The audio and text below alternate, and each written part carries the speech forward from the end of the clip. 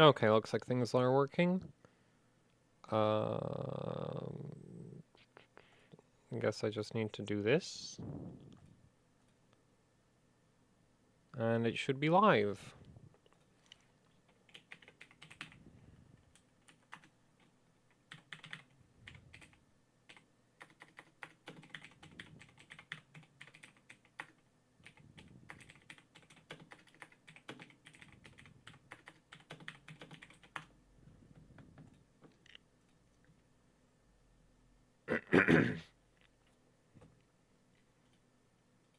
And I guess I should also post on Twitter that I'm streaming. That means I also need to grab the link.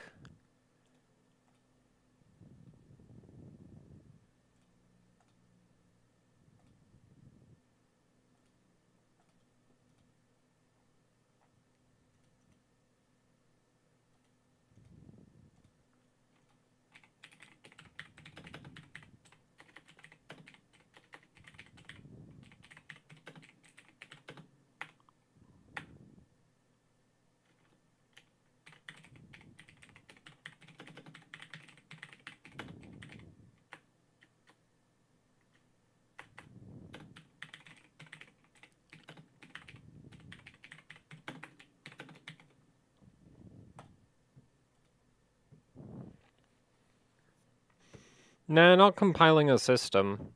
It says it's a motherboard discussion stream because like, you know, end of 2023. So I figured like, oh, I should probably make like a these are motherboards you should probably consider buying list. I'm not looking forward to the Intel part of this, mostly because I just like there is one good Intel. There are two good Intel motherboards, the Z790 Apex and the Z790 Apex Encore, and everything else should not exist. And even if you get the Apex, you still need to get lucky with the CPU.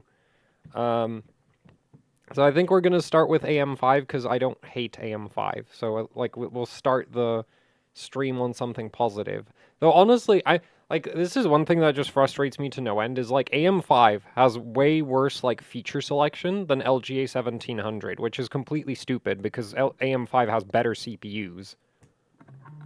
Mainly it has the 7800X 3D.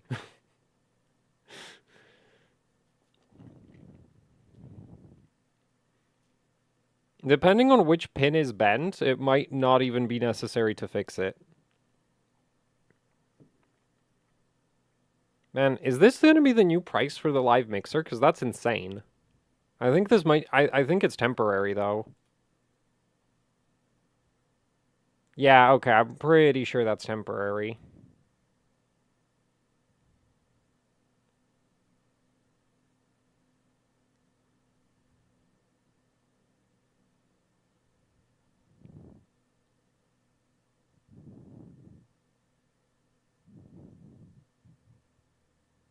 Okay, now I can't tell. Because that is way, way too low for, like, this board, as far as I'm concerned. Wait, where's the regular, like, RS board? Because that's, like, the mixer's basically based off of that board.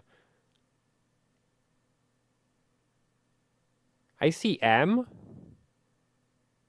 So, like, what? Where's the, like, there's a full-size RS. Also, maybe I could switch to Newegg US.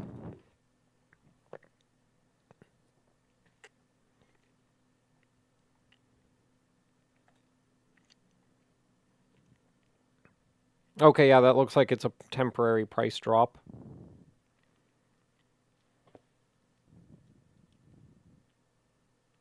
Okay. So. We're not building anything. I'm, like, compiling a list of, like, the motherboard recommendations for the end of 2023. When do you think they will fix boot-to-boot instability on 2D PC boards at 7800 and 8000? What, on Intel? Never. Intel's memory controller doesn't know how to retrain since 11th gen. Like, the random instability in Gear 2 is a thing since 11th gen, and they haven't fixed it with 12th, they haven't fixed it with 13th, and they're not going to fix it with 14th, and I imagine if 15th gen has a Gear 2 mode for the memory controller, it still won't be fixed. It'll still randomly not be stable for no apparent reason. And how many memory slots your motherboard has, it doesn't actually play into it. The only thing that matters is how lucky you got with your memory controller, because basically if you're pushing the memory controller too hard, it randomly can't retrain. On AM5. AM5 has retrain issues? Are you on an Asus board? Because that sounds like an Asus problem. Like, I haven't, like, ASRock boards... Yeah, like, ASRock and Gigabyte, once they're trained, like, I've seen ASRock boards literally not even... Like, AMD actually seems to, first of all, check if the memory training holds. Because I had an ASRock board literally just, like, it was sitting in a box for a month, right? Like, literally, like, not hooked up to a power supply, just sitting in a box for, like, a month. I pull it out, and it immediately reloaded, like, the training profile for the last memory overclock that was on there, which I think might have been 7600 or something, and it was fully stable. Like, I booted it up, and I was like, wait a minute, this is running like a 7600 profile, and then I ran a memory test, and it's like, oh, well, not an Intel board, so I don't know why I expected it to not be stable. So...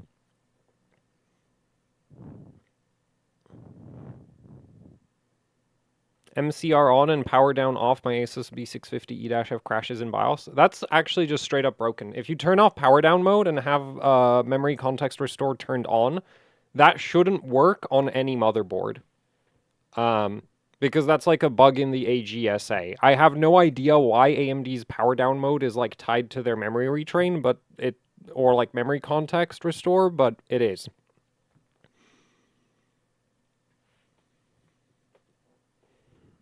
Also, why are you even running 7800 on an AMD system?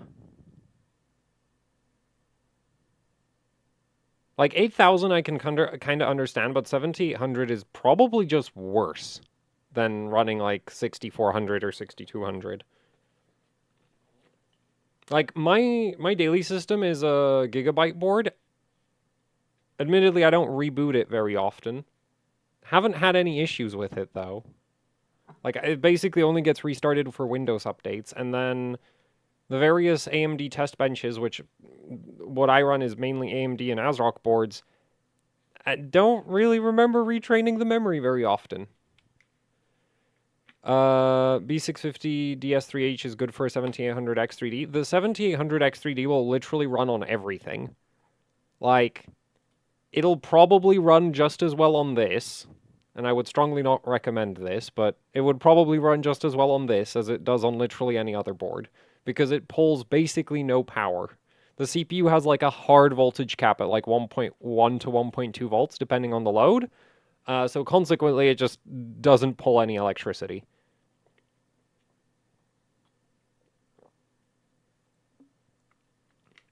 The X670 add-on card for the live mixer. I'm pretty sure that's like an engineering sample prototype that they're not selling at all. So MCR on and power down on is safe. Yes, that's the default configuration. The issue is like, so if you turn off power down mode, MCR breaks. So you either turn off both or you don't, like you either have both on or both off. You can't have a mix of the two. I guess you could turn off MCR and keep power down on, but that would be stupid. Why would you do that? Will there be X770E boards next year? Probably. I don't know that kind of thing. Are Gigabyte BIOS still weird? ECLK on Gigabyte is still weird to enable, and their high voltage mode support is terrible for memory. Like, that's kind of probably my biggest frustration with AM5 is, like, so if you want, like, if you don't care too much about overclocking and you just want stability, Gigabyte boards seem to kind of just work. But if you want overclocking support, then you actually kind of want, like, an ASRock or an Asus or an MSI board. I'm not sure how MSI boards behave, but, like, Asus and ASRock aren't quite as, like, you turn on XMP and it just works, in my experience. Your sound is choppy. It shouldn't be. 6400 rated kit. Should I run it at 6000 or 6400? Depends on your CPU. And if you're not sure, then run it at... If you can't figure out if your CPU can run it at 6400, run it at 6000.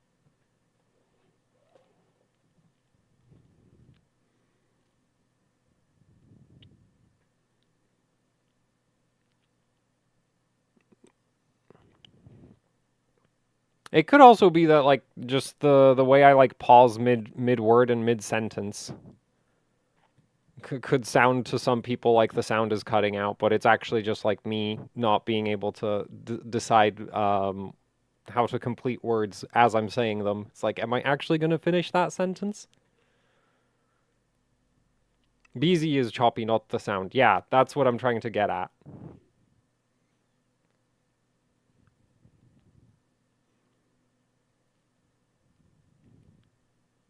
What's the problem with Gigabyte? Gigabyte has by far the worst high voltage memory support on AM5. As in, if you want to go over 1.435 volts on the memory, it probably won't, is my experience. Like, sometimes it works, but I haven't figured out why or, like, what combination of factors go into it working. And so I've basically, like, my current conclusion is that it just doesn't work, and it should not, like, you should just assume that it doesn't work. It works, like, in my experience, ASRock boards are fine, Asus boards are also fine, and then on Gigabyte boards, yeah, you try to set the memory voltage above 1.435 volts, and a lot of the time the board just won't get through memory training, and I can't explain that. MSI B650 board doesn't let me change SoC voltage.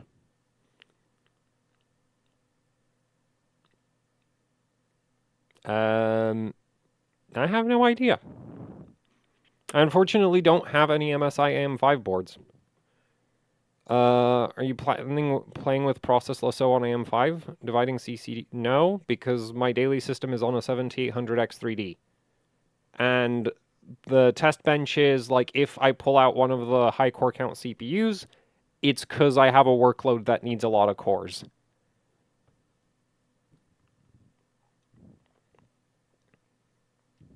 Anyway, I'm kind of thinking as, like, the baseline AM5 motherboard, I'll just put this in the list. Like, technically you could run a 7800X3D even on something like this, but with this board, you can actually just put even a 7950X in it, and it's completely fine.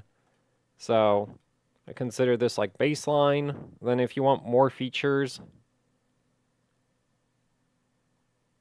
the current, like, sale price on the live mixer is, like, like, if the live mixer was always that price, that would be just like, get this board. Best 300 board for the 7950X3D. Depends on what you're trying to do. Also, I would recommend not getting a 7950X3D. Like, I am very much against the asymmetrical CPUs. That includes Intel's E-cores, but I think AMD's asymmetrical CPU idea is arguably worse because the CCD, like, the E-cores... Well, it depends. It depends on what kind of software you're running. The E-cores sometimes just, like, break, like... Well, the E-cores cause weird issues, and the lopsided X3Ds also cause weird issues, and it really depends on what software you're running as to how much of a problem that's going to be. Asus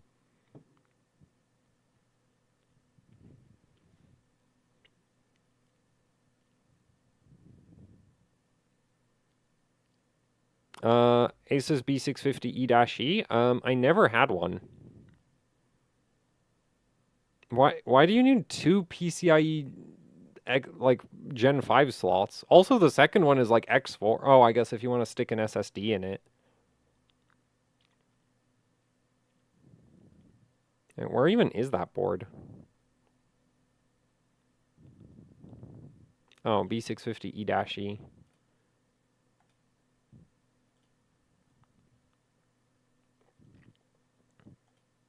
I mean, like, it's not a bad board. I just don't see the point. Oh, I do. I guess you do get a postcode. That's nice.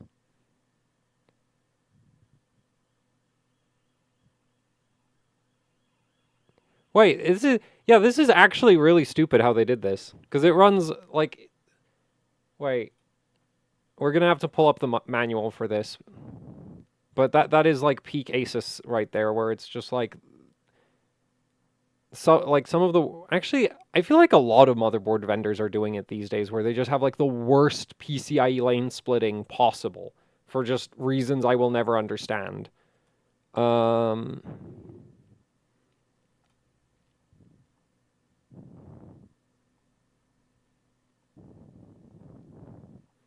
Also, why did, like, and this is not just Asus, like, why are all of the motherboard manufacturer websites so bad?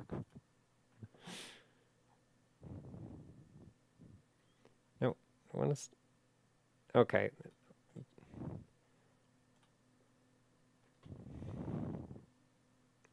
Manual. And no, that's why. Wait, what? Oh, Wi-Fi is just in the name. Okay. Oh yeah, yeah, it runs X8, X4. You know what's so stupid about this? There's 24 PCIe Gen 5 lanes on AM5. There's enough lanes on AM5 that this could have been X16, X4. But, you know, then Asus wouldn't have a way to sell you significantly more expensive boards, so they didn't... Actually, I don't think Asus has a single board that does the that'll let you do the X16, X4 thing. But it can be done, because basically with AM5, the socket, you have 16 Gen 5 lanes for this primary PCIe slot, and then there's another set of, like, 4 Gen 5, like, you have 4 Gen 5 lanes for this M.2 slot over here, and then there's another 4 Gen 5 lanes that can just kind of go wherever, usually for another M.2 slot. And yeah, and Asus over here is, like, I'm guessing they're shoving them into an M.2 slot. Do we have a block diagram for this thing?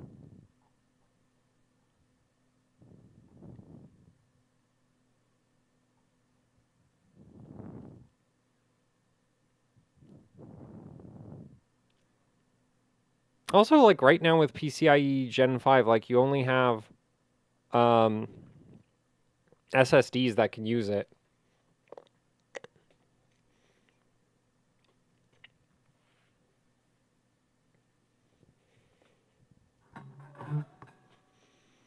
Rev 1.0, 1.1, 1.2 of the B650 Aorus Elite AX.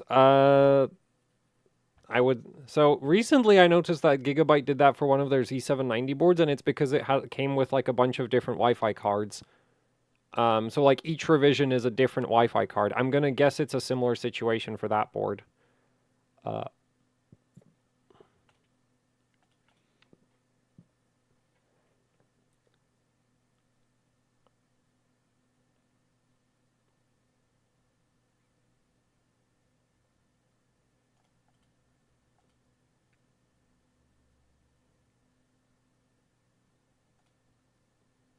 Yeah, because this is a Wi-Fi board. Not sure if they mention...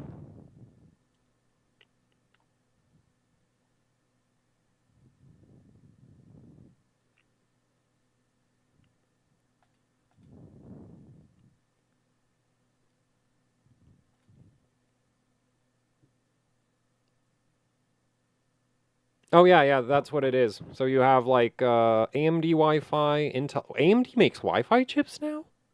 Anyway, Intel Wi-Fi, Realtek Wi-Fi, and that's, like, the different revisions. I'm not sure why there's a 1.2 and 1.3. Maybe there's, like, 2 different Realtek chips as well, or something.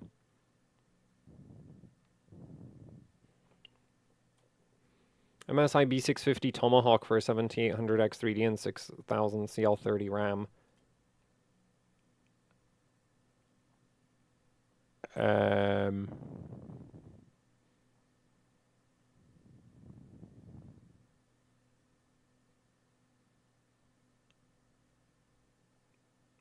This might be faster if I just go through MSI's website, isn't it?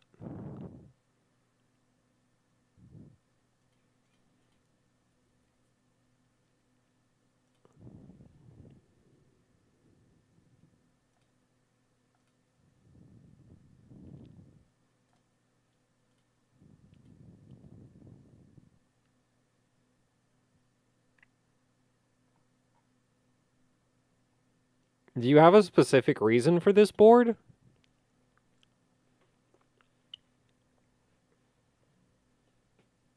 AMD Wi-Fi is MediaTek. Okay, cool.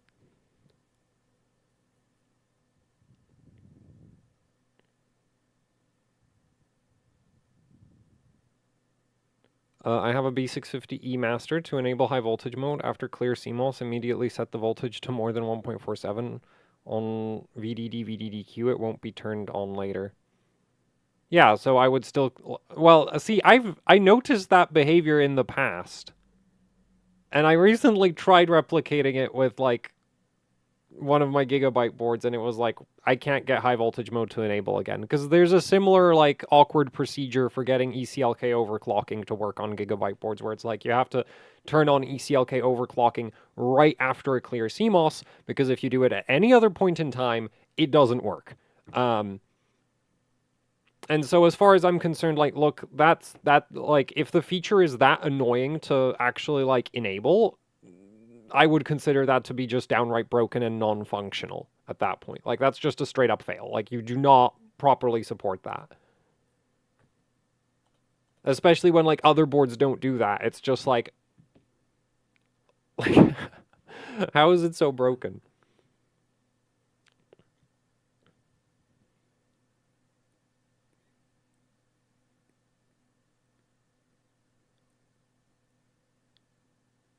Z790 Hero is a good motherboard for 7200 CL34. See, 7200 CL34 will work on most boards as long as your CPU isn't complete trash. That's like the main issue with Intel, is like if you get really unlucky, you can get CPUs that literally don't work at anything above 6800. Like my 13900K. And a better board won't save you. It'll just make the errors show up significantly later in the stress test. Do you think EVGA would make newer motherboards, or are they... I'm pretty sure they're done. B650E Tachyon? Yeah, I asked about that. They're not going to be selling it. And honestly, even if they were, I don't think it would be that much of a... Like, I don't like the B650E Tachyon in terms of, like, feature set. Like, for overclocking specifically, it's a kind of cool board. But in terms of, like, I wouldn't put it in my daily system. Like, if I had two of them, I wouldn't put it in my daily system because the feature set on that board is just kind of not great. And one of the worst parts is, like, the PCIe slot spacing. Also, you have to consider the fact that, like, okay, so it does have ECLK overclocking support, but the ECLK overclocking support on Gigabyte boards is, like, kind of broken. The high voltage mode for DDR5 is also kind of broken. And at that point, it's like, okay, so I have this, like, overclocking-centric motherboard where high memory voltages don't work properly. ECLK is annoying to enable. And at that point, it's like, so... I should buy a different board, right? Like, for a bench board, I would want a different board. And for a daily board... actually, for a daily board, my main complaint is, like, look at where this PCIe slot is, right? If you want to run anything in that PCIe slot and you have, like, a 4070 Ti or a 4080 or a 4090, chances are your your GPU is going to block this PCIe slot, which is the case for me, because I have a 4070 Ti Tough, and that card is, like, 3.5 slots thick, so it just completely blocks off this PCIe slot. That's also why I couldn't go for, like, a B650E Tai Chi Lite for my daily system, is just, like... I'm really annoyed by this because it's like both Gigabyte and like ASRock for some reason. And actually, Gigabyte's not too bad about it. ASRock's really bad, where they have a lot of boards where you have like the extra PCIe slot and it's like right where, you know, a big GPU is going to cover it up. Gigabyte's not too bad. Like most of their boards will have the PCIe slots all the way at the very bottom. But then the Tachyon just doesn't do that. And it's not like this is a PCIe slot that's attached to the CPU, right? Like the Z790 Tachyon that has dual X8, and so it's like, okay, you know, for like multi-GPU benching, that makes sense. But this doesn't. This is just a regular chipset PCIe slot, and it's like 2 slots up from where it could have been. And it's just like, why? Why is it there? Why isn't it all the way at the bottom?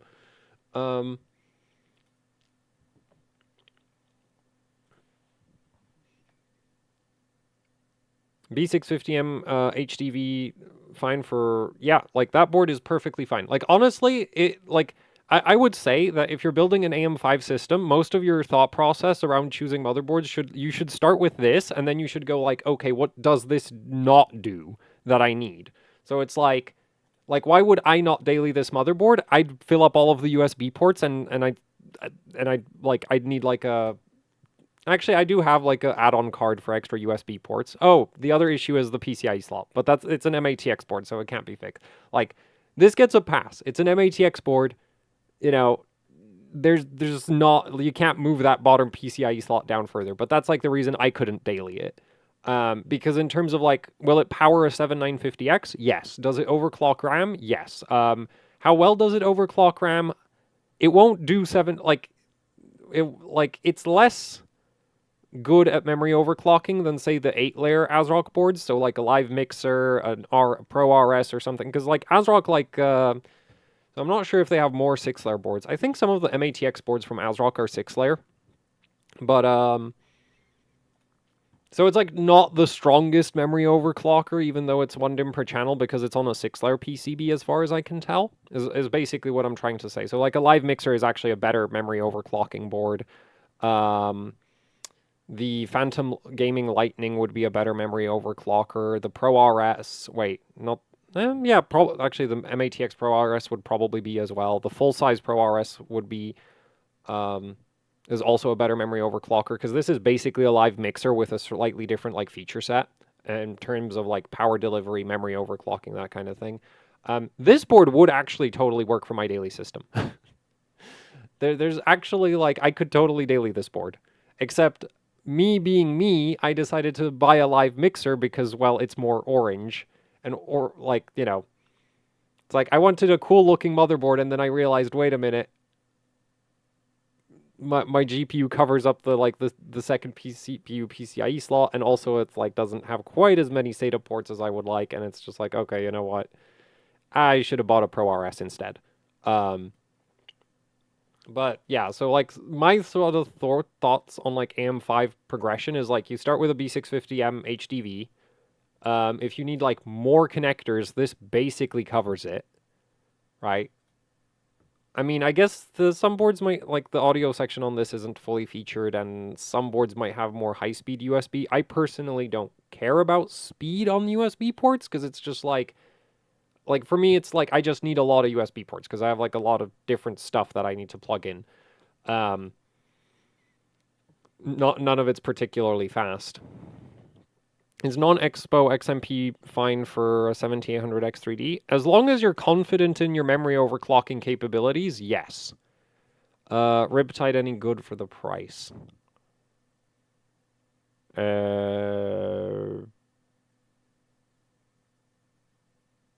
E650 Riptide. I'm just going to go to the Newegg site.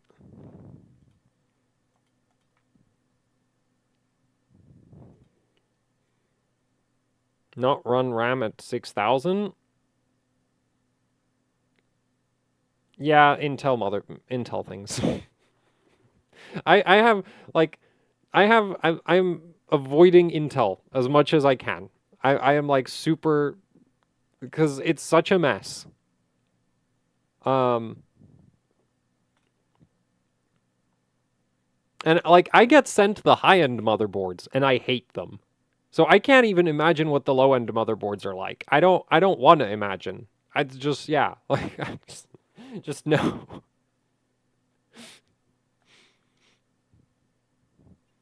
Wait, where is it?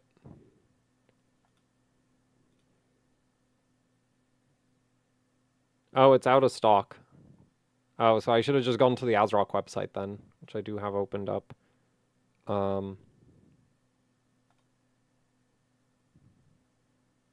Because like the thing that I've found with like Intel memory overclocking is like the moment you think it can't get any worse, it does. It always gets worse. It's like Like, at one point I was like, look, I'll drop this DDR5 7800 kit to, like, 7400, right? Then it'll pass. It didn't. It just took 12 hours to crash instead of 10 minutes. So then I dropped it to 7200. And then it crashed in 30 minutes, or actually no, like random amount of time. Because that's like the worst part, is the stability like floats around randomly a lot of the time. So like, and I've just given up. Like there will be no more Intel memory overclocking content. Wait, is the Riptide specifically MATX? Oh wait, no, there's the full size one. Yeah, this is like actually this is very similar to the Pro RS, isn't it? Oh, I remember not yeah, I think it changes what that bottom PCIe slot is, but depending on what you're doing, that really doesn't like matter. Um, yeah, I like the rear I/O because I'm a sucker for USB Type A. There's not really much more to it than that. You do get troubleshooting LEDs over there. The VRM is more than enough for any CPU that you can stick into AM5 right now. And if you're running like a 7800X3D, then the VRM is borderline irrelevant. Um,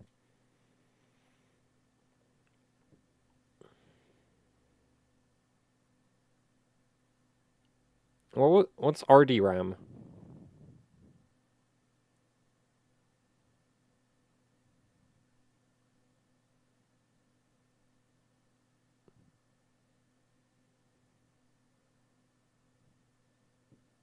Yeah, no, this looks like just I'm the main reason you'd go for this is like that you get a PCIe Gen 5 instead of a Gen 4 compared to like the Pro RS, but otherwise like it's very also it looks less different aesthetics. I actually kind of prefer the Pro RS look,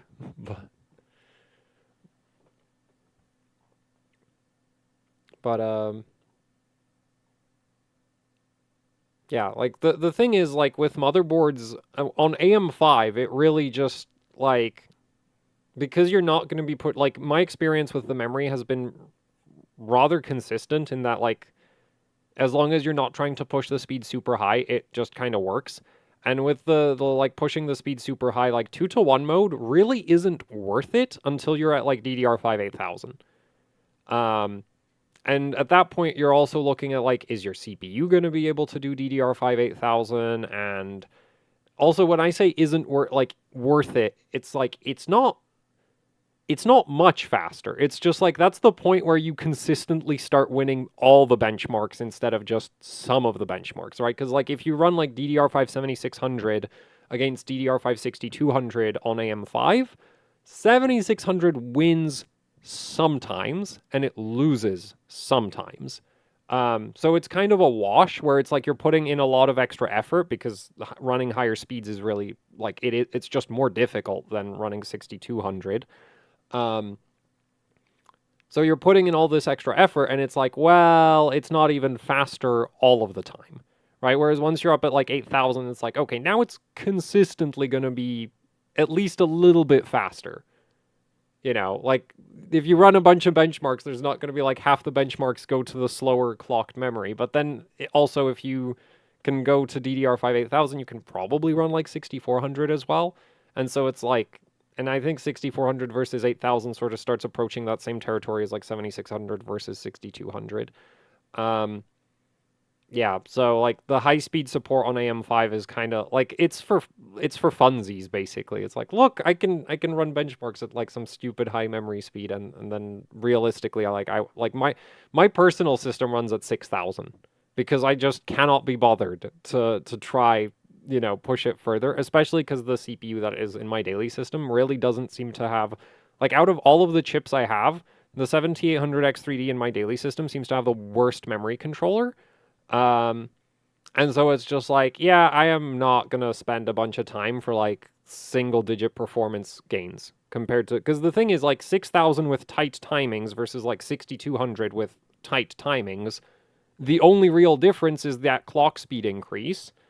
And if we pull up the calculator, the difference between 6200 and 6000 is 3%. right? Because we're like, I'm going to manually tighten the timings. And the thing is, the timings generally get actually like, well, they're not going to change really much. So you can just sort of go like, okay, so it's going to end up something like 3%-ish faster. And it's just like, okay, well, that's pointless. I'm not going to, spend a bunch of time on my daily, like messing with my daily system stability for 3%.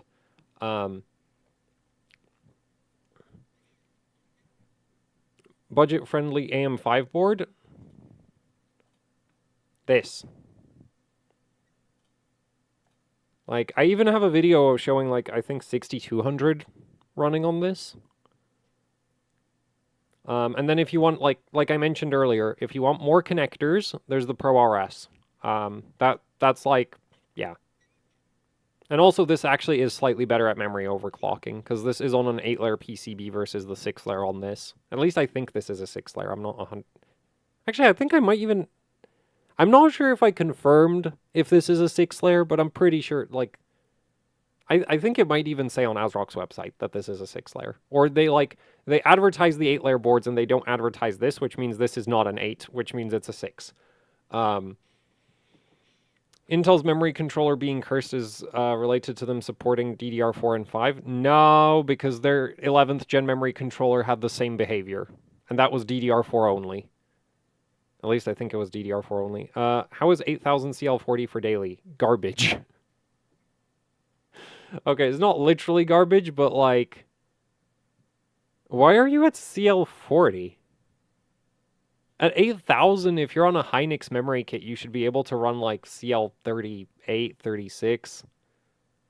Shouldn't be too difficult. A620 VRM roundup. Oof? Like...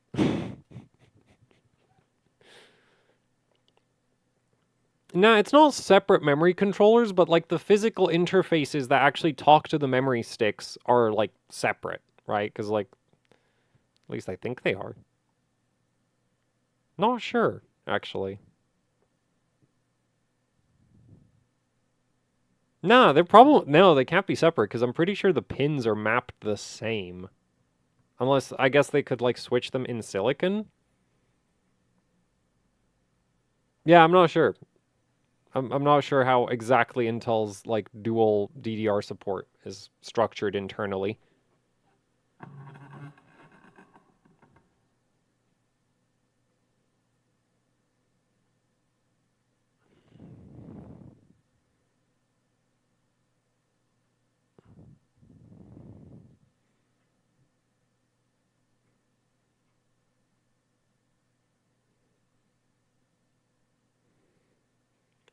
I'm using AM5 motherboard sheet. No,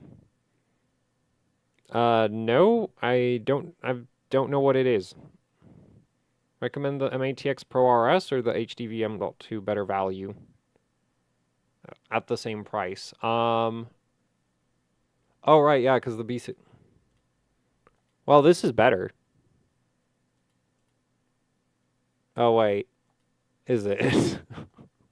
Wait a minute.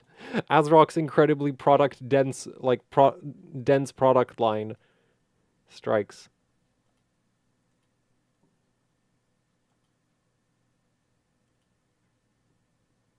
Okay, so the rear, it is better, right? Like,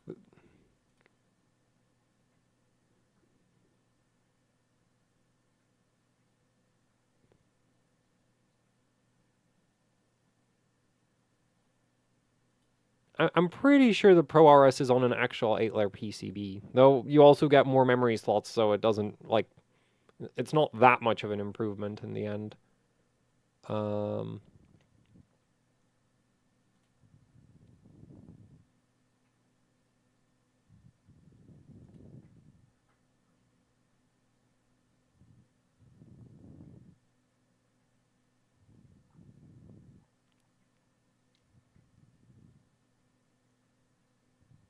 Alright, where is it that ASRock mentions the layer counts? Because I thought they mentioned it in the specifications.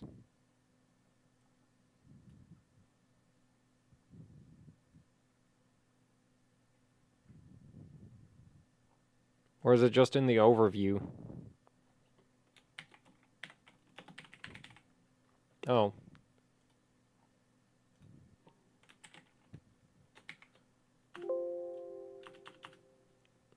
Nope. Okay, so this is... Oh, wait a minute. So either they're sandbagging the QVL, which does sometimes happen, or this is a 6-layer PCB.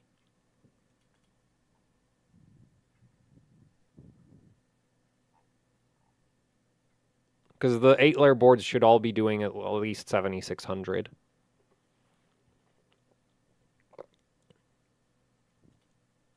Right. Oh, I guess I did search specifically for 8 instead of... Okay, yeah, it's a 6. Okay, so I would... Okay, Oh,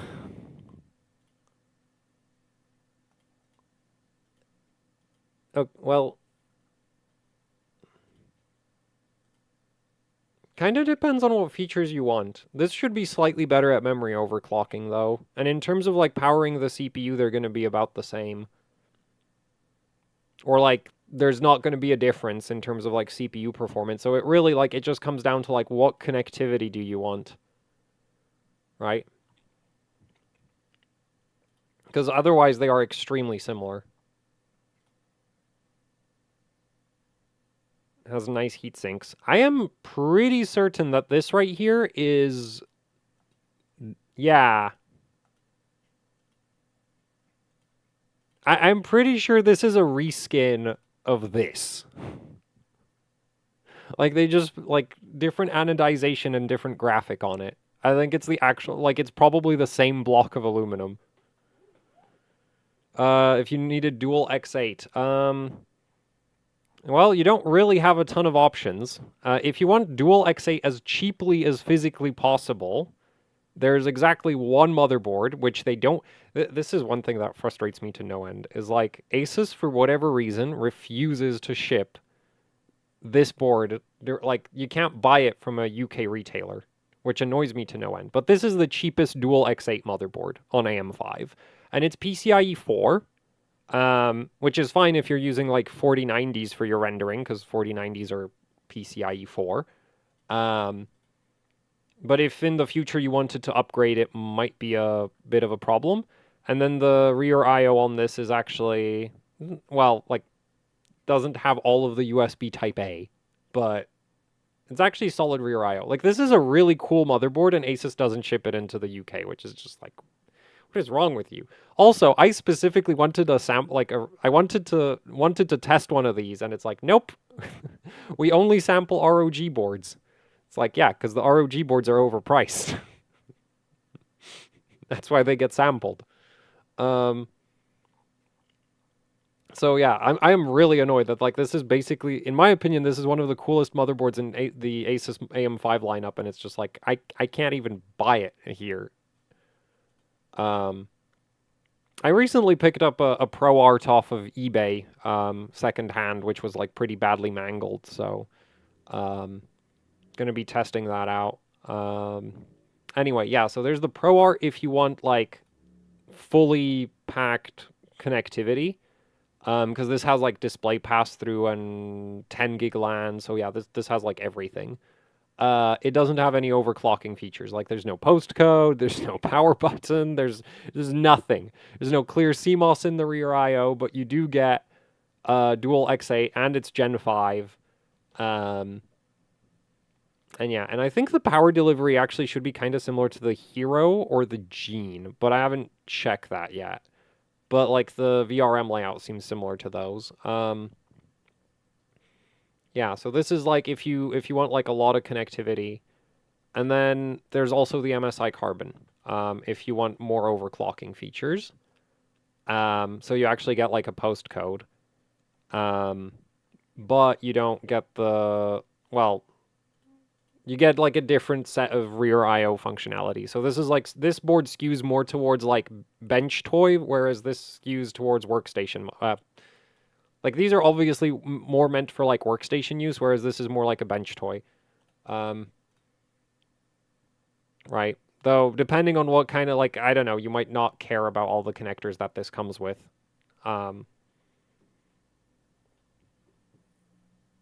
Oh, this doesn't have ECLK overclocking support. I missed the postcode too much. Yeah, so this is kind of like your cheapest option for dual X8 with a postcode, and you don't have ECLK on it. But the ECLK is, like, if you're not running a 7800X3D, the ECLK is actually just completely irrelevant as far as I'm concerned.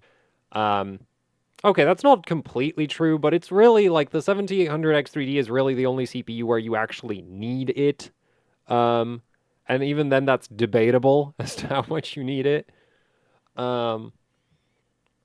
Yeah, and then if you want like a fully featured dual X8 motherboard, then you have the Tai Chi boards. But the slot spacing on... Actually, I think this is the same slot spacing, is it? Yeah, it's the same.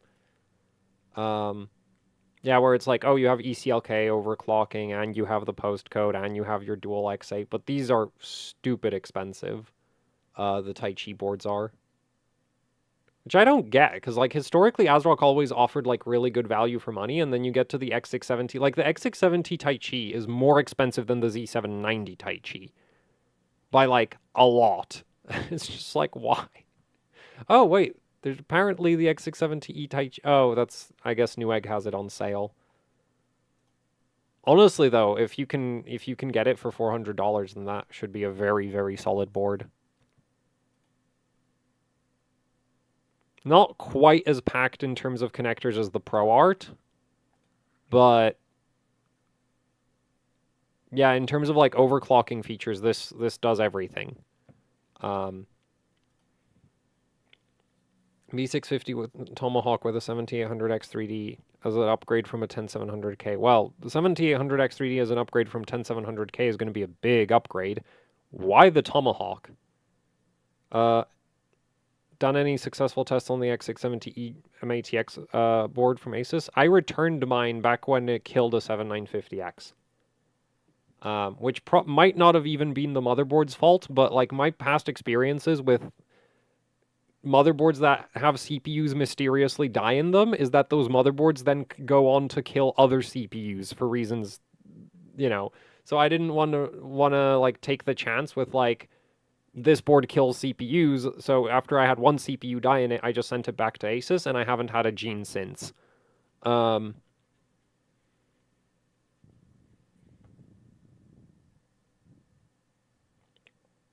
B650E Tai Chi. Oh yeah, the B650E Tai Chi, just the price on that is insane.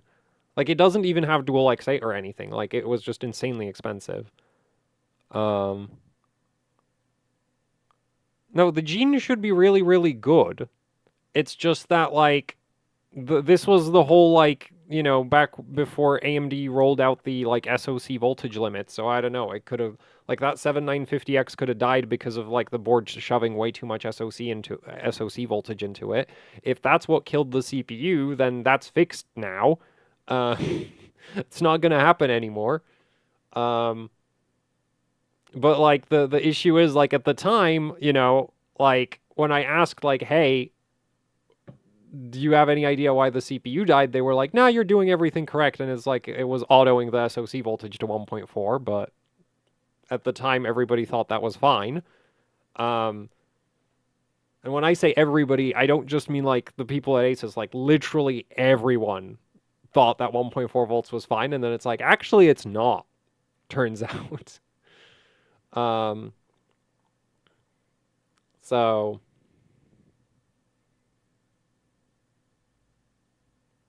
yeah, B650. Actually, I want to include the B650 Tai Chi in the like roundup, like end of year like motherboard roundup, because like if you're just buying it as like a bench toy, it's the cheapest board with ECLK support. Right? So if you want to mess with ECLK overclocking, there literally isn't any cheaper options. Like, there just isn't. So for me, that's like, that's, you know, that's noteworthy. And ASRock, like, I've had good experiences with ASRock boards in terms of actual overclocking. So yeah, better high voltage support than Gigabyte by any stretch. So, yeah.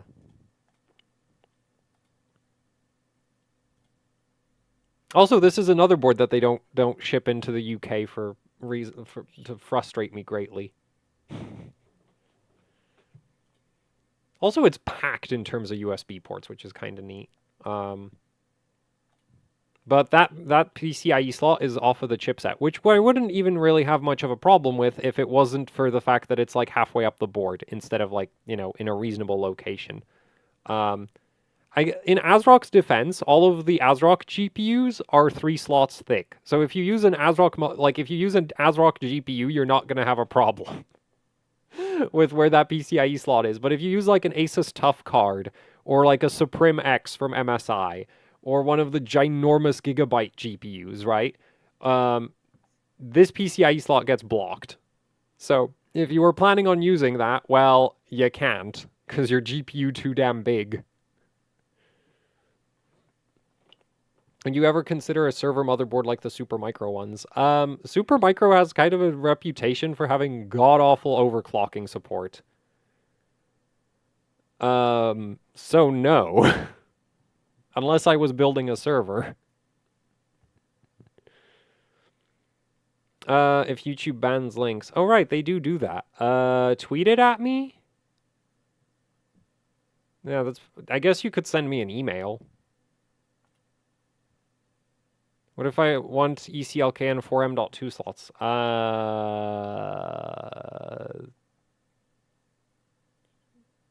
Does this not do 4M.2 slots? I guess this only does 3, right? Oh, that's also stupid. ECLK and 4M.2 slots. Off the top of my head, I'm pretty sure the B650 eMaster does that. And I think, yeah, the B650 eMaster probably does that. But that board is like a pain to get. So I guess like your next option would be... So this does that. It's just, I think it does. Yeah, this has 4M.2 slots, right? I'm not, yes, it does have 4 of them. But it's also really expensive. Also, the high voltage mode on this... Oh, actually, the ECLK support on this is big jank, so no. Actually, if you want ECLK support, that board technically has ECLK overclocking support. I would know. I have one in my daily system. I used to run an ECLK overclock until it randomly got turned off, and then I couldn't be bothered to go through the procedure to re-enable the ECLK overclock. Because, yeah, like... Especially because for my daily system, I was running the ECLK at like 103.5. Because that's like you can push it even further, but then it starts getting really fiddly because you start needing to like add extra like positive curve ops. Yeah, you need to start adding like positive offsets on the curve optimizer, which then potentially starts like negatively affecting your performance. So it stops, like you can't, like if you're ECLK overclocking, you can't just look at the frequency. Because if you just look at the frequency, you can very easily end up in a situation where all of the monitoring software is going to be like, oh, you're at like 5.5 gigahertz. And then you run a benchmark, and the benchmark is running literally slower than if you just, you know, stopped at like 103 ECLK, right? It is actually still going to be faster than stock, which is the most frustrating part. So it's like you really, like if you're ECLK overclocking, you need to sit there and like write down your scores as you're increasing the ECLK so that you don't accidentally end up with something that's actually slower than something that you had before, right? So yeah, so I stopped at 103.5 on my personal system because once you go past 103.5, unless you get really lucky, you start needing to have like positive offsets and stuff. And by really lucky, I mean like really lucky with the silicon of the CPU so that like it can run high ECLK at like very like stock voltage basically. And so yeah, if you don't get lucky, 103.5 will basically always work is my experience. And so I just sort of went to that and it was like, cool. And that just worked. And then one day I was having some kind of boot up issue. Actually, I'm not even sure if... The thing is, I think I woke up and like a Windows update might have restarted the system or something. Either way, for one reason or another, I turned the ECLK overclock off. And then the system worked, and then like turning the ECLK overclock back on afterwards is a massive pain. And so I didn't. So, yeah. If Gigabyte had, like... you know what? I almost feel like if they had the ECLK overclocking mode permanently turned on, this wouldn't be an issue. Because the problem, like, as far as I can tell, the problem is when the board tries to switch from the, like, regular clock gen to the external one, that's when things, like, break. So you have to, like, clear CMOS, turn ECLK on, and then you can adjust the ECLK and it's fine. But if you, like, at any point in time, if you disable the ECLK overclocking mode, you need to clear the CMOS before you can turn it back on again. And it's just like, well, I'm not doing that. So, yeah. Like, if you have more patience than me for that kind of like dealing with that kind of thing, then the Master is actually like a totally capable of ECLK overclocking. But otherwise, I think I'd be looking at a Tai Chi board from ASRock, or I guess a Hero. As much as I hate saying it, like, yeah, because this should have 4 M.2 slots, shouldn't it? But it's like $600, which is just insane. Like,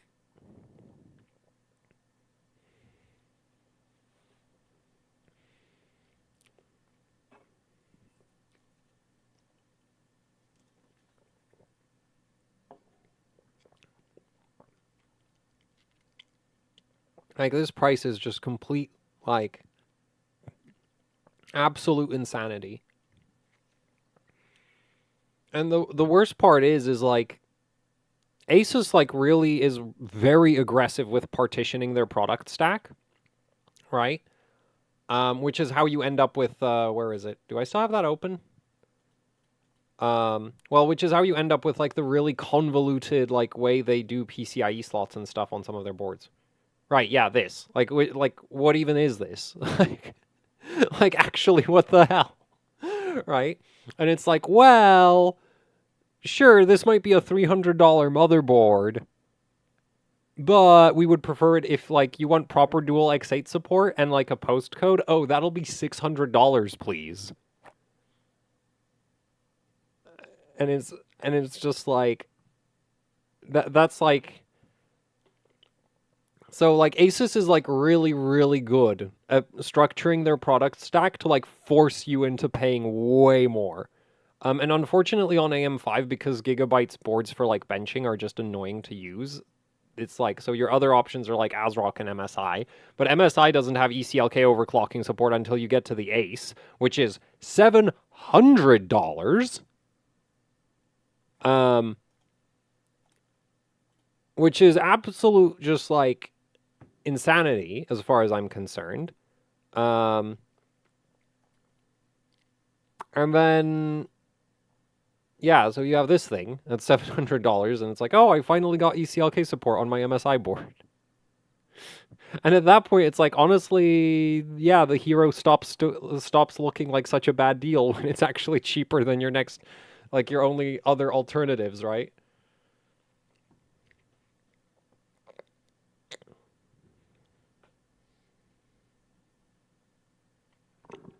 X670E-E. Why though? Like, what does the X670E-E do that, like, you really need? Because if you need a postcode, I mean, the B650 Tai Chi exists. Light, not the full price Tai Chi. The full price Tai Chi is stupid. It's a good RAM speed for a 7800X3D. Anything between, like, 6000 and 6600. 6600 if you get really lucky. Thanks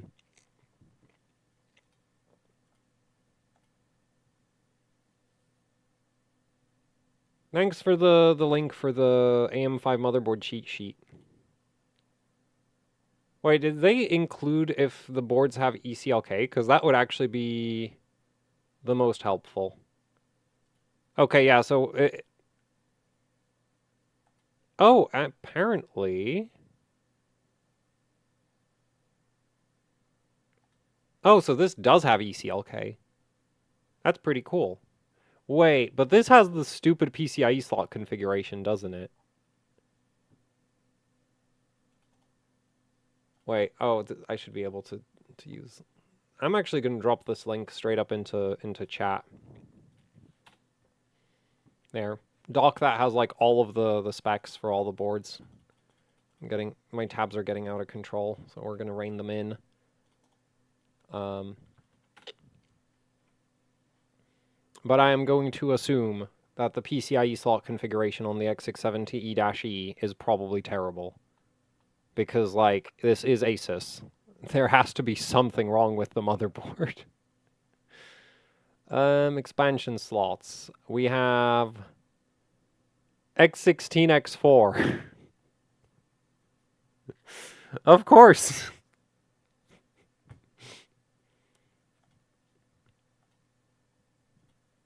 Wait, it's not even X16, X4. It's X8. This is one of the worst way. This is not a good way to represent how the PCIe slots are configured. Like, to be fair, it's pretty awkward to represent how the PCIe slots are configured, but this is not good.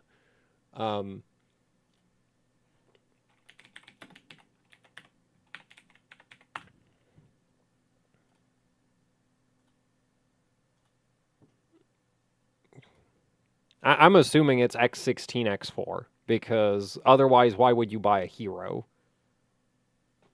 Right? And that's how, like, the Asus product stack works, is, like, this can't have, like, they want to sell a Hero. That's, like, the whole point of everything under it. It's the buy a ROG crosshair pipeline, is the Asus product stack. How do we cut out just enough features to force you to pay extra? Okay, where is the PCIe slot configuration? Wait, this is the BIOS manual. User manual, English. Ah, yes. Wait, this is the X670E board, right? Yes, yes it is. And it has the same completely stupid PCIe configuration that you get on the B650E board. Because, yeah, why would you buy a Hero if this didn't do this shit?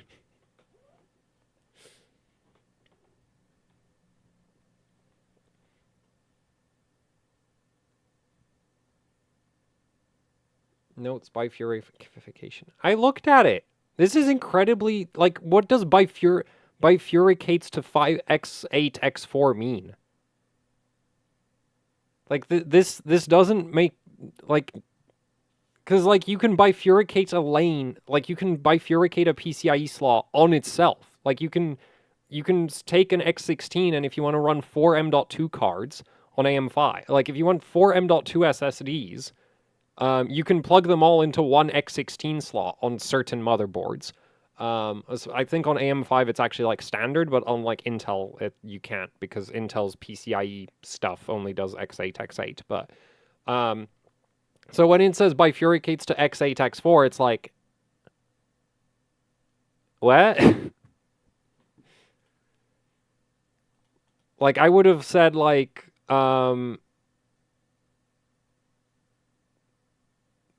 switches to like, yeah, I just don't like the way that's represented. I don't have a better idea, but like, this is still not, like, it's not, you know. Oh wait, it says over here. Oh wait, why is this note so shit when this one's like actually usable? Runs X16, X0, or X8, X4. That makes sense. This doesn't.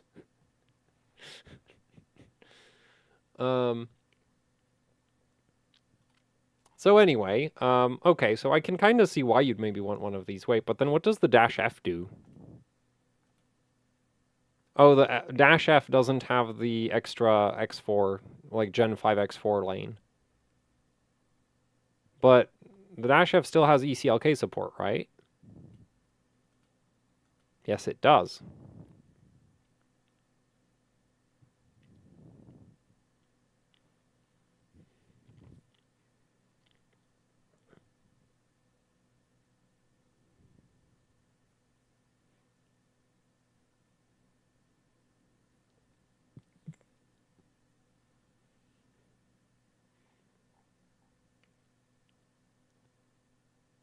Yeah, so if you kind of want like overclocking support, it looks like Asus has the most overclocking features, which is kind of unfortunate because in terms of stability, I'm not 100% certain about this because like I've not tried to daily an Asus board.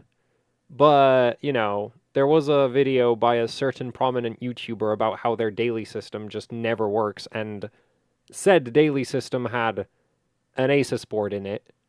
And I've also just like, so, and like I do. The thing is, like, the last Asus board that I was doing a lot of memory overclocking with, like, that was months ago. Um, so I don't know if things changed. They might not have. They might have gotten worse. That's like the worst part of BIOS updates is you like the BIOS updates will always tell you that we have improved something. Otherwise there wouldn't be an update. But then you install the update and no, they actually made things worse. That's always the best part of BIOS updates is when the BIOS like the update will never claim to not bring improvements. But they don't always bring improvements, and they sometimes make things actively worse. Which is why, like, for my personal system, I sort of run on a policy of, like, I do not update the BIOS unless there is a problem or, like, some big security patch that is absolutely necessary. Is this spreadsheet public? Yeah, I dropped a link to it down in the video there. I'll just drop another link. I'm pretty sure that'll work, right?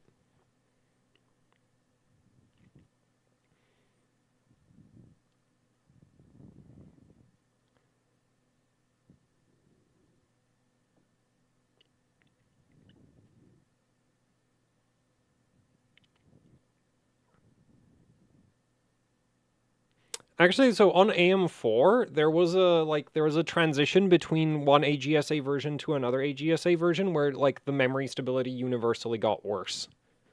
And actually that's like with AMD, that's actually generally like my experience with AMD BIOS updates is like if there is because most of the memory compatibility stuff comes directly from AMD. And I say most of it. So I'm not like technically the motherboard vendors have access to some settings that they can fiddle with, but like the core configuration of the memory controller is handled by AMD. So if AMD screws up, everybody's BIOSes get screwed up. So there's like certain AGSAs on AM4 where it's like that AGSA is just bad, and there's like no motherboard where you should ever use certain like there are certain AGSA versions that should just be avoided universally on AM4. I'm not sure if we have any. Well, I mean, technically, the early AGSAs for AM4, AM5, use way too much SoC voltage, right? Or at least allow the use of too much SoC voltage, because certain motherboard vendors were a bit more conservative about their auto rules than others, but yeah.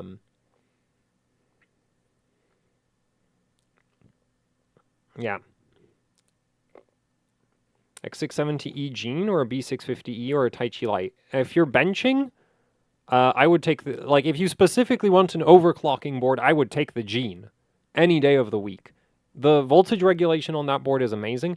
Also, that board, as far as I know, is no longer in production. So if you can still find one, that's kind of a win because Asus did, as far as I know, they've stopped making them.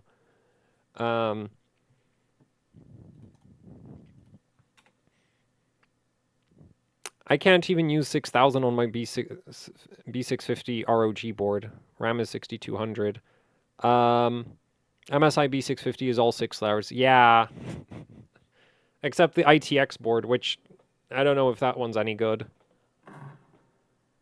6000 CL30. I would highly... Wait, I ended up...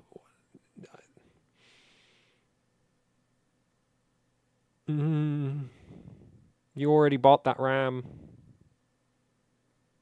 Have you checked if that RAM is Hynix or Samsung yet? Because 6000, if it like 6000 36 36 36 is very often Samsung, and Samsung RAM is not good. It's Hynix, 100%. I kind of doubt it. 6036, 3636 is very often Samsung. Like, I think Patria is one of the few manufacturers that actually used Hynix in that speed bin, but I think they're interchangeable. Because, like, yeah, Hynix can do 36, 36, 36, 36, but it's more common as a Samsung bin. It's Patriot Viper. Yeah, that doesn't mean anything.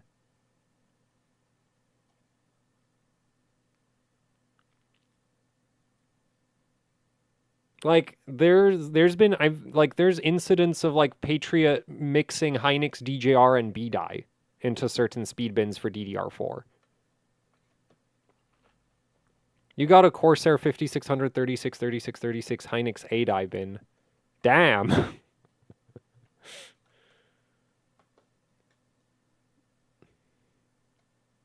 No, IC stands for integrated circuit, which is the same thing as a chip. Why manufacturers are paywalling 2DIMM ATX motherboards? Because so the reason they're not really paywalling them. The issue is that 1DIMM per channel motherboards don't sell very much because the average motherboard buyer assumes more memory slots is more better because more is better, right? Having more memory slots is better because there's more of them. Who cares that the signal integrity is significantly worse? And that if you actually put 4 memory sticks in there, it'll probably not work at all. More memory slots. More. Better. To be fair, on like DDR3, it wasn't really a major issue. On DDR4, it started to be a problem. And at DDR5 speeds, it's like, actually, this is... we should stop with like having this, like having that many memory slots as standard as far as I'm concerned. It makes, like, I get it for like workstation boards, right? Like if somebody's making a video editing workstation or something and they need more than 96 gigs of RAM, fair enough. They can have too many DIMM slots. They're also going to be perfectly happy to have that RAM running at like 4800 or something. But like it being the default configuration for motherboards, I really don't think is ideal. X670-P board.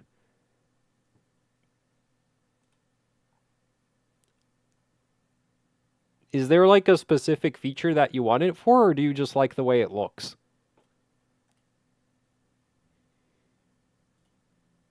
Because this looks like a pretty... like, it's not even... I guess the price isn't too bad. Well, like, I'm not seeing any immediate reason that you'd, like, want this board.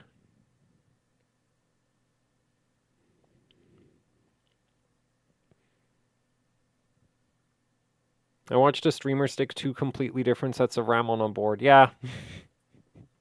You know, the worst thing with DDR5 is that there's people who populate all of the DIMM slots on their motherboard for the aesthetics. Right? So they'll go and, like, buy 4 16-gig sticks, which is just like, please don't. And actually, there's a really funny thing with DDR5 right now. If you're going for, like, really high-density configurations, it's better to go 192 gigs than 128. Because if you're going with 192 gigs, you can go for the 24 gigabit Hynix memory chips. And the 24 gigabit Hynix memory chips are significantly easier to run for the memory controller. So 192 is actually like more stable than 128 in any configuration, because the 16 gigabit memory chips are just universally worse.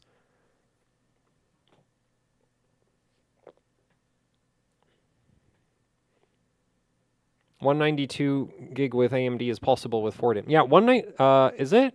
Wait, is possible. It should be, isn't it? 4x24. 4x20. Okay, so 4x24 would technically not have as many issues as 4x16. But, like, why wouldn't you just run 2x48? Which would just be better. Right? Like, you should just... for what is a good pick for 24 gig memory modules for AMD? I don't really... We're not going to go off track on memory. I do want to make a video about purchasing memory soon. That was actually sort of like the video that I was kind of working on, but like the issue I've had with that, and we're going off track here, but oh well. So the issue I've had with that video is like, right now, if you're buying DDR5, it's just acquire Hynix for as low a cost as physically possible. Is like how you should shop for DDR5. And then there's just like a few basic rules like avoid 4 DIMM, like avoid running multiple memory sticks per memory channel unless you need a lot of capacity. If you do need a lot of capacity, like more than 96 gigs, you should go straight to 192 because that's going to be more stable. At least if you buy Hynix memory sticks again, because I don't know how the Micron ones will behave. But if you get 192 gigs of Hynix, it'll work better than basically any other other configuration that's like 128, like above 96 gigs. There. I'm very good with words. Uh, so it's like, so there's like a few like I want the video to like have like a few like rules for things you want in your memory configuration, and then how to spot Hynix based memory kits. Like that's all the video really should cover. But with the Hynix based memory kits, like, do I have to go over every single exception that there is? Because there's like right now you have like there's Micron memory kits in just like there's I think I saw a Corsair's I can't remember if it was 6400 or 6000, but it was like 3646 timings, right? Which could be Hynix, but the reason that 3646 like timing configuration exists is because it allows Micron memory chips into that speed bin. And it's like, okay, so you should avoid that.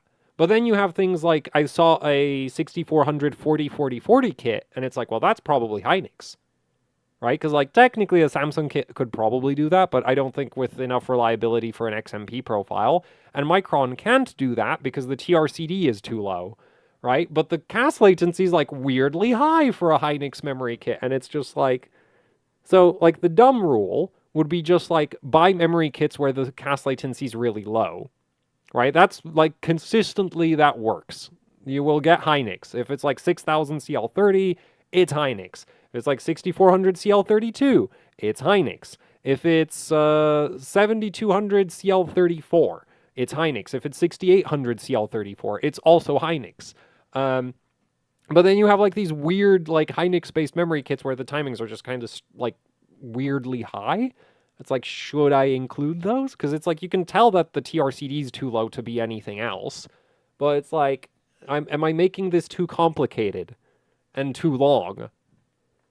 5600 CL28 Hynix. Yeah, the funny thing about 5600 CL28 is like, I am relatively certain it wouldn't be very hard for Samsung memory sticks to do that.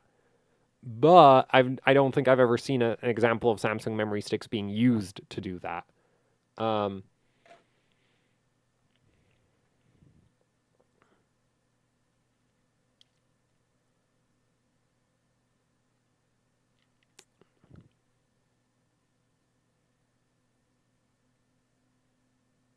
MSI X670E Tomahawk? No, I haven't looked at it. Like, at all. Wait, we'll just go to this. This will probably be easier. I'm assuming the prices... Oh, wait, yeah, I'm assuming the prices aren't super up to date, but...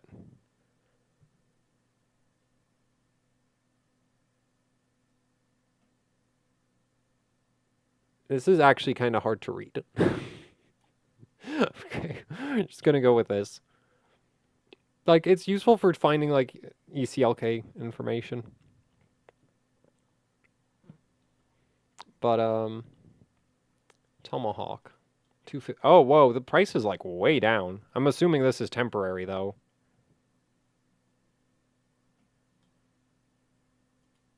Okay, so complaints, it doesn't have a postcode, but admittedly at this price point, the only board that has a postcode is the Taichi Lite. The PCIe slot configuration looks basically the same as a regular B650 board.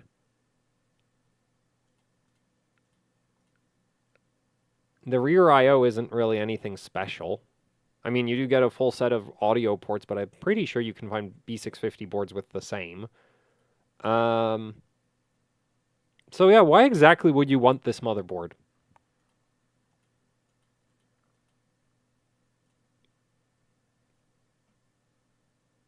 Because I am not seeing any, like, noteworthy functionality here.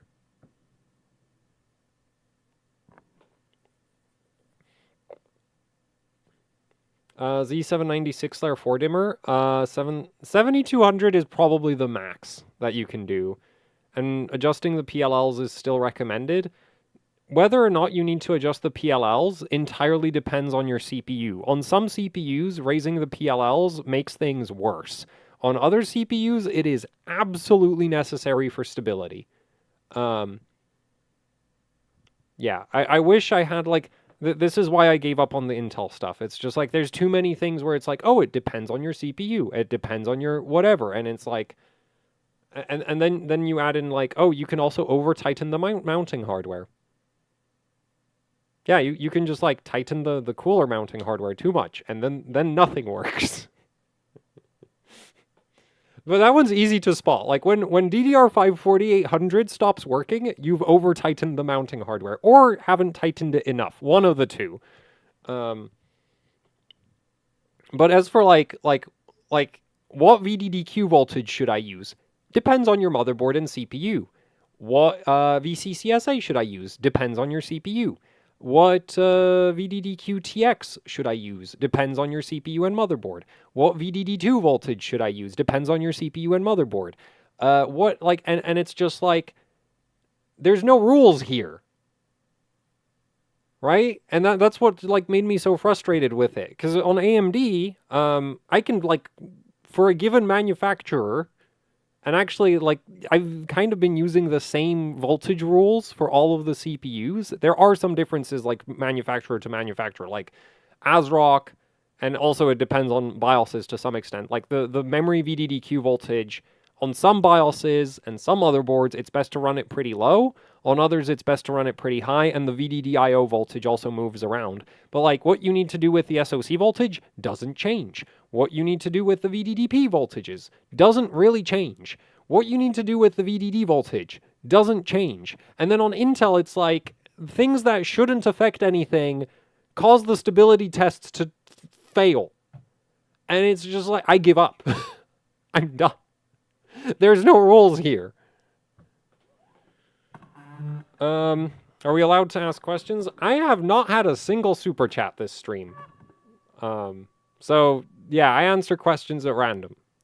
Probably not a very profitable endeavor on my part.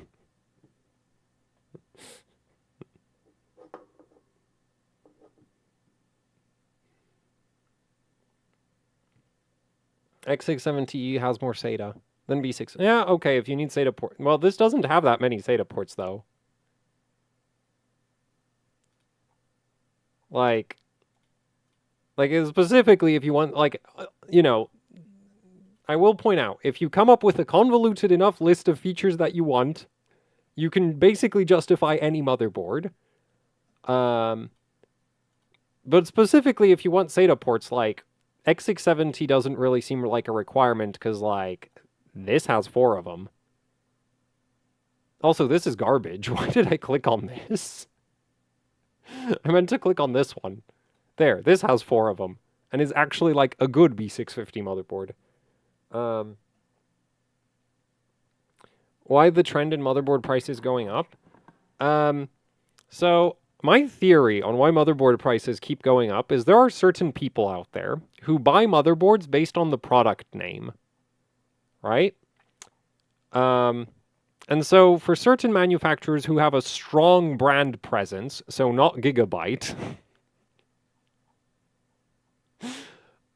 this means that they've done things like, oh, I don't know, keep raising the price of the board with a certain name. Basically every release for the last several years.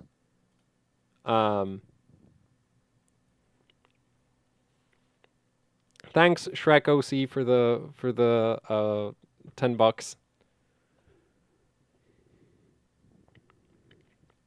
Because the thing is, like, what's insane to me is the Hero motherboards, when they were introduced, these were the cut down budget ROG boards. right? Like, that was the whole point of the Hero branding, is because the ROG boards, it used to be you had the Extreme, which did everything.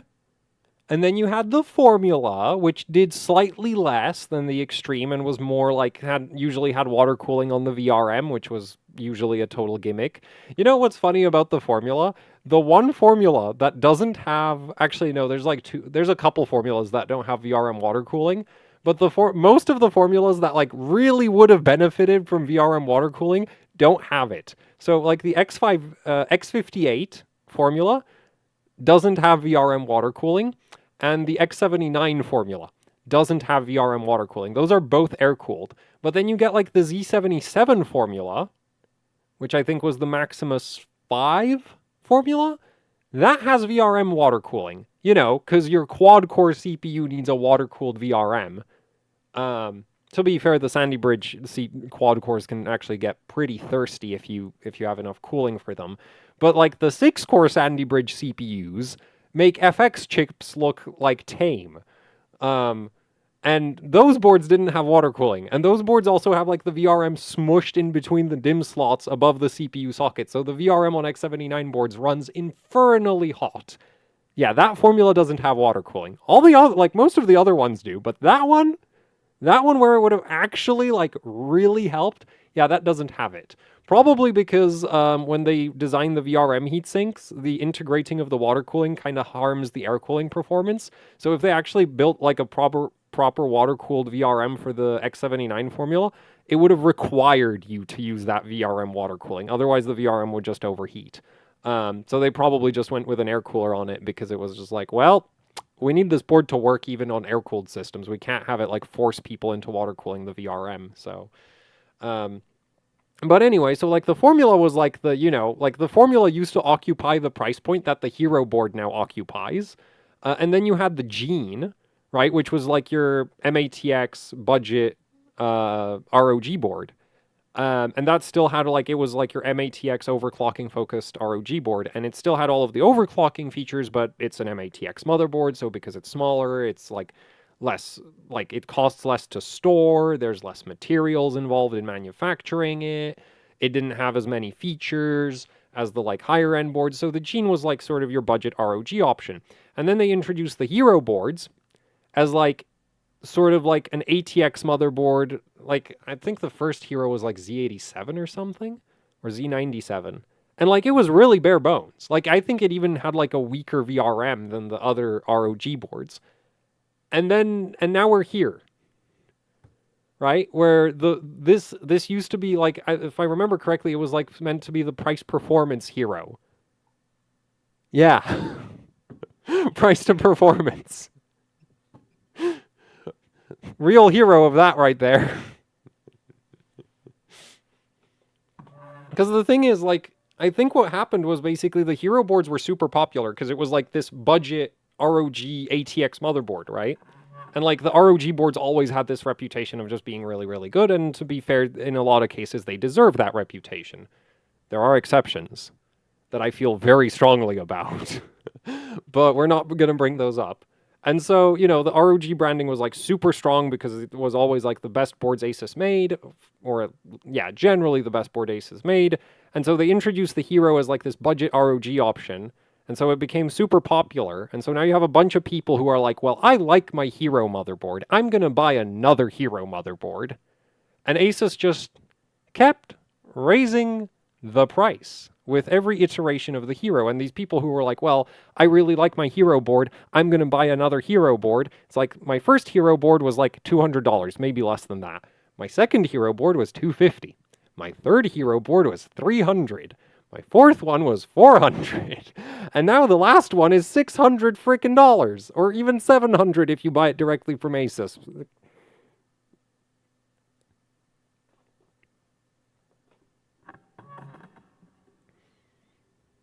Right? So that's how we got here, because like people like motherboards are this annoying, like, in terms of like, that's also why a lot of motherboard marketing is like super weird. Or like why Gigabyte changed their product naming scheme like once per year. There was a period of time where Gigabyte motherboard names just kept changing constantly. Does anybody remember Gigabyte Black Edition boards? I bet Gigabyte doesn't remember those. Going up 50 every year. Actually, yeah, I think it might have been like at 50 every year. Something like that on the hero boards. Because yeah, you have like these people who just get attached to like a brand name. You know, they're not like because it's hard to choose a motherboard, right? Like, and so yeah, you get these people who get attached to a brand name and they just keep buying that brand, right? Like this sub brand of Asus motherboard called the ROG Hero. And Asus just kept raising the price, and it kept working. Because these people just like, you know, I bought, like, my last board was a Hero. I liked it. I'm buying the next Hero. And the next Hero is $600. Well, I guess I'm spending $600 on a motherboard. Any EVGA boards? No. Yeah, and they killed off the Sabertooth boards. To be fair, I feel like the only Sabertooth board that's, like, really famous is like the 990FX one, because that was like one of the two boards that didn't suck.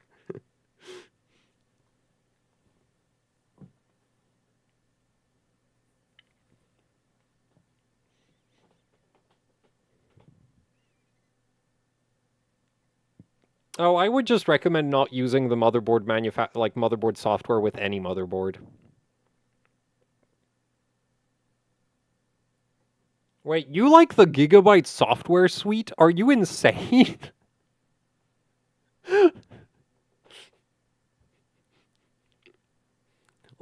Like, I get sent free boards from Gigabyte, and I don't dare touch their software.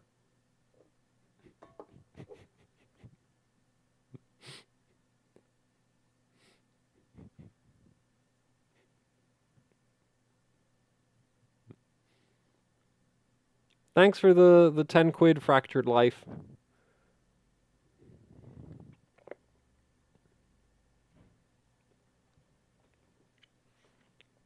That can take second GPU with a 4090? Yeah. Like, that still hasn't changed. Like, this is the only X670, or actually only AM5 board where you get dual X8 and the spacing will accommodate giant GPUs. Man, is that... There's 3D artists and, like, AI people. And AI people like 4090s.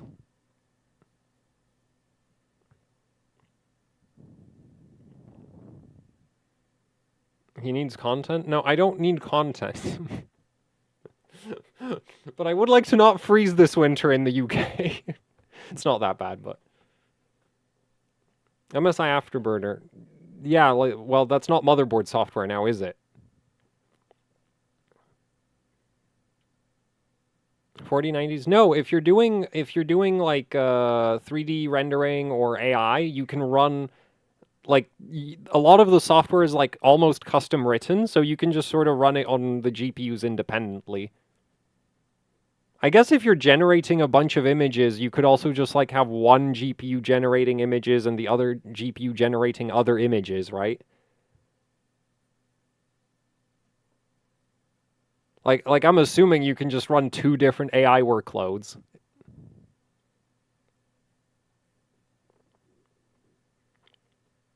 And then there's like, yeah, there's like there's all kinds of rendering workloads that'll quite happily split across however many GPUs you give them.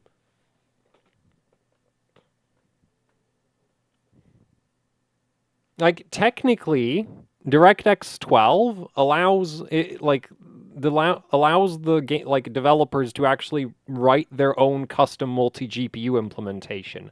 Nobody does that, but you could. For the, like, you know, 0.1% of the population that has dual 4090s. What do you think of the X670 gene? I really wish Asus didn't stop producing them.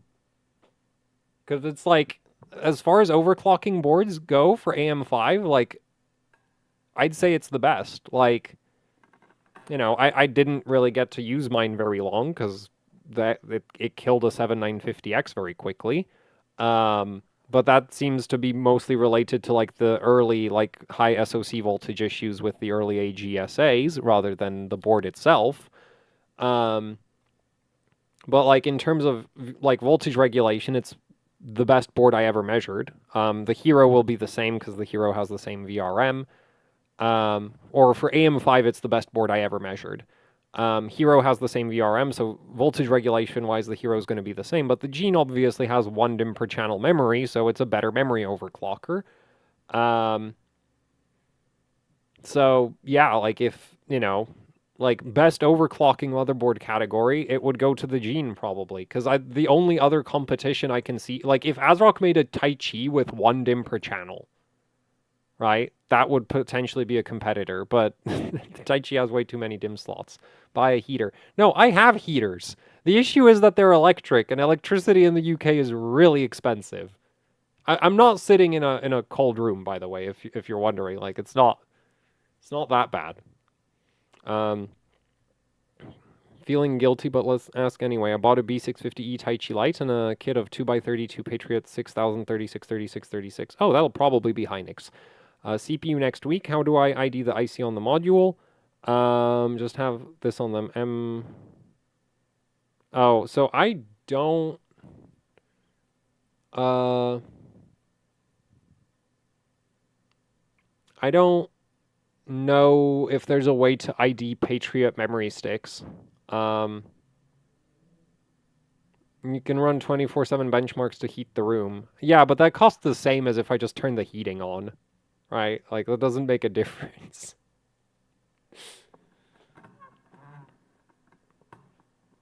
Like in my like to so anyway, no, if it's 6030, if it's 2x32, I don't think there's any way that it would be Samsung, because that would just like not work probably.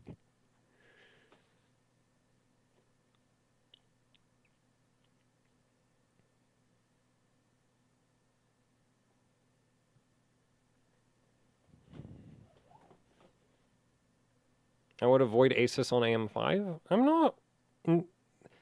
Depends on how much like. I'm not sure about that because I haven't like this is like I wish I could daily every motherboard manufacturer, but like it's not really like logistically viable to do that. Buildzoid, answer what? Also, why do you think you deserve an answer when like unless the super chats are broken, I don't think you sent a super chat, so I don't know what you're getting so upset about. Anyway, thanks for the answers. What do you think about Windows latency optimization? I've literally never done that. Like, I've literally never run any kind of latency monitoring app or anything. Like, my approach to solving software like performance issues is like, can I tell if I can't tell there's a problem, there isn't a problem. Is my approach. Is like, if I feel like the game is running fine, the game is running fine. If the software is saying that it's not running fine, but I can't tell, then I don't care. Straight up, the Riptide didn't seem that special to me. The B650, well, it isn't special. Like, the only noteworthy feature is that it's, like, relatively cheap for getting PCIe Gen 5. Don't still use the Aorus, do you? What? No, I'm still on an X670E Aorus Master.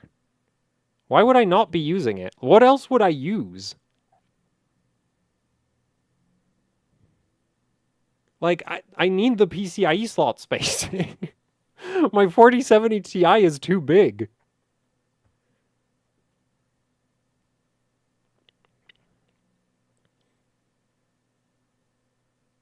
I think the heater for the room I'm sitting in is like 800 watts or something, and it's really dumb. Like, you can't adjust how much heat output it has, like, at all. It's either on or it's off, which is really annoying, because, like, the room, like, at this point, the room is actually, like, getting into uncomfortably warm territory, which maybe I should turn it off. And then I'll have to, like, turn it back on again in an hour. I should, like, figure out the optimal number of GPUs to run 3D Mark on to maintain, like, comfortable room temperature.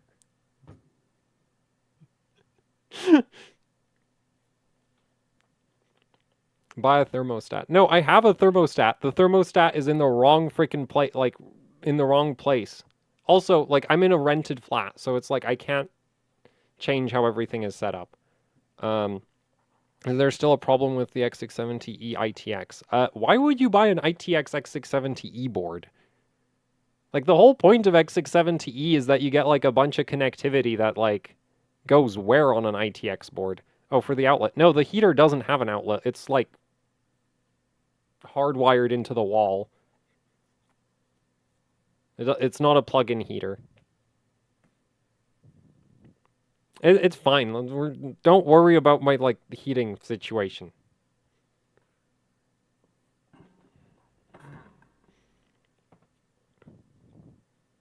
X670E Carbon. Cool board if you need dual X8, but it doesn't have ECLK overclocking support.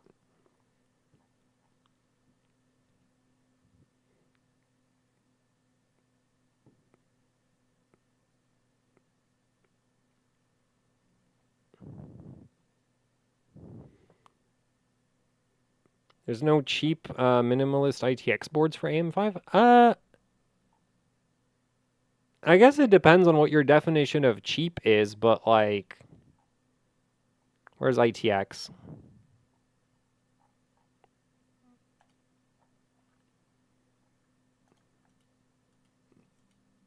This exists.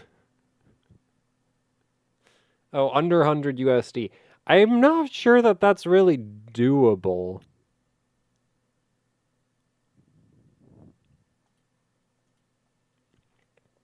So anyway, I'm thinking my AM5 motherboard lineup is going to be like HDV, ASRock Pro RS. I don't really want to address the ITX boards because I am so not sure about them. And I feel like people who build ITX systems are, you know, like they're insane. So they can do their own research. It's not like they have that many choices anyway. Right? Like there's like what? There's like 8 boards. I don't know that I would ever really consider this one even an option. Question, your opinion on the Intel PL4 power limit? It seems to stabilize higher overclocks. I've literally never tried to use the Intel power limits for, like, the only thing I've ever done with the Intel power limits is turn them off.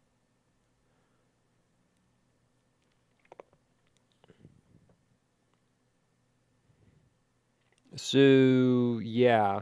Sorry that I don't have any more insights on that. B650E-F worth the price, 230 pounds. 230, it's not too bad. I'm not sure I'd recommend it, though. Like, it's a... Like, with AM5, you need to consider the fact that there's not really any, like, truly terrible motherboards. So it really just comes down to, like, what features do you want? And then figuring out which, like, the cheapest board which has the features that you want.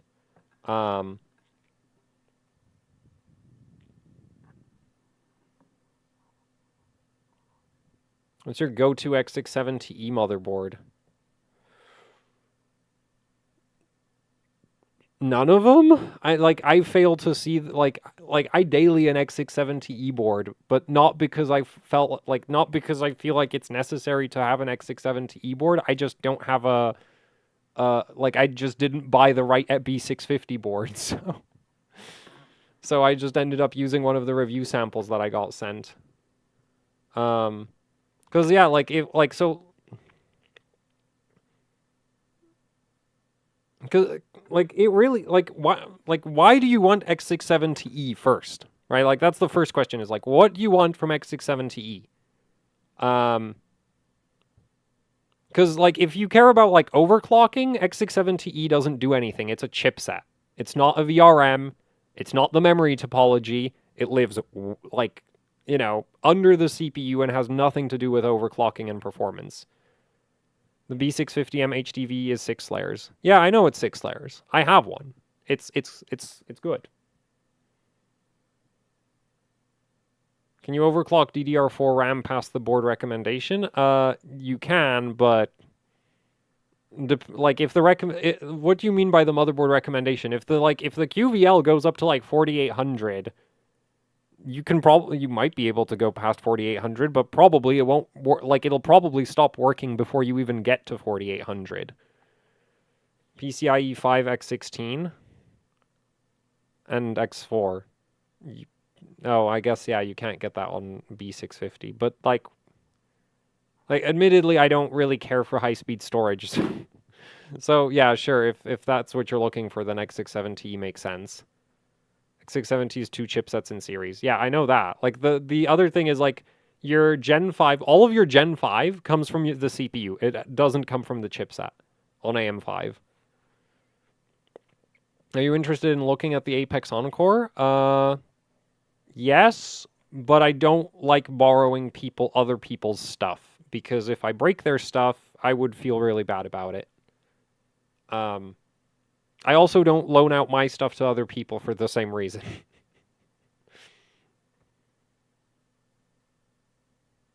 Can you rank mobile manufacturers from best to worst? They all suck. It's like every time a new platform launches, the motherboard manufacturers gather around and for some kind of like game of luck, and they play the game of luck, and somebody wins and somebody loses.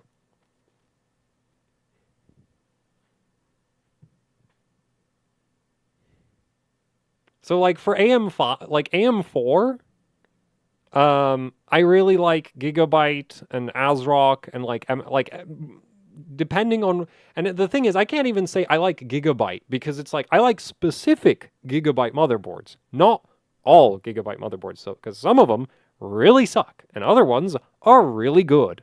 And similarly with like ASRock and MSI, where it's like some boards are really good, some boards are just kind of okay, and yeah, so it's like nah, like that's the thing, is like even within a given platform, you will often have like wild swings between board to board in terms of capabilities.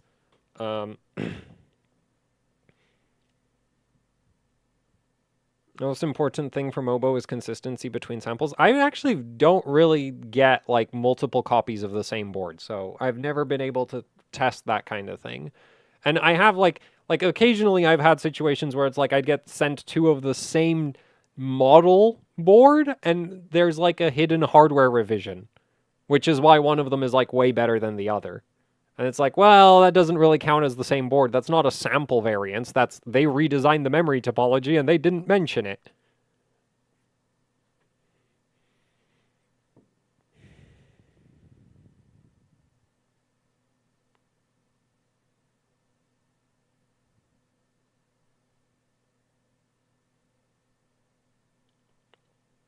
Bought the X670 for the extra Gen 5 NVMe slots. Yeah, and if you need the extra Gen 5 NVMe slots, that's fair enough. Like, I'm dailying the master mostly because, like, the live mixer didn't fit the PCIe cards the way that I wanted them to fit, and then it's like, well, I would also like to be able to use all of my SATA drives instead of just 2 of them, because, like, I have those drives, so I may as well use them. And the live mixer only has 2 SATA ports, and the master has 4, so I now daily a master. Technically, if I had bought a Pro RS instead of a live mixer, I could have dailied a Pro RS, and it would have covered all of the functionality that I needed. But I saw orange-ish. It's not actually orange. It's like red and yellow, but close enough. I saw orange-ish motherboard, and I went for it. And then it's like, oh. And the worst part, like, and the other thing is, like, I was also, like, technically I also wanted the live mixer for, like, multi-GPU benching, which it does work for, but I recently discovered it hates modded BIOSes on certain AMD GPUs. It just refuses to post if you mod the BIOS on certain AMD cards. Like, modded R9 290, fine. You mod a 7970 and the board just refuses to recognize the GPU. And you take that same GPU and you stick it in a Gigabyte motherboard and it posts. So, like, there's something with how ASRock is initializing the cards that it just, like, won't initialize modded BIOSes on, like, old AMD cards, and it's like, okay, well, now I don't have a use for it anymore.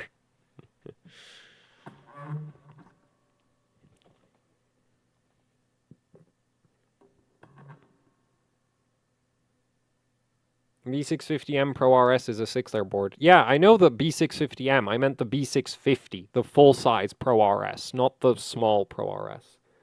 B650 PG Lightning, a good budget MOBO? As long as it's an 8-layer PCB, sure. Like, ASRock boards, like, the thing with ASRock, and actually I think this would be easier to see on ASRock's own website. So, ASRock's AM5 motherboards, a lot of them are, like, the same board. And there's just, like, very minor adjustments to the feature set. So, in terms of, like, memory overclocking, they're, like, all the same. Where is it? Like, you'll see so, like, yeah, so, like, Live Mixer, Pro RS, this, so...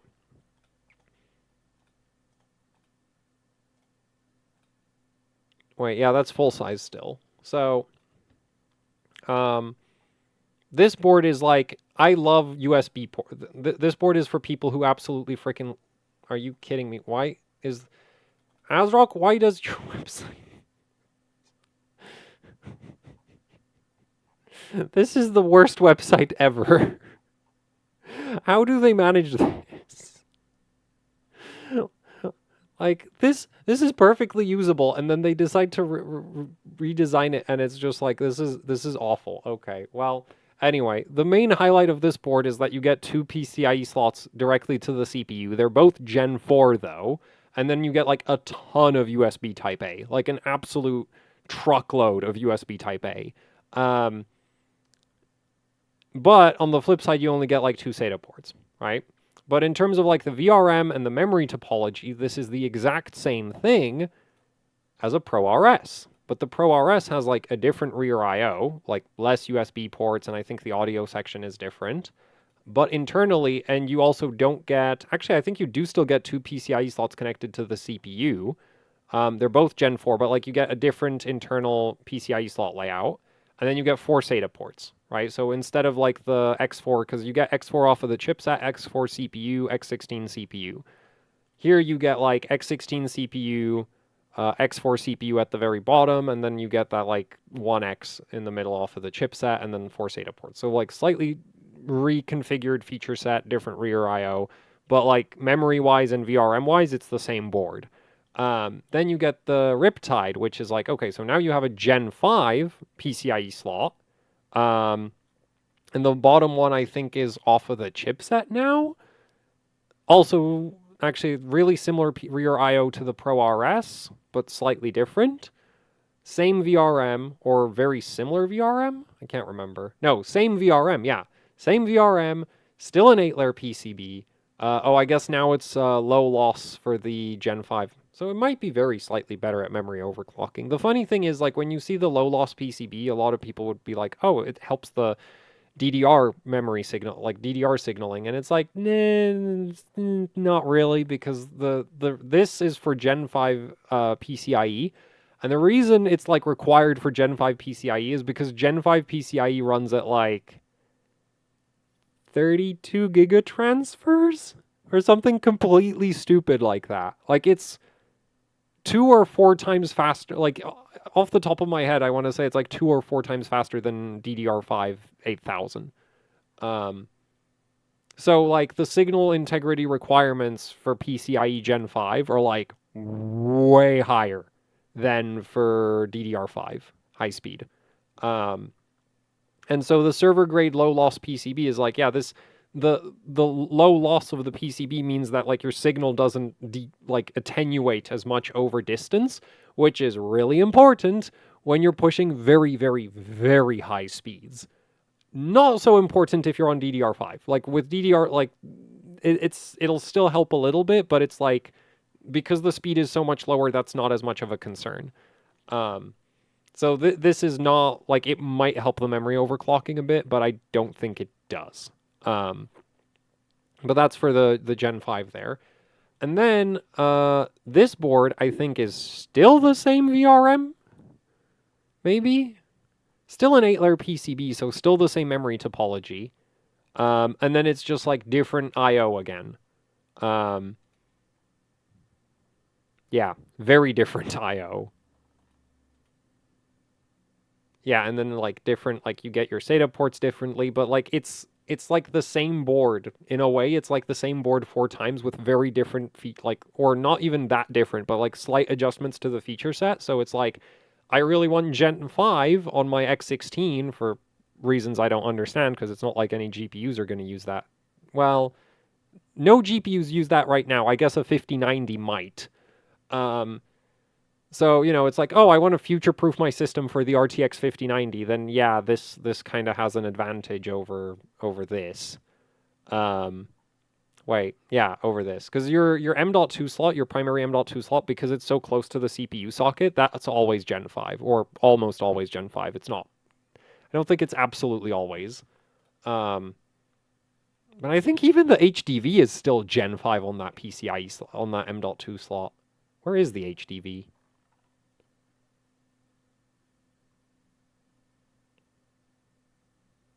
I am blind. Oh, there it is.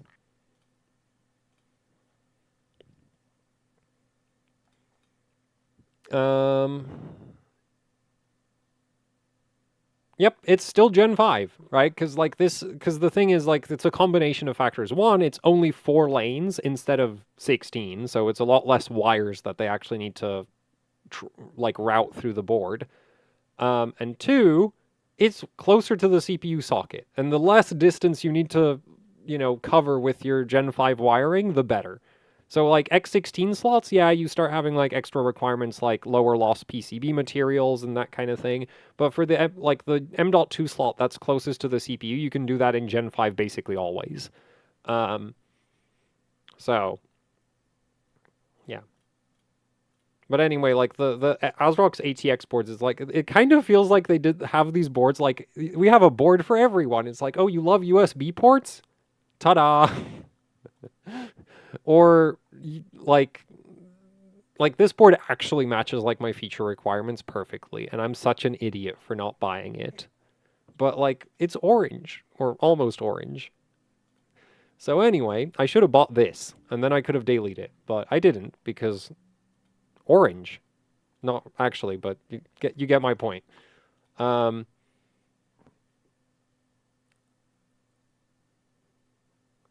doesn't even saturate Gen 4 by 16. Yeah, no, it doesn't. You don't, like, as in, you don't really get like a huge performance loss if you run it at Gen 4 X8. So even if the 5090 did run, like, did support Gen 5, I'm not sure it would actually need it. Thoughts on the Z790 live mixer? I am terrified of the entire LGA 1700 platform because, like, I don't know how to memory on LGA 1700, basically. Best mainstream AM5 board, HDV. I wouldn't say best, because most cost effective, yes. Best, I feel like, is a very different criteria from performance per dollar. Is it bad to run a PCIe 4.0 card on a PCIe 3.0 board? No, it just runs slightly. Well, I mean, you might be losing some performance depending on what card we're talking about. As long as it's still, like, if you ran like a 4090 at 3.0 X16, it would be slightly slower than if you ran it at PCIe 4.0 X16.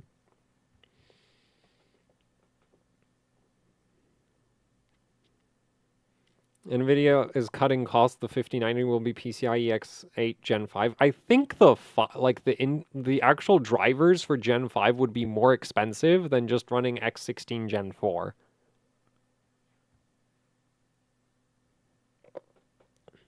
What's ASRock BIOS like nowadays?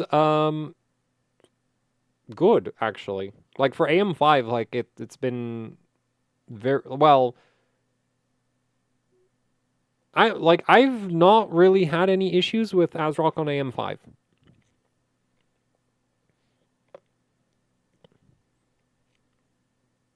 Cost effective and best is basically the same for mainstream buyer. I disagree, but sure.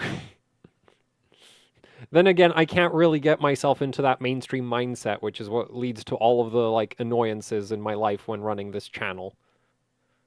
Need to make the channel more underground so I can ignore the mainstream mindset.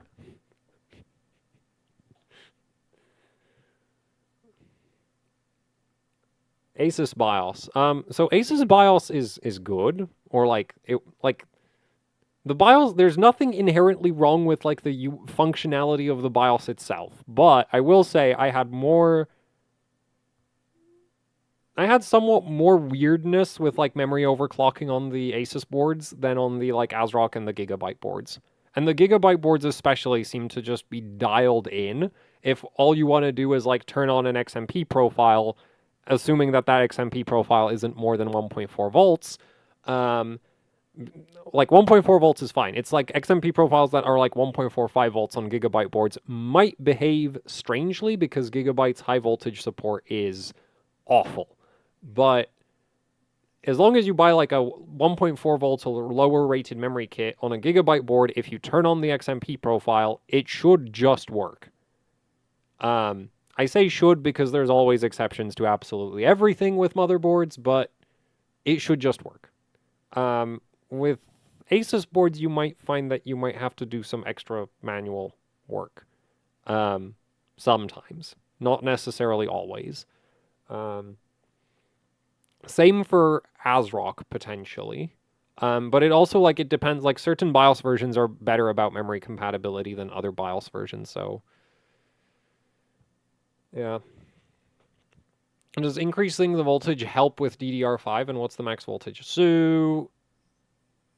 The problem with DDR5 has many voltages. So on the memory sticks, you have your VDD voltage, which sort of powers the like DRAM core, which is like the internal memory array of and like some internal circuitry. I don't know. You'd actually like it's meant to power, like the documentation says it powers the DRAM core, but what the DRAM core actually is, I don't know. I don't work at Hynix or Micron or Samsung, and I would imagine that the designers might slightly change what parts of the circuitry are powered off of VDD depending on what they find most convenient or what like they come to the conclusion that this works best.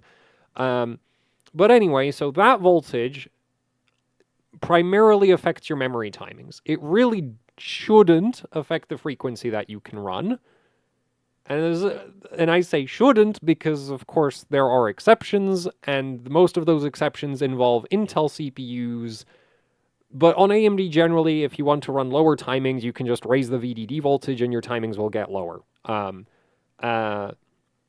you have the VDDQ voltage, which is the voltage that is that's primarily meant to power the I/O circuitry of the memory stick. So this is the part of the memory stick that actually deals with like sending data to the CPU and receiving data from the CPU. And this voltage is absolutely cursed because if it's depending on what motherboard you have and what memory sticks you have and what CPU, this voltage sweet spots really hard. And actually it also depends to some extent on BIOS versions, but basically in certain scenarios, you might find that it works best at very specifically one voltage. Like it works best, like there was a certain BIOS version for Gigabyte boards where it was like the optimal VDDQ was 1.25 volts. And that was non-negotiable. Like at least for me, my experience with that BIOS version was like, if you want your memory to work, you run it at 1.25 volts. You lower it, it's not stable. You raise it, it's not stable. But then later, on like say ASRock boards, that rule doesn't really hold at all. And there's still a sweet spot effect, but it's at a different voltage level. On other motherboards, you might even find that it actually benefits to run it really high or really low, because the thing with this voltage is like it is actually used for the I/O circuitry. So I would hazard as a guess, it directly affects the actual like voltage levels of the signals. And so it interacts with the termination, like the drive strength and the termination of the both the memory controller and the memory sticks, as well as the memory topology of the board itself. And so, yeah, that voltage just kind of like, you can't say, oh, raising VDDQ is going to make your stability better, because in some scenarios, you raise VDDQ and it causes like reflections, or you can end up in a scenario where like the voltage rises too quickly or doesn't rise quickly enough, and then your signal distorts because the board is like the board was optimized for a certain like rise and fall time, and then you aren't in it, and it's like, oh, now it doesn't work. So for VDDQ, it's like that one, it depends. And then you have like VDDIO mem, which also depends because that's the CPU's end of the IO voltage. So that's what the CPU uses to talk back to the memory. And that also is just like depends on your motherboard. Though at least on AMD, you can pretty generally just assume that VDD like 1.35 volts on both ends tends to work pretty okay in my experience these days. On earlier on some BIOSes, you'd actually want like 1.25. It's a mess. And now this mess, when it transfers over to Intel CPUs, gives me depression. Is what it does.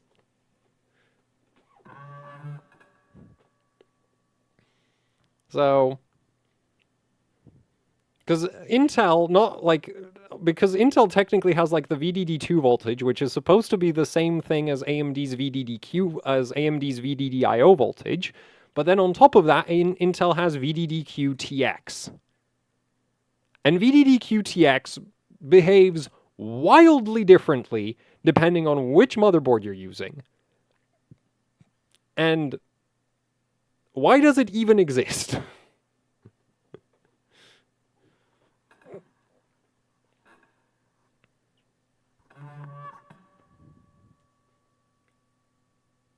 My mic is clipping. Oh, I'm sorry.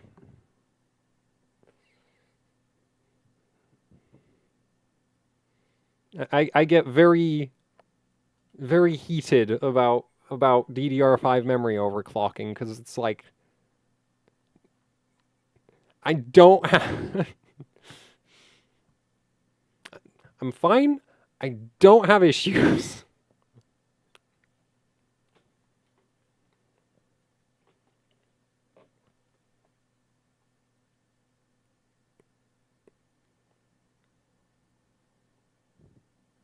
So, yeah, did somebody specifically ask about a 7800X3D?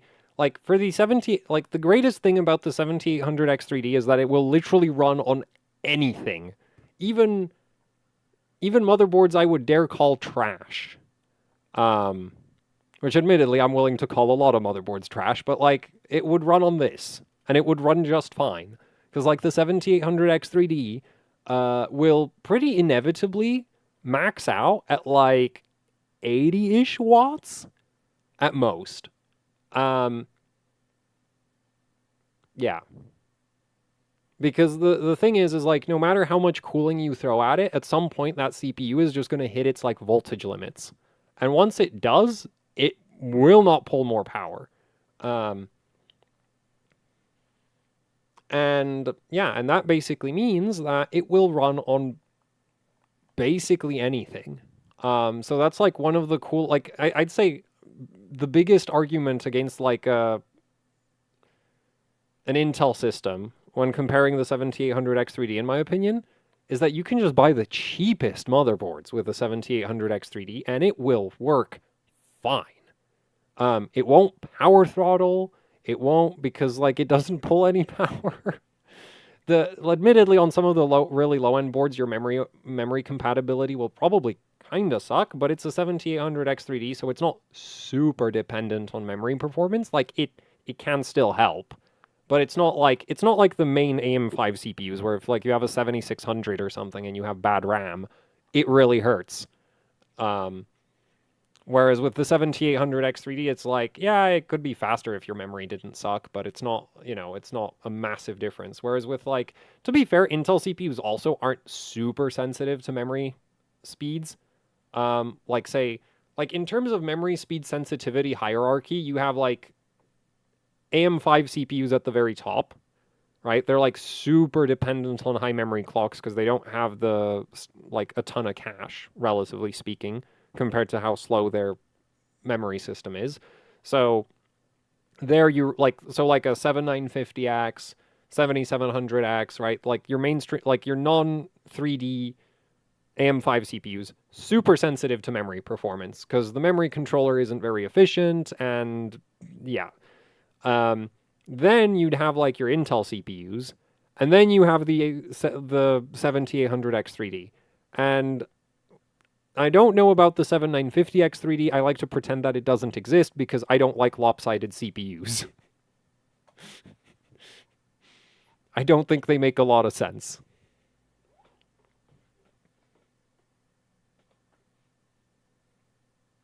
So basically get the cheapest board and run 6000. Yeah. Like if you're building a system around a 7800X3D and you don't have any high requirements for like, oh, I need X ports or whatever, it's just like, get this. Just buy an HDV. Because if down the line you decide like, hey, I want a higher power consumption CPU, this will power a 7950X just fine.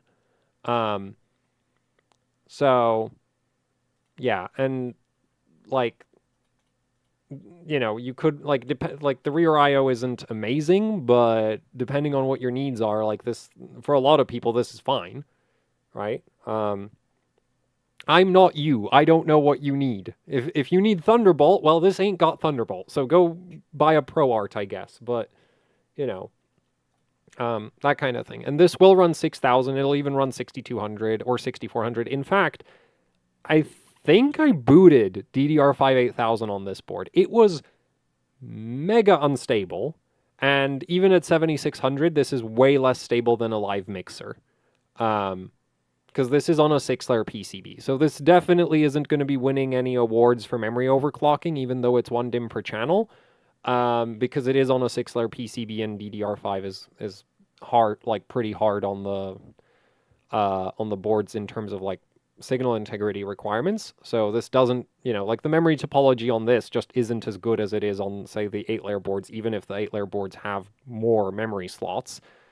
But it will run 6000, it'll run 6200, it'll run, you know, 6400, 6600. But the thing is, like, you're not going to want to run 2-to-1 mode at like 7200, because 2-to-1 mode at 7200 is just bad. Okay, like it's just bad. So don't do that. I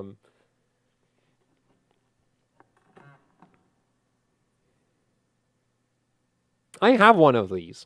Like, I'm speaking from experience. Like, I tried to replicate the overclocks that I was doing on the live mixer with this, and I very quickly figured out. Like, initially, I was pretty impressed with what I got out of the live mixer, and I was like, oh, let's see if this 1 DIMM per channel board is going to be better. And it's like, no, it's worse.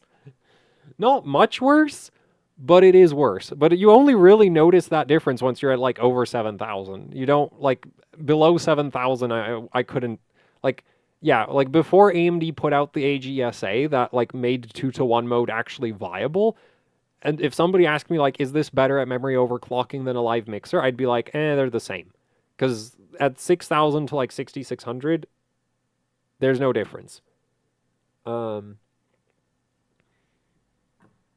Is it generally better to use 1T and gear down mode off? If your priority is just raw performance, 1T without gear down mode is faster. Than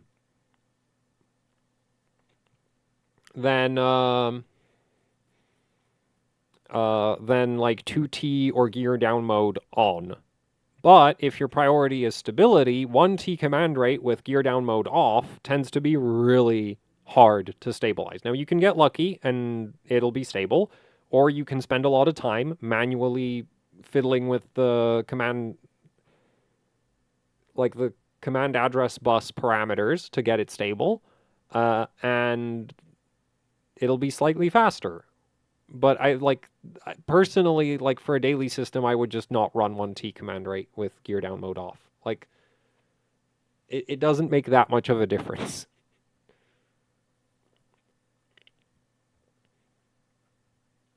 And so, why fastest DDR5 48 by 2 DIMM XMP is 6800 when 24 gig DIMMs have 8200 XMP, which don't work with most CPUs? Well, so actually, I think I saw some really silly XMPs for 48, though I guess they might have just been like, actually, it might not have been an XMP, it could have been just like an overclock that somebody managed. There is a 96 7200 kit. Yeah, like I was pretty sure they go pretty high on those. 1T gear down mode off on the Hero didn't change anything at all. Yeah, well, some boards are actually like certain BIOS versions on some boards work on 1T command rate auto. It also depends on what memory sticks you have to some extent. Like single rank memory sticks are generally a lot easier to do 1T command rate than dual rank.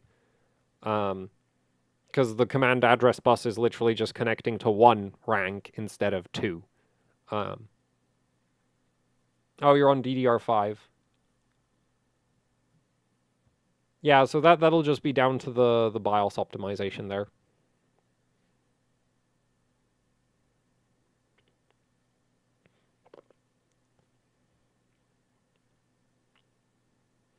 One T gear down mode off. Cool. Like, look, if it works, then run it. Like, there's, like, it is just faster. It's not like massively faster. So if it doesn't work, like, you know, like with most memory timings, it's a case of like if this one timing is like it, oh, this doesn't work, then it's like I wouldn't, stress out about it. But if it does work, then yeah, sure, use it.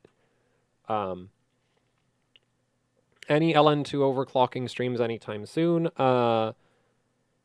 No, and I am quite upset about the fact that I'm not. But yeah, like I've not just. My life is a disaster and I'm not helping it. Well, we'll just put it that way.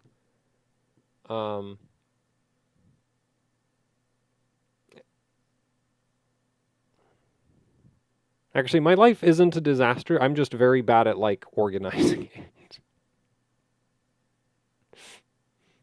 it. Like, it could be way, way, way, way worse. But, like, man, am I bad at organizing stuff. Like, the current state is, like, I literally... Like, the main reason I can't run LN2 is, like, there is simply not enough space to, like, pour the LN2 out of the doer into the thermos. Which is just like the stupidest problem ever, if you think about it. Is like, but yeah, like I'm not gonna reorganize the flat so I can like pour LN so I can get at the LN2 for a few hours.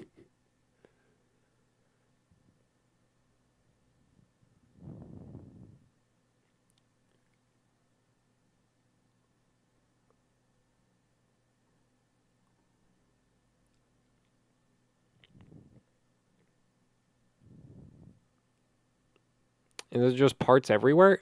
There is literally a stack of motherboards and GPUs sitting behind me. Next to that stack of motherboards and GPUs is a set of boxes filled with motherboards, and then on top of those boxes are like trays with more GPUs. There's a box of DDR3 memory sticks behind me. That's sitting on top of a case. Behind that, under the desk, is motherboards and GPUs. To the left of to the right of me, we have a Z790 Aorus Pro X sitting on top of a B650 Live mixer. Then next to that, we have a X670E ProArt on top of a Tachyon on top of a Dark. There's an X670E Extreme next to my foot. There's a Z790i Edge Wi-Fi next to that. There's a Z790 Master next to that. There's a RX 590 currently sitting on the soldering area of the desk. There's a 980 Ti in the Z790 Aorus Pro. Okay, these are actually are these empty? Okay, there's some empty boxes under the desk. There's an Apex sitting next to me on the left. We're not gonna keep going. I think you get the point. See? If I told younger Buildzoid how many frickin' boards I have, he'd be like, amazed.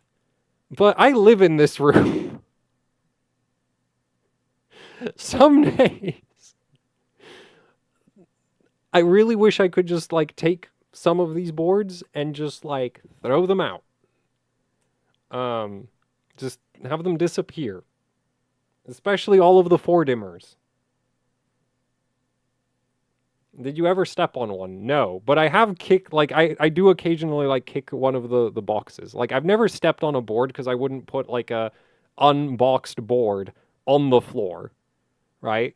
I think I almost sat on a GPU once because I put it on the chair and then forgot about it.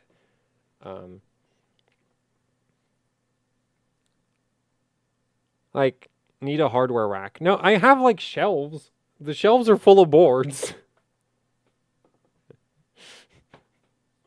No, the issue is the review samples. Like there are certain pieces of hardware that I'm like, I want this because this is cool and I find it interesting. And then Intel releases LGA 7 and Intel releases a new CPU and I get sent a bunch of Fordimmers where the XMP barely functions and it's like, what am I supposed to do with these?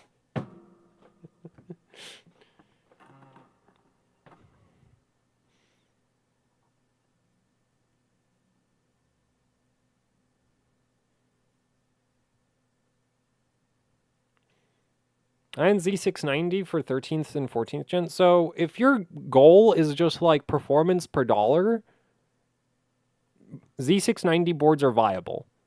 If you actually want like max performance and you're planning on running like DDR5 7200 or higher, especially with say Gigabyte, I would highly recommend getting the X boards instead of everything before them because everything before them is worse except the Tachyons.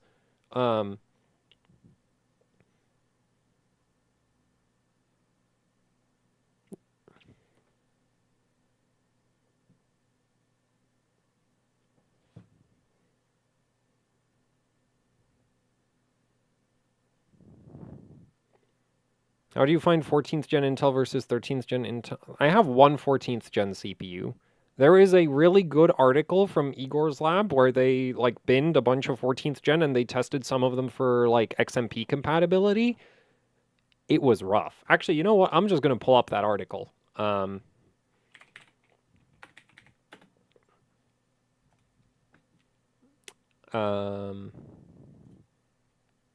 Wait. Also, this wasn't written by like Igor himself. This was like written by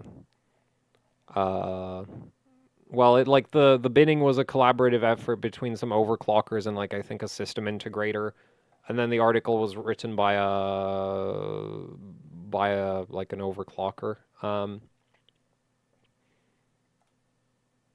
And why can't I figure out where this art? Oh, there we go. Nope, nope, mute. What did I, where? Okay, man, I have way too many tabs open.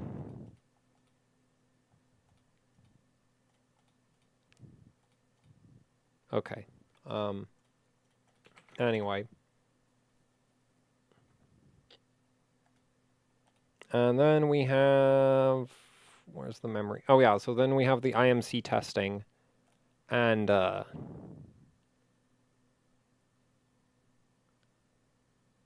it's a mess.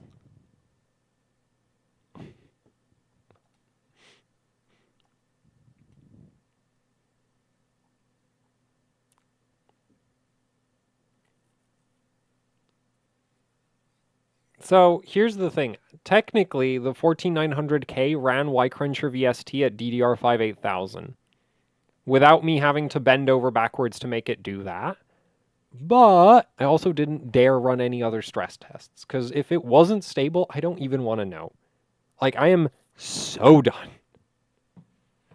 Like, if it turns out that CPU just like, because this is a thing that I noticed with like the 13900KS and the 13600K, is that certain combinations of settings would work just fine for like a stress test, not all stress tests. So if it turns out that the auto settings on the Apex for that 14900K only work in Ycruncher, I don't want to hear about it. And so I'm not going to run the other stress tests. There's been quite a few interesting posts on a certain Discord that may or may not exist from people with like 14th gen CPUs and Z790 Apex boards and like Apex Encores, where like I think they ran like some insane amount of Ycruncher and then it just errored out instantly in testmem5 or something. Oh yeah, no, I think I posted that to Twitter. And then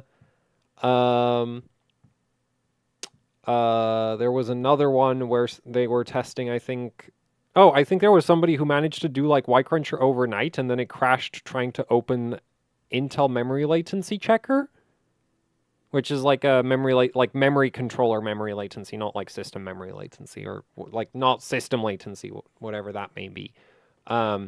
So yeah, it's like, they went from running all of these stress tests, and then it's like you can't even run this like relatively basic benchmark because it just like blue screened with a memory error.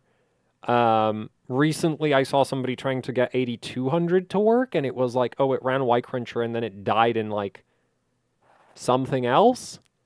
Like really badly in terms of stability, and it's just like, yeah, I give up. I am not dealing with this.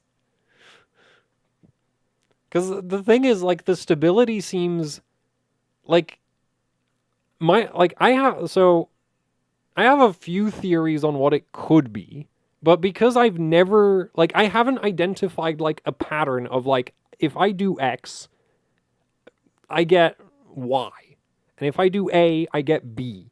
With Intel, it's like, I do A, I get C. I do A, I get D. I do A, I get X. I do A, I get Y. I do A, I get A. I do A again, I get B. And at that point, it's just like, what am I doing here? I'm not like I'm not making any progress towards stability because things happen and I can't explain why they happen, right? Like, the part of overclocking I enjoy is when it's like, there is a clear pattern of behavior here that I can, like, learn and use to gain performance. That doesn't happen with Intel CPUs. There's no pattern. Sometimes it works, sometimes it doesn't. I don't know why, and I give up.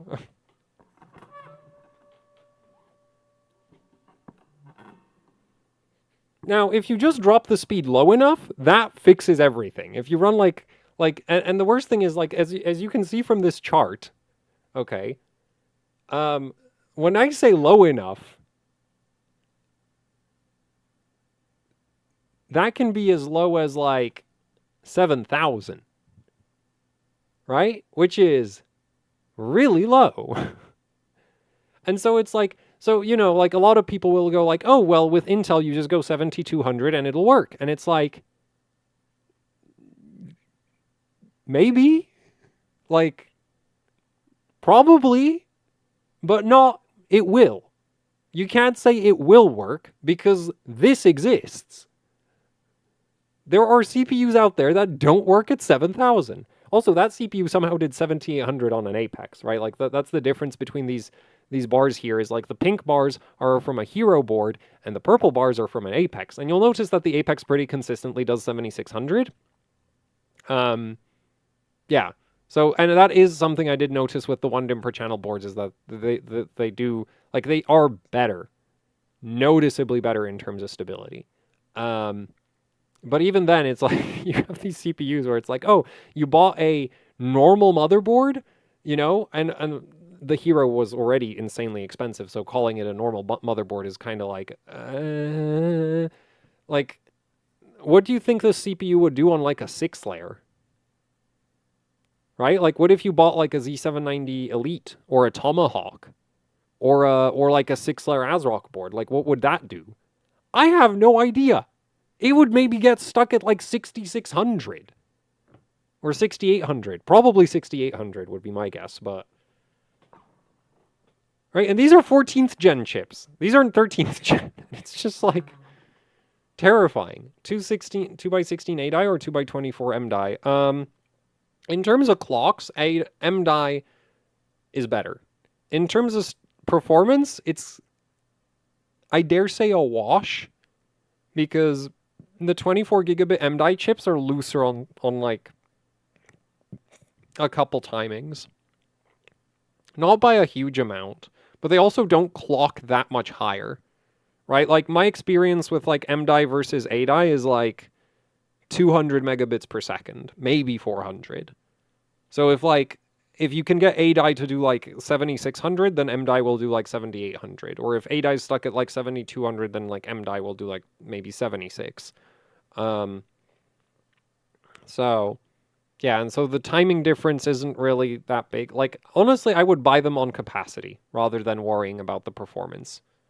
Though if you're going for a high density setups, I would always bias towards 24 gigabit MDI because it's lighter on the memory controller. So if you're going for like if you're not too worried about the cost and you're comparing like 2x32 versus 2x48 and you can get both in Hynix, 2x48 Hynix is better.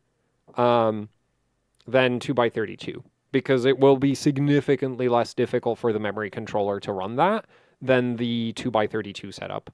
MDI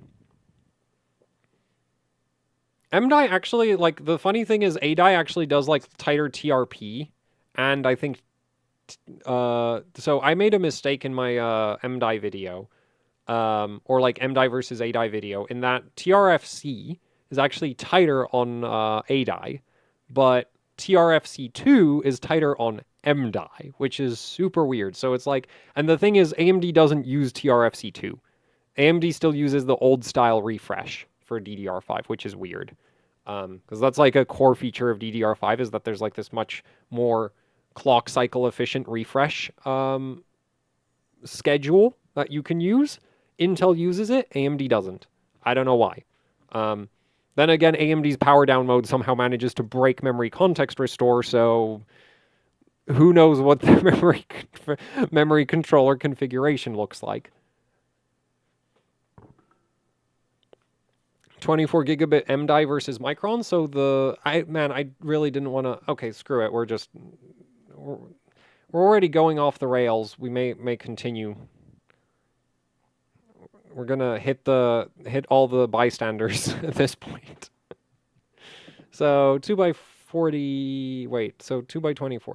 Actually, no, I want 2x24, and then we want specifically Corsair, because Corsair is the best at just making the worst kinds of memory kits.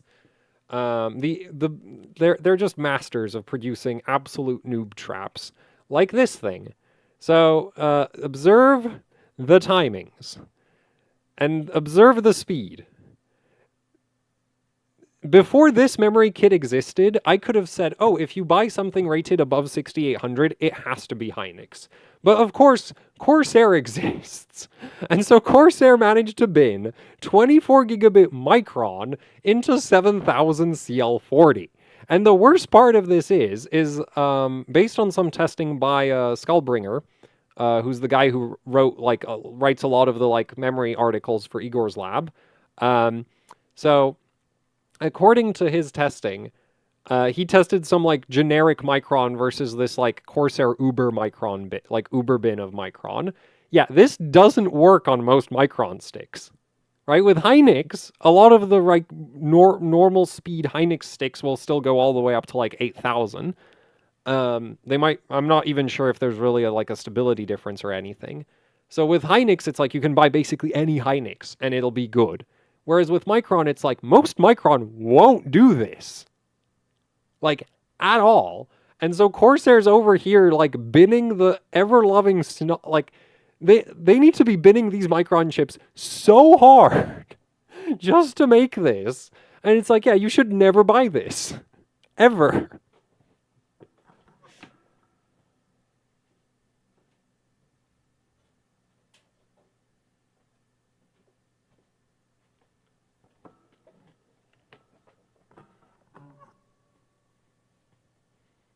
So this is what I would consider a complete noob trap. And the way you can identify like these high-speed Micron kits, because these also exist in 2x16 now, because of course they do, because Micron apparently they're like cutting the 24 gigabit ICs into 16 gigabit.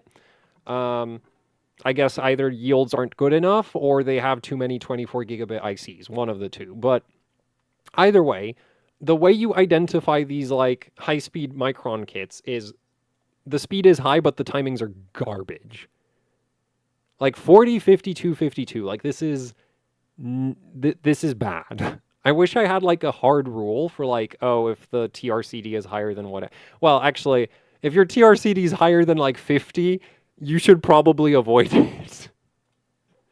Just in general. I think there might be some like 8000 rated kits that are TRCD over 50, but Actually, I think I have a TRCD 52 DDR. Isn't my Manta? What is this? Oh yeah, I have a I have a 385252. So basically, if you see a 7000 rated kit with timings like it's an 8000 kit, it's trash.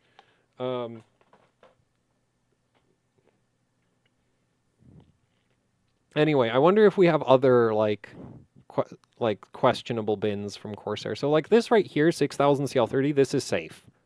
Yeah, this is very safe. In fact, man, that is very, very tight. This is some actually like cool, like this is a cool speed bin from Corsair. Yeah, this is like I like it's like actually a cool bin. And to be fair, this is actually like the price on this is pretty low, so you know, but like if you thought like the thing with this is like if you bought this thinking like, oh, I got a good deal on some like high speed Hynix memory kit, it's like, nah, you didn't. You got microned.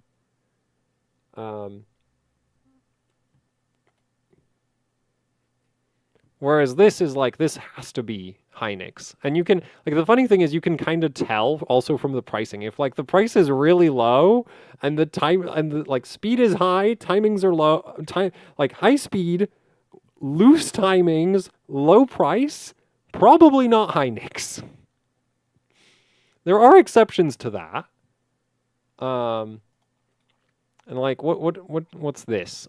This is yeah, and see this is one thing that wait, is it actually 44? No, this looks like a listing error from PC Part Picker. No, this is CL36. And it's wait, man, why? Dude, I hate this so much.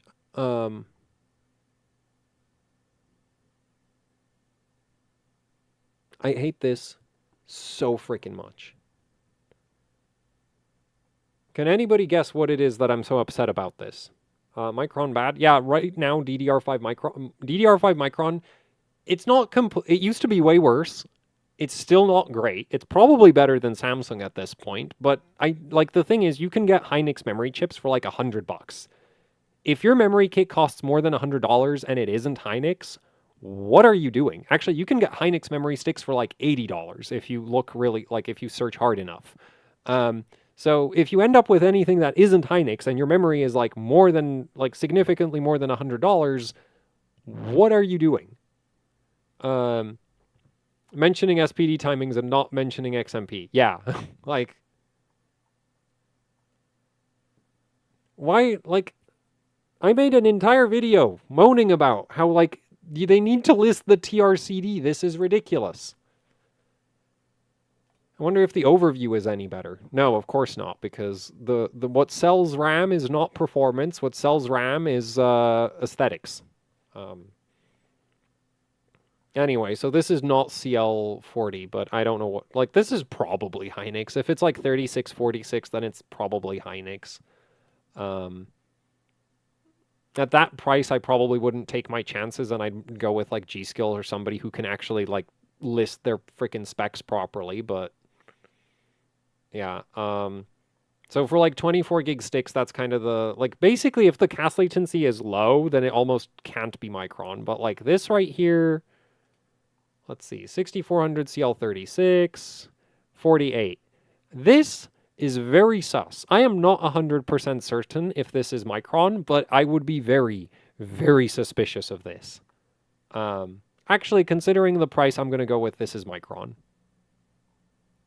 Yeah, this is, how similar is this to that 7000 kit?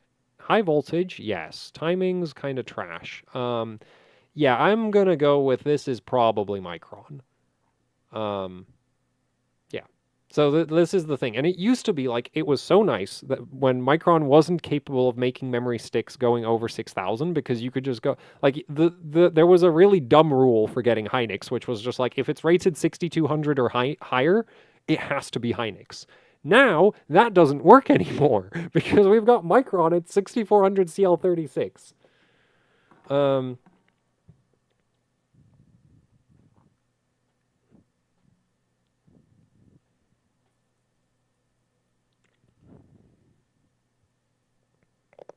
ASRock's board QVL. Actually, a lot of motherboard manufacturer QVLs will include memory chips, but they're not 100% accurate.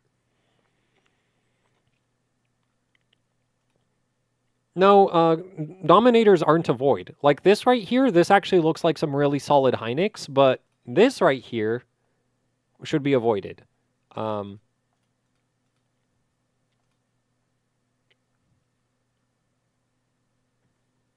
And actually, this also, like, this is Hynix. But personally, I mean, this isn't that big a premium. It's just like evidently this is like specifically an AMD bin, and it's actually a really strong AMD bin. Like this is cool. Whereas this is very clearly like a Intel speed bin.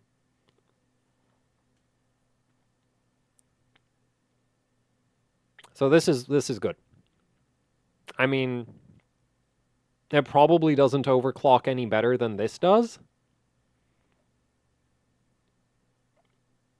But like this should be like this is going to be Hynix 24 gigabit M die. So as long as your CPU and motherboard are strong enough, it should go all the way to 8,000.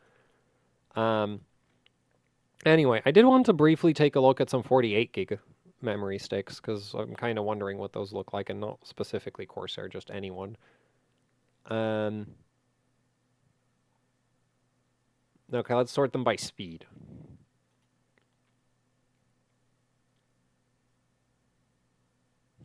Tops out at just 6,800, which is kind of surprising. Wait, what is this? Oh my god.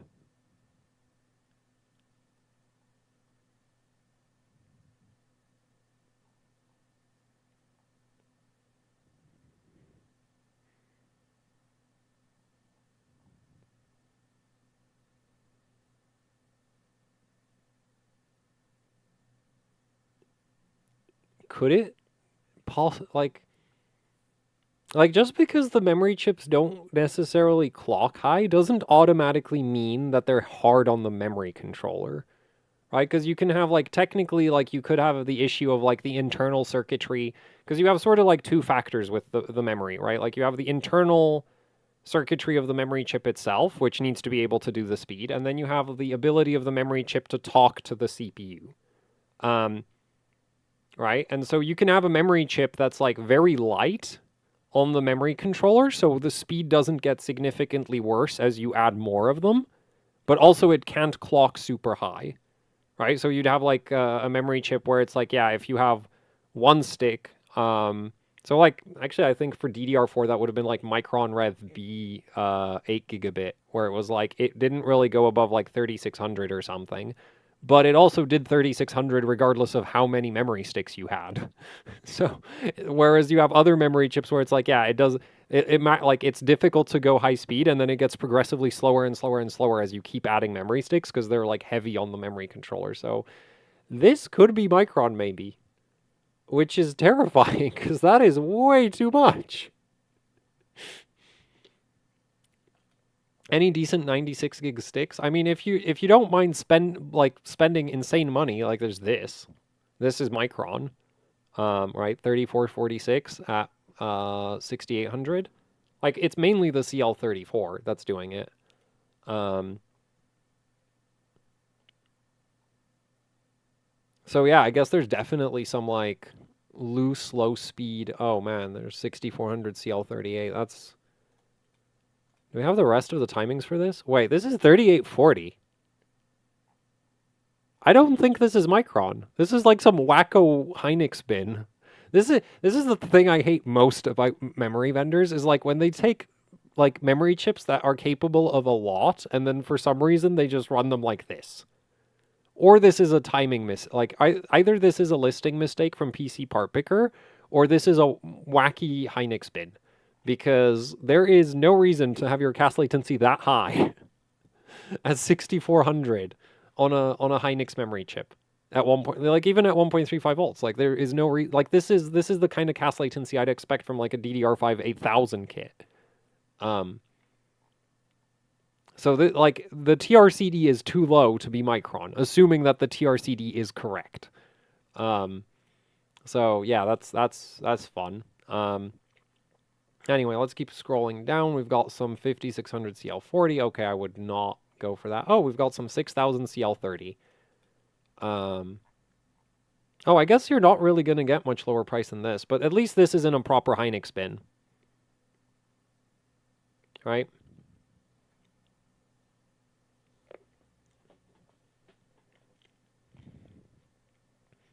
Google part number? I can't be bothered. We don't even have a price for these. I wonder how they got onto PC Part Picker.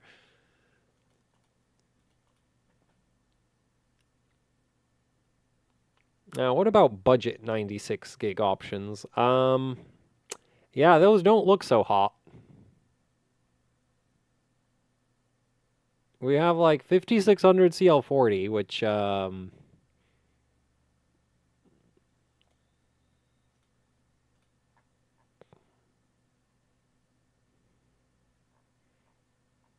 have I am so I am not sure because like technically the JADEC spec, right? Like if we want JADEC spec, we have these Crucial Pro memory sticks over here, which what's super weird is like Crucial was supposed to be discontinued as a consumer brand, and these are like consumer memory sticks as far as I can tell. But anyway, yeah, these are 46 for TRCD, right? So like I'm not sure if the new Micron chips actually do less than TRCD 46 at 5600. Because like the funny thing is like you have memory chips where it's like, yeah, you can keep raising the voltage and the timings don't actually necessarily come down. Like, so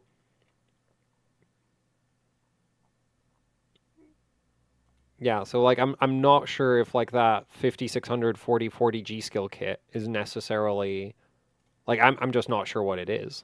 Yeah, no idea. Because on one hand, it's like, well, maybe if you give, because the Crucial kit, like this is 1.1 volts, right? This is like full blown JADEC. So this is like this is configured to JADEC spec, whereas this is like I am not sure if 1.25 volts would make this do these timings. I don't know. I don't think so.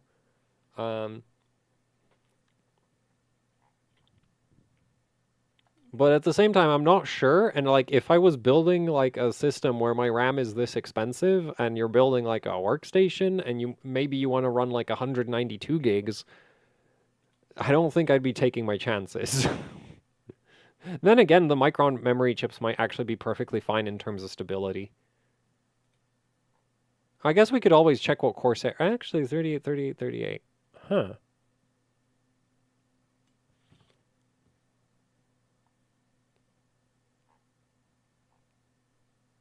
Well, now, wait, but this is a 5200.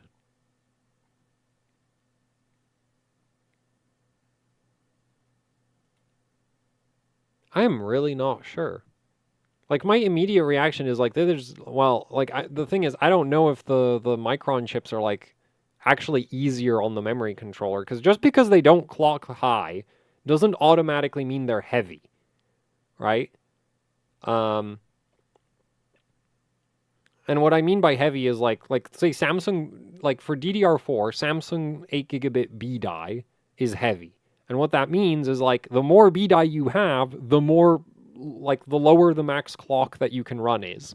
And so if you go all the way to like a 4x16 setup, you get like, depending on the CPU, you can get stuck at like 3600 and motherboard, right? But if you're on like a 2x8 setup, the speed can go all the way up to 4800. So it's like, okay, this can clock really high, but it's heavy. So as you keep adding sticks, the speed falls off a cliff.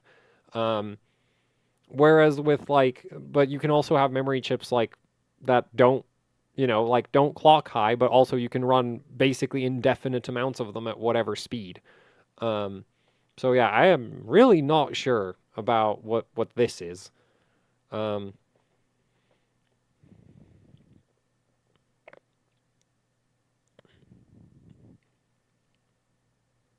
What happened to Crucial? I don't know. They don't really care. I'm not really the biggest fan of memory overclocking.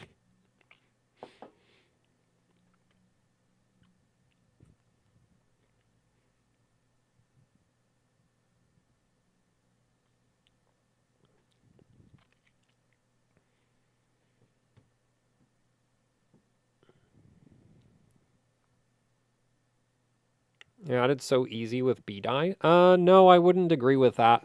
For people who wanted 128 gigs of DDR4, there you had to look for like the 16, like the low load 16 gigabit Micron and Hynix chips.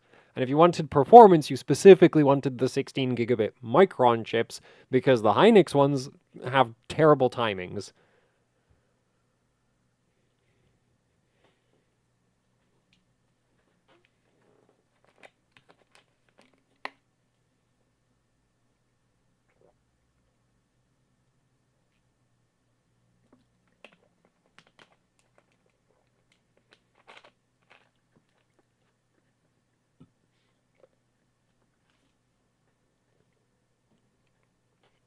How is combining all the 12-volt rails into one massive rail useful in overclocking? So, the idea behind having wait, I'm gonna have to look this power supply up because I'm a guess that it's not actually multiple 12-volt rails, which might confuse some people.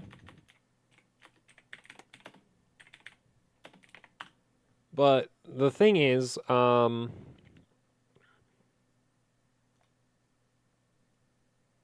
wait, no, I wanted a review.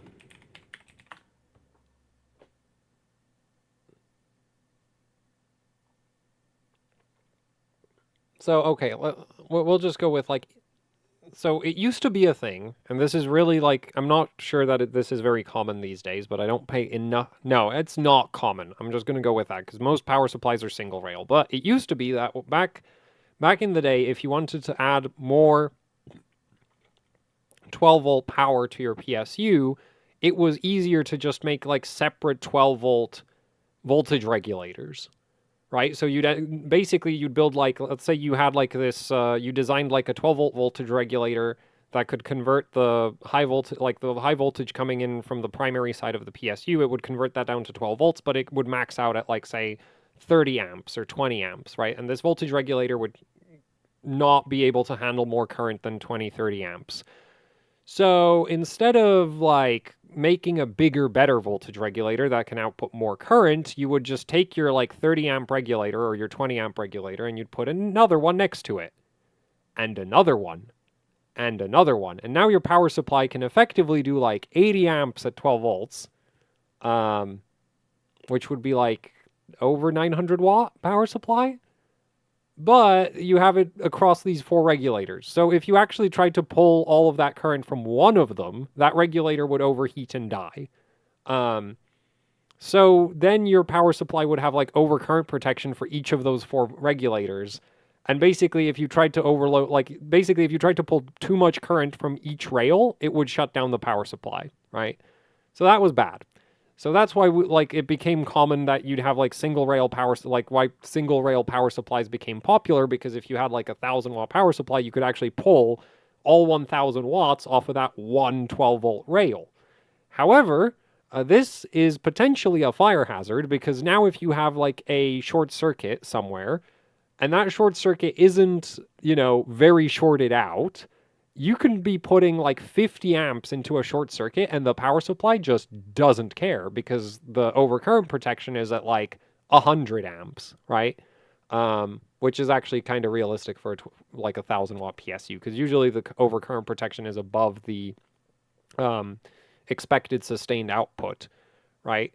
So the idea between these, like, so these days you get like single rail power supplies with like per rail, like with fake multi-rail, where they just have like per connector current limits or like per like bank of connector current limits, so that you get like the short circuit protection of a multi-rail design, but you also can flick it to like you can switch it to single rail and just kind of pull 120 amps through like your GPU could pull 120 amps and it's not going to trigger the overcurrent protection.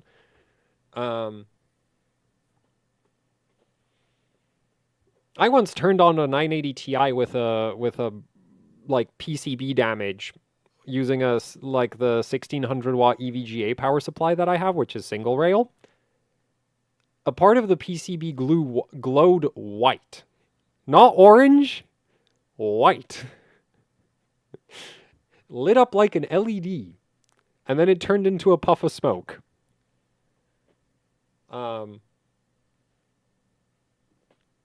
Right? Whereas if you, like, I'm not sure, it might have done that even on like a, like, I don't know how much power that short circuit was pulling. So, you know, for all I know, that would have still happened even on like a 500-watt power supply.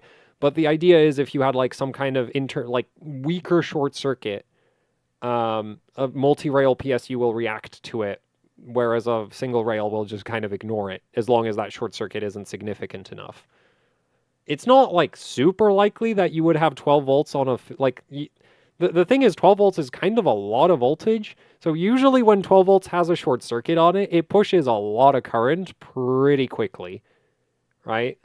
So the power supply will probably shut down even if it has like 100 amp overcurrent protection. Because at 12 volts, like, you'd need a pretty serious amount of resistance to like not, you know, pull that much current.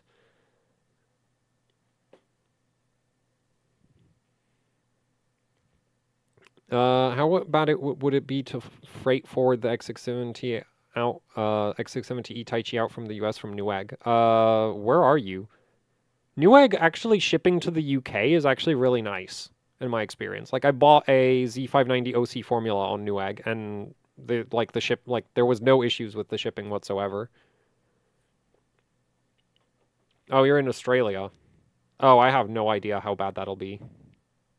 Does Newegg offer shipping directly to Australia? Because if they do, I would assume they would handle it pretty well. If they don't, then they do.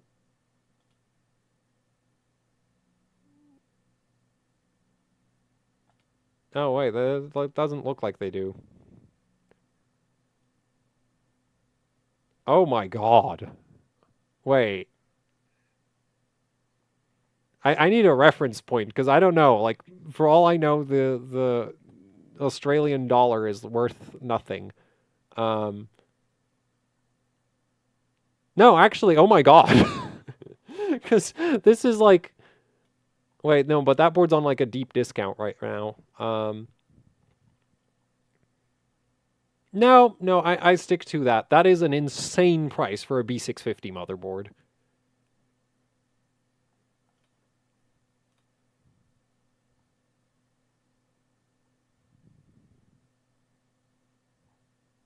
Wait, they're not doing the X670s to Australia, as far as I can tell. That board... Well, the thing is, like, how does it, like, I don't know how it works for importing things into Australia, but like in the UK, if I buy something from the US, it gets hit with either the store deals with the VAT, or I have to pay the VAT when it gets here. So I don't know how it would be in Australia, and then I don't know how much your freight is gonna cost.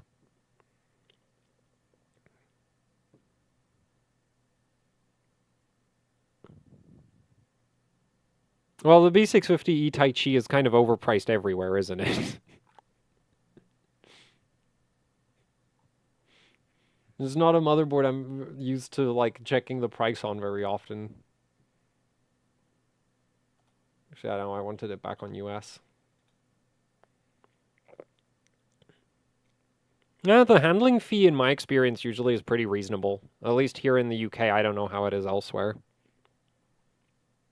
Well, the handling fee depends how like expensive the thing that you're shipping in is, but like I've never like I don't like sometimes the handling fee will be like technically more than the VAT, but that only ever happened to me when something was like relative, like when the VAT was really low, because the handling fee in my experience is like fixed.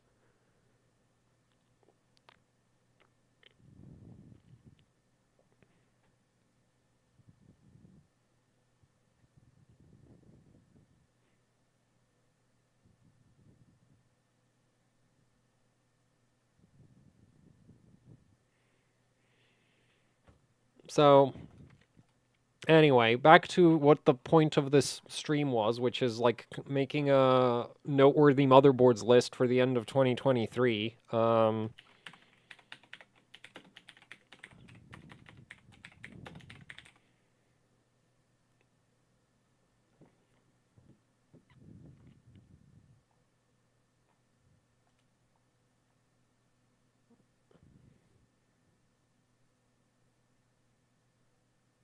So my current thought process is like B6, and then I'm repeating myself, but B650 HDV is like your baseline. It'll run any CPU, but it just doesn't really have that many features.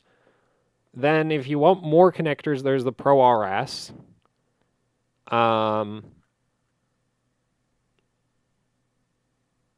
The B6, the ATX Pro RS, not the MATX one. I guess I should point that out. I do really like the Pro Art, and I feel like I should include it for people who want to build like a rendering workstation on a budget. Where is the Pro Art? Also, I need to murder the tabs because there's too many of them again. Yeah, this thing. Because this has dual X8 support. Though, the PCIe slot spacing is not ideal for 4090s. So you need to, like with this board, you would specifically need to find a 4090 that will fit, which will be potentially kind of difficult. Or you can water cool your 4090. Which, at that point, it might... Funny thing about, like, oh, or you could water cool your 4090, but at that point, it might actually be cheaper to just buy an X670E Hero. Taichi Lite for ECLK? Yeah, the Taichi Lite is in the list for being like the cheapest ECLK board. Also, like it's all like honestly at the price it's at now, it's like actually really interesting. I just wish the PCIe slot spacing wasn't so damn stupid on it. Is there any point in gaming to downclock 6400 to 6000 and tighten the timings to 2836? What are your timings right now? Because no. Like, if you're at 6400, off the top of my head, I'm relatively certain that 6400 CL32 is straight up faster than 6000 CL28. Because as you clock the memory controller higher, the memory controller is faster at handing data over to the Infinity Fabric. So you're always better off running more memory clock than, like, tighter timings. Thoughts on Expo so far? It's like XMP. Neither is particularly good. Or, well, I feel like Expo has more validation behind it than XMP does, because the XMP profiles that you can buy are, like, some of them are, like, very, very optimistic. And the QVLs are especially optimistic. So anyway, I want to include the Pro Art. Does anybody have a complaint for that? Because the thing is, I don't want to include every motherboard that exists. That's always been a problem with these lists, is like, you know, depending on what feature set you want, it kind of like, I could just keep adding boards indefinitely. Doesn't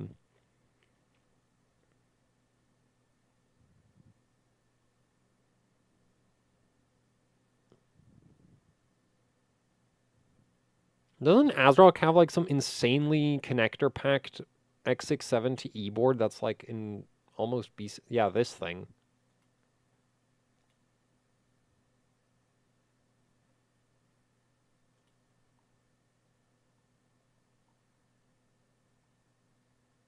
Oh yeah, wait, yeah, so you have 4 M.2 slots. I'm assuming they're not all Gen 5 though, or like you don't have 2 of them in Gen 5. I feel like the Hero is going to end up in the list just because VRM and the PCIe slot spacing. Oh, I think ASRock's sandbagging the QVLs. I'm not sure that they actually went through and tested everything, because this should be the same topology as the B650 boards. Oh wait, you get a Gen 3 M.2 slot. I don't...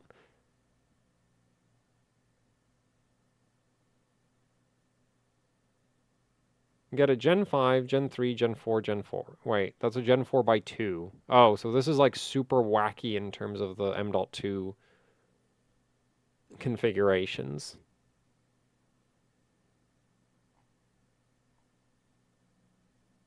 But like this is a really good, like like does anybody like, I feel like the board should still be in the list though.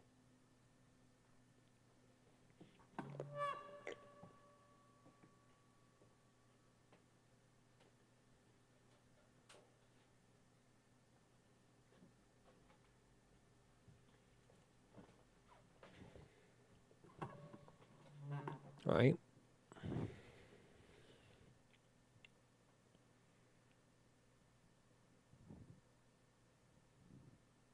Man, this is devolving into like what happens every single time. It's just like we have too many boards. It's like if you have exactly this set of requirements.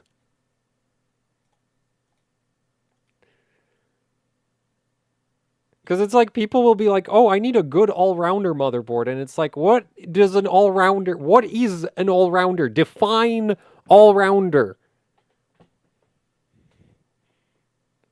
Because I don't know what that is. Like, for me, I've mentioned earlier in the stream, like, my daily system would work basically the same with a B650 Pro RS as it does with the X670E Master.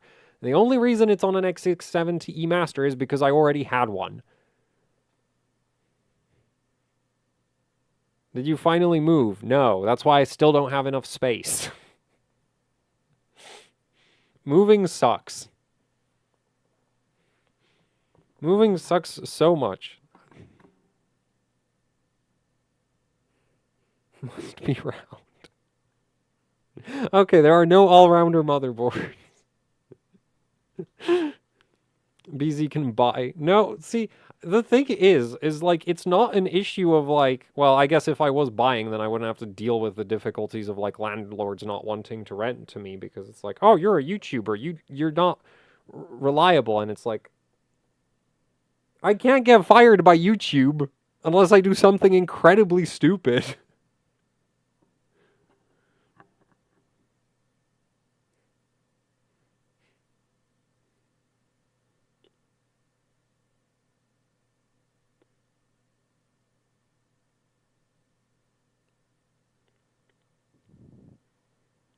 I don't think they still make crosshair extremes.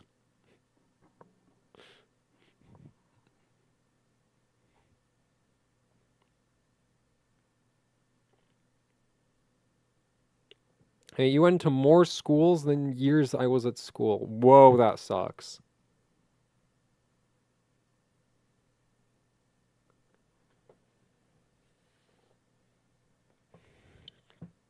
The X670E-E was pretty all-rounder-ish. I mean, I think by that criteria, even the X670E-F was pretty all-rounder-ish, right? Or am I misremembering something? Because I'm sorry, but I do not consider the freaking X8 X4 thing like that. Like what what is that? Right? Yeah. Also, if anybody wants a link to this massive spreadsheet, it's just like a big summary of all the features. It's not. I don't consider it particularly legible, which is why I'm still digging through PC Part Picker instead of just using this lovely spreadsheet that somebody produced. But I guess if I zoomed in on it more, it would be less painful to look at. Just because there's like less stuff on screen. Not like I was having trouble reading the numbers, but like, information overload. Too many things to look at, so just kind of get distracted. But anyway, we have the Dash E, right? And like, I think the main difference between the Dash F and the Dash E is literally just the X8 X4 mode, which is like personally, I must say that is not a feature. Why would you want that? It just seems like absolutely yeah, that just doesn't seem very useful. Because the Dash F still has ECLK support, apparently. Right? I'm not stupid. Yeah, it does have ECLK support. And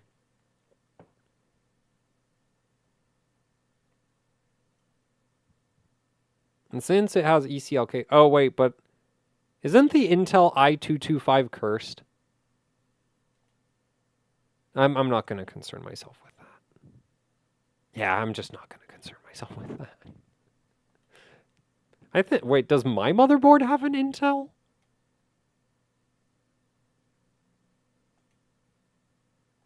Wait, no. Yeah, okay. Well, I run it at 1 gig, so I don't know. I don't...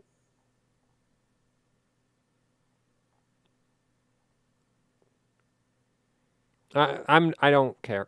I'm not going to concern myself with that. Anyway, so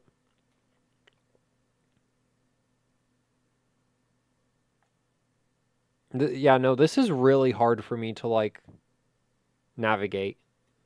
So we're just going to pull up the -F and the -E because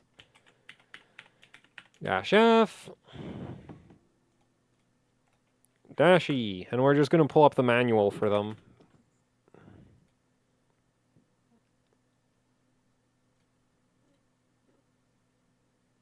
I mean, at the same time, the price difference isn't that big. Oh, wait, the -E does have a postcode. Man, Asus is, like, really, really good at this. Like, they know. Right? It's like, I'm like, oh, this would be a pretty... And then it's like, wait, postcode. Right. Of course. If I want a postcode, I can spend $50 more and get the world's most useless PCIe slot.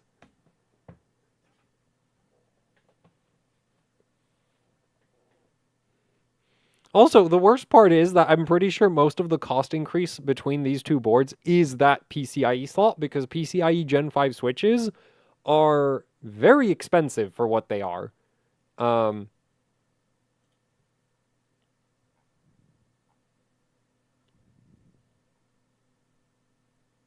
if the X670E Master... if the X670E Master had better ECLK and high voltage mode support, it would be so good. But it doesn't.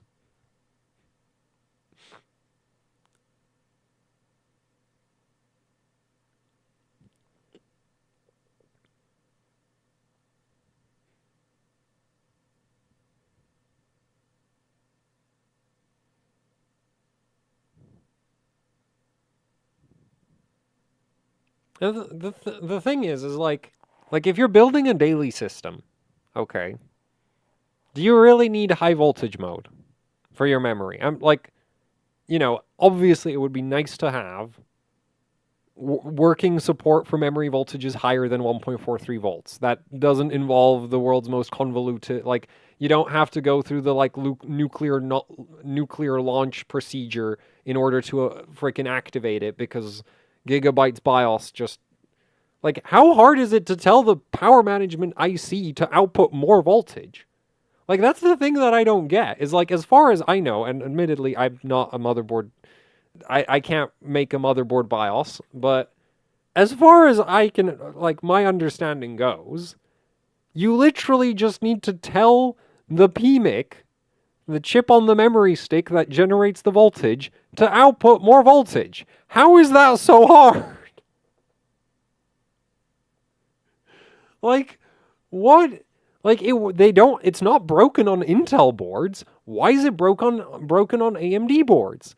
Like, I feel like if it's an issue of, like, oh, the AGSA implementation of high voltage mode is buggy, it's like, well, then just, I don't know, talk to the power management IC directly? Like,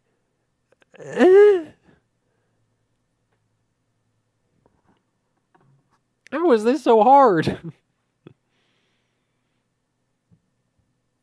No, PCIe X4 so this is a problem that a lot of people just do not understand. PCIe lanes are wires, physical wires. They do not split magically on their own. If you have an X4 PCIe slot, unless you have an active switch that converts X4 into more, it is X4.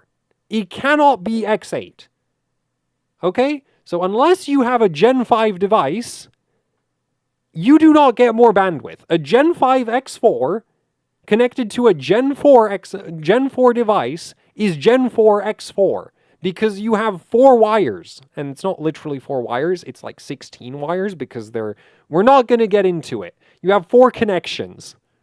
Yes, you have 4 connections. They cannot split unless they go through a chip that splits them.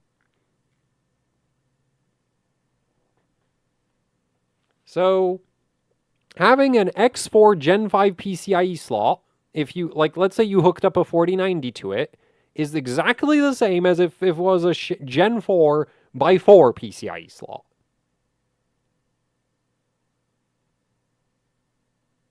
Isn't that what bifurcation... No, bifurcation splits the like PCIe controllers thingies. I actually don't know how that exactly works, but if you have an X16 slot, bifurication allows you to run like four. Oh, it splits up the device IDs. So normally, like if you connect a GPU to an X16, you have all 16 lanes going to this one device. So it's like one X16 device. If you wanted to connect 4 M.2 drives, right, and each M.2 drive is X4, then your PCIe controller thing needs to be able to identify these 4 devices as separate individual devices, right? So that's what bifurication is. So you can then go and go in the motherboard settings and say, hey, I want to split this PCIe slot into X4, X4, X4, X4. You can do that. That's what bifurication is. You do not get more lanes, though. You can rearrange how the lanes are, controlled. You can't get more of them. For that, you need extra hardware. That is very expensive because Broadcom... So there used to be this company that produced something called a PLX chip, which would take PCIe lanes and spit out more PCIe lanes. It was great. You could get it on every high-end motherboard. But anyway, this company that made these PCIe, technically those are also a type of switch, which is really frustrating. But anyway, so the manufacturer we'll just call them PLX chips. So the manufacturer of PLX chips got bought by this other company. And now, if you want a Gen 5, X16 to X32 switch, you need that chip is $500 or $1,000. It's insane. Literally, that chip is more expensive than an entire motherboard because the target customer for these devices are data centers, and data centers have money, lots of it. So anyway, yeah, you can't, PCIe lanes don't increase in, quantity as you go down in generation. Pretty sure Gen 5 PLX chips would be unobtainium. I'm pretty sure they make those. But already the Gen 4 PLX chips were, insanely expensive. I think those were, $300 plus. And then if the Gen 5s exist, I haven't checked the pricing on PLX chips very recently, but if those exist, they're probably more. They're not probably. They're definitely more. Maybe a lot more. So, yeah, anyway, this is just a frustration I have so often. And I feel it's honestly we can kind of blame a lot of mainstream tech YouTubers about this because they'll be oh, you get Gen 5 PCIe, which is double the bandwidth. And it's no, it isn't. It is exactly as much bandwidth as whatever device you're connecting to it can do. You don't, it's you can sort of think of PCIe lanes about lanes on a highway and then what the speed limit is, right? And Gen 5 is having a 300 kilometers per hour speed limit, but still 16 lanes. So if you have a car that maxes out at 150, the fact that the speed limit is 300 don't do shit for you.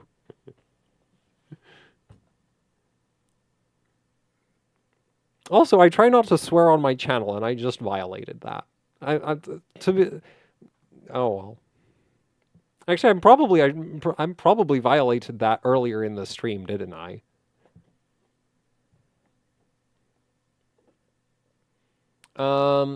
Actually, AMD chipsets are basically just one big PCIe switch.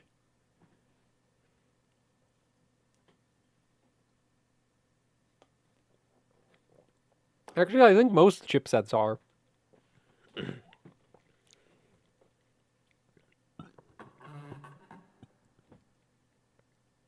These days. It used to be that old PCIe switch, old chipsets, I think, were directly USB ports. But I think most modern chipsets are PCIe goes in, and then the motherboard vendor just kind of slaps converters on top of it to get whatever out.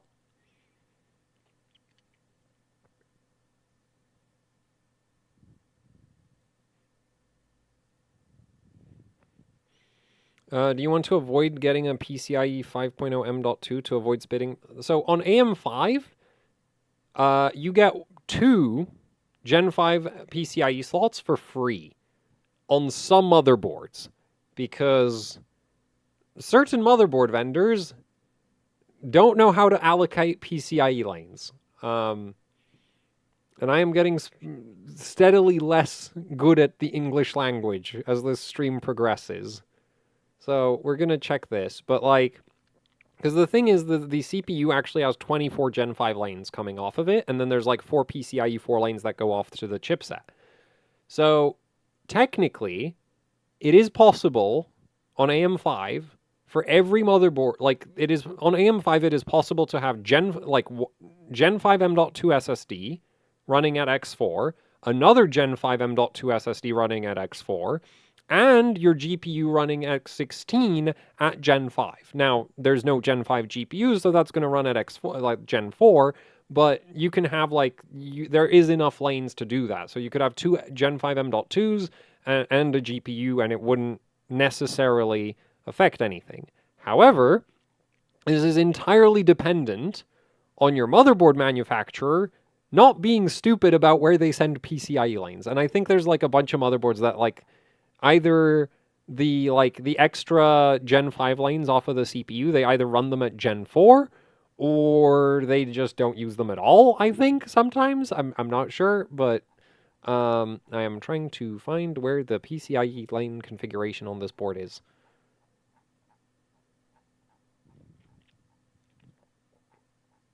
I'm pretty sure I scrolled past the part of the manual that I wanted to be looking at. Yeah. Probably this part. Let's see. Internal... Wait, what? Expansion slots. We have X16... Okay, yeah, so like you get 2 Gen 5 M... Yeah, so this board does it. So this is sensible. You get 2 Gen 5 M.2 slots and a X16 GPU slot, and there's no bandwidth sharing between them. Yeah, there's no bandwidth sharing between them. So here, like, you could run 2 Gen 5 M.2 drives. One of them will probably completely overheat and never hit full speed because I don't know how you're going to cool it. But you could, and it wouldn't eat any PCIe lanes from your GPU. Now, on an Intel motherboard, you can run 0 M.2 Gen 5 drives because without affecting the GPU, because Intel has 16 Gen 5 lanes, and all of them go straight to the GPU.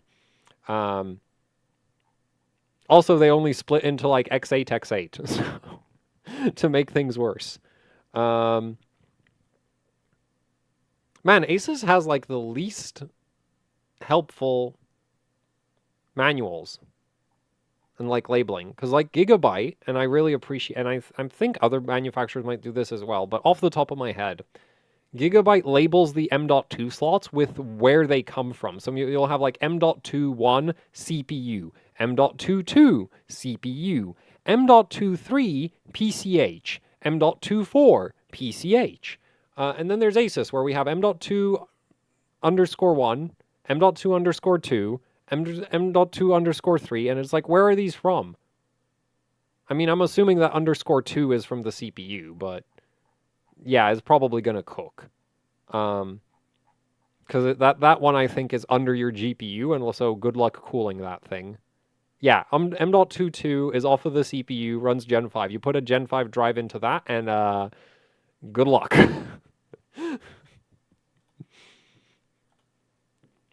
Actually, I guess it's not too... I think if you have a 4090, that's going to be like right under the fan shroud. So yeah, good luck. Actually, is that primary M.2 slot even heat synced enough to run a Gen 5 drive? I've not tested any Gen 5 drives myself, but like I saw a video from, I think, Overclock 3D. Yeah, from OC3D, where he was testing Gen 5 drives, and like you needed just like massive heat sinks to keep them from thermal throttling under like sustained load, which at that point, and as far as I know, like the random performance of Gen 5 drives is basically the same as like Gen 4. So it's like, realistically, the only reason you would ever want a Gen 5 drive is if you have like big, long file transfers to do, right? Because those would benefit from the extra speed. And then you need a giant heatsink, which I don't see on this board. The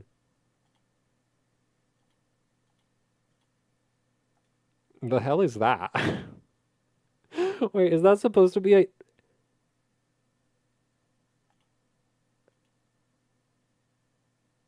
This, like, did they seriously run a heat pipe into a block of like... I don't know, this might actually be effective, but at a glance, this doesn't look very effective.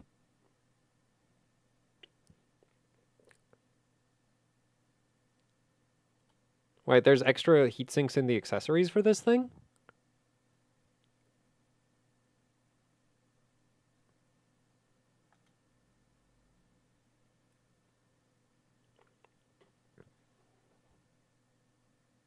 I see the heat pipe. I'm more wondering, like, so like the whole point of heat pipes is that you can use the heat pipe to transfer heat from the hot thing to a fin stack with like a lot of surface area. The thing I'm wondering about here is like, so where's the surface area? Because I see the heat pipe and it's like, okay, it goes into this, which at least as far as I can tell is basically a trapezoid. Is that a trapezoid? No, that's not a trapezoid. A random rectangular shape with no fins. So where's surface area? No, that's not for the VRM. Like it's just like I'm pretty sure this would provide equally as much cooling if it was just a bare heat pipe.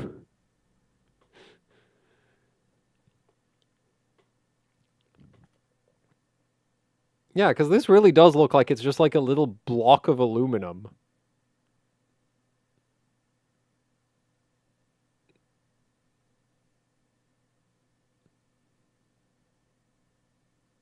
A rhombus. Oh, I was thinking like, oh, it's a rhombus, isn't it? And then I was like, nah, that's probably not a rhombus. But it's been way too long since I did any geometry. Well, no. This doesn't go into the VRM heatsink. Now, see, there's a gap. It does not go into the VRM heatsink. If that went into the VRM heatsink, then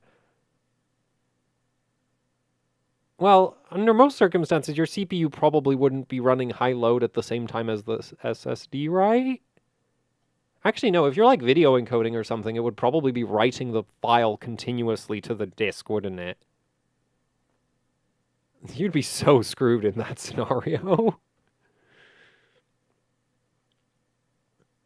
I think you'd be so screwed in that scenario. That would, I'm not, like, could be an interesting test for somebody who cares about M.2 performance. I don't. I mean, to be fair, like, ASRock over here with this thing, yeah, I don't think this is going to do a great job of cooling your Gen 5 SSD either. And to be fair, as far as I know, Gen 5 drives usually come with their own, like, monstrous heat sinks. We can check. So like you could always just use whatever heatsink the drive comes with, but then of course you run into that issue. Well, if you put that drive over here, you can't use that heatsink because your GPU is gonna like collide with it. Yeah,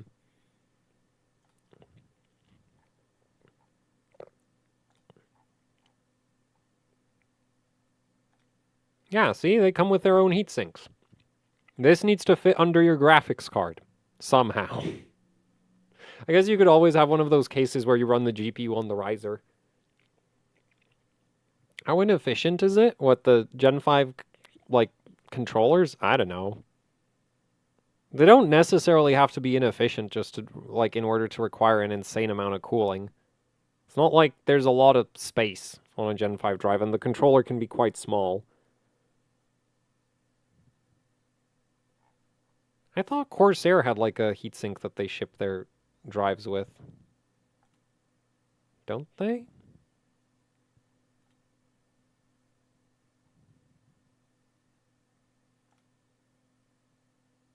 Requires separate SSD cooler. Oh boy. Well, that's not concerning at all.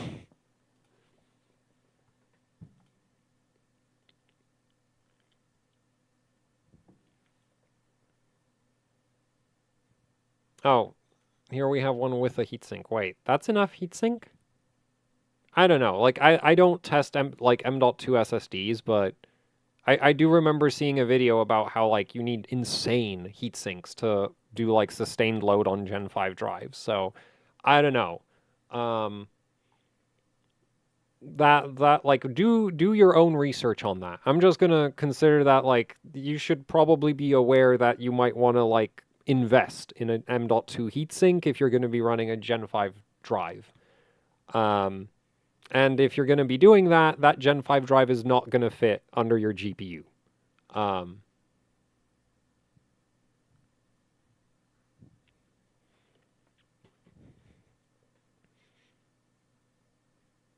yeah, the thing, like the point I'm trying to make is, like, needs a heatsink. There's a difference between, you know, like what Asus has over here on the primary PCIe slot, or what, like, ASRock has over here on the, like, the main M.2 slot, and what, say, the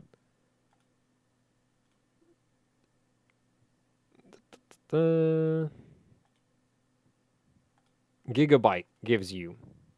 Um, and we can't even see it here because, man, this is annoying. Okay.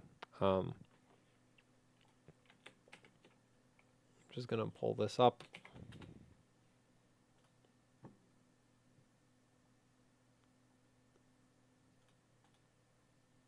Actually, I don't think we're gonna get a better angle on it. Yeah, we're not gonna get a better angle on it. But, like, the M.2 heatsink that Gigabyte puts on their motherboards is absolutely, yeah, now you can see it.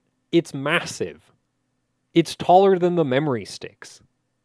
And these are, like, not low memory sticks. Right? So it's like this, like, I don't know, is this necessary for a Gen 5 drive? If it isn't, then yeah, you can get away with something less. But if this is the kind of heatsink that you need, then there's a lot of motherboards that it's like, yeah, you're going to be buying a like extra heatsink for it. I don't test storage, but you know, I did see a video from somebody who was testing some Gen 5 drives, and they were like, yeah, they overheat on, like, most motherboard M.2 coolers. To be fair, some motherboard M.2 coolers are really bad. Some motherboard M.2 coolers come with frickin' LEDs. Which seems kind of counterproductive to the act of, you know, cooling things when you have LEDs that, while extremely efficient, do technically produce some amount of heat. And are not particularly thermally conductive, is probably the bigger concern.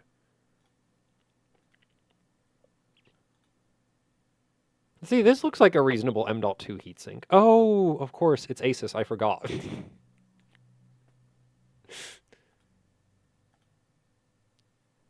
We can't have the low-end boards with good heatsinks. This I'm not so sure about. It might be fine. Oh wait, this has the dim.2 thing, so I guess you can just slap your Gen 5 drive on that. And it'll be, like, hopefully pretty well cooled. Though I think MSI's is probably... Oh, I guess they put the main one over here, and then one of them ends up somewhere in this area. Whichever one ends up in this area is probably going to cook. Thanks, Fezzy, for the 10 quid. Still rocking an OG AHOC shirt. So, the Keep Calm and Raise VCore one? I'm gonna assume that one of those. And that reminds me, I was actually working on a new merch design and didn't finish it. The thing is, I feel, like, weird about designing merch. Like, I feel weird about doing anything that would bring in more money. I am directly counterproductive to my channel's profitability.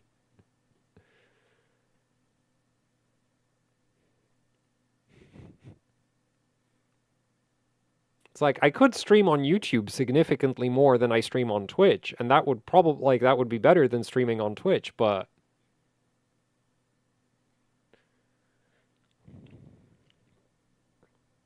Anyway, I am Wait, oh, wait, this is probably the worst, though, isn't it? This is literally just a plate.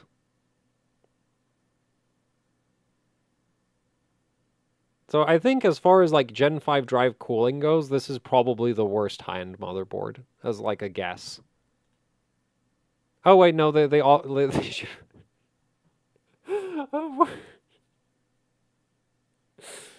Man, the storage industry needs to, like, I don't know, calm down or something? Because this is not okay. This is actually too much.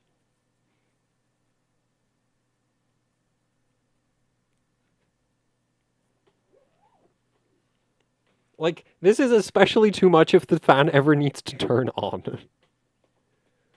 Like, active cooling your SSD.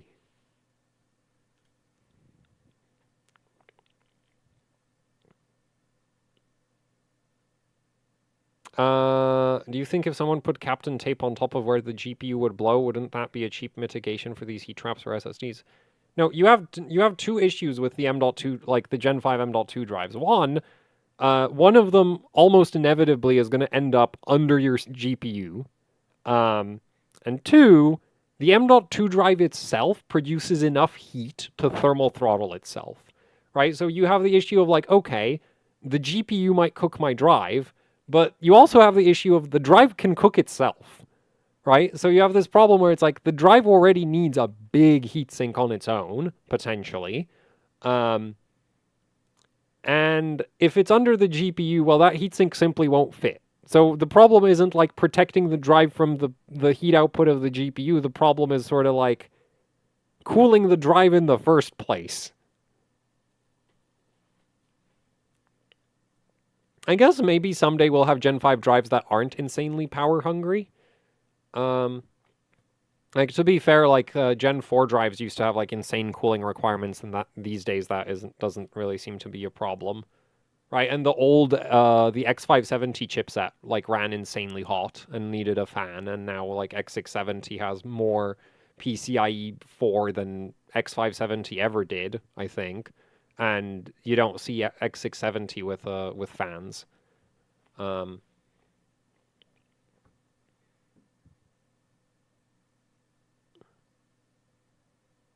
Gen 4 drives my Crucial T500 runs without a heatsink at 60C versus my Samsung 990 Pro running at 90C. I don't know what either of those are, but thanks for the information. I have about as much interest in storage technology as I have in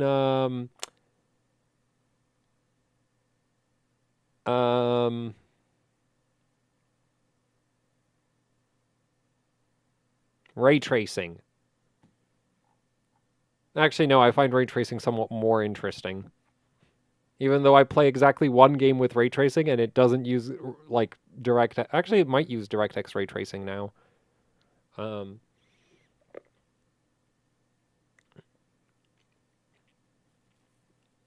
Make the VRM so efficient that you can just use the VRM heatsink to cool the M.2s.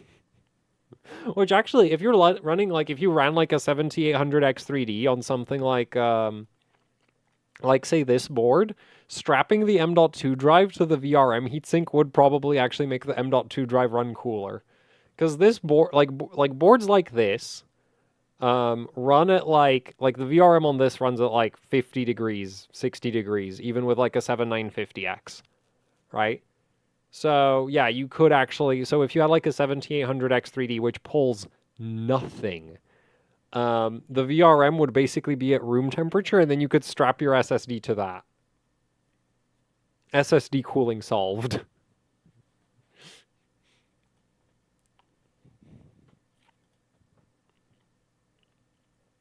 I guess you could also do that with the Hero. Yeah.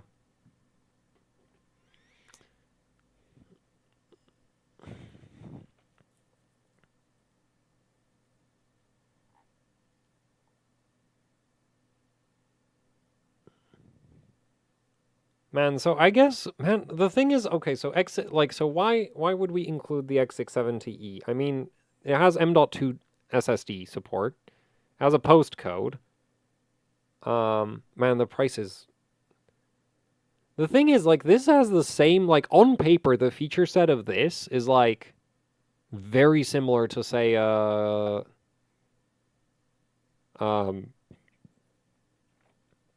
the X670E Aorus Master, right? But in practice, the Master's ECLK support is so not good. Like, it's there, but it's not fun to use. And then the high voltage mode, it's like, man. Like, this is the thing. There isn't, like, there isn't really, like, a truly, like, perfect AM5 motherboard, or at least there isn't until you get to, like, insanity pricing, right? Where it's like, we have the Ace, though I've heard apparently that some of these boards have issues with that bottom PCIe slot.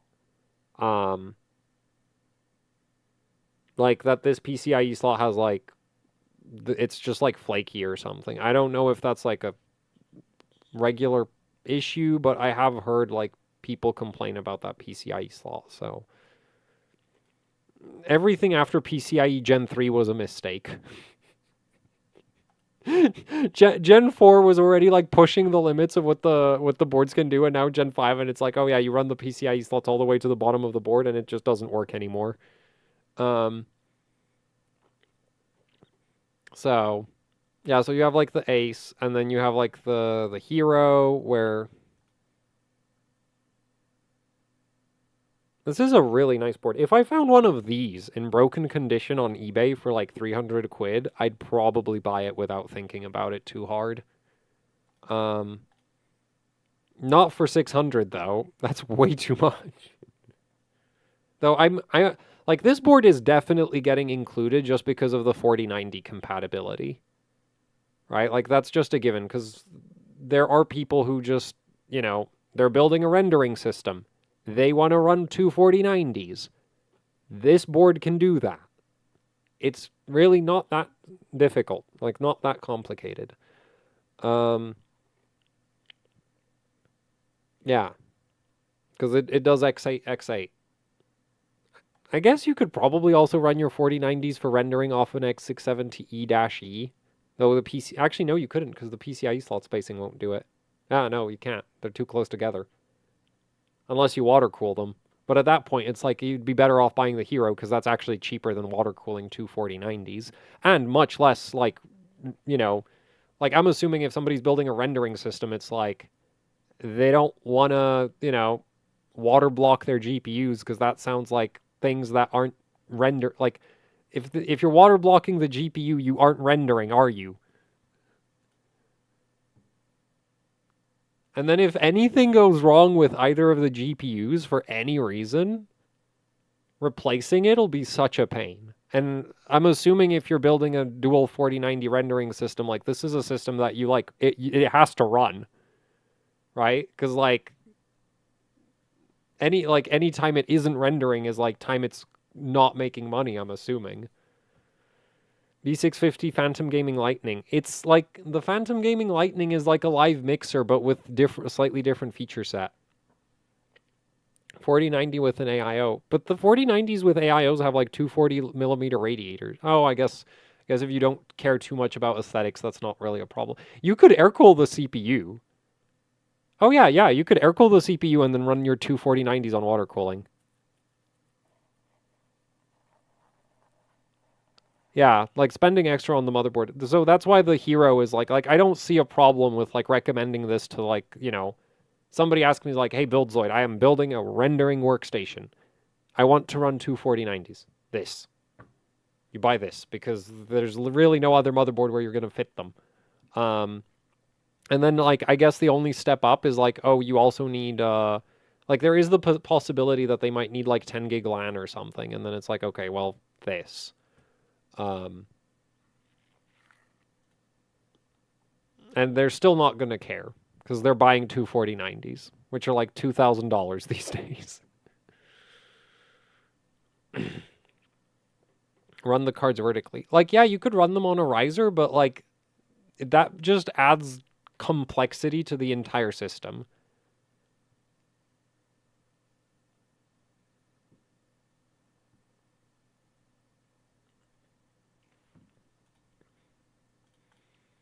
Anyway, and also this is an interesting motherboard. Well, I am not sure if this is actually any better in terms of memory overclocking than the Strix boards, because I would assume the memory topology is the same, but like with Asus, I'm never certain. But I will include this one. This one is just a safe option for the list as far as I'm concerned. So X670E Hero is in.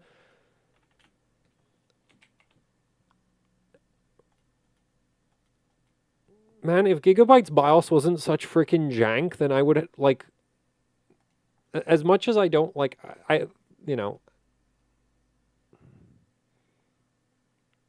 on paper, this is a very good motherboard.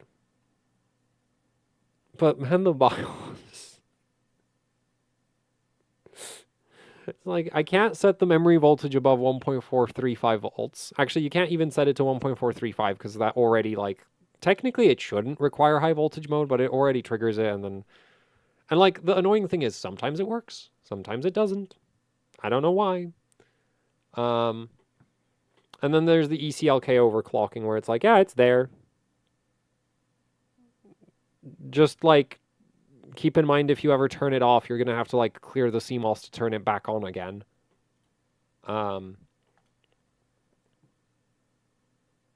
And it's like, yeah, solid feature set, and then it's just, like, really let down by just, like, weird quirks in the BIOS. Also, like, the PCIe layout on this thing isn't particularly amazing, but, you know. At least your PCIe slots aren't directly under your 4090, so you can actually use them. The thing I don't like is that these are chipset PCIe slots. There's the Carbon, which does dual X8.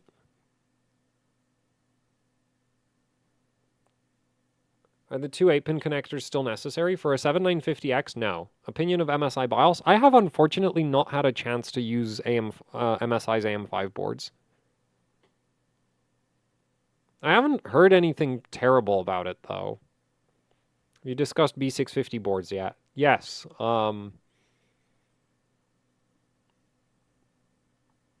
Kinda. Are we past the X670 Aorus Master? No, that board just kind of came up. The issue I have with it is, like, the BIOS isn't, like, there are certain things that if you try to do them, they will not work the way you want them to work. This basically behaves like an old ASRock board. There. Yes, that's actually the best way to describe it. It's like an old ASRock motherboard. VDDIO equals VDD equals VDDQ. Wait, forcing it. Oh boy.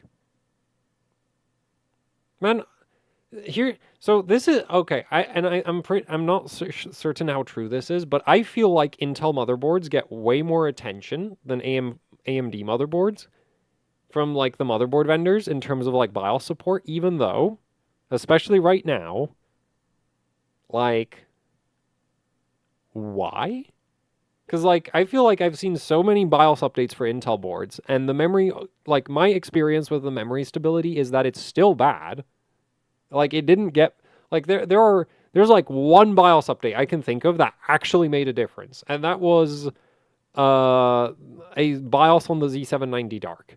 Every other motherboard that I've tried, it's like if it was not capable of going above 7200 with the BIOS that I got it with, it still can't go above 7200. And actually, when 14th gen launched, I'm pretty sure some of the early 14th gen BIOSes actively made memory overclocking worse. Because, yeah, I did notice that, like, I updated for 14th gen, and then it's like, wait, these settings used to work, and now they don't. And then on AM5, it's like Gigabyte has, the ECLK is kind of broken. The high voltage mode is kind of broken. And they're just like I don't care if Intel launched a new CPU. It's the bloody AM5 boards. I actually want to use these.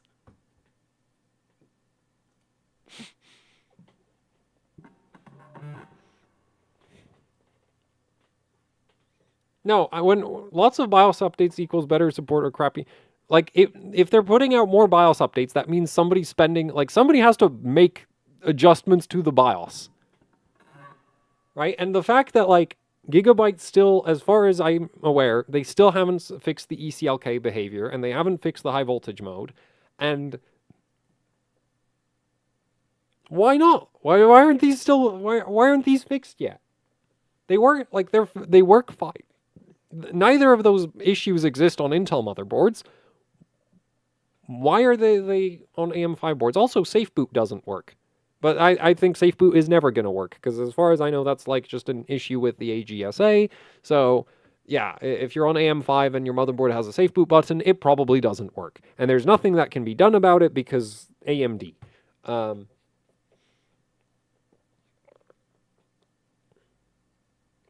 And do they still cheap out on the components for AMD motherboards? No, that hasn't been a thing since like X570.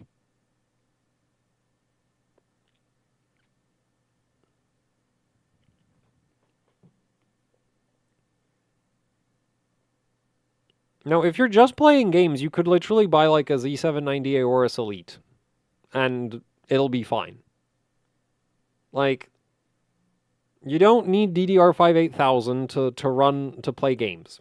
And actually, you don't even the funny thing is, you could also go as far as just buying a 7800X3D, sticking it into an ASRock B650M HDV, where is it? Like, if you're just playing games, you could literally just buy, where did it go? Did it sell out? There, this. If you're just playing games, you can buy a 7800X3D, this motherboard, and a 6000 CL30 memory kit, and you're done.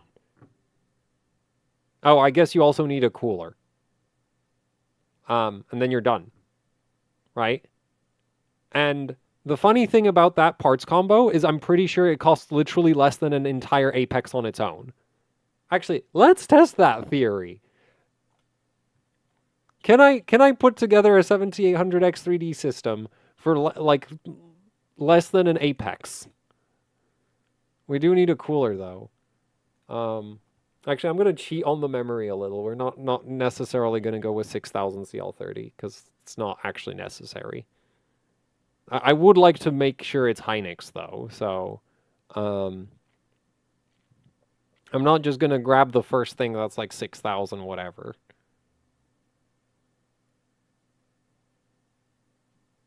Is this flat 40s?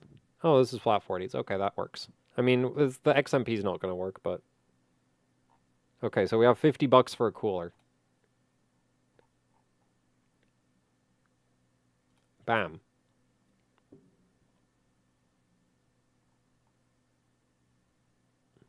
Literally cheaper than your Apex. Like...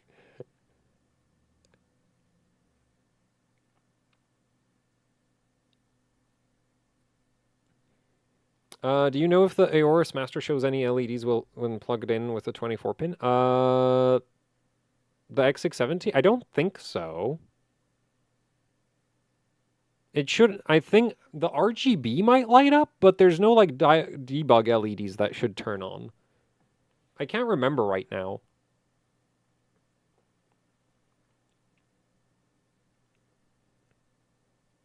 Also, you can make this even cheaper if you get some of the other AM5 CPUs. Admittedly, then, like, you become a lot more sensitive to the memory speeds, but, like, you can, like this, so I know the 7700 is, like, technically, the 7700X is, like, technically higher boost, but this comes with a heatsink. So then you don't have to buy a heatsink, which saves you, like, $20. Right, and you can just go like this. And that's not even that much cheaper than a 7800X3D. That's insane. Like, yeah, honestly, I think, like, with the price that the 7800X3D is at right now, like...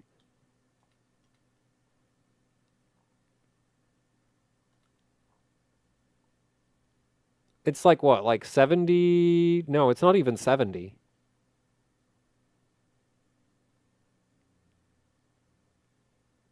It's like $60 more to go with a 7800X 3D instead of a 7700. That's insane. Like, you still need to buy a cooler, and it's only it's only like $60 more.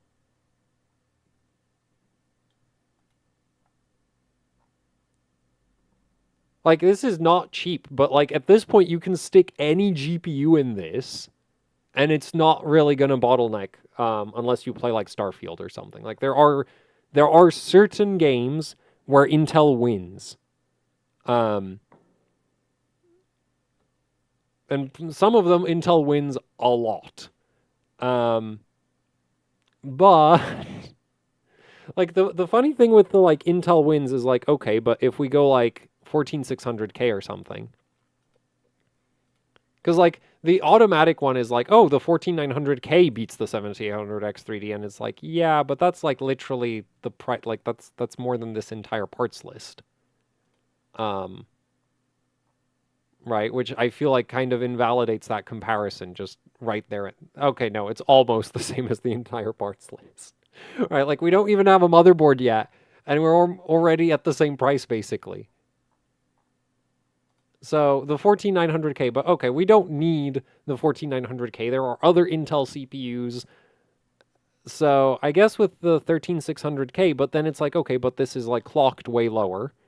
So now you need to overclock it. And so now we need more. I mean, with the 14900K, you kind of need a lot of cooling anyway. So then it's like, okay, so we need to spend more money on the motherboard, more money on the cooling. You could use the same memory kit, but then you're like, like a lot of people will be like, oh, you're not being fair to the Intel system because the memory is running slow, which, to be fair, if it's high, like 6400 CL40, it's probably going to be high. Well, it might be MDI Hynix, and then you might get stuck at like 7000-ish, but not the end of the world. Yeah, and then if you go with like a 14700K, it's just like, yeah, that's just over. Like, to be fair, like the 14600K or 13600K, like they're, once overclock, they do perform very similarly to a 14900K, but it's like, whoa, you need to put all this extra effort in. And it's going to chug power. Like, it's actually going to chug power, because if you're manually overclocking a 6-core, like, the saving grace with the 14900K is like, oh, it only pulls a ton of power in all-core loads. But then it's like, yeah, but when you have a 6-core CPU, everything is, like, almost everything becomes an all-core load. Right? Now, to be fair, like, the peak power draw is still going to be lower, but like a 13600K in terms of gaming power consumption is going to be very similar to a 14900K. Once overclocked, right? Because once the clock speeds are matched, your voltages are going to be similar. And it's like, well, if you're using 6 cores at 50% load and your voltage is X and your frequency Y, then your power consumption is going to be basically the same regardless of how many cores you started with. And actually, the 13600K or 14600K is probably going to be worse silicon with higher leakage, so it's going to probably pull more power. And it might not even reach the same clocks. So, yeah. Like, to be fair, like, there are some people where it's like, I play X, and Intel is better at X, and also I am perfectly happy to spend, like, over $1,000 on a motherboard CPU memory combo. And then it's like, okay, good for you. Here's your Apex, your Hynix memory, like your 7200 plus Hynix memory kit, and your 14900K. And also like several $100s worth of water cooling. And you're like, and it's like, whereas like you could also just stick a 4090 onto this and be fine.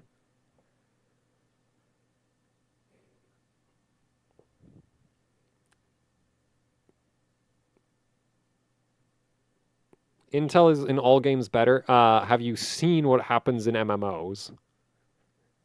Okay, the micro lag is not a thing. I daily a 7800X 3D. I literally run. I play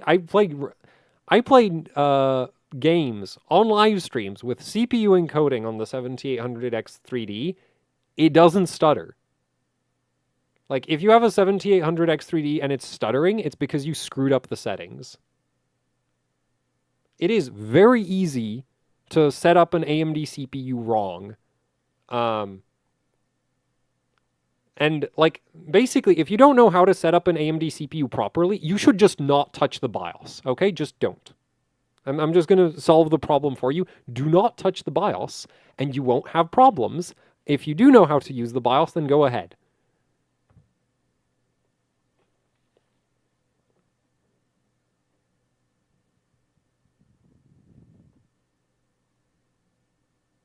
Single tower air cooler, okay for a 7800X 3D gaming.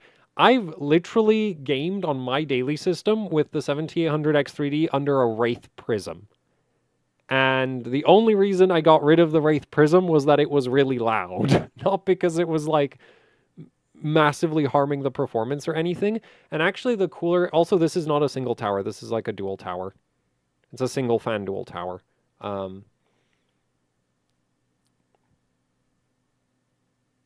But honestly, a single tower, like, as long as it has, yeah, a single tower would probably still be okay. Because even the Wraith Prism was okay. Do you think the stock cooler is enough for the 7600? What does the 7600 come with?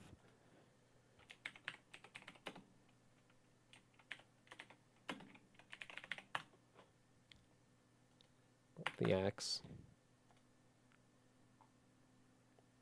Comes with a Wraith Stealth. If I remember correctly what that is, then no.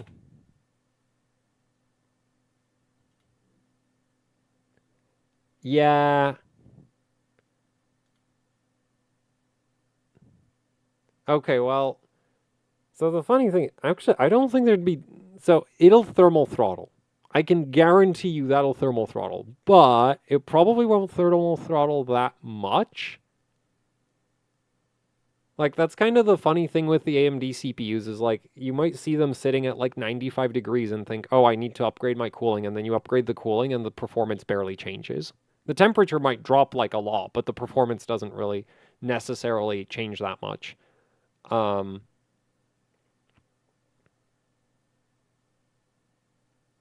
So, I don't know, like, I guess, yeah, well,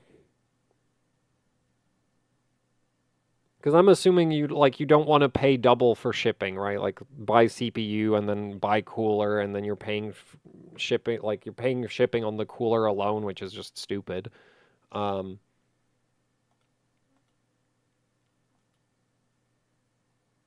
I think if you have the extra, like, the thing is, like, you could potentially keep reusing the cooler. ID cooling A410 frozen cooler? I have no idea what that is, but sure.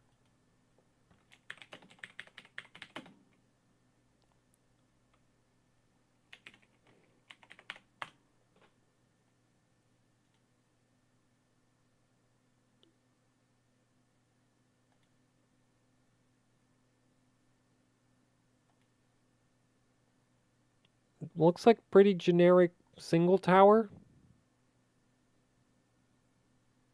What?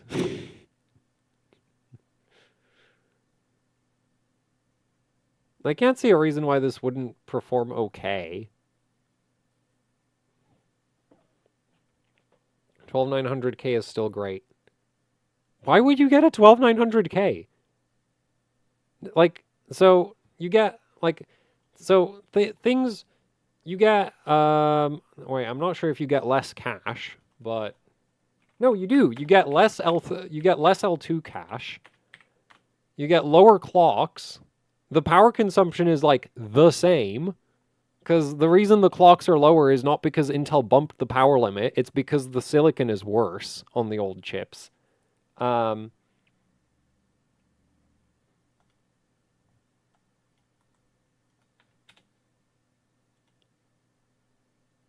Like, what are you trying to like optimize for by getting a 12900K instead of like literally like how unless like 12900Ks are insanely cheap, but like knowing Intel, I don't think they would have lowered the prices, would they? Let's turn off that compatibility list off and oh, well, that didn't help that much. Where is the 12900K?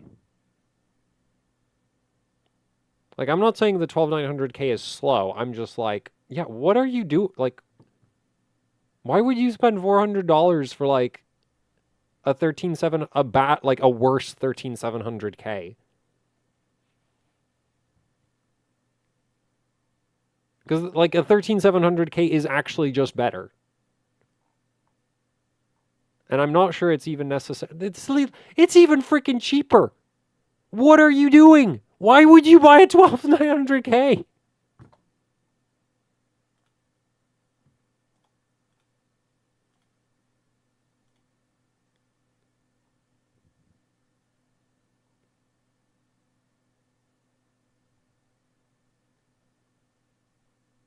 Chaos is well, no, that's still dumb.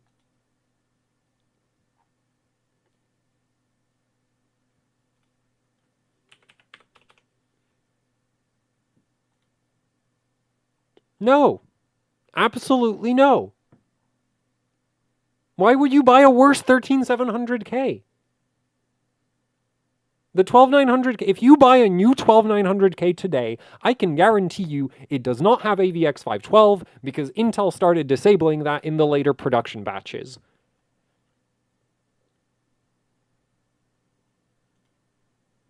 Like, look, I can understand if you don't want to buy a 7800X3D because you want to be edgy and unique and special, but like a 12900K? And to be fair, there are situations where the 7800X3D isn't the answer. But, you know, I'm assuming that if like, you know what situation you're in. If you can't just slap a 7800X3D to fix it.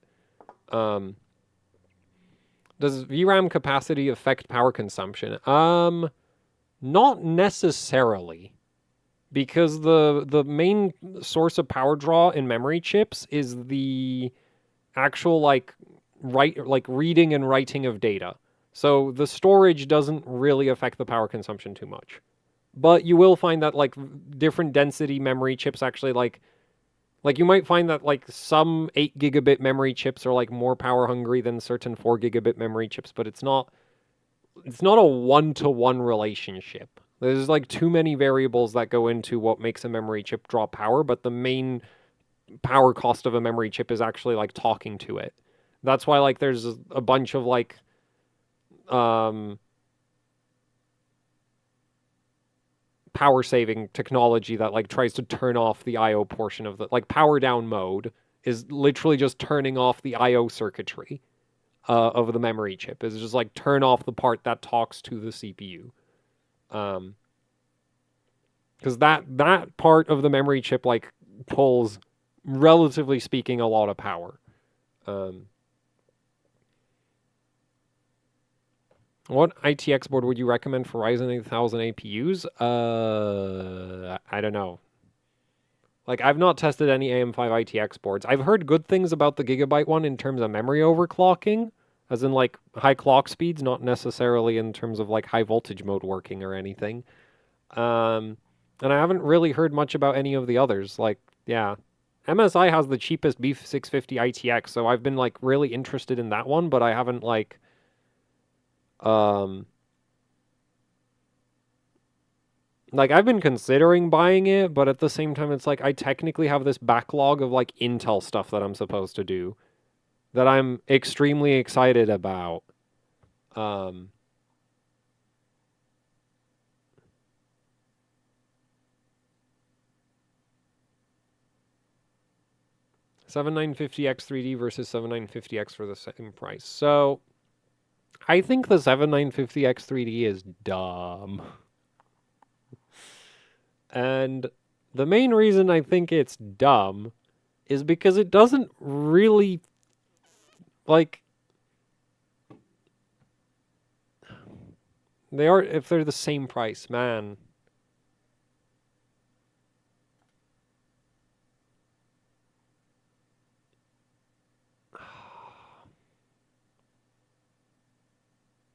I mean, I wouldn't recommend. Yeah, the thing is, you could stick a 7950X3D into the ASRock HDV board. Where is it? Because like all of the even actually, you could stick the regular 7950X into the HDV. It doesn't really matter. That board will handle it, but because actually they are almost the same price as is. Oh boy. The thing is like, so I guess the thing is like, okay, so if you get lucky and whatever you're doing actually like works with the 7950X 3D,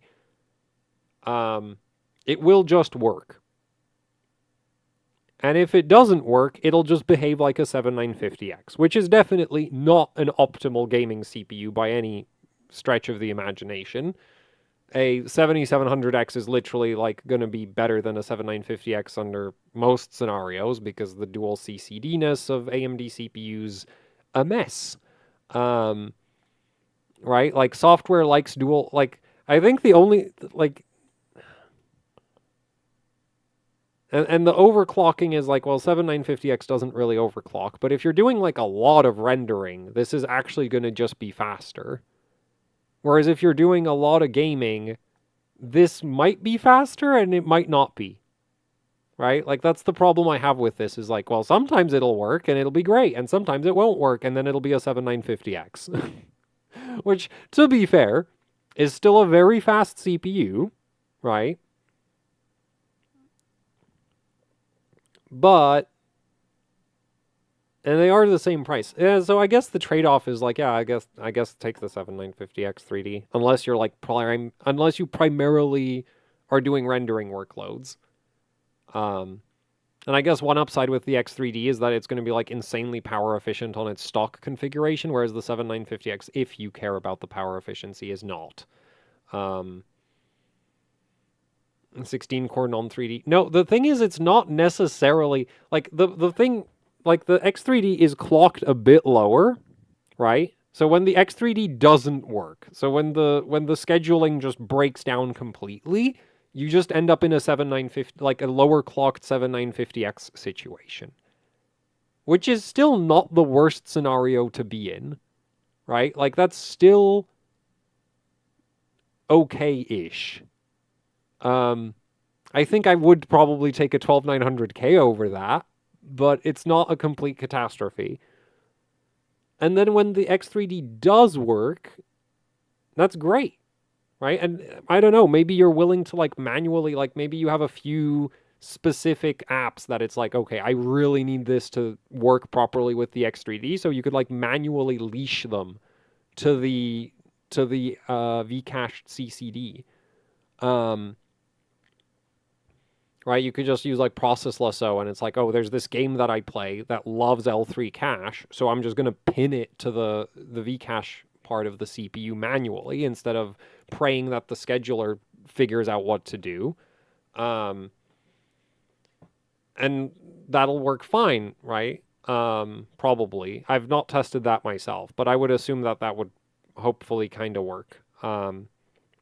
That's kind of the issue when you look at it with like average performance is like, well, what if you have like one specific workload where it's like, you know, this really heavily biases towards having piles and piles of cache, or this really heavily biases towards memory performance, right? If it biases towards memory performance, you go buy an Intel CPU.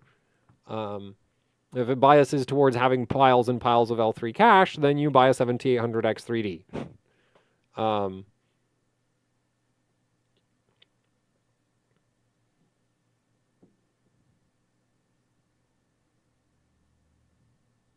Here, not Twitch. Well, this is supposed to, like, this is a hardware stream, so I figured I'd put it here instead of on Twitch, because on Twitch nobody would watch. 6000 CL40 RAM. It's Hynix. Would it be safe to tweak CL to 34? Yeah, that should work, assuming that you haven't like set the voltage high enough. But going to CL34 is really not going to do much of anything. Like, actually, so the memory I run in my personal system is an engineering sample Hynix MDI kit from the Z690 launch, and the spec on that kit, or like the XMP profile that kit came with, is 6040/4040. And I run it at 3038. Yeah, I run it at 3038 at 1.4 volts or 1.43, something like that. And then like all of the timings manually set up, and it's like as fast as any XMP kit.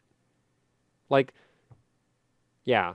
And actually, if you have a Gigabyte motherboard, specifically on AMD, Gigabyte has a few like options, which I think they're called low latency and high bandwidth mode. If you turn those on, those preload a bunch of like tighter memory timings that give you better performance, and they should work because they're like not really that, like they're not super insanely aggressive or anything. If you're on Intel, those options also exist, but on Intel they do much, like in terms of what they do for performance, it's much less effective. Is your latest memory to buy video still relevant? Mostly yes, but I do plan to make a new memory shopping video sometime soon, hopefully. I don't know. Well, like I want to do many things and I fail at doing them somehow. What's the bang for buck MOBO for 12600 KF?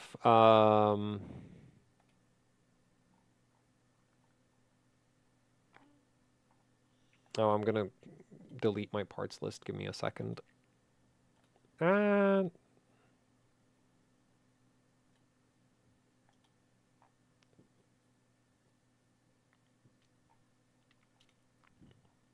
Wait, do you want DDR4 or DDR5?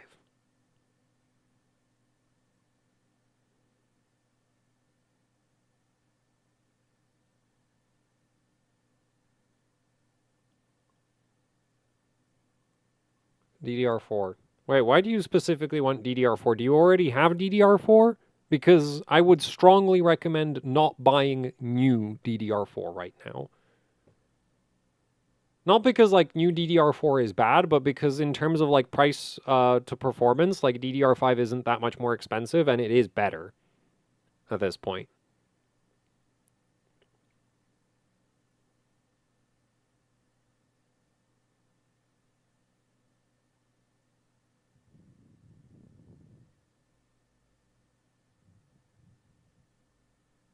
Do what, Z790 Phantom Gaming Nova? I don't have any. I have literally zero plans of doing. Like, I want to avoid testing Intel as much as physically possible.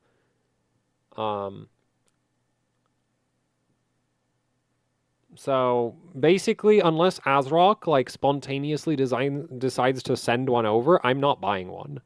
And since I'm not buying one, I'm not doing a PCB breakdown. Even if like photos show up, like I'm just not, like I have other boards that to cover, and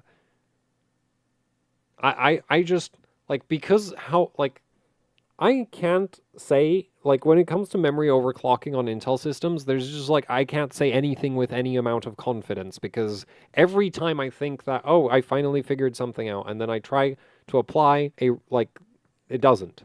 It just doesn't work. Like, I've talked about this earlier in the stream, just like, I am so done with dealing with Intel systems in terms of memory overclocking.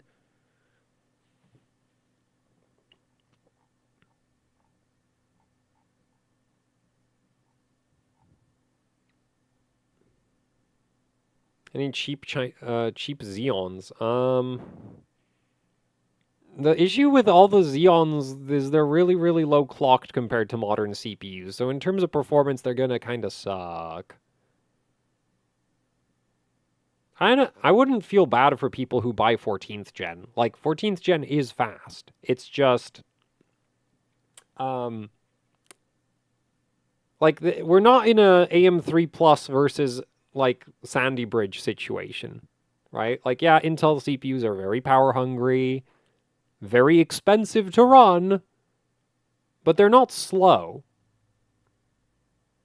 They're not necessarily always the fastest, but depending on the workload, like if you need multi-core performance, the 14900K is the fastest thing you can get right now, short of a Threadripper. And then, depending on what games you're playing, the 14900K might absolutely smash a 7800X3D or get completely smashed by a 7800X3D. Really depends. Like, there are just certain, like, say, certain MMOs where X3D just dominates. Like, hard. Like, it's not even close for anything that isn't X3D. Because like those MMOs end up in there's certain MMOs where it's just like they fit just right into the L3 cache of an X3D CPU, and the performance uplift from that is just insane. And no amount of memory overclocking is ever gonna make your RAM comparable to L3 cache. That just isn't going to happen. Like, cache latency is measured in clock cycles. RAM latency is measured in frickin' timings.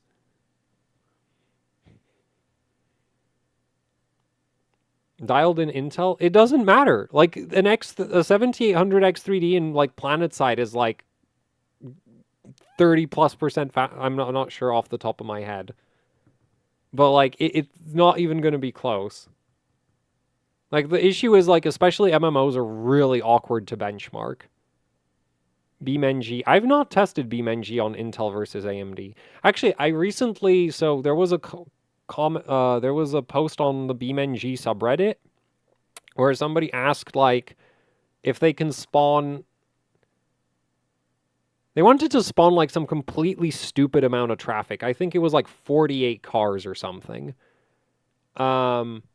And so I decided to go, and when I say recently, this was probably months ago, but so I decided to try that with my 7800X3D, because as far as I know, BeamNG basically spawns a car per thread, and I was like, okay, this is just not gonna, like, this is just gonna die, right? This is just gonna run at like 10 FPS or something. And so I spawned in, like, I think it was 48 AI traffic cars, and the game was still running at 40 FPS. I think it was actually getting GPU bottlenecked because of the extra geometry getting rendered. Right? Because when you have all, like, the extra cars on screen would actually be extra polygons for the GPU to deal with. It wasn't running very well, and the 40 FPS was, like, not a... Actually, it wasn't, like, super smooth or anything.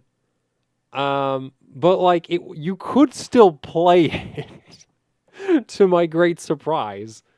I haven't tried that with an Intel system, though.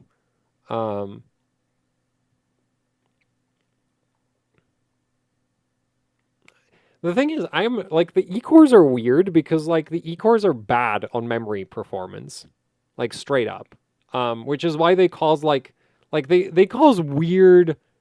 They have, like, weird side effects. Like, recently I was benching a GTX 960, right? And you'd think 14900K. Firestrike. Firestrike is a relatively modern benchmark. Like, Firestrike's physics tests, loves the E-cores. You know, like, you wanna show a 14900K absolutely destroy a 7950X. The Firestrike physics test is one of the best places to do that. Turns out having the E-cores turned on slows the GTX 960 down by, like, 1% or 2%, like something like that. It slows the GTX 960 down very, very slightly in the GPU tests. I have no idea why it does that. But turning them off would consistently improve the GPU. Like, I'd turn them on, GPU performance, like I was basically struggling to match, like, the GPU performance of an X99 system, right? A 5960X. And I was, like, struggling to match the GPU score. And some of that could be just, like, OS configuration. But what was really interesting was at one point I was like, okay, screw it. Let's try turn the E-cores off, because you never know what the hell they're going to do to your overall system performance. And the GPU score went up by, like, 200 points. So about 2%. It's like, oh. Oh no. Because I was planning to like, because like I was hoping to use my massive physics score to just like, carry the GPU to like a really high score. And yeah, no, when your GPU is that slow, losing 2% of your FPS is more of a problem than having like losing 20,000 points worth of CPU performance, which is what it was. Because I went from like 60K physics to like 44K physics. But my GPU score went from like 9.5 thousand to like 9.8 thousand. So it was like, okay, I really need those GPU points. And so the E-cores got turned off. So they do weird stuff like that. And then there's like 3D Mark 11, which I was recently trying to like set up. And it's like with E-cores on, it scores like 34K. With E-cores off, it still scores like 34K on the physics test. So it's like, okay, that's another one that you get to run without E-cores, even though 3D Mark 11 actually spawns 32 threads. Like that is a test that in theory should use an entire 14900K, but it's incredibly memory latency sensitive.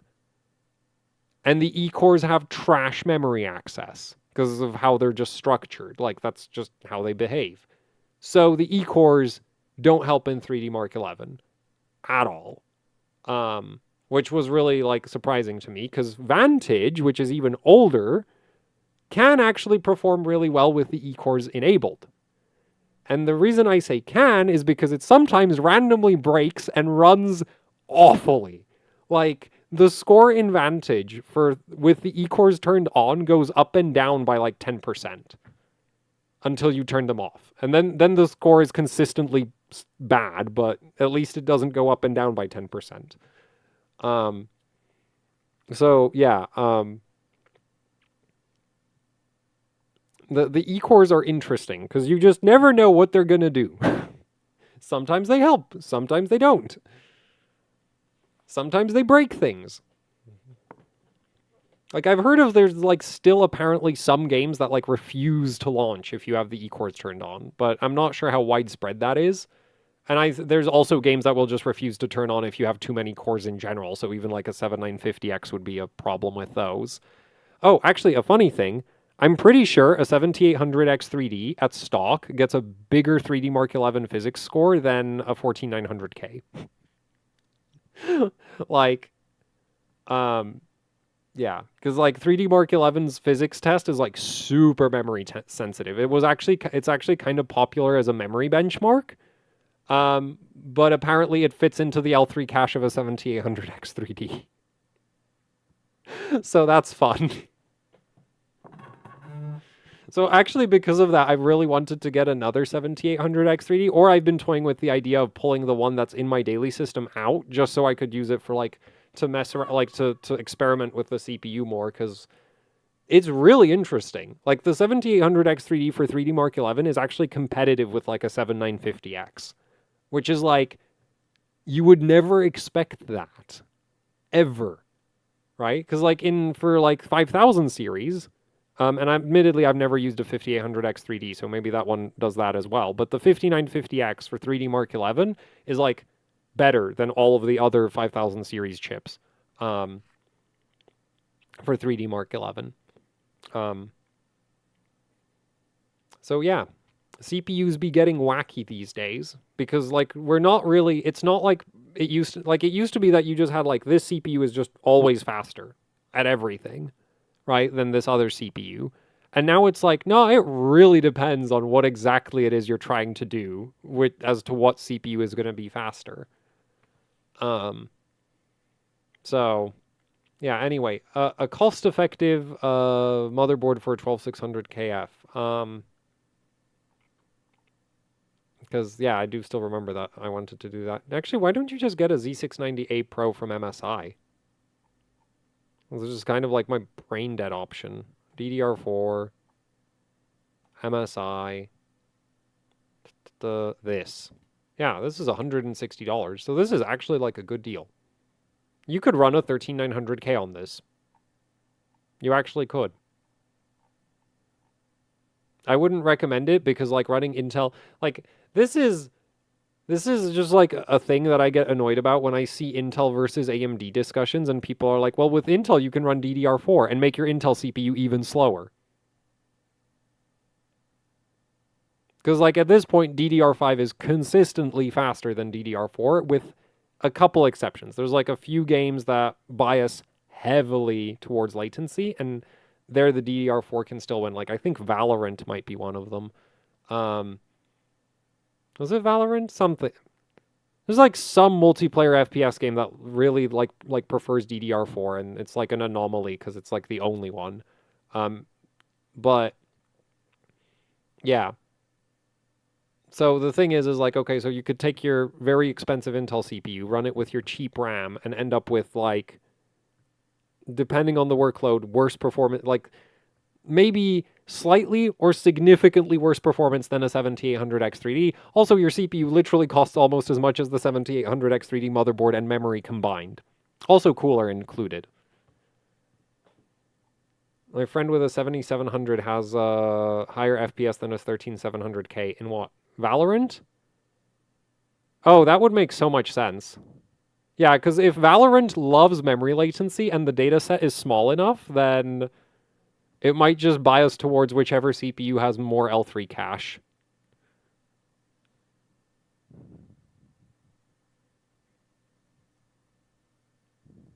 Dual CCD chips get absolutely crushed. Wait, the 13700K should have a lot of L3 though, shouldn't it? So maybe it has something to do with the actual, like, how the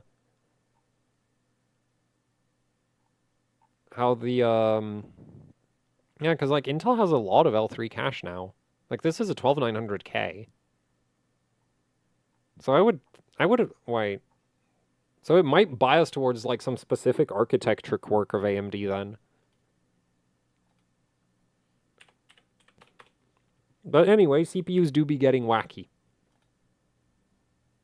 Though I still feel like, you know, under more like when the 7800X3D loses, I don't feel like it loses hard enough to like really be a problem. Because even like I think the biggest loss for the 7800X3D is like Starfield, and I think it's Starfield. Let me pull up benchmarks. If somebody wants to prove me wrong, you're free to post graphs. Or, well, okay, no, you can suggest Google search terms for graphs. I'm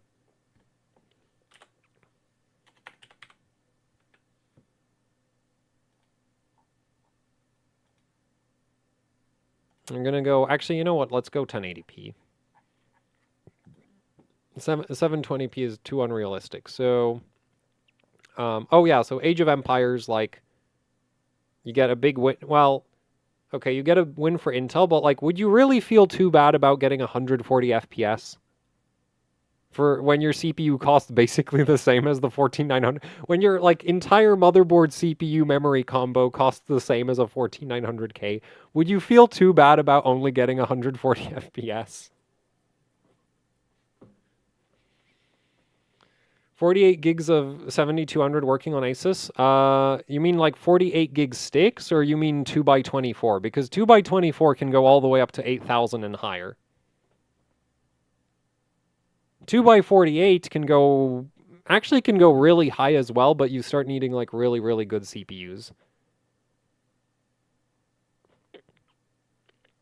Best RAM for 7700 non-X, just go for the cheapest, like the brain dead choice for AMD memory is 6000 CL30. It's not going to be the most cost effective, but it's not going to be insanely expensive at this point. You can, like, if you try to min-max your memory choices, you can, like, really dig through DDR5 for, like, a lot. Like, you can do a lot of digging through DDR5 until you find, like, the most cost-effective memory kit. But if you want a safe bet, and you want, like, a solid XMP profile, then 6000 CL30 or CL32 is sort of your best option. Wait, 2x16... Because, like, the thing is, there is technically, like, this. And this is, like, I feel weird about these. Because if you go to Amazon, right, these are advertised as being Hynix. Right? Which makes these, like, potentially an insane deal. But if you go to Newegg, there's no mention of these being guaranteed Hynix. I don't think. And that makes me kind of wonder. Yeah, there's no mention of Hynix on the page, and the image should be searchable because I can highlight stuff. So, it's like. Also, I heard recently that apparently the chip quality might have gotten worse on these, but like I don't know how true that is. I've not verified it myself, and maybe whoever bought new sticks like has a trash CPU. So yeah, those exist if you're like, if you want to gamble for a good deal, those are an option. But I think you could also just go and like spend like $100 and get something like this. And yeah, this like has to be Hynix, and it should work. Great. And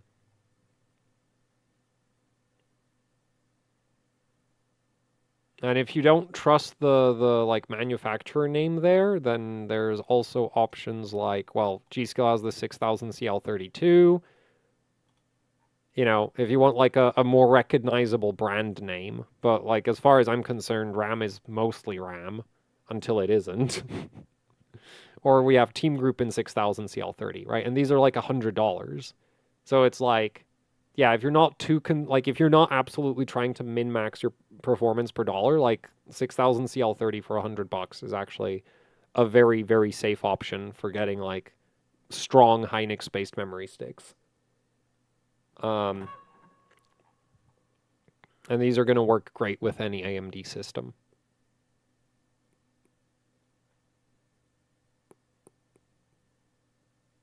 Are secondary timings essential in games? Your TREF, the refresh interval timing so JDEC refresh interval for DDR5 is you know what? I'm actually going to try find the DDR5 documentation that I have and hopefully not pull up the NDA'd one. So give me a second. Where are my data sheets? Data sheets. RAM. This is Micron Public, right? Yes, this is the Micron Public data sheet. Okay. So, if we look up refresh interval,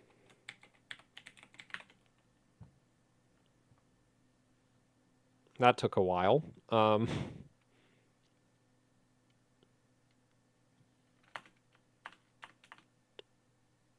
Oh boy. Okay, I should not have looked up I should have looked up refresh instead of TREFI. Oh, that's worse. So many more results. Oh no. Oh, it keeps oh no.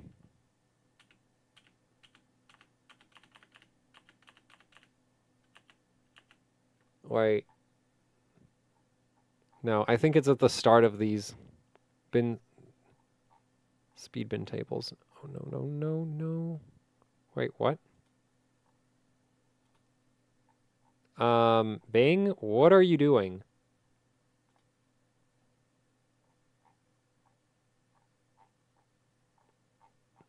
Well, that's interesting. I don't think I've ever tried searching on...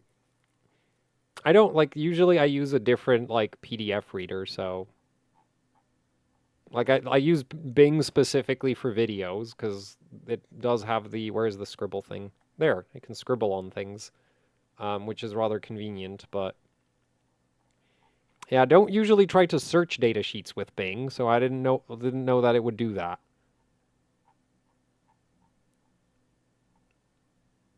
Oh, this is really annoying, because I can't remember off the top of my head what the refresh interval spec is. But it's terrible. It's like something like 10% of your memory clock cycles go into refresh, which is a waste of memory clock cycles. And basically, with just raising the refresh interval to like 50,000 or Man, this datasheet is all kinds of screwed up. Okay, this is not working. I give up. Anyway, off the top of my head, it's like, actually, no, we're not going to do that. Anyway, just like, so technically any individual memory timing isn't going to make too much of a difference. But if your refresh interval, the thing is like some motherboards will actually default your refresh interval outside of JEDEC spec. Like Asus does this on Z790, which I consider it a good thing because they're not setting it like insanely high. They're just setting it to like 32,000, which really should just work all the time. But if your motherboard is actually defaulting to JEDEC for your refresh interval, then it'll default to like, say, every 8,000 clock cycles, your memory spends like 600 cycles doing nothing. It's not literally doing nothing, it's refreshing, but it could refresh a lot less often. And basically this works out to like you're spending like 10% of your available clock cycles refreshing the memory. If you have Hynix-based memory sticks, you can set the refresh interval to like 50,000 and it won't affect stability at all. But now you've freed up like 9% more clock cycles than what you'd normally have. So it has a pretty substantial impact on your performance in memory limited workloads. Because it's basically like you can almost compare it to clocking your memory like 10% higher.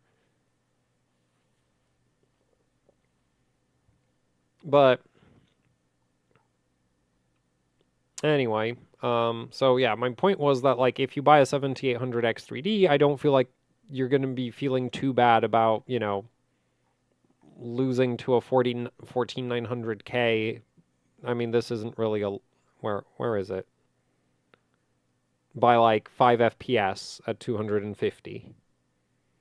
Right? So that's why like I like my current like go-to CPU is like if you're not on too low of a budget, it's like 7800X3D, cheap B650 motherboard, 6000 CL30 RAM. And then if you need, also like buy some kind of air cooler for it. And really some kind of air cooler because it really won't perform significantly different on water cooling compared to air cooling.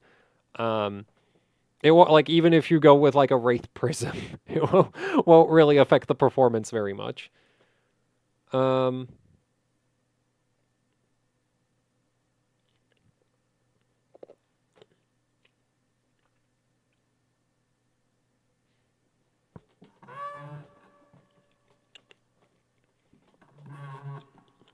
So,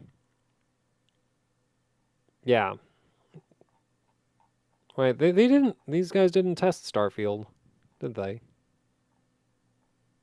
Oh well, I don't really care that much. So,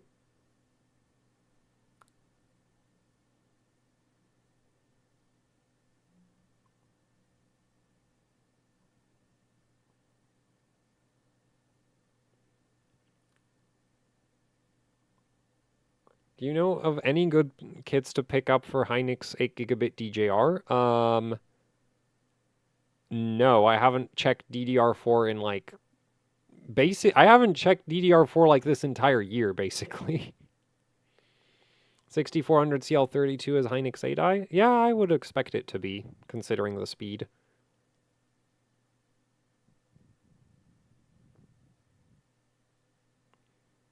Intel made a mistake not pushing Arrow Lake 40 core to 15th gen. I don't think they really have a choice when to release CPUs. Because like if you think about it, like realistically, why would they delay the launch of a certain product? Probably because they can't produce it reliably enough.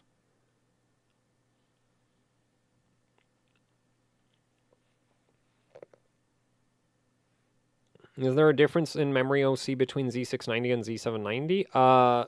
The chipset doesn't do anything, but what does do something is like the best example in differences, like I don't know about Gigabyte, I don't know about Asus, ASRock, or MSI, because I have like one MSI Z790 board and it's an ITX that didn't get refreshed.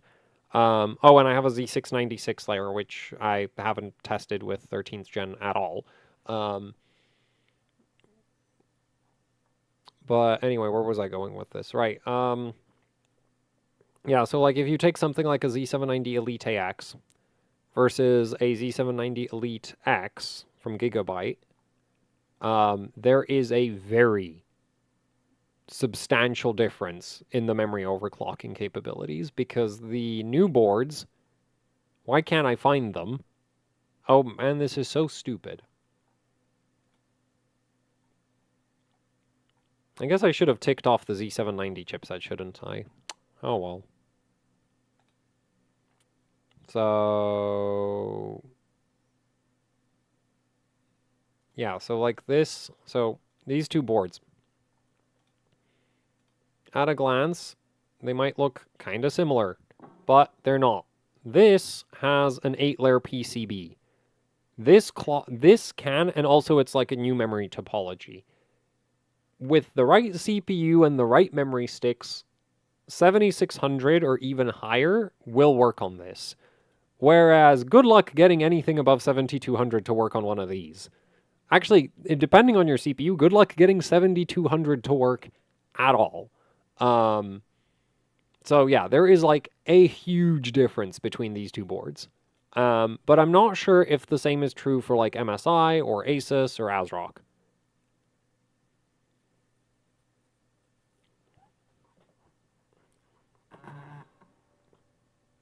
Doesn't X3D rely on cache latency much less than non-variance? Most CPUs don't rely on cache latency very much because cache latency only affects the beginning of a read read operation. Amongst my many things that annoy me in this world, the fact that people pay so much attention to the cache latency timing is up there. I have an entire video dedicated to how the cache latency doesn't matter. Because it doesn't matter. It doesn't matter on Intel CPUs, it doesn't matter on AMD CPUs, it doesn't matter on X3Ds, it doesn't matter on non-X3Ds.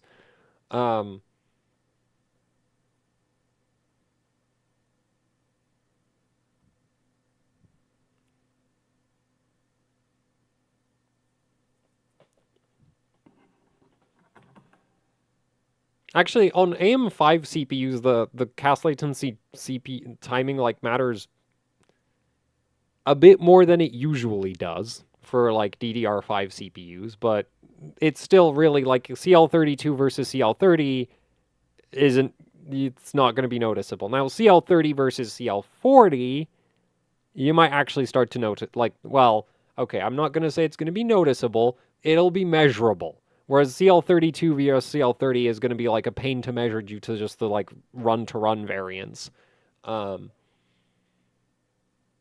Thoughts on 24 gig Micron? It doesn't clock very high, but I don't like it doesn't clock very high and it doesn't do very good timings. But I think for high density setups it might be viable.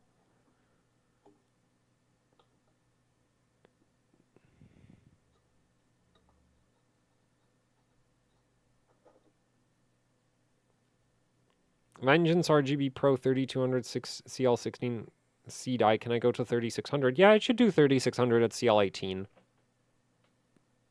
Is it worth switching to the same, to like a better memory chip? No. Like, generally speaking, upgrading your RAM is going to make less of a performance difference than like buying a better CPU. So I would generally say you should just take the money, like save the money that you could spend on the memory kit that'll give you slightly more performance, and later just buy a better CPU.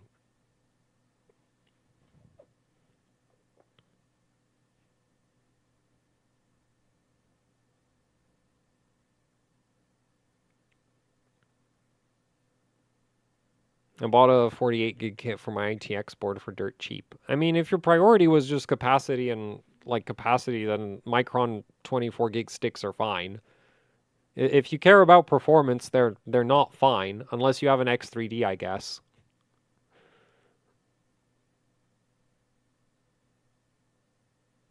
Is there a point to upgrade from 16 gigs to 32 gigs for gaming? Depends how bad, like, depends on the games you play and how bad you are at closing background tasks.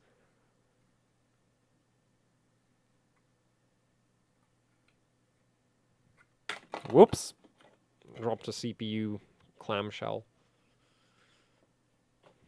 No, I didn't drop an actual CPU, just like the CPU plastic, you know, clamshell packaging.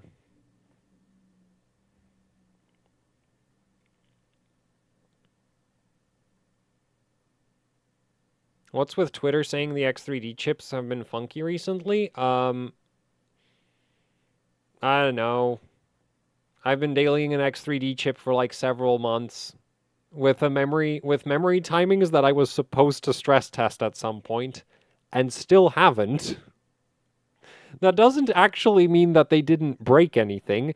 It just means I haven't noticed anything breaking yet. Because you can technically, like, if your system isn't fully stable, you can, like, silently corrupt the OS, and then one day you'll restart the computer, and it won't. But that hasn't happened to me yet. And in terms of the timings that I'm running, I'm basically running the same timings as, like, my, like, lazy timings for AM5 video, right? Like, that I made, like, ages and ages ago. I'm basically running those timings. So that's why I'm not super fussed about actually stress testing them.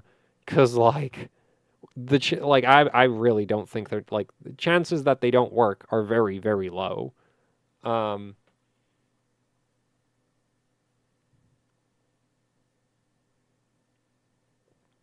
So, yeah, I don't know. Like, my system seems to be more reliable than, like, apparently a lot of other people's X3D systems, but, like, and, like, I'm running, like, actually tightened memory timings. Then again, I'm not doing dumb things, like, say, having 4 memory sticks. See, people who have 4 memory sticks and have made bad decisions in their life. The only valid scenario for having 4 memory sticks is having 4 48 gig memory sticks, because in that scenario, you're actually desperate for memory capacity, and 48 gig sticks are actually less difficult to run than 32 gig sticks. If you have 4 16 gig sticks and your system isn't stable, that's a you problem. That's not a CPU problem, that's a you problem. What are you doing? Why do you have 4 16 gig sticks? Your system should turn on and tell you to remove those extra memory sticks and buy a real memory kit. Like, actually, yeah, if I designed a motherboard, the motherboard would have a system to the motherboard detects what memory configuration it has. So if it detects a 4x16 DDR5 setup, you'd get a splash screen calling you a moron and telling you to buy a 2x32 or a 2x48 gig kit. Because that's what you are. Actually, if I designed a motherboard, it wouldn't have 4 DIMM slots in the first place. So you wouldn't even get the option to put a bad memory configuration in it at all. Like, those memory slots just wouldn't be there. I'd protect you from bad decisions by making them physically impossible.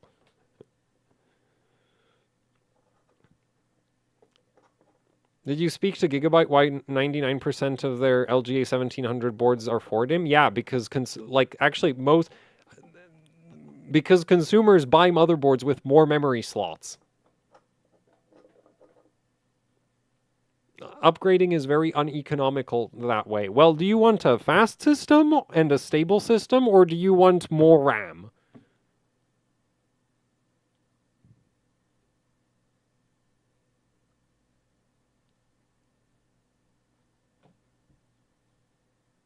Because, like, I can understand people who, like, actually need a ton of RAM and they're, like, on 4x32 or 4x48.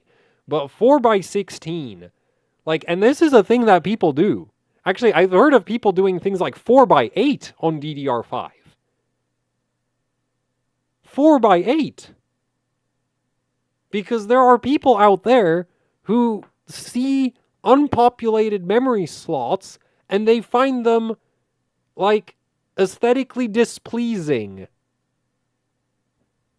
So yeah, if those people have stability problems, they have all the stability problems that they deserve. Every blue screen is earned. And if you have 4 memory sticks and it's not because you need a ton of RAM, you deserve them blue screens.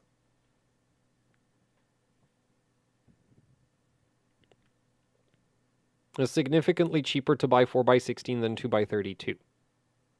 Yeah, there's a reason it's cheaper. It's because it doesn't work.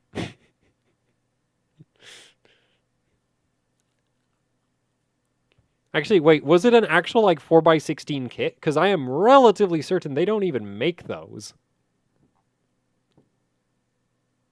And the reason they don't make those is because they don't work. I hope they don't make those. Oh boy, do I hope they don't make those. 4x16. Wait, what? How does this... My eyes. Oh, there we go. Oh, they do make those. Oh, of course it's Corsair making them. Why am I not surprised? Oh, Kingston also.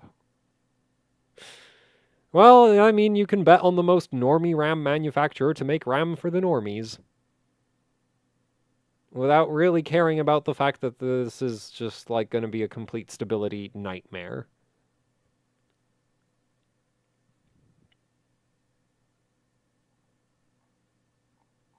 Do you see Team Group or G-Skill making 4x16 memory kits? No, you don't. Because they're a bad idea. They should not exist.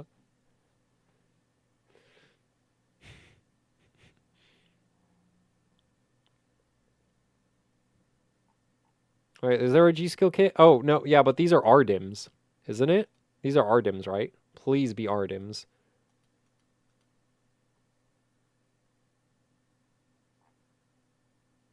These are RDIMMs. I'm pretty sure. Right? Yeah, these are RDIMMs, so the PC part picker listing is just wrong. Oh, wait, it says ECC registered. Okay, yeah, so these are RDIMMs. Wait, are the other ones RDIMMs?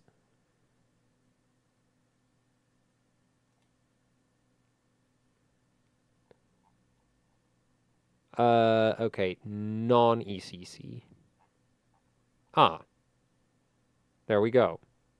Yeah, these should not exist. I don't care how unaesthetically unappealing you find your empty memory slots, these should not be used. Z790 Mobo, is it better to tighten timings or push frequency? You want to push the frequency as high as you can. However, because the Intel memory controller is extremely stable and reliable, especially at high frequencies, like, here's my basic rule of thumb. If the auto settings don't work, just keep lowering the frequency until it does work. That's like the easiest way to not spend like a week trying to get something that isn't going to work to work. And then like once you've settled on a frequency, then tighten the timings. G-Skill 96 gig kit. Oh, 2x48 is like 2x48 is actually, I would recommend that over 2x32. Because at least if you can get it at Hynix, because the Hynix 24 gigabit memory chips are actually like way easier on the memory controller than than the 16 gig memory chips from Hynix or anyone else. Yeah, so like this right here, sure. I mean, it's really expensive, but like, yeah.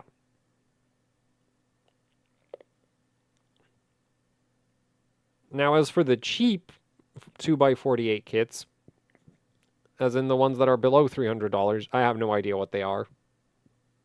So they might be terrible. They might be Micron, which I don't know if that's going to be like a big problem or a small problem, but well, it'll definitely not do like DDR5 6800, I can tell you that much. Is this true just for 4x16 or all four DIMM kits? So DDR5 universally with DDR5, more memory sticks equals bad. Okay? You generally want to run as few memory sticks as possible. Now, if you have a workload like rendering or something where you absolutely must have a ton of RAM, like you need more than 96 gigs of RAM, then yeah, you kind of need to buy 4 memory sticks because you don't really have a choice. You just need a ton of RAM. And in that scenario, you should go for 4x48 instead of 2x40, 32. I mean 4x32. Because 4x48 should run better.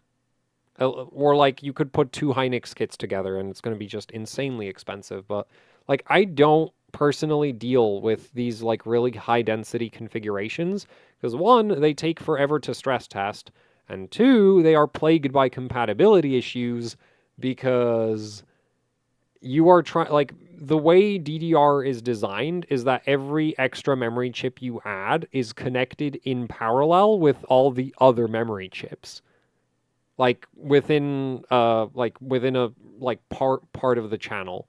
So each memory chip has like oh man, why is RAM so complicated? Basically, once you have once you have like a 4x48 or a 4x32 memory setup, there are 4 memory chips hanging off of each like data line. Yes, that is actually true. You have 4 memory chips hanging off of each data line, which means when one of the memory chips is trying to send a signal to the memory controller, that signal is also going to all of the other memory chips. And the other way around is also true. When the memory controller is sending a signal to one memory chip, that signal is going to all of the memory chips. This is way harder to do than sending the signal to one memory chip or to just 2 memory chips. And you might be wondering, like, wait, why doesn't how like the other memory chips are basically told not to listen, right? Like basically the way it works is like the memory controller says, "Hey, I want to talk to this memory chip. You all like close your ears, please. I'm going to talk to this memory chip." And so, but the problem is like, sure, the memory chips might not be listening, but they're still physically there and they're like eating the sound waves. Like they're absorbing the sound waves. So the other memory chip is going to have a harder time hearing the memory controller anyway, just because those memory chips exist. I've been thinking about making a video about this for like a very long time, which is why this like convoluted analogy kind of exists at this point. So yeah. So basically, and the thing is like if you have an entire extra memory stick, it's not like just the memory sticks themselves absorb some of the signal. So the more memory sticks you have, the faster you're degrading the signal. And absorbing it isn't really the accurate term. There's also like reflections and complicated high-speed electronic stuff that I'm definitely not qualified to talk about and basically only understand a gist of it. But more memory sticks equals bad. So unless you absolutely need the extra capacity, avoid extra memory sticks. The density of the memory chips themselves is actually completely irrelevant. That doesn't matter. Like 48 gig, like 24 gig DIMMs are actually easier for the memory controller to like talk to than 16 gig DIMMs. But if you put 4 memory sticks in, that's a like regardless of what kind of memory chips you have, this is going to be more difficult to run.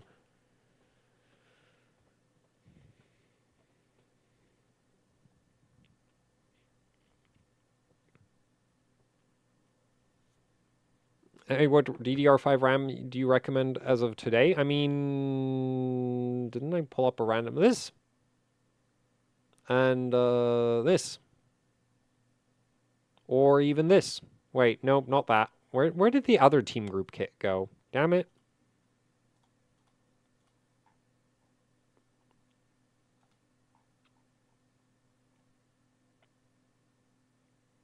Oh man, we have all these random blends of TRAS and CAS latency, and why can't they just like settle on a timing, damn it?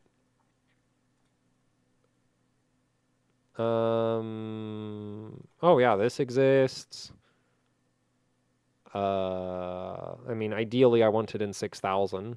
Not because it's like a big performance difference, it's just like 6000 will work basically everywhere, so may as well. This. Yeah, so basically everything that's showing up right now is like a good option. I would recommend you buy the cheapest ones because 6000 CL30 is 6000 CL30, regardless of if it comes directly from Hynix's uh, like consumer brand, or if it comes in Corsair Dominators for what? Why do they make these?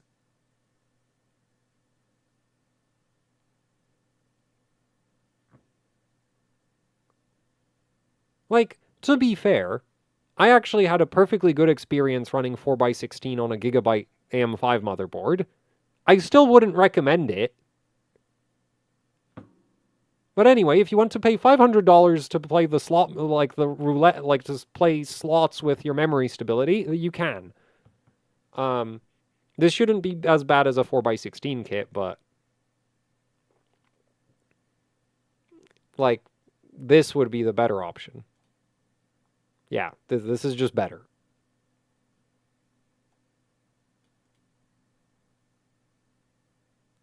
Like this'll like the issue with this is this'll probably work most of the time, but it's really not ideal.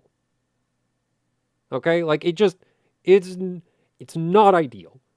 It's like the fact that it probably will work is not a reason to do this.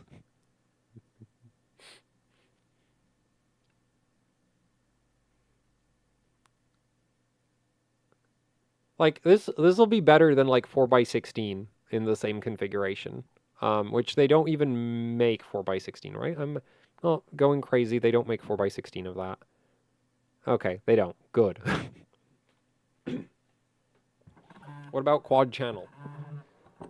Threadripper takes RDIMMs. The Sapphire, like the Intel Threadripper competitor, if you can call it that, takes RDIMMs. RDIMMs, these are not. You literally couldn't plug these into a quad channel DDR5 CPU. I'm relatively certain the keying is different. And actually, if you somehow manage to get these into a motherboard that takes RDIMMs, these would probably die because RDIMMs use 12 volts as their input voltage, and these run on 5 volts. So, yeah, that'll probably go great. And if the keying is different, those 12 volts might not even go into the same place that the 5 volts usually go, and then things will get really spicy. Wendell showed the keying is indeed different. Never underestimate the amount of force somebody is willing to apply to their memory sticks. If you think that little notch in that DIMM slot is going to stop somebody from forcing a UDIMM into an RDIMM memory slot, you'd be surprised.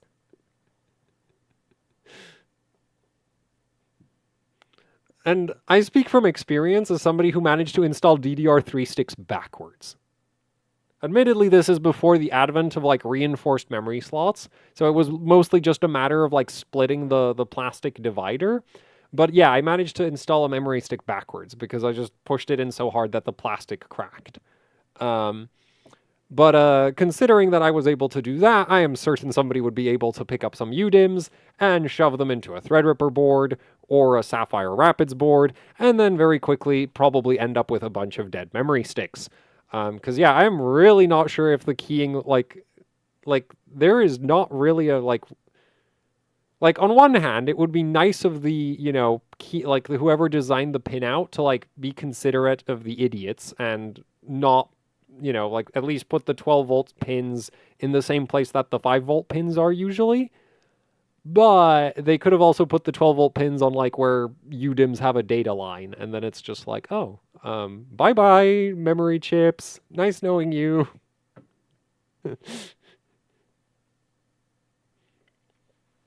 6000 CL30, yeah, 6000 CL30 basically has to be Hynix. And when I say basically, it's not even basically, it is Hynix. Now, you might get M die or A die, but it's Hynix of some kind.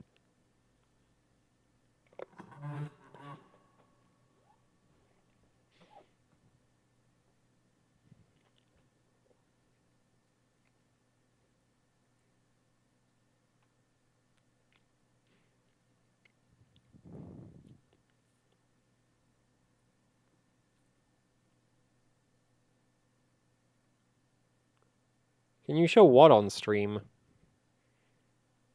Oh, putting a UDIM into an RDIM board? No, I don't have an RDIM motherboard. I guess I could buy an RDIM and stick it into a UDIM board.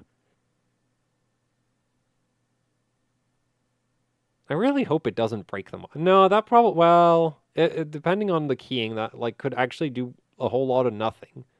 Because if the power input pins are in the same place, then putting 5 volts on a 12-volt line is like it just shouldn't do anything, because it's just like the power management memory chip should basically, like the power management chip should basically go, this isn't 12 volts, and not turn on, like it should just not turn on at that point. And if the pins are in a different place, then 5 volts would potentially go somewhere where it really shouldn't, and then something might die. So I guess that could still be a fireworks show.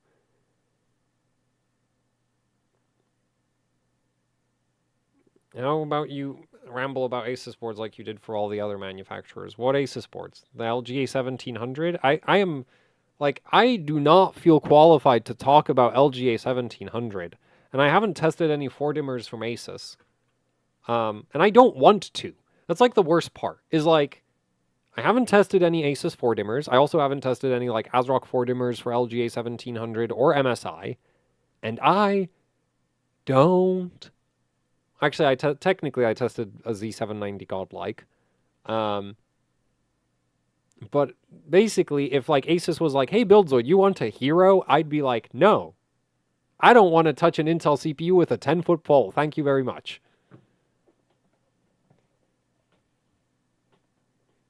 Actually, like, well, okay, it's not literally quite that bad, but basically, I do not want to deal with the intricacies of the Intel memory controller. And it's like the thing is, if you're just running benchmarks, you can run settings that like error out in seconds, and you can still run benchmarks. And then when you like, yeah, like I was benching with the 14900K at like DDR5 7800 recently. And later I decided to check how stable those settings I was using actually are. They error out in like a minute of Karhu. It's not even Ycrunch or VST. It's literally just the Karhu RAM test. And they error out within like a minute. Ran 3D Mark. I think it even ran Time Spy. Yeah, ran a ton of Firestrike. I think it even ran 3D Mark Time Spy. Time Spy is more memory intensive than Firestrike. And then, I was like, oh, let's see how stable this is. And it's like, well, not at all is how stable it is. And I was like, cool. I mean, I've expected that, but because I already, like, I've previously messed with that motherboard, so I kind of knew it wouldn't actually, like, I knew that at 7800, there's basically no chance of it actually being stable. But I didn't think it would error out in a minute, considering that I was able to run, like, multiple hours of 3D Mark Firestrike on it. Admittedly with like restarts, but it never actually crashed in Firestrike. Like, yeah. Like from just using the system, you couldn't really tell that it was like admittedly I didn't do anything like super CPU intensive with it. Like I didn't run like I'm assuming if you tried like video encoding or maybe opening a zip file, or like actually yeah, like maybe doing some file compression or something, you might have noticed that wait a minute, these files aren't compressing properly. But yeah, I was running 3D Mark and it was completely fine. And then it's just like, oh, let's run a stress test. It's not fine. Like, to be fair, I've done the same thing with like AMD DDR4 systems, but you can't really do this with a DDR5 AMD system in my experience. Like, AMD DDR5 support is basically like, it is either mostly stable or unusable. There's no in between.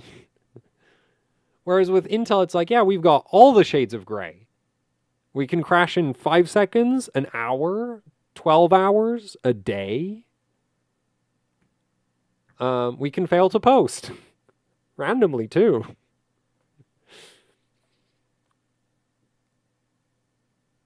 Like, to be fair, an Intel CPU, even with like DDR5 7200, is still going to be really, really fast. But, man, I don't feel like dealing with it. And that's the like thing is like, and also if you just keep lazily lowering the memory speed until it works, it's like,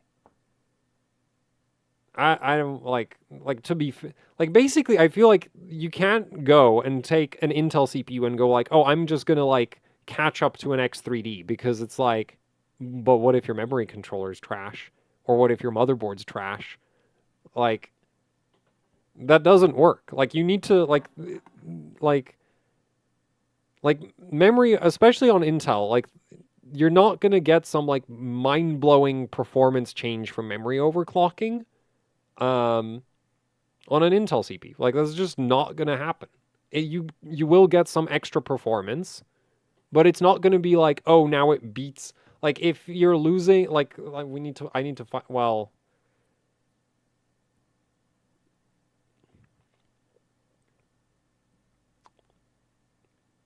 I kind of want. I'm just going to use the hardware unbox. Like hardware unbox did a video where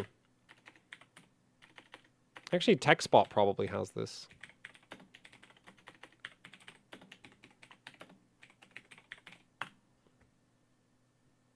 Oh,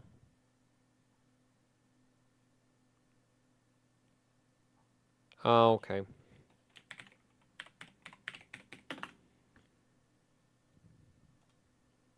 Wait, no, wait. I wanted hardware unboxed. YouTube, damn it. Because, like, they literally just used timings I gave them. And they're actually kind of aggressive. Like, nope, guy. Nope, nope, nope, nope. I really don't want to hear myself.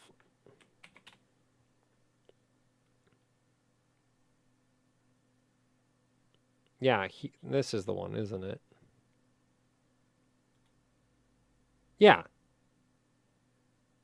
And, like, now admittedly, this is like an average of 7 games. But we're going up by what? Like, from like 5600 CL28 to 7200 with tuned subtimings, and you pick up 10%. And these are not exactly... I wonder if they showed the timings. Yeah, these are not exactly loose. Like, you could arguably run on some kits you can run TCL somewhat lower. This can sometimes be slightly lower. This can't. This could be higher, but it's not going to do anything at this point because our TRFC, like, with a refresh interval of 111,000, your refresh cycle is only using up like 0.5% of the available memory clock cycles. So that's just not going to do anything at that point. TCKE doesn't go below 4. Actually, I think if your power down mode is disabled, which some motherboards I think disable it by default, TCKE doesn't even do anything. TWR pre 44, you're not going below that. These are all slammed. This doesn't go lower. These two could have been maybe like 2 ticks lower. This doesn't go lower. Oh, wait. Okay, so TWRD SG over here, this could have been lower. And DG. Actually, DG's pretty tight, and SG's kind of terrible. Yeah, this could have been like 60 something, but it's not. It's not going to drastically change the results. Like, it really isn't. And if we, hypothetically, if you literally just took the settings that Hardware Unboxed is running here, and you didn't change the timings, and you just raised the clock to, say, 8,000, you would maybe get another 11%. Maybe. Which I kind of doubt, because going from 5600 to 7200, which is like, now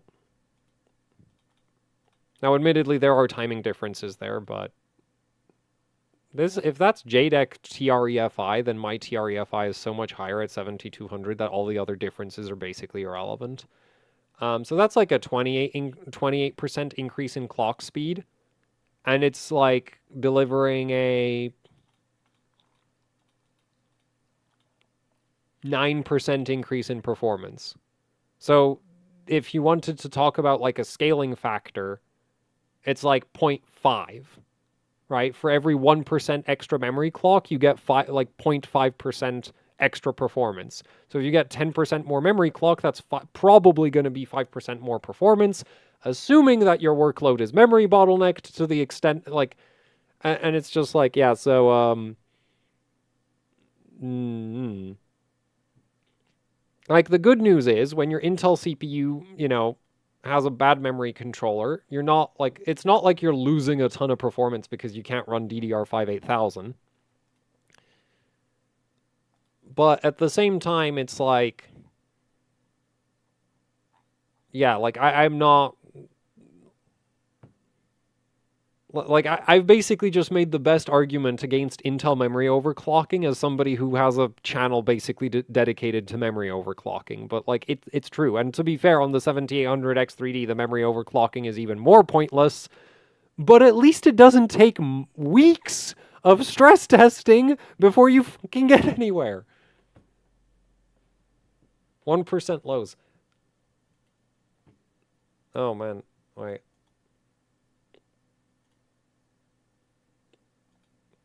Did they not take 1% lows? Oh, they didn't take 1% lows. Do we have anybody who's not like a massive Intel shill who includes 1% lows and does memory tuning? Actually, maybe PC Games Hardware or something?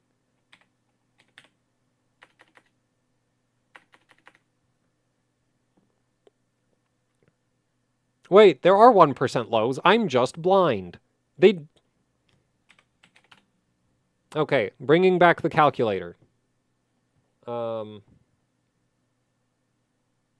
you might be wondering, where do I get all of this, like, weird, like, data analysis stuff that I do? And it's very simple. You can, like, when you're benching competitively, sometimes it's convenient to check if you, like, you know, if you're running a benchmark and you want to beat somebody else's score, and you're, like, 10% behind on clock speed and your score is 20% lower, you're not beating their score when you match their clock. You're not even going to match their score when you match their clock.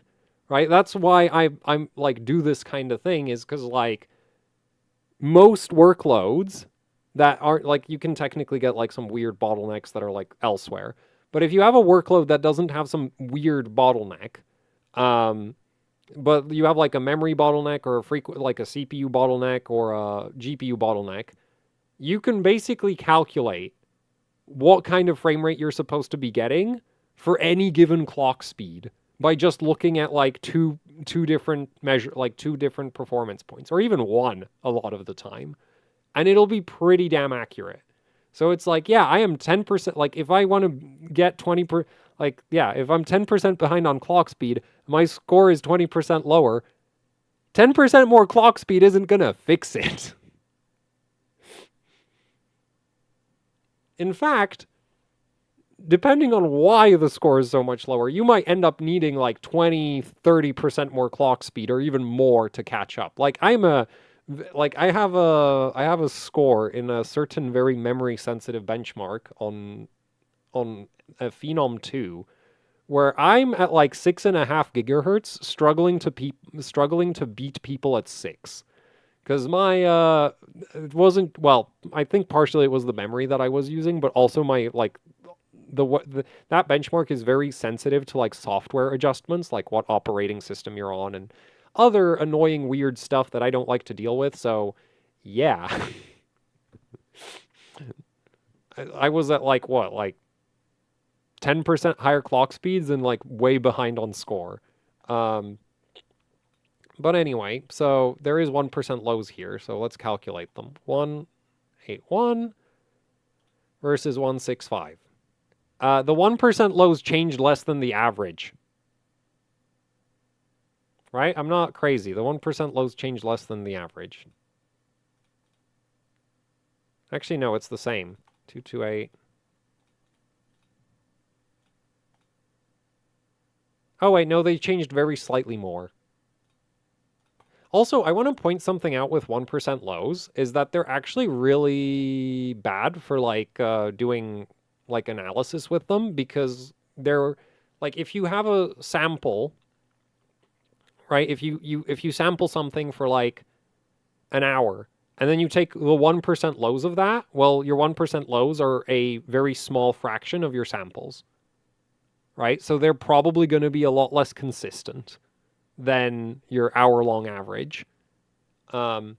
Which you can solve that by just more sampling, right? You can just run a longer test and take 1% lows of an even larger sample size, and that should clear up any run-to-run variance. But if you're like sampling 1% lows on like a minute-long run, they can like swing wildly, right? Like this is actually really, there's like a couple benchmarks where this is really obvious because those benchmarks report the minimum FPS, like absolute minimum FPS. And what's really funny about the minimum FPS number is it can swing by like 100+% between runs. Now, obviously, 1% lows aren't going to be that inconsistent because you're not taking just the absolute worst result of the entire run, which can, depending on the software, can be entirely random. But you do potentially have that issue of like, look, if you're taking 1% of your short benchmark, it could be really inconsistent, right? Because like maybe one run, the frames just happen to render a really heavy particle effect for 3 frames instead of 1. Or there's like one specific, and it also depends if you're running like an in-game benchmark versus a CAN benchmark. But yeah, if you have like, if there's like certain effects that are really heavy, and if it works out that like one time the frame pacing renders that effect for like 3 frames, whereas another time it renders it for 1 frame, it's like, well, now your 1% lows are going to be drastically different depending on how many other frames you rendered during that run.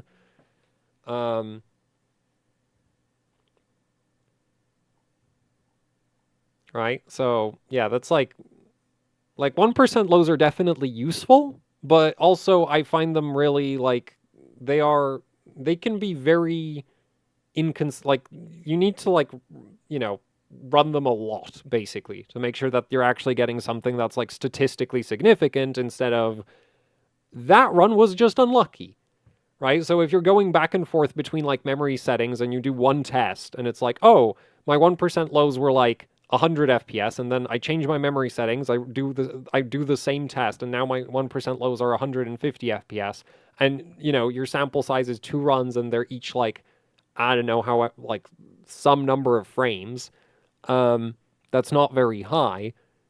That 50%-ish swing might just be random instead of actual like performance gain. Like there might be some performance gain included in it, but it won't necessarily, like it wouldn't necessarily be a clean 50% increase. But anyway, so yeah, like 1, Intel memory overclocking in my experience is very annoying. 2, it doesn't really scale that much. And that's why I also don't offer a memory tuning service, because I don't try to scam people. Right? Like I've had people ask me to like tune their systems for them, and it's like I don't do that because I don't see any way, like I don't know why you want to pay me for something that's going to maybe give you 10% more FPS. That just doesn't make any sense to me. And I'm not going to tell you it's going to give you 50% more FPS because that would make me a liar. Because it won't do that.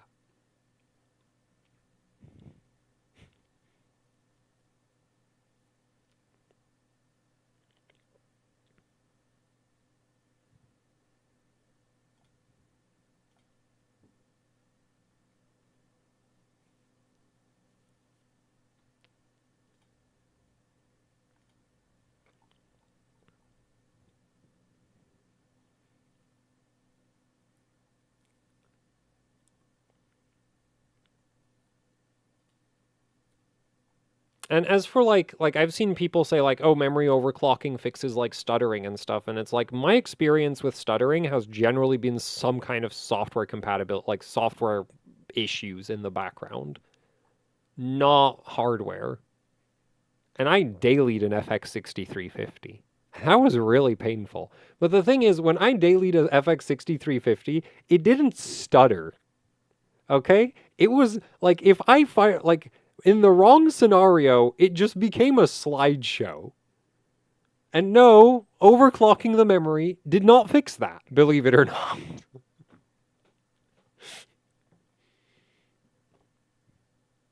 Would it be possible to run 6400 CL32 with a 7600? If you get lucky with the CPU, yeah. Like, if you buy a 6400 CL32 kit and it doesn't work, then you can just drop it to 6200 and it should work. Actually, if it doesn't post, you should probably drop it all the way down to 6000.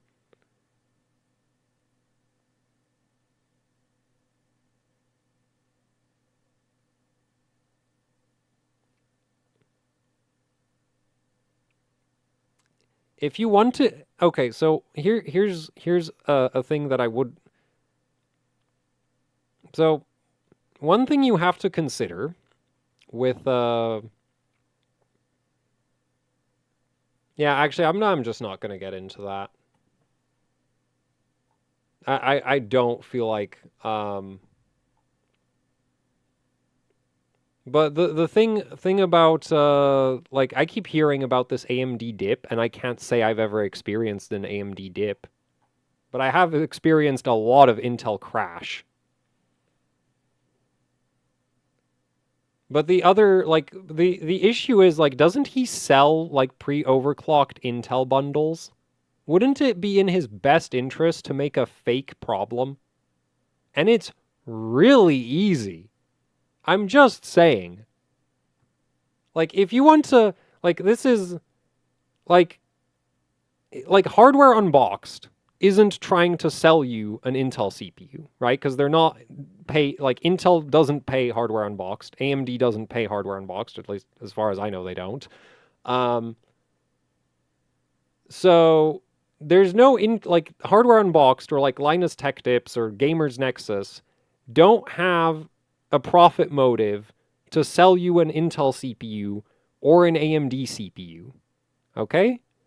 If somebody is selling Intel CPU bundles, it is in their best interest to make AMD CPUs look bad any way possible. Linus's profit motive is his merch store. Linus wants to sell you shirts and backpacks and screwdrivers. He doesn't want to sell you CPUs. Does Linus sell CPUs? Is there something I haven't heard about?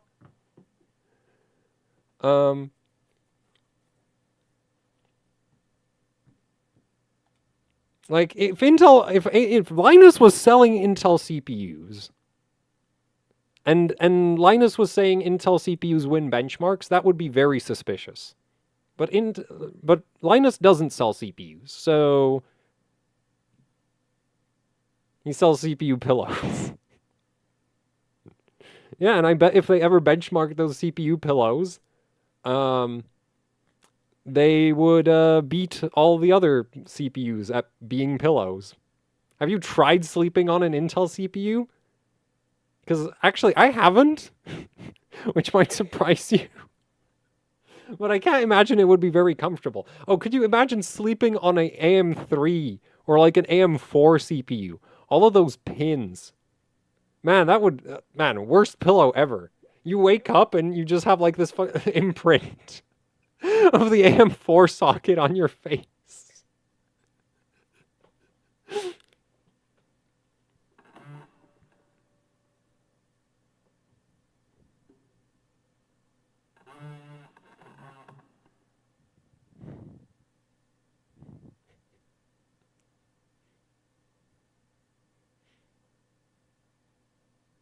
So yeah, I would be very, very suspicious of, well, performance claims from anybody who's selling the thing that they say is performing really well.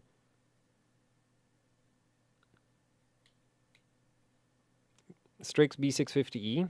I did not do the... I never had a B650E-E.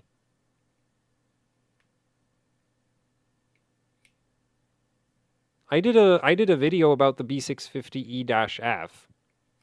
Never had a B650E-E.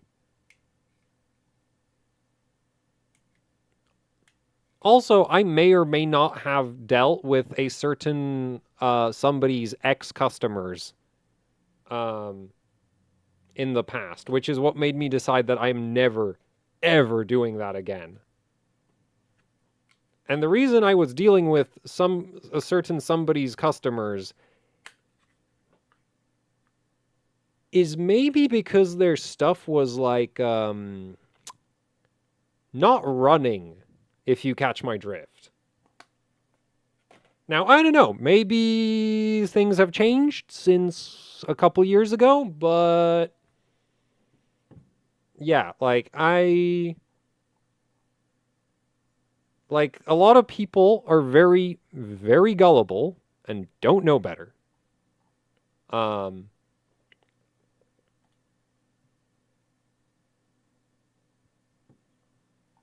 And like, cause like, yeah, I've had so many people ask me to do freaking like offer a tuning service, and I just won't because I think it's stupid. Like,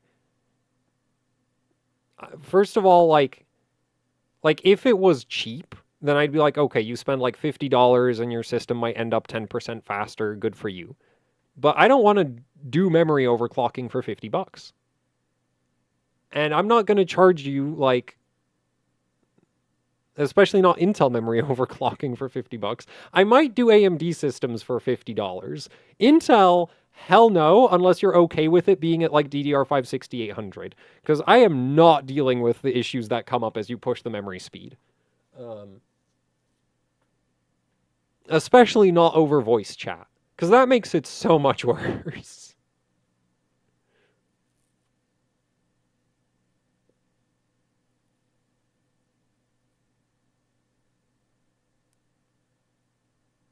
Arrow Lake IMC? I don't know anything about it. And considering that Intel's memory controller has been a mess since 11th gen, I can't see why it would get better. I've seen Lumi tuning Intel systems over 8,000. Yeah, and Lumi runs like 100% of HCI mem test. Not exactly much of a stress test. Like, admittedly, like the stability standards that I test AMD systems to at this point are kind of insane. But the fact that I can't do that with an Intel system to me is like concerning. Is like I've literally forgotten stress tests on in AMD systems for like a day. Like I literally when I was figuring out what test methodology I want to use with AMD systems for like memory stress testing, I was running like Y-Cruncher for like 8 hours, full all the different tests. Actually, I think one of them might have run even 24 hours or something because I wasn't sure like which test would be best. Whereas I would never do that to an Intel system because one, it pulls way too much damn power and my electricity isn't that cheap. And two, it would crash. I can guarantee it would crash because the moment you think it won't crash, it does. Best way to test stability? Well,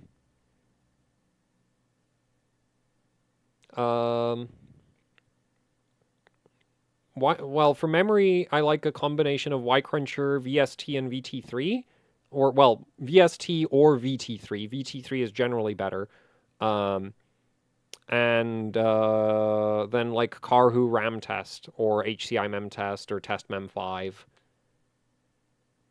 BZ 50 pound tune 4416 T-Fall. No, not all DDR5 will do that. And actually, the tune would mainly be TREFI. Actually, I wonder about that. Would you be able to tell the difference between a overclock where just the TREFI is raised up and one where all of the timings are actually adjusted? Because I don't necessarily think so.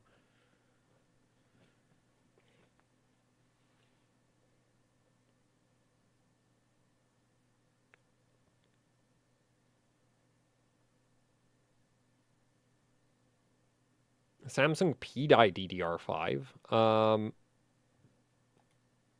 That sounds moderately interesting. Wait, why can't... Dude, the freaking UI for this is so stupid. I'm trying to, like, copy some text and it just won't let me.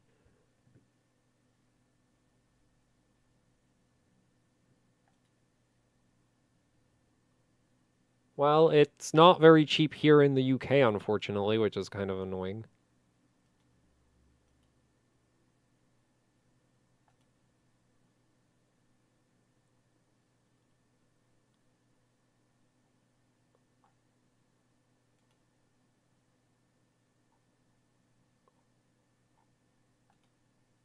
Wait, does Samsung offer anything higher than like... Oh, they do actually offer 5600 rated kits now.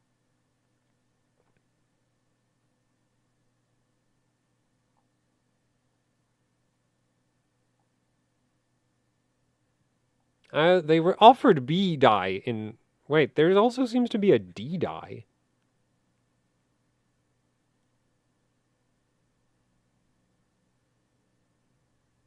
And there seems to be a B die 24 gigabit.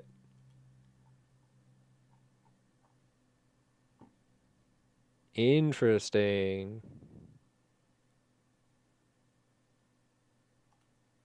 Wait, is that just like a weird stack of B die? I don't know.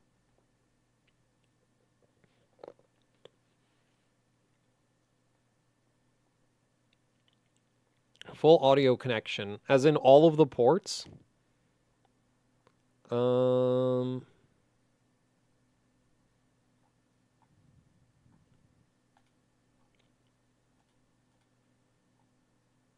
might actually be kind of tough. Yeah, because even this is cut down.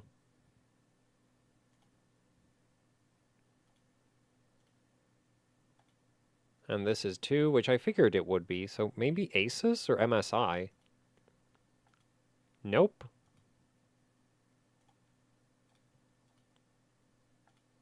Nope.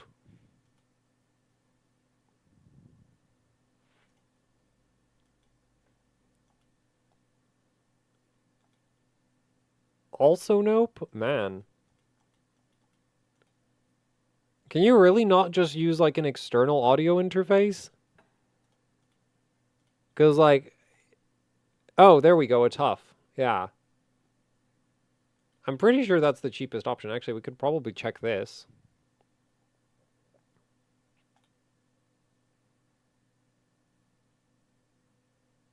VDI 24 gigabit not available yet. Yeah, I mean, I didn't pay that much attention when I was looking at the Samsung website. Audio jacks. Oh, Asus has a bunch of 5-jack boards. Down to the Tough Gaming B650M Plus. Yeah, so that's the cheapest one at over $200. Wait, no, there's also this thing. Oh, that's also like $200. So that's basically the same. What else do we have?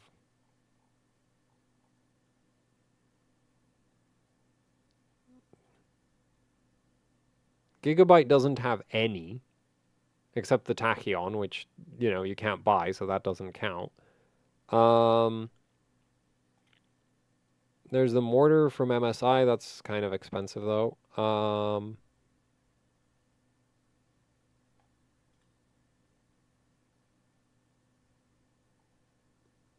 Yeah, it looks like you're kind of screwed. Probably a tough.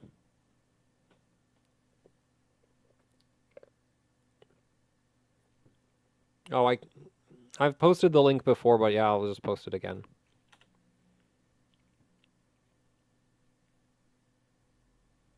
Thanks, Spoiled Badger, for the $10.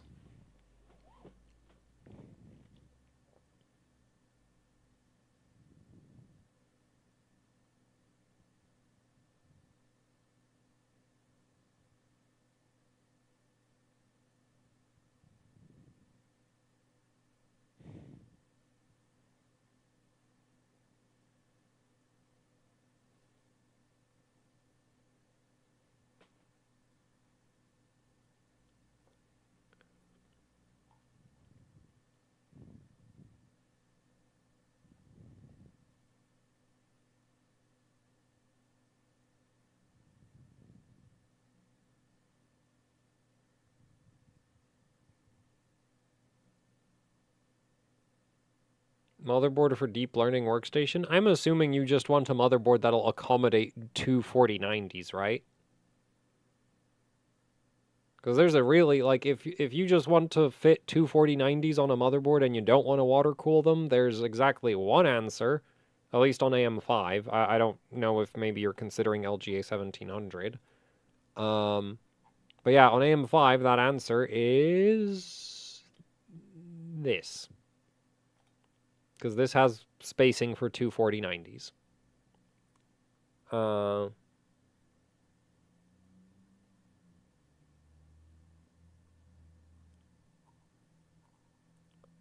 30 now if you look at someone's stable tune if you want to.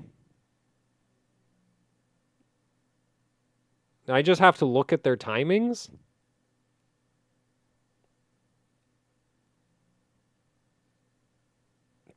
I feel like an idiot saying no to that. Assuming I just have to look at the timings and go like, yes, these are terrible or good or whatever. Depends on what the timings look like. I can't see into the future.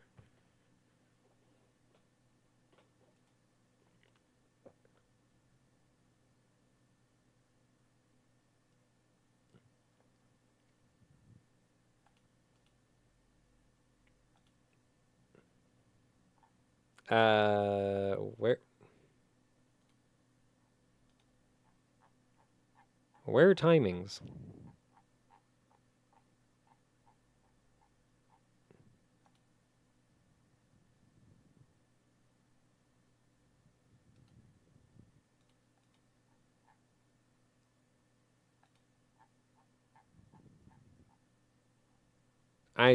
Where timings? Seriously. I mean, you could email them.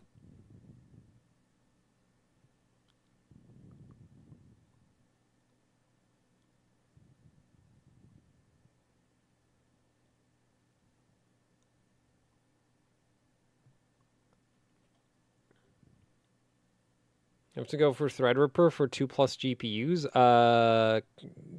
Yeah, you'd basically have to go for HEDT of some kind, or like server CPUs, because there's not enough PCIe on any mainstream. At least if you if you need more than X8 PCIe on all of your GPUs, you can't use any like mainstream motherboards. B760. I've not looked at B760 at all.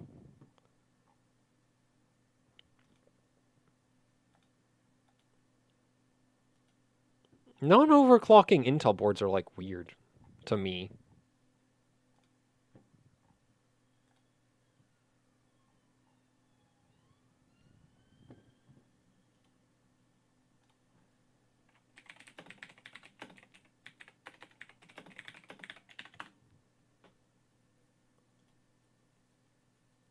X8 Gen 4 is fine. No, don't answer for somebody else. Unless you also do... Well, actually, I don't know. Even if you did do machine learning, how do you know what their software needs? What is your idle temp for the 7800X3D? My one? I don't know. Give me a second. I mean, it's not idle right now because I'm literally live streaming off of the chip, but... it's at like 5%. Wait, if I scroll around, is that going to make the CPU load go up? It should. I think searching the Micron datasheet was actually more CPU intensive than scrolling around. It is currently sitting at like 60 degrees Celsius. As in, there is one core at... Wait. Oh, right. AMD temperature readings. They're not that helpful. So individual cores, like none of them is above the 60, but the... Oh, right, because...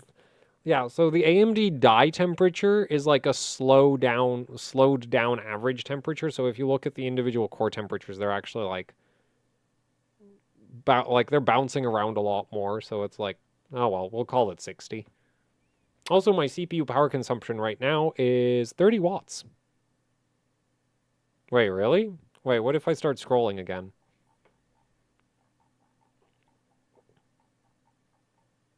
Now it's like 40 watts. This is the most power efficient CPU I've ever used. Also, I'm not sure how accurate that power reading is, but it's probably not that far off.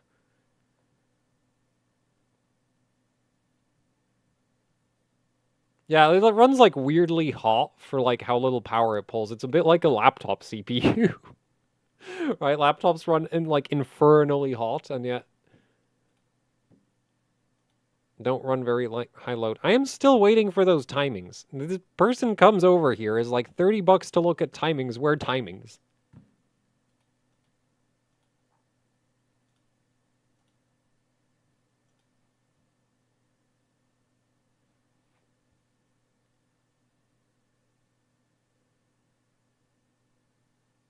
Yeah, what, how, like, were you not at the computer when you made the offer?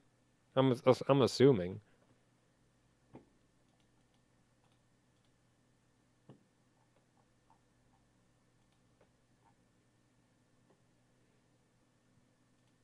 Like, how long does it take to pull up some timings? You can literally just, like, you could pull up, like, memtweak it. Oh, wait, Discord DMs. Oh, man, why do I have all of these random...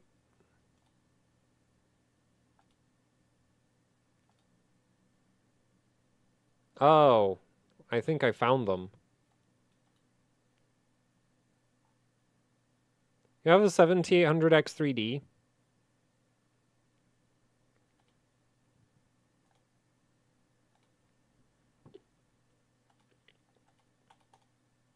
Are these the timings?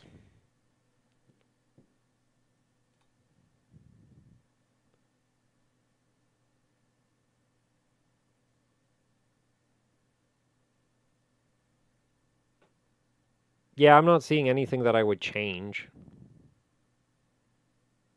Like, you're at 6200, FCLK 2133, nice. So yeah, 30, 37, that makes sense for 6200. Wait, this is MDI? The TRFC2 and TRFC same bank, these two over here don't do anything. Just like, by the way, you don't actually need to... I'm not even sure if you set them. But if you did set them, they don't do anything. You could literally punch in like 1330. Like, you could punch in random numbers for those, and it would be just as effective. Read to read and write to write are basically as low as they go. You can't actually adjust TCWL. TRP at 12, okay. 14.2, okay. Single rank? Yeah, single rank. So we don't have to worry about the SD and DD timings. TWR doesn't... You need me to look at this?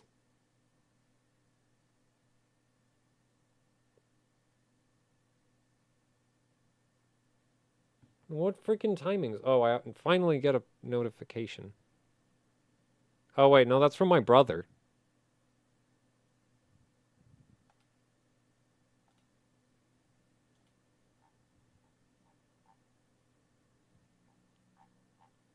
Are these not in, like, freaking... Oh, wait. Oh, I think I found them. Oh, God. Why are they BIOS screenshots?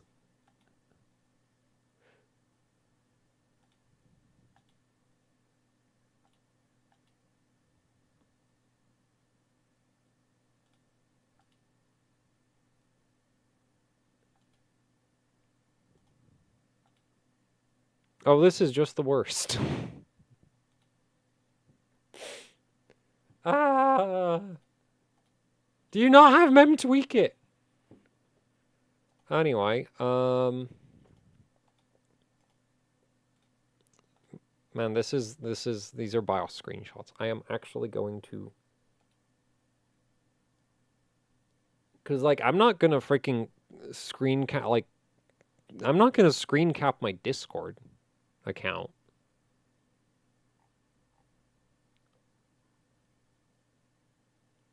I guess I could just, like... Oh, boy. Does this work? Oh, that works. Okay, so we've got 7800 on... an Apex, probably?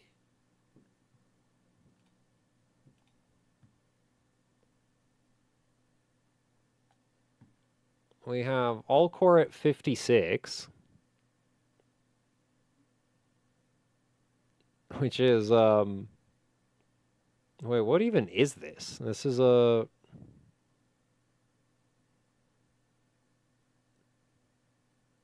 Yeah, what is this?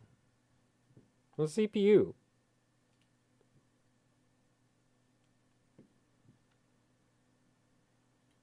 Oh, at least all the voltages... Wait, you paid for this? This is like an XMP profile.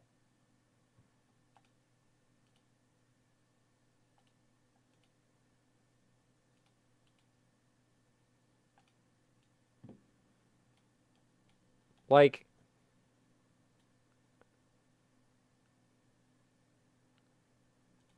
it's at 7. This has to be a die. Admittedly, lowering the TRP isn't going to do anything. Like, I'm already, like, to be fair, there are certain timing adjustments that I would make to this that technically are real timings. They also don't affect performance very much because of what they, like, specifically address.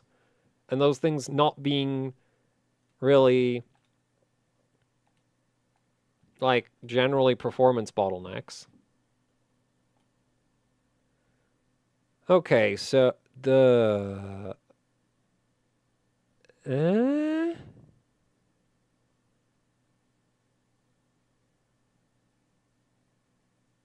mean, if this is what's necessary to make Intel CPUs not crash, oh boy.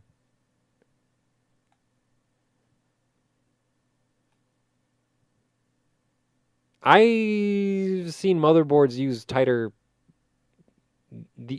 I am relatively certain that my Z790 Apex sets these tighter on auto.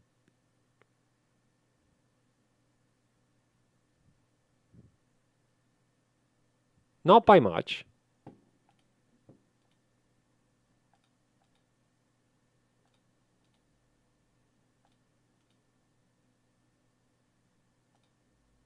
Wait. Wait, the right to... Oh, right, because it's an Apex, so the... I mean, it's not an Apex, it's an Asus board, so your right to write is automatically... Well, I mean, yeah, if you make a business out of selling people pre-overclocked bundles, it helps when the motherboard does all the overclocking for you, doesn't it?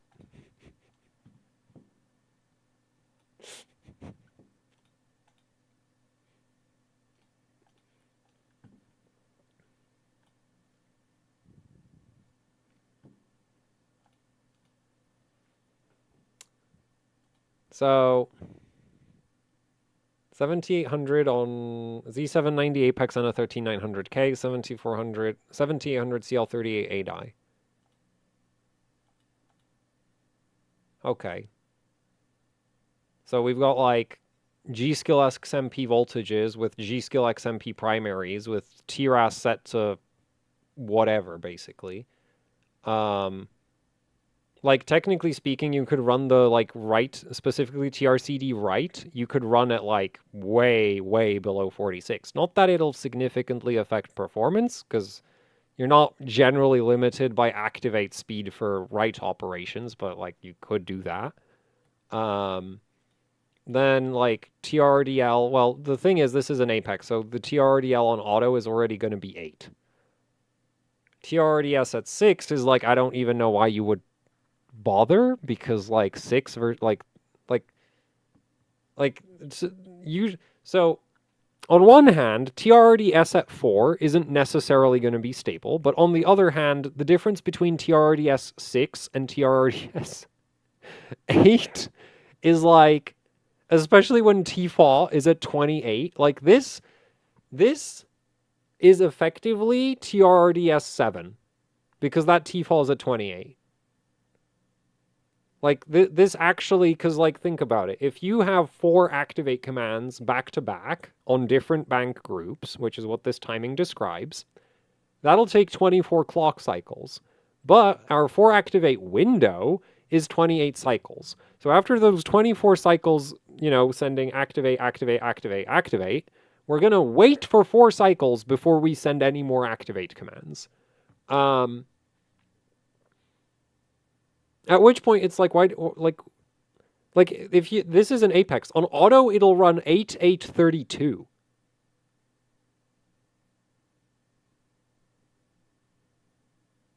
Also, these two timings over here on auto, I think, are like 500. And they're now at 475. Like, I'd have to actually check, but I'm relatively certain that auto, the Apex, sets these to like 500 and 400. Or maybe 500, 500, something like that. Because, yeah, the Apex does, like, preload a bunch of tighter timings.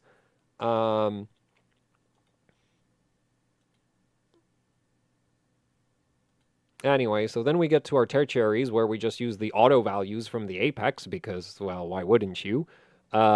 These could be tighter. Yeah, these two could be tighter. Not like by much, like you'd be running them at like 20 instead of 22, but like could be tighter. Right to right could definitely be tighter. Again, not really a performance bottleneck.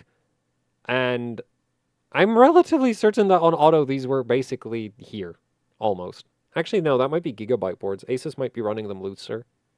I might be mixing that up, but like there's some Z790 boards that these get set like weirdly tight on auto, and I think it might be Gigabyte doing that. Anyway, then we have wait, okay, well, fair enough. Those don't really affect performance very much. TREF-I X9 at 255K, TXP at 4. Did he at least disable power down mode? And then we have round trip latency turned on. Cool.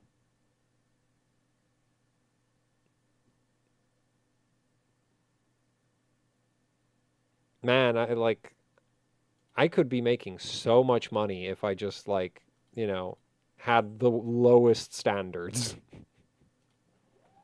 if whoa. No, power down was still turned on. Whose settings are those? I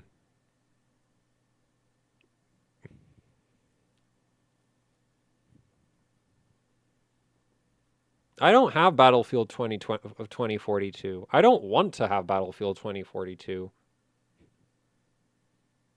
Send dono link. There's super chats. Recommendations for a 44090 Threadripper build.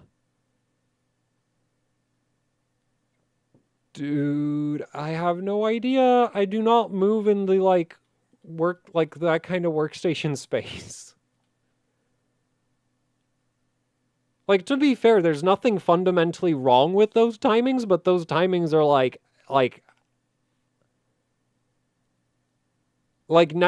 I bet you that 90% of the performance uplift from those timings is setting the TREFI from 32,000 to 70,000, because the Apex defaults to 32,000 off the top of my head.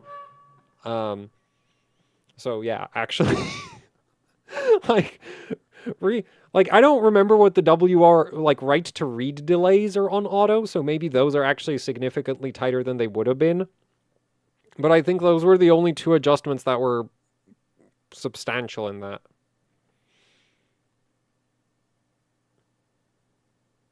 Why no Battlefield 2042? Because it's not my kind of game. I like games like Quake, which unfortunately are super dead. I like games that are like Quake but aren't actually Quake, because Quake's too hard. Ever come across Micron DDR4 FDI? I've seen it on Reddit.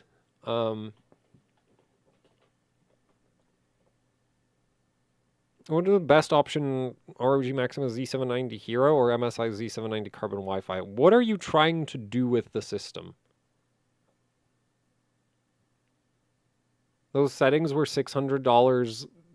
He who shall not be named settings? Yup.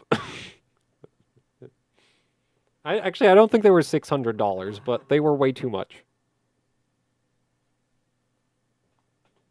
Wait, they were actually 600? No, they were. I thought it was 500.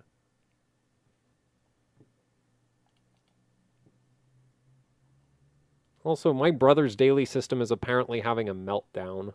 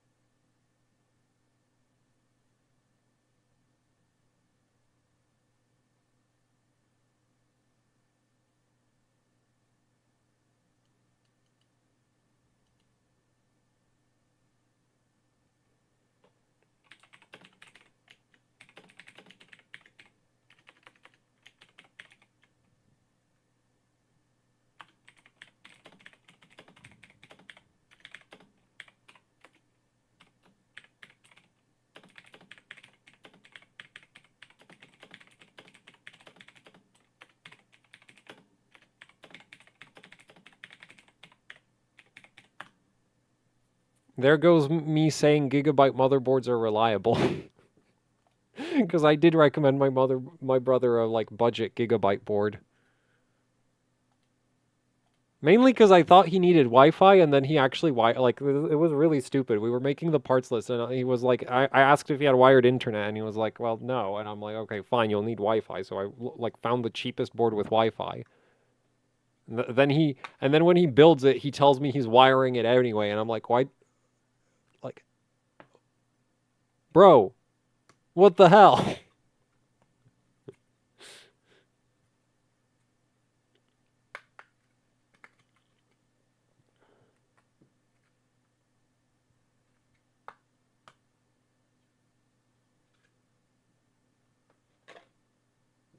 Super chat, no PayPal.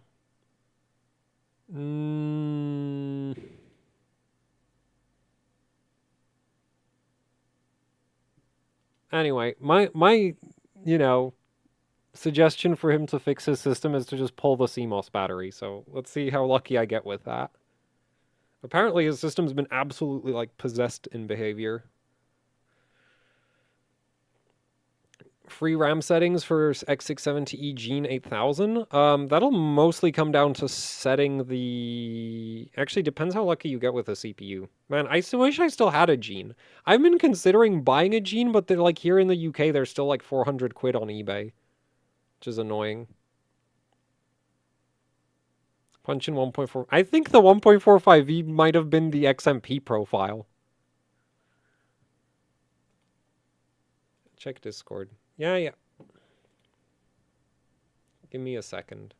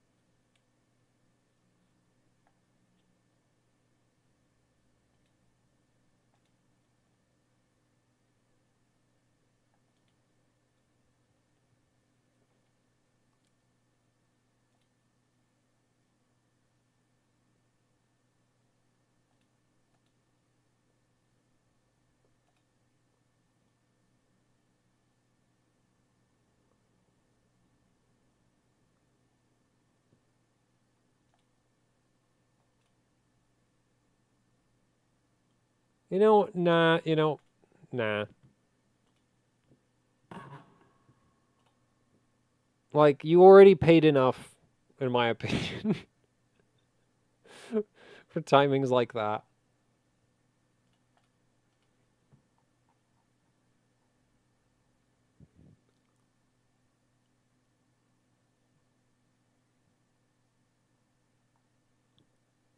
Like, I don't like handing out my PayPal, so... What? No.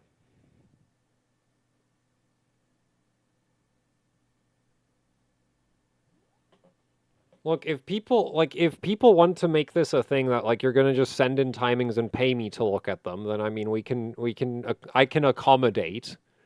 I could make dedicated like once a month live streams, weekly maybe. I don't where it's just and honestly it would be I'd even be actually I'd be okay running it as like pay whatever you want. Because honestly, like I don't get it. Like why would you? But anyway, um, yeah, and it would be like I don't know.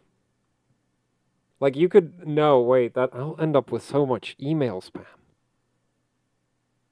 I mean not spam, but like my inbox would be full of random memory timings. That would be completely stupid. I need to have a way, like, man, Twitch is so much better for this. Because like I don't. Like on Twitch, it doesn't block links, so people could just post image links on my Twitch, and that would be fine. Wait, did I violate something by mentioning that I stream on Twitch? I probably did, didn't I? $50 for stable, 8,000 on a gene. Yeah, the issue is I don't know if your CPU will necessarily do that. But actually, here's a like starting point. Start at like low voltages. Okay? Maybe. Actually, I'm not sure because Asus boards behave quite differently about this. Because this is like a thing on Giga and ASRock boards where they really don't like it if you run like super high memory voltages for AM5. Especially like VDDQ and VDDIO is like you usually need to set them to like 1.35 and then 1.35 actually. And then you just need to set like VDDP and the VDDG voltages. Tend to be kind of difficult. Gene downclocks my X3D, even though I had boost override at 10x. No, boost override doesn't make the CPU boost more. Boost override doesn't really do anything in my experience. Also, what do you mean by downclocks your X3D? Because if your X3D isn't like the X3D chips should only hit 5-ish gigahertz. If you're pushing what is it? If you're running like single core loads or like low core loads, if you're running all core, they're going to downclock to anywhere between like 4.4 and 4.8, depending on how much cooling you have.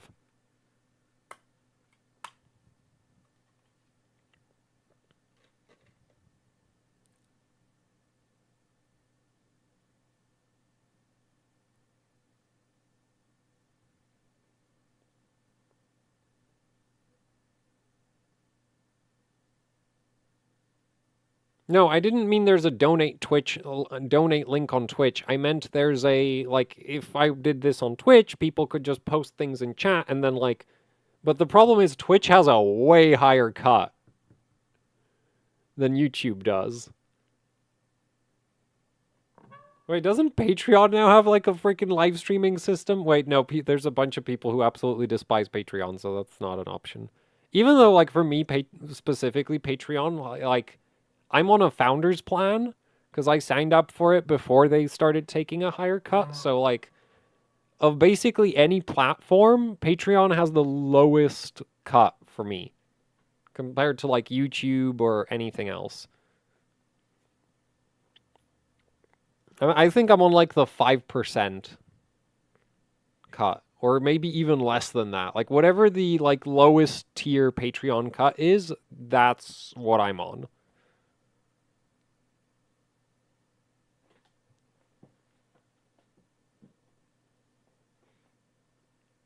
Man, I really hope that I don't have to hear about this.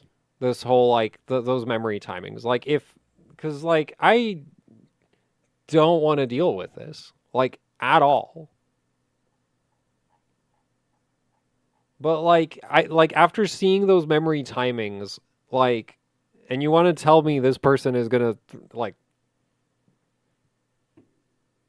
after seeing timings, like, no, like, there's nothing, like, after seeing timings like that, I have nothing nice to say. Actually, nothing.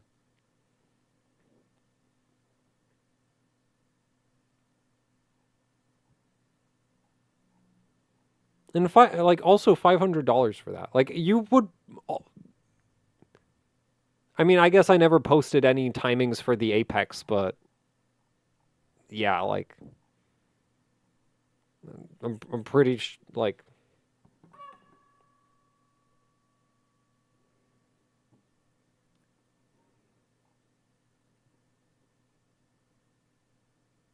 does it work? Oh, it should work. Like, if that isn't stable, I'd be, well, the funny thing is, it's an Apex at 7800. It should work. It really should work. Unless you have the world's worst CPU, that really should work. B650 live mixer heatsink obtrusive. Would a big dual air cooler fit? Oh, I don't use those. Like, I don't have an NHD 15. Well, actually, I have used those, but not like an NHD 15 sized one. And I actually, I would not go. What do you mean by single core load? Spoiled badger milk. Also, this stream just completely went off track, so that's great. Wasn't stable, crashed after 40 min in OCCT large. Okay. I feel so much better about my experience with Intel memory now. Because if what I just saw in front of me was not only like if that was actually stable, then I'd be like, okay, maybe I don't know everything about Intel memory overclocking. But you're telling me this crashes. Well,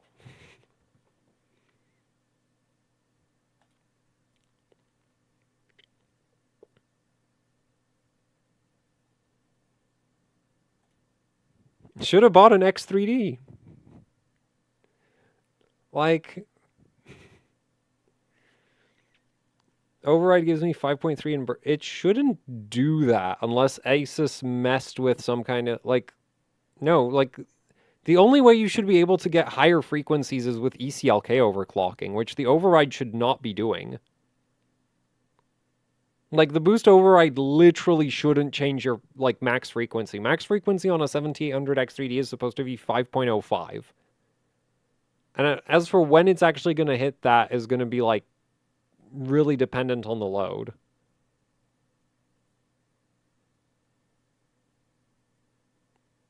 Actually, OCCT large extreme, wouldn't that potentially crash on the 5.6 gigahertz CPU overclock and not necessarily the RAM? Though 5.6 isn't that high, so it should work. Like that is within the realm of what a 13900K should do all core.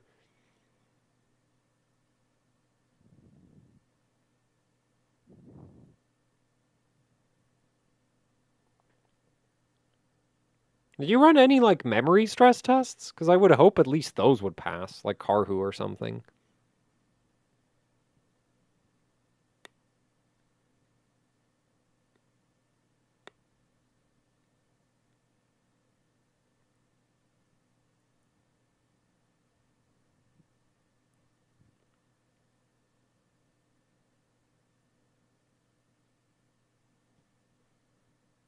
Like, actually, what is my 7800 X3D running at right now? I don't know.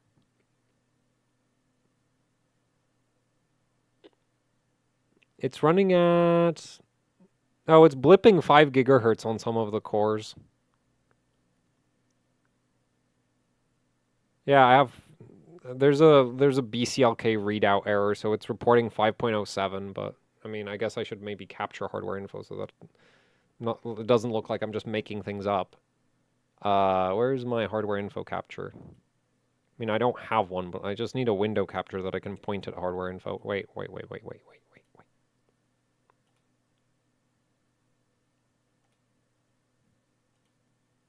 Ta-da!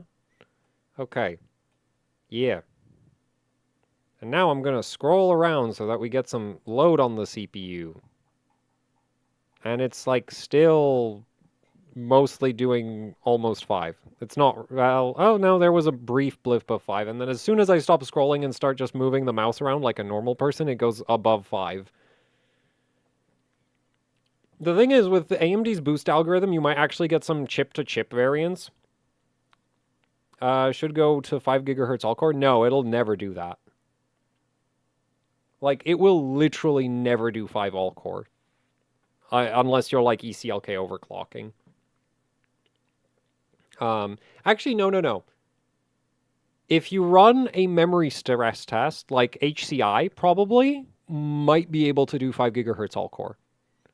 And the reason I bring up specifically HCI memtest is because that is one of the lightest memory stress tests in terms of how much load it puts on the CPU. So it's actually really like one thread of HCI memtest is a really good way to force an AMD CPU to hit the peak boost frequency. Like if I want my 7950X to boost to like 5.75 or whatever the max boost on that chip is, one thread of HCI memtest is like the easiest way of getting it to do that. But yeah, otherwise the CPU will generally not hit the peak boost, and on a 7800 X3D, you should basically expect it to spend most of its time somewhere between like 4.8 and 4.9. If you're loading it a lot, it'll go below 4.8.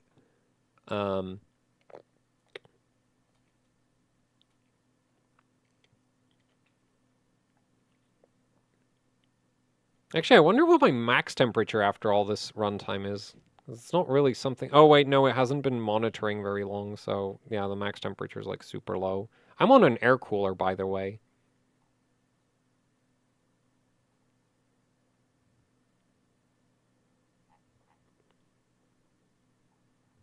Wait, what are my... Actually, doesn't this... Oh, wait, no, I think I'm on an older version that doesn't show memory timings. Or I hid the memory timings because I found it annoying that they were showing up. Right? Because, like, I don't like it when there's a bunch of unnecessary information being shown. Yeah, I don't have memory timings on there. Oh, well.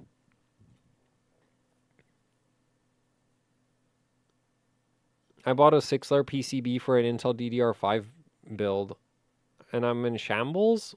Wait, what 6-layer PCB are we talking about? MSI here or ASRock?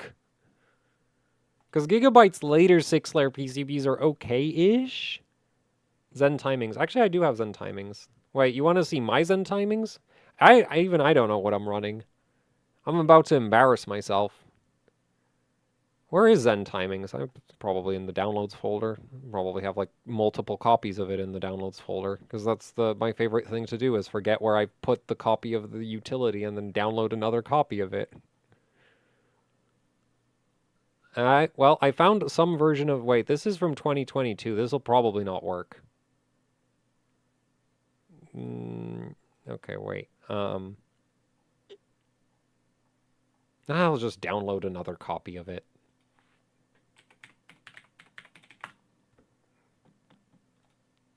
Oh, whoa, you can download Zen timings from freaking Tech PowerUp. That's cool. Man, if I manage to make a software utility that gets like stored on the Tech PowerUp like downloads page, I'd feel pretty accomplished. Where's the stuff folder? Now we get to find out if I already have a Zen timings folder. No, I don't. Good.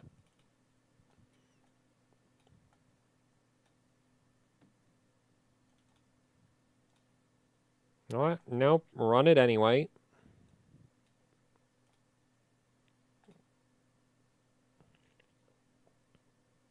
So... Here be my timings. Wait. There. My daily timings. Very generic.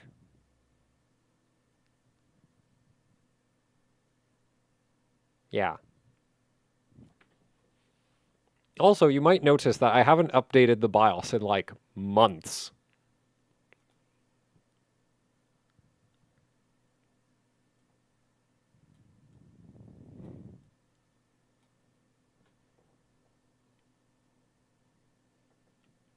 Yeah, I'm on such an old BIOS that, like, the super low VDDQ is a thing. I think that eventually got changed. On, like, later BIOSes, I don't think that's still, like, a necessity. But on the one I'm running, it is. Do you actively cool your RAM? I do actually, because the air cooler that I'm running is one of these things. Because I am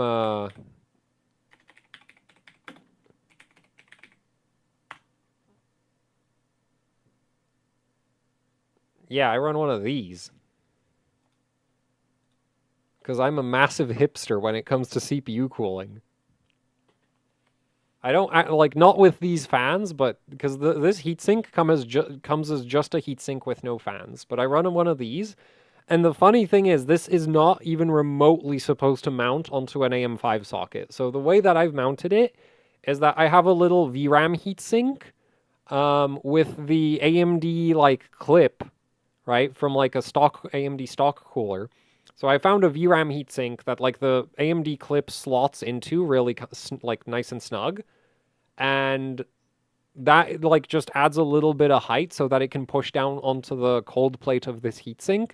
And so basically it's clipped into place. I would never do that if the system had like standard motherboard orientation.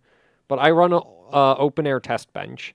So the board is horizontal, so it doesn't matter that like the the heatsink isn't like, it's not properly bolted to the board, right? If this thing was sideways, this would probably break something with the way that I have it mounted right now. Yeah. And I also briefly daily ran a Wraith Prism as my daily heatsink, and the Wraith Prism it was very loud. Also, the CPU was constantly hitting the thermal limit.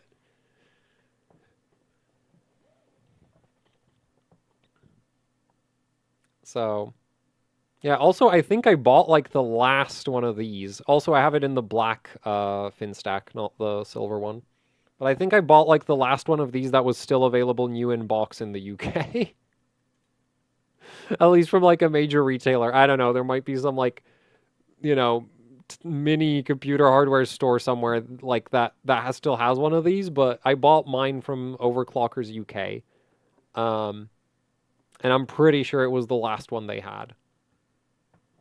So I also think there's I'd like to I'm kind of a fan of novelty. Oh, I do remember this. Yeah. I'm kind of a fan of novelty heat sinks of various kinds, and I'd like to get my hands on one of these. Also, what I just wait, no, this is 4 and 6. Okay, so no. So the funny thing about the Prolimatech Genesis is that Prolimatech also made a typical tower cooler called the Mega Halems. Yes. And you'll notice that's actually also a 6 heat pipe air cooler, and I think they use the exact same the heat pipe cold plate assembly. I think might be the same, and then they just bend the heat pipes differently depending on which cooler they were making. But yeah, couldn't fit one of these on my daily system. It wouldn't fit under because I have a Lian Li test bench that has a carrying handle, and this wouldn't fit under that. That's actually the main reason I went with the Genesis is this clears the carry handle. Barely. And only with a 120 millimeter fan. If I used a 140 millimeter fan, it wouldn't fit. But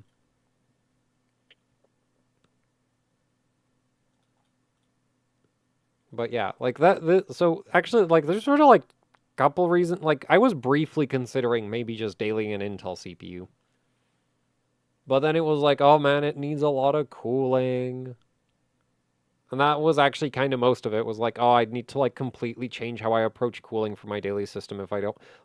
Technically, you can run an Intel CPU on a crappy cooler and just lower the power limit. And then it's yeah, but I would feel bad about you know, constraining the CPU.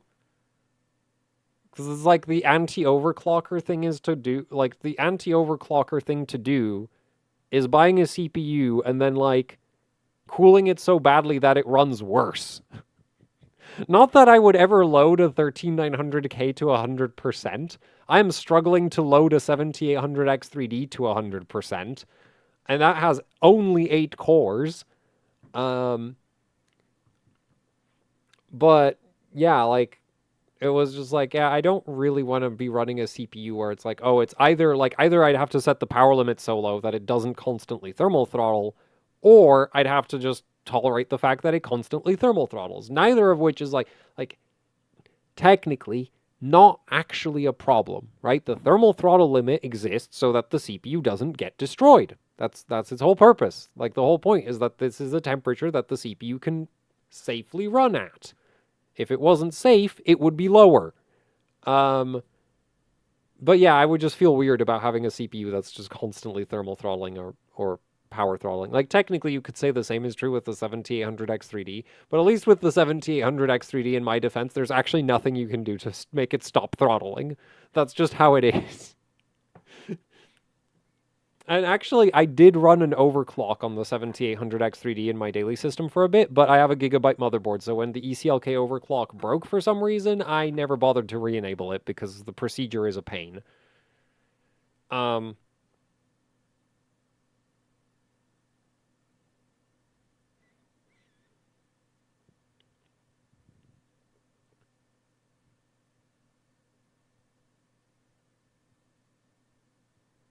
Oh, I've had some spectacular memory errors that would like change the color of the desktop background.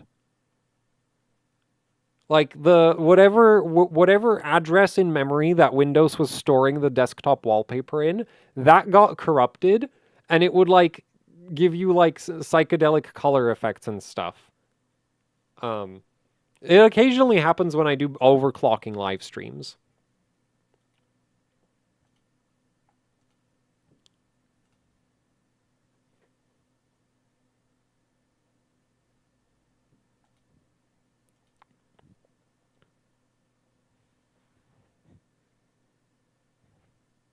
Into DLID X3D chips. I mean, yeah, I could like if I really wanted to get the temperatures lower, I could DLID it and like run it with a not direct die because it's a pain, but like with the high performance heat spreader or something. But the thing with my daily system is like I would like to be able to say that it is overclocked, but there's also like I want it also to just kind of mostly just work. Um and so the less things I have to do, the better, which is why I like the 7800X3D so much. Because it ran basically the same on a Wraith Prism as it does now. It's just a lot less loud.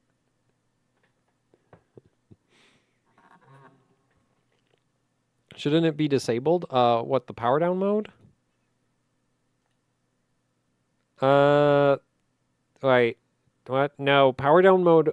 Actually, you'll notice I have like gear down mode enabled as well because I'm too lazy to do anything about it. But so power down mode, depending on what BIOS version you're on. Actually, no.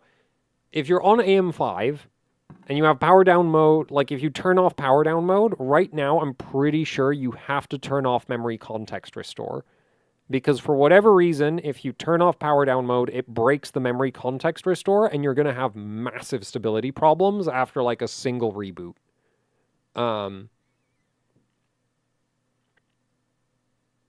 B660 Strix G plus 12600 KF equals FTW.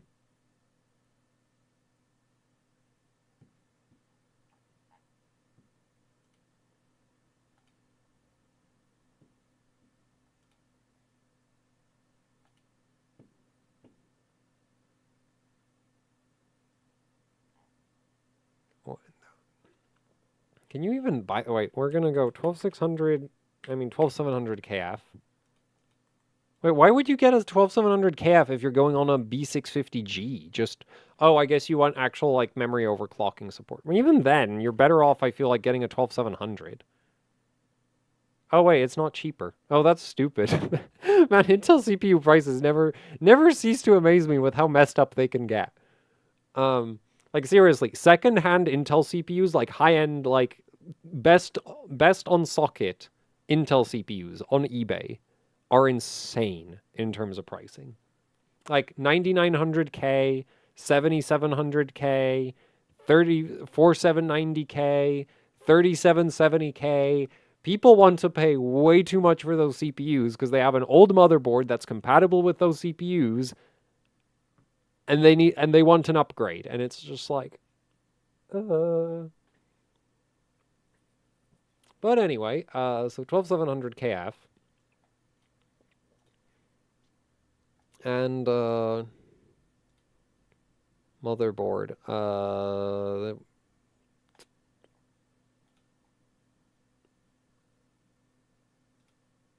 Okay, so the chipset thing is not being very cooperative. B660G. This thing better be B660i. Are you insane?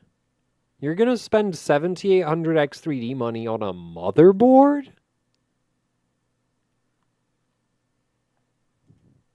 Like, I can kind of understand why somebody would spend like two 7800 X3D. Oh, well, okay, no, actually, two 7800 X3Ds.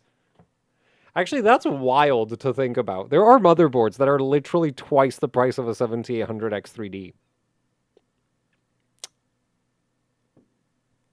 That's insane. It's just like the motherboard isn't even where the FPS comes from. The FPS comes from the CPU.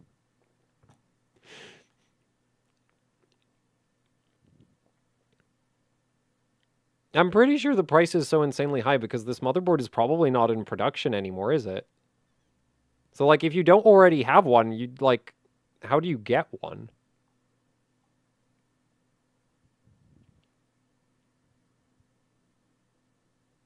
Yeah, and I can't even find the B650-F. I mean B660-F.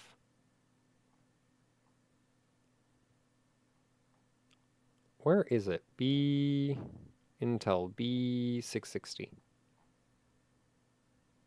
Yeah, this is not even available.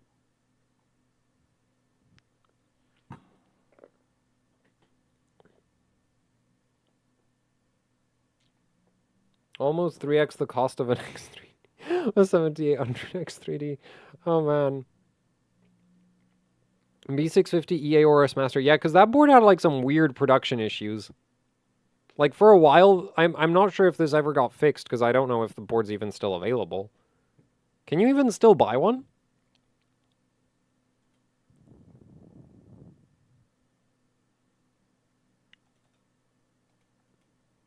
Yeah, because this board had like some serious production problems.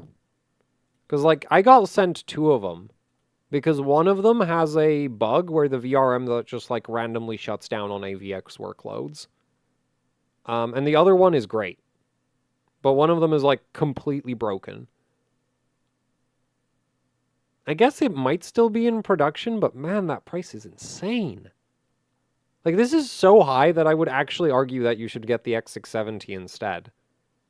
Because, like, you're not losing anything at that point, right? Like, the main argument against the X670E board was that, well, the B650 exists, has the same feature set, and is significantly cheaper. Or at least was significantly cheaper. I don't know. Where else could we check that, like... I guess Germany is, like, a place where they might have... Nope, the price on these are still insane. It does look like they are still making them, though. So I guess they just decided, like, no, we're charging $400 for a B650E board.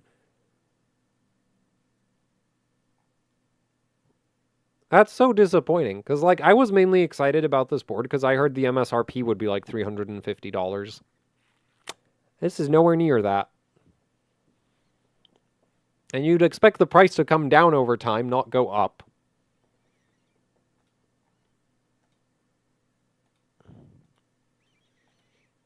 Anyway, so I have some rough idea of what I want to do for the AM5 boards. Let's take a look at LGA 1700. Also, apparently, my brother he can't find the clear CMOS battery.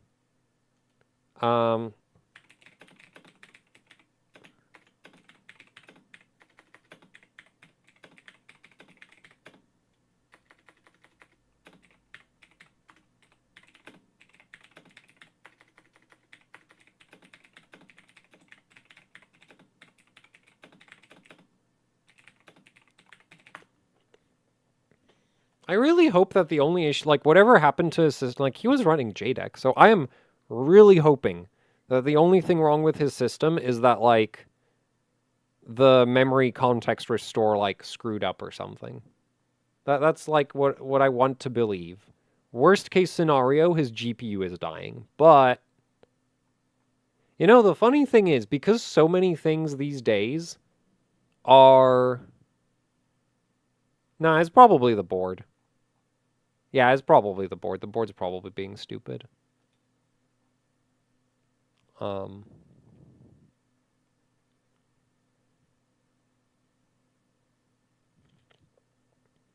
well, on the Intel side of things, we have like there's the easy option where I just recommend an Apex to everyone who's able to afford it.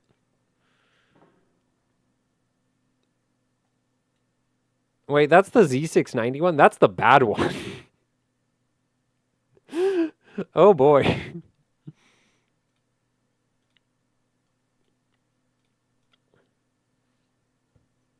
How good is the memory OC on the Taichi Lite? It should be on par with the live mixer, or maybe slightly better. So,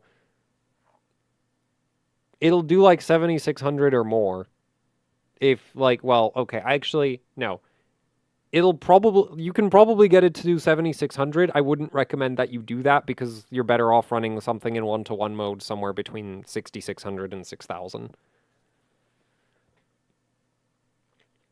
I paid 600 for an X670E Gene.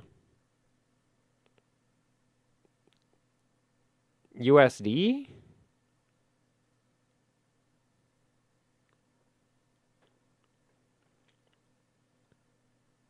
With my subtimings. Wait, 666 on what platform?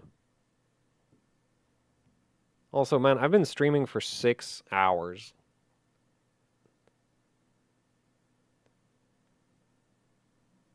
Man, should I just do like like ask Buildzoid Motherboard and RAM questions stream monthly? Because like that would be like the lowest effort content I've ever produced. Literally just like turn like open PC part picker, press start streaming, done. Run it for like an hour or something. Okay, a lot of people want that. Okay, so we're not doing that. Do not submit to the demands of the normies. Continue to be financially unsuccessful entirely due to your own like what is it? Self-destructive tendencies. Success will not be tolerated in this household.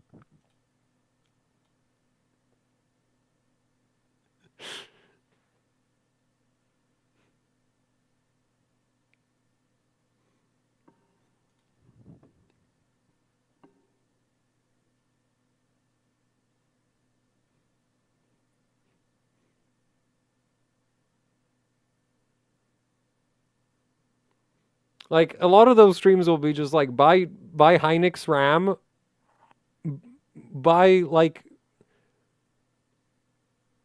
so actually the motherboards, there's actually some thought that needs to go into that depending on what people want from the board, but most people don't know what they want from the board, which is the worst part.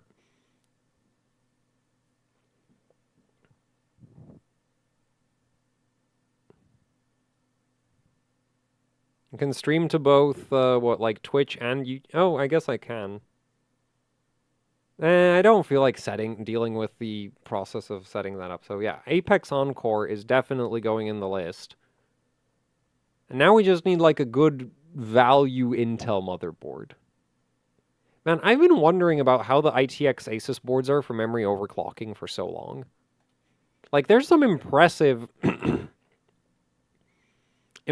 results from them on like hardware bot, but I also don't want to run any more Intel memory stress tests. So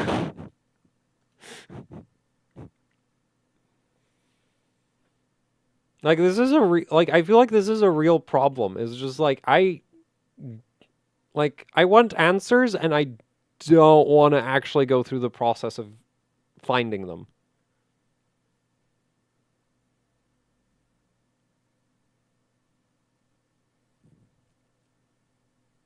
Because it's so tedious. You get to sit there pushing voltages around, you know, looking at the stress test results, thinking you're finally making progress because the errors are happening later and later and later. And then, you know, like a week later, you're still getting errors. They just happen at hour 12 instead of hour 1. It's like, well, I can't tell people to run these settings because I can't prove that they're not, you know, unstable. Because they keep erroring out. It just takes really long. And the problem with like, oh, it errors out after a really long time is like, well, how do I know that like what if you get unlucky and it errors out in 30 seconds?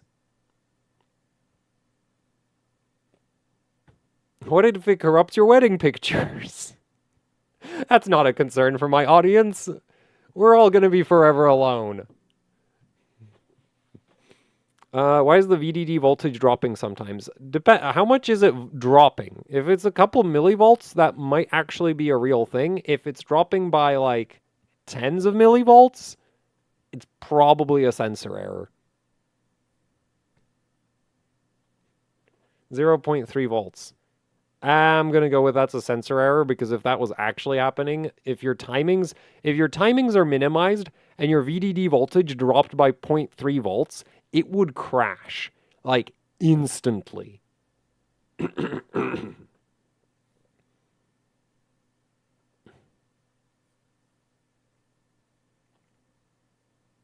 even if your timings aren't minimized, like 0.3 volts, if you're going from like 1.4 to 0.3, it would crash. Like almost certainly. If you're running like an XMP profile. How late am I? I've been streaming for the last 6 hours and 46 minutes. My vocal cords are gonna like not function tomorrow. Actually, they're already kind of starting to give up.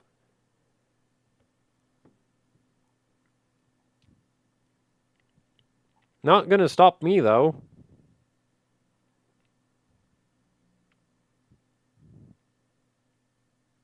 It's going from 1.545 to 1.245. Yeah, I'm gonna go with that as a reading error. Because if you actually tuned your timings, it should crash. If it was actually doing that.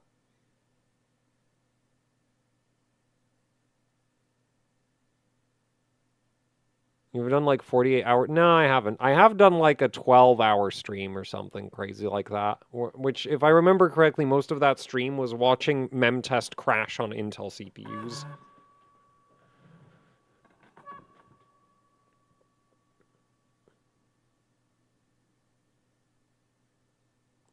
I feel, honestly, like Intel systems aren't that bad. Okay? I just have very bad experiences with them. If you buy like a DDR4 6400 kit, you won't have to suffer through any of this. And it'll still perform mostly okay because, like I mentioned earlier in the stream, Intel CPUs... My vocal cords have actually given up at this point.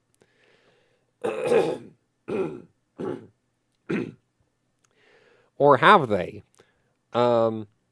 So, like, what actually happened there is, like, for whatever reason, if I talk for, like, a really long time, what happens is, like, phlegm builds up.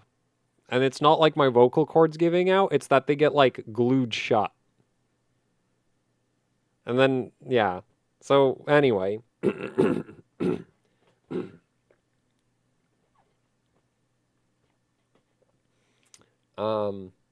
That was probably unnecessary amounts of detail, but that's what you get when I stream for 7 hours. The filter starts to sort of come off. But anyway, or yeah, no, that's like the judgment gets worse, the filter comes off, same kind of thing, isn't it? Drink water. No. Actually, I do have a bottle of water by the desk. I've just kind of forgotten about it for the last like 7 hours. What's lighter on the IMC? Hynix 16 gigabit 8i or 24 gigabit? 24 gigabit. If you're going to be running a high density setup, like say 192 gigabytes, 192 gigabytes is easier to run than 128.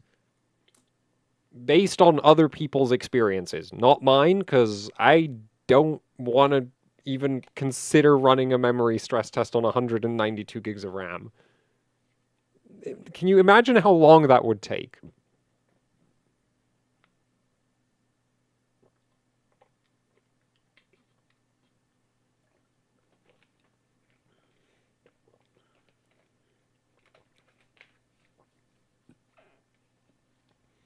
$2x48 is crazy compared to $2x32. Yeah, as from what I've seen, it is. Like, it's so much of a difference that I've been really, like, I've kind of wanted to buy 48 gig DIMMs. But then I checked 48 gig DIMM prices in the UK, and I was like, actually, I kind of don't want to anymore. Especially because I'd have to run memtest on them. And it's like... Paying 300, I think it was more than that. I feel it was like 300 quid or something for the privilege of running memtest. Even longer than usual. Actually, like 3 times longer than usual. Yeah, because usually I stress test like 32 gigs or maybe 48. It's like, yeah, I'd love to run a memory stress test twice as long. That seems like a great way to spend time. I mean, I don't actually have to really do anything, but you know, if it crashes, then I need to do things. And I get very upset about that.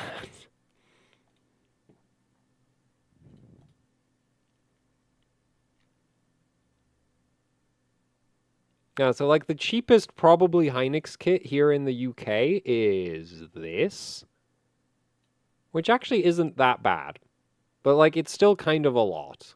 Also, it would be from Newegg, because on Amazon it's, oh my god. Okay, so what could I actually buy in the UK instead of from Newegg? Okay, so this might actually work out to not be a complete disaster. I wonder if I could ask Corsair. As long as they don't watch this stream, they shouldn't have any problem with sending me a review sample.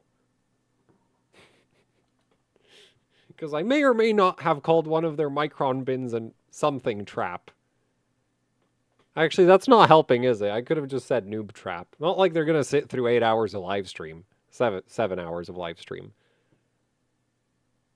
I'm a noob. Doesn't stress test RAM. Wait, doesn't RAM stress test get faster because RAM is faster? Yeah, like stress testing 96 gigs of DDR5 is a lot faster than, say, honestly, should finish faster than even like 64 gigs of DDR4. But there are certain stress tests that you run on like a time basis rather than like a coverage basis. Right? So there's like certain stress tests that are like fixed length, and then the coverage-based tests, those as long as it finishes overnight, then I actually don't care, right? Like if I can just like start Carhu and wake up the next day and the coverage is at a reasonable percentage, then it's like cool. If it's not at a reasonable percentage and it takes more than like 12 hours, then it's a problem. Can pay via phone. Whoa, you are very persistent. I was serious when I said you don't actually need to pay, you know.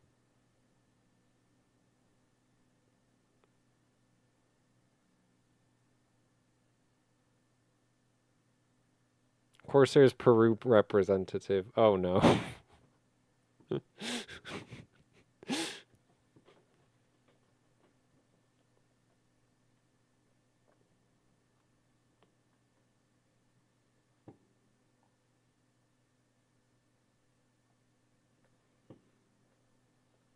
Now, I do kind of wonder about the 24 gigabit Micron memory chips if, like, they're not reasonably, like, if they're light on the memory controller, it wouldn't even necessarily be that bad that they're, like, not very good.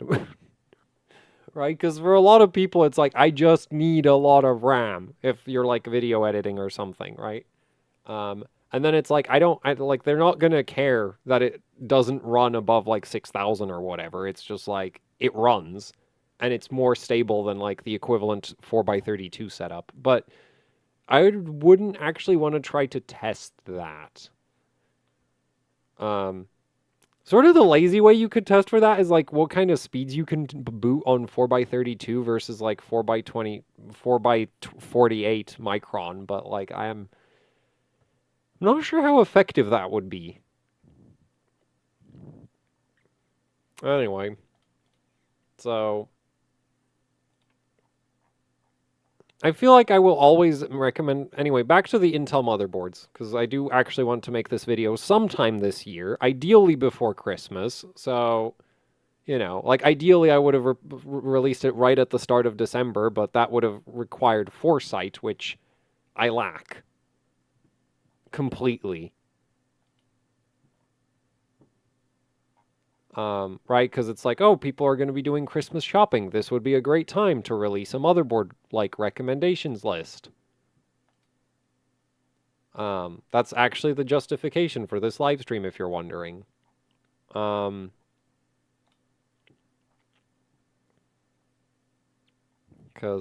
yeah, so... Man, I feel like the Intel motherboard list is going to be so freaking weird at this rate. Okay, because we're going to have this... right, as the cheapest 1 DIMM per channel, and it is actually competent at memory overclocking. Oh no, Bing, no, go, yeah, don't group my tabs together. I don't like it when you do that. Wait, this isn't Bing, this is Edge. Edge, don't do that. Anyway, yeah, so this will definitely be in the list just because, like, if you want a good Intel memory overclocking motherboard and you don't want to spend $650, you don't really have many options. There's this, and like technically the refresh gigabyte boards aren't terrible, but I guess I should test that. Yeah, I guess I should test that. You know, like if the problem is the boards like have different voltage requirements. And so it's like I can't just like slap a memory kit into a board, punch in some like settings that should work and go like, "Oh yeah, this works." Or no, this doesn't work.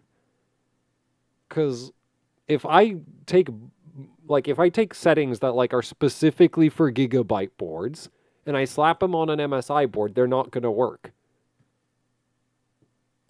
Like at all. It's not even going to be like, "Oh, it's slightly unstable." It's just going to not work whatsoever.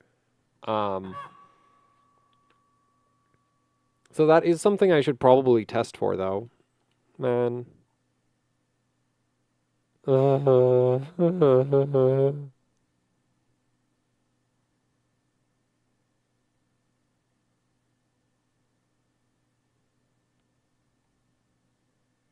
Anyway, the Elite X would be the other thing that would be like competing with the ITX board.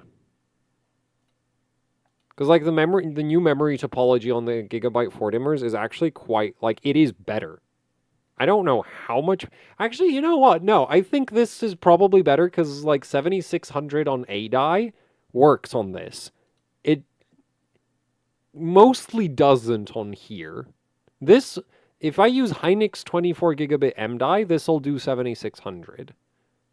But with Hynix 16 gigabit A die, at least on auto settings, it doesn't.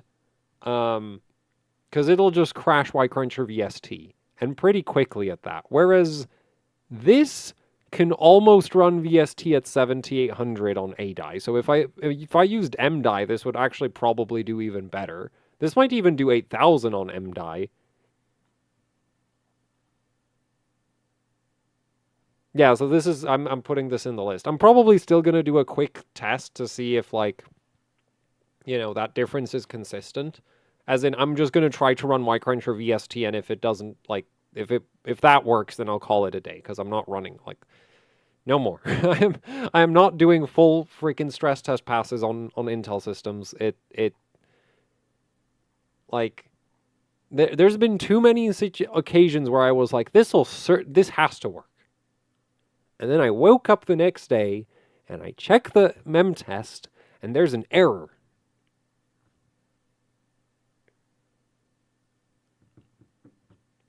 So we're not doing that. But I might do like, I don't know, like an hour Ycruncher, an hour Carhu, or like 2 hours Carhu or something like that. Just like some amount of testing so that it's not just like, oh, I just feel like this motherboard is better, because that is not a valid way of rating motherboards. But at the same time, I'm not doing like a full 12-hour pass because that's just like I need results, and I need them like soon, ideally.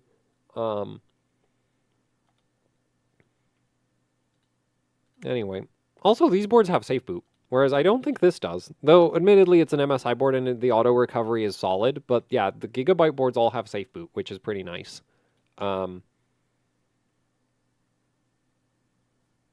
There was one other thing that I feel like I'm forgetting that Gigabyte added to their boards now that I was like kind of weirdly excited about. For Z790 refresh. What was it? Oh, wait, actually, I'm not sure if this board does it. Right, they added DyeSense voltage readings to the Pro X.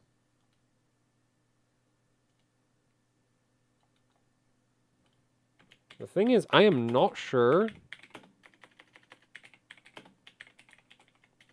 if they added that to the Elite X. Also, if the Pro X had a postcode, the Master would be really dumb. Just by the way. But of course, the Pro X does not have a postcode, because then the Master would be really dumb. Yeah, fun fact, I tried to run a like 260 amp load on this board with no VRM heatsink. Why 265 like 260 amps? Well, because any more current and the 360 millimeter AIO I was using wouldn't be able to keep the CPU below 105 degrees Celsius, which is already higher than the stock thermal limit. And I ran it with no heatsink, and the board actually maxed out at like 105 degrees on like one of the power stages. Most of the VRM was still like cooler than that.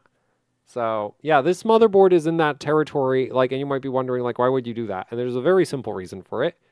On paper, this board should be able to do like 300 amps with no VRM heatsink. So I wanted to check if that's actually true. It's not, because if it's hitting 105 at 260 amps, then at 300 amps it would probably hit the thermal limit. But honestly, still an impressive result. Right, like 260 amps with no heatsink is a lot of current to be doing with no heatsink.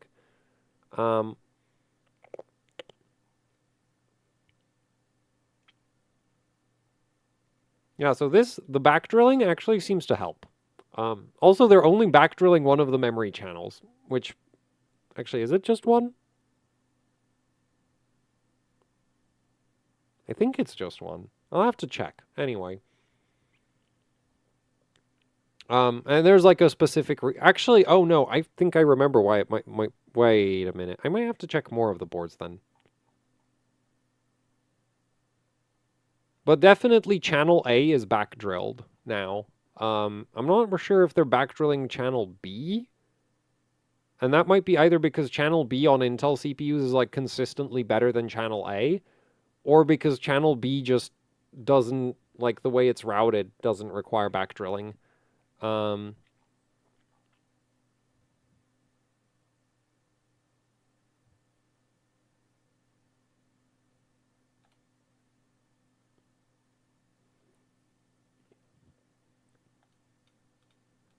minute. How does this work? Dude, this website is awful. Oh, also this board has like a white BIOS, by the way. Oh, and we have memory time. Wait, Hardware Info has like a full memory timing readout like that. That's pretty cool. Instead of the like technically Hardware Info did that with like but it was like really, the organization was really ugly. Like I found it really hard to read.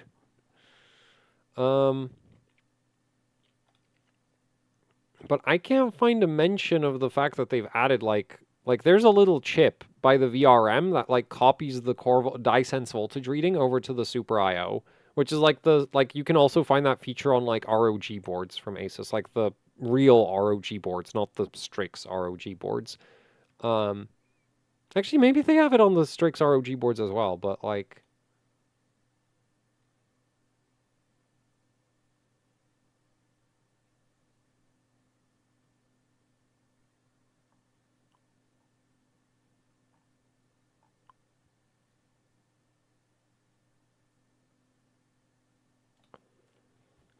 I've been thinking, I still have a Z690 Aorus Master, which is a 19-phase V-Core VRM, so I've been kind of wondering, like, running a comparison of the 19-phase with 105 amp power stages against this thing, because this is on 90s.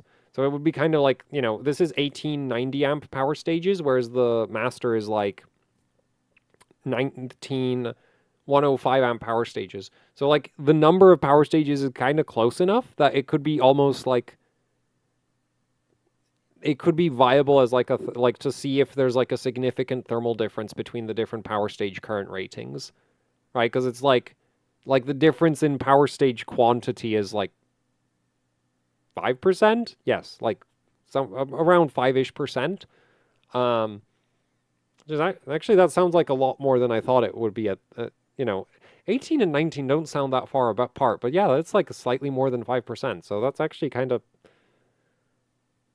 I still think it would be an interesting test, if not super scientific. Like, I'm not gonna go and like desolder 105 amp power stages and solder them onto a 90 amp board, because if my soldering, like, if you're soldering, if the soldering isn't perfect, that could invalidate the results. So, It would be better to test two boards that are very similar, which admittedly you could say, oh, what about manufacturing tolerance from the factory? I trust the Gigabyte motherboard factory a lot more than I trust my hot air diesel like soldering skills. Um, Even if I've successfully like reballed memory chips at this point, 3 times, yeah, I am not. And actually, I've replaced like multiple power stages. Like, there's at least like there was one GPU where I replaced all of the power stages, mostly because of my own mistake. But it does now work. But anyway, yeah, like I'm not gonna be moving power stages from one board to another board. Also, it would be like 18 power stages. It would take forever. Um,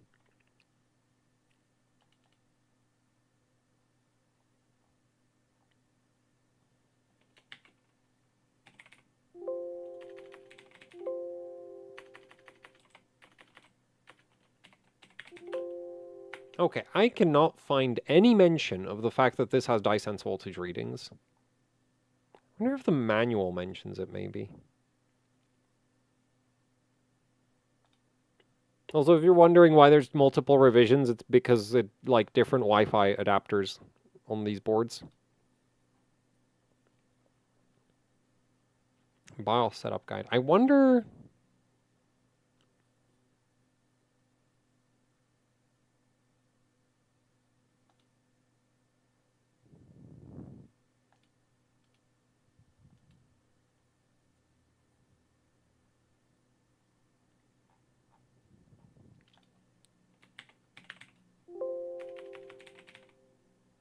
Oh,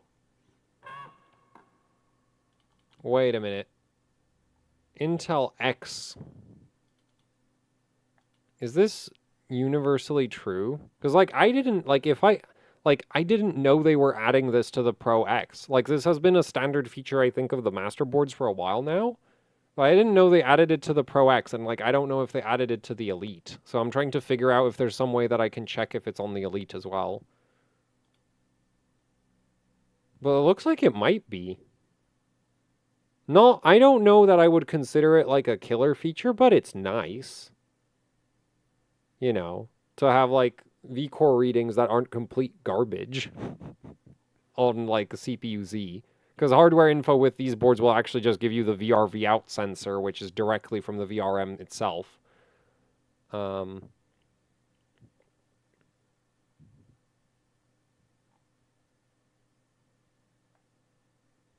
oh, they are teasing us with the postcode. Actually, if this board had a postcode, the like higher end part of like the higher end boards in Gigabyte's lineup would be really, really silly. Because it used to be that like one of the big differentiating factors between like the Elite boards and the Pro and the Master was that the Master was the cheapest board with the 8-layer PCB, right? With or the higher layer count PCB. Well, actually, it depends. On like X570, the Pro was on a 6-layer, the Master was a 6-layer, and then the Extreme was the 8-layer, but for like Z690, it was 6, 6, 6, and then you get to the Master, and the Master was 8. And then Z790, it was 6 on the Elite and 8 on the Master, and there wasn't a Pro board. Thing is, I think the BIOS setup guide might be the same across all of the boards, which I don't know if that means that they actually have the DiSense everywhere, or if they just couldn't be bothered to write different setup guides, but we can check. All right, unique features.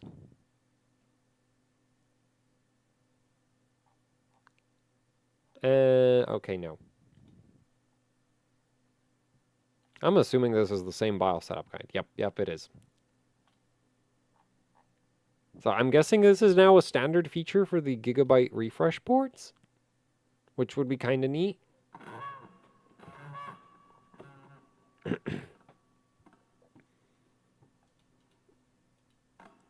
Though, okay, I think, like, the thing is with, speaking of postcodes and getting teased about them,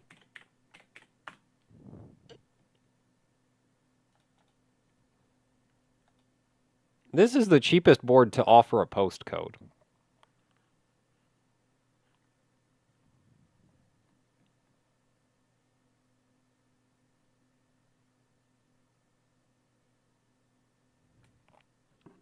And,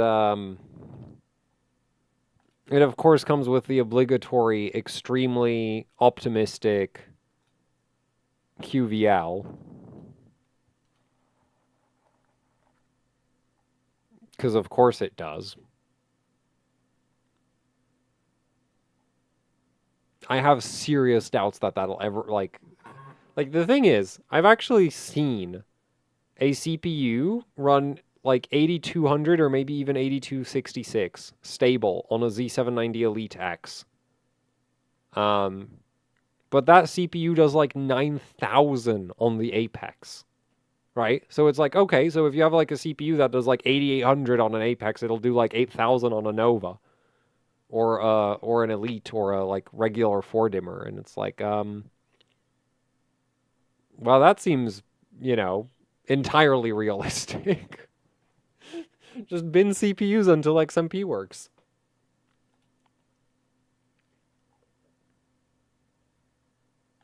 But even if the QVL is entirely made of lies, which I am inclined to believe it is,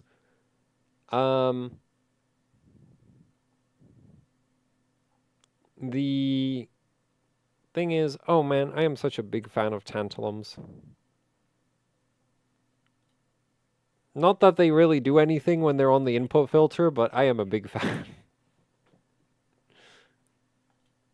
Oh, also, man, that is a lot of power stages.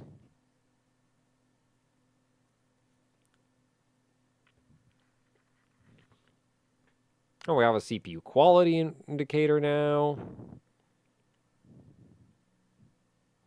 Because, like, this would imply that this board is as good at memory overclocking as a Z790 Apex. Which is like, no.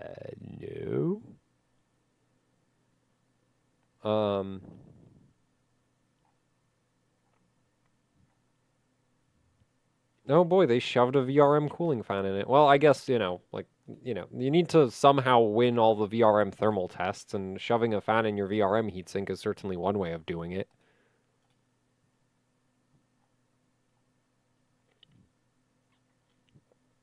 Where is the Nova? Oh. 27. Man, that is... Dude, that is like a really solid price for... Like, the thing is, like, even if it's not that great at memory overclocking, right? There's a lot of scenarios where it's like, I want that postcode. Like, what if my GPU is misbehaving? I want a postcode. What if my memory is misbehaving? I still want a postcode. What if, like, like, for so many issues, it's like, yeah, having a postcode would actually be really nice.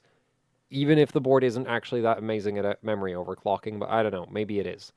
Actually, I wonder if there's, like, RAM.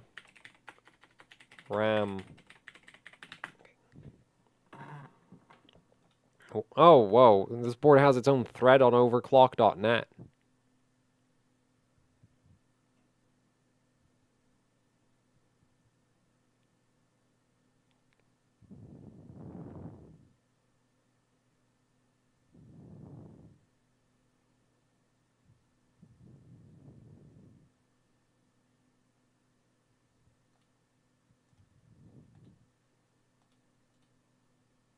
Okay, but this isn't a stress test.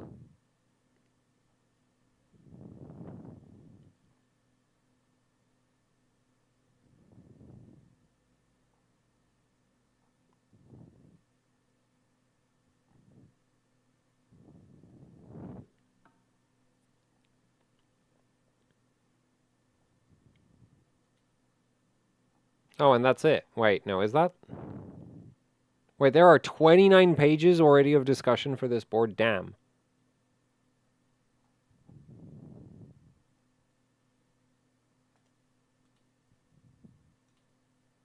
Ah, yes, my favorite part of Intel memory overclocking threads on the internet is posting 3-minute stress tests.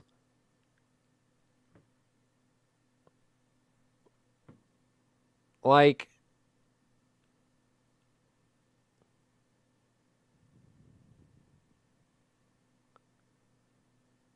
Is this even a Nova? Wait. Lightning. Oh. Different ASRock board. Even then, it's like, why would you post a screenshot of a stress test that ran for 3 minutes? Okay, now we have an actual stress test here. But no, this is still a Z790 Lightning.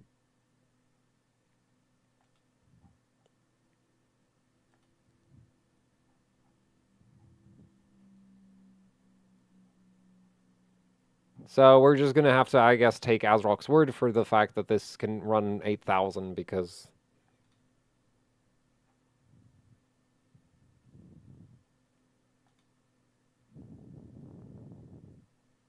Wait, finally?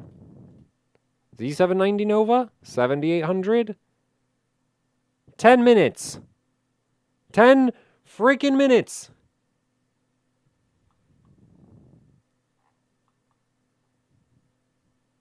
I mean, it is still running, I guess, so that's something, but like...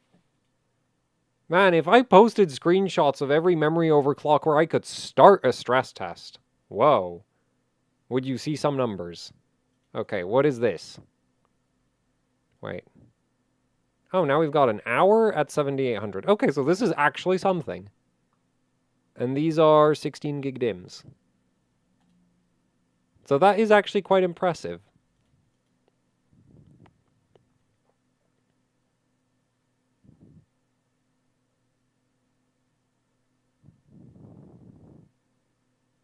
%, stable at 7600 and 95% no, we call that not stable at 7800. On an M-die kit. His CPU probably sucks.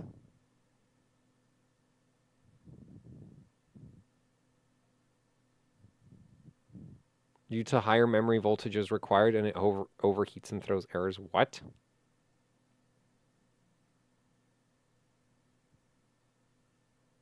I run DDR5 8000, admittedly only on AMD. I've never managed it. Well, okay, that's not true.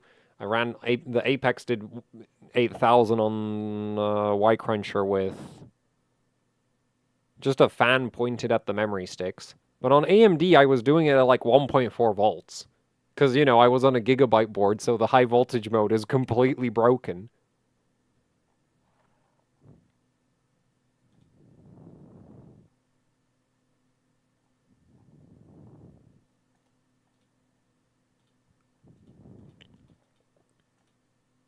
Okay, and here we have 8,500% HCI. So not a Y-Cruncher run, but also, like, this is something. And that is actually impressive. Like, a lot of older Z790 boards, this would have, like... Honestly, on something like, say, the original Z790 Master, I would not expect this to boot. Yeah. At least not on my one. My Z790 Master would not post this kind of thing. Master X, yes. Actually, the Master X, I've been able to boot all the way up to like 8200. But 8000 on the original Z790 Master, that would not happen at all. What board is this? I have no idea. Got my Nova 12900K. And it's running at 7200. Okay. Oh, somebody finally suggests Y-Cruncher. And then we, of course, get the Intel cope of, I just find it better to use my system like normal.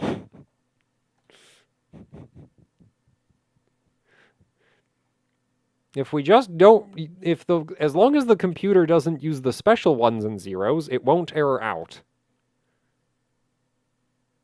VRV out monitoring, that's cool. I mean, I'd probably include, I want to include this board just for having a postcode. Stability be damned. So we have the Y-Cruncher benchmark. And a joke of a stress test, of course. 14 minutes and 1 second. Whoa, such stability. Never... And this is at 7600. Okay. Like, what are these, like, 15 minutes? Like, it's not even 15 minutes. It's 14. 19 minutes at 7800. Still cool that it's actually running. Actually, I probably couldn't replicate this on the Pro X if I wanted. Like, if I tried to replicate this on the Pro X, wait, this is MDI, so I could actually do that. If this was A die, I couldn't do that.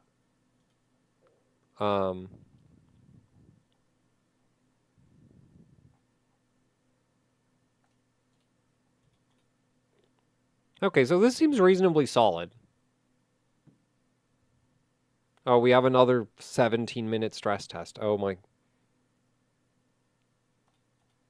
Man, at this point you could just as well run like Y-Cruncher benchmark and not even bother with the freaking test mem 5.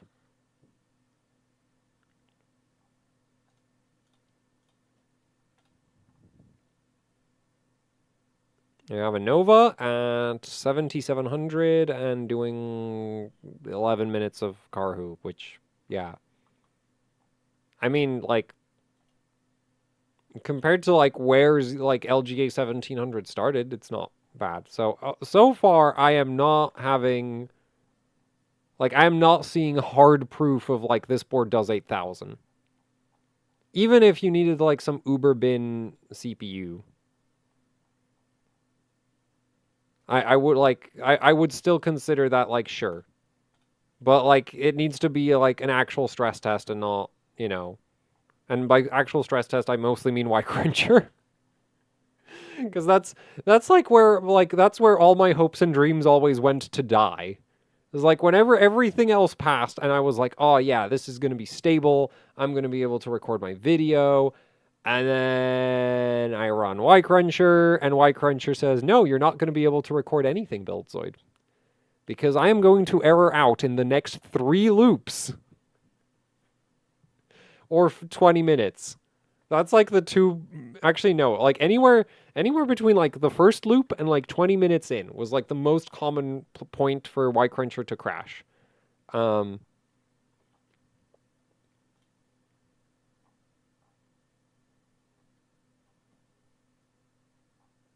Even then, like honestly, being able to like run these like like above 7500 is like that's still really good in my opinion for a 4-dimmer. So,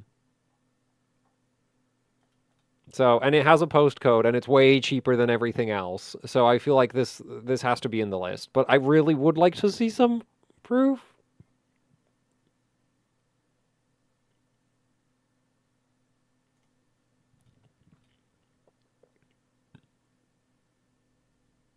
Oh, this is impressive.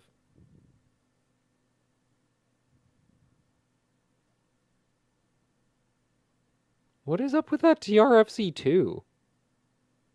Is this bugged out? Oh no, this is JDEC. JDEC timings.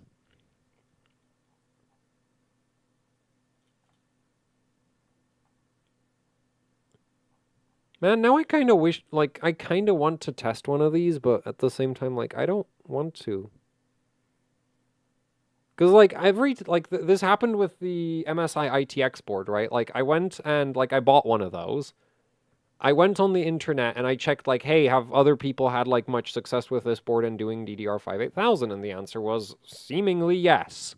So I bought one. It's like, no.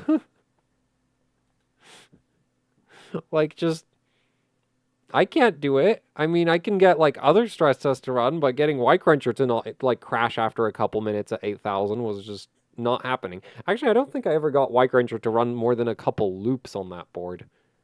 I have 8000 with, like, Insanity TREFI, but auto TRFC. I am relatively certain, because of how refreshing works, this is actually less thermally stable than having like tight TRFCs and like a lower refresh interval. Because your main concern with like the refresh interval is if you wait too long between refreshes, the voltage level on the charge on the capacitors in the memory array is going to get too low. And then when you go to refresh, the data's just not going to be there. And I don't think you get higher charge levels by refreshing it for longer. I might be wrong about that, but I'm pretty sure like this doesn't work. Oh wait, these memory sticks are running at like 20C. Okay, so in this case it doesn't matter. If your memory sticks stay below 30, this will be fine, I think. If you have a 4090 in your and if you have a case and a 4090, your sticks are probably not staying below 30.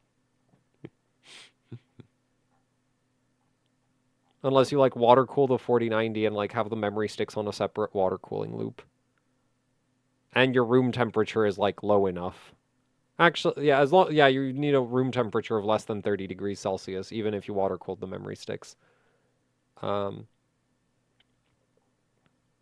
Honestly, being able to run Geekbench 3 at 8400 is impressive. I want more screenshots. I don't see any stress tests, so I'm gonna ignore that. That's just Geekbench. What's this? Ooh, Y-Cruncher. And of course, the obligatory 5-minute test mem5, because that means anything. At 7800. Oh, this is a Riptide. Wait, ASRock, so I guess ASRock like fixed their memory memory controller configuration or something? Because like I don't think they made a refresh Riptide board, did they? And plus it doesn't have a postcode, so it can't go in the list if it doesn't have a postcode. Wait, what? Why is there 2 Riptides? Is there a new one?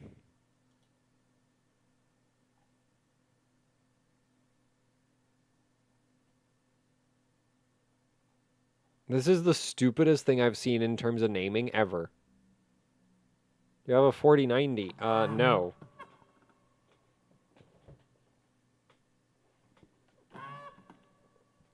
The fastest GPU I own is a 4070 Ti, and it lives in my daily system so that I can run Need for Speed. It's basically the highest load that I ever put it under. Actually, I don't know. It's not the highest load, but that's the one game that like most benefits from having the 4070 Ti. Because I have other games that technically load it harder, but those games also like when they max out the 4070 Ti, they max it out at like 300 FPS. So, you know, there it's not as much of a requirement. This is a new board, isn't it? So actually, okay, so that actually might be a new board.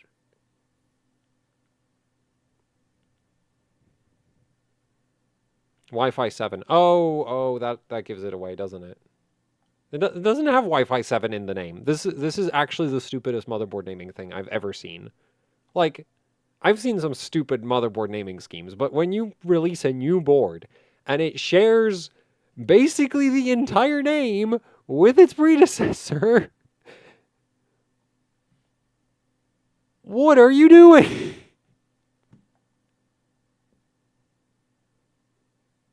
Did you run out of letters? Put an X in the name, or if you think the X is overused, put a Z in the name. Intel thinks Z's are cool. Or put a number, like a Riptide 2, or a Dark Riptide.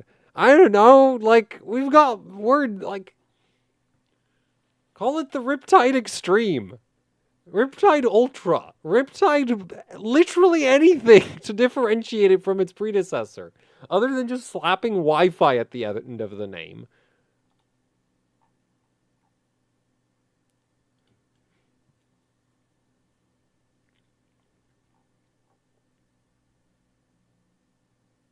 Wait, they have a Lightning Wi-Fi as a new board? No.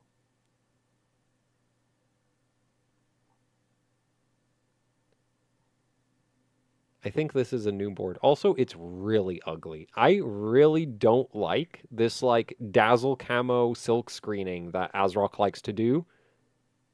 It's not a battleship. It doesn't need dazzle camo. I'm not even certain that I'm not even sure that Dazzle Camo even worked.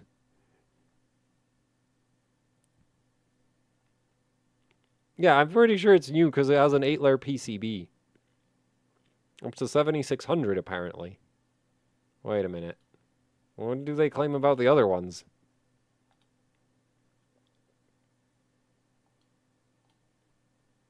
Oh no. Not again. Don't group my tabs together.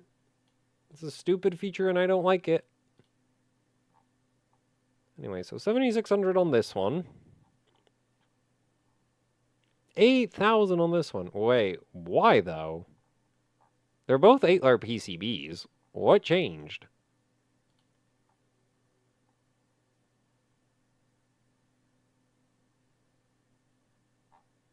Wait, what if I click on the QVL? How much you want to bet that it goes to... Okay, it does actually stop at 7600. That's interesting. That is very interesting.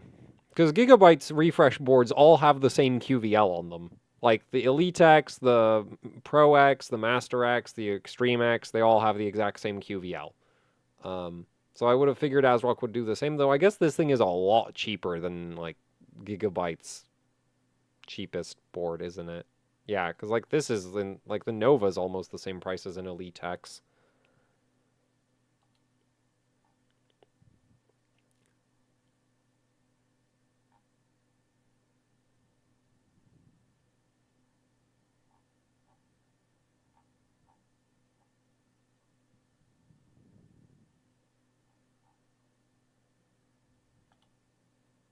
Yeah, okay, I'm including this board as, like, the budget overclocking board. Because at the very least it has a post code. So when your memory stop, like when your RAM doesn't want to post, at least you'll have some idea why.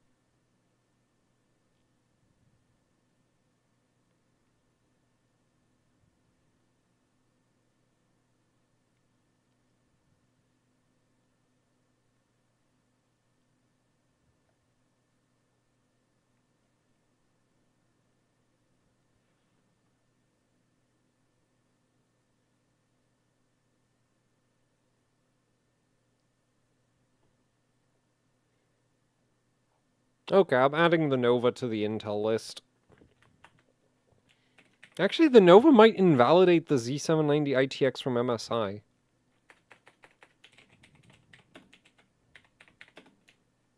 See, this is why I don't like making Intel motherboard lists, because it's like...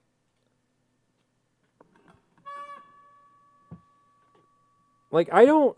Like, it's really, really hard to judge the boards, in my opinion.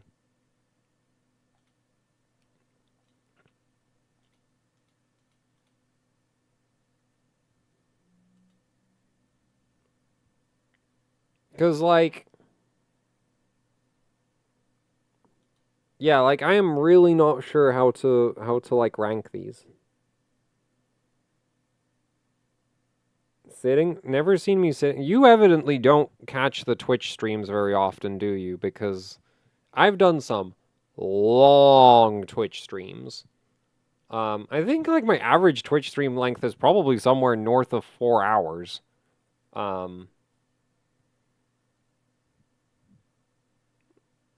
Very annoying if you use ECLK as it can't retrain. You got a Gigabyte board? Because, yeah, that's very much a Gigabyte thing.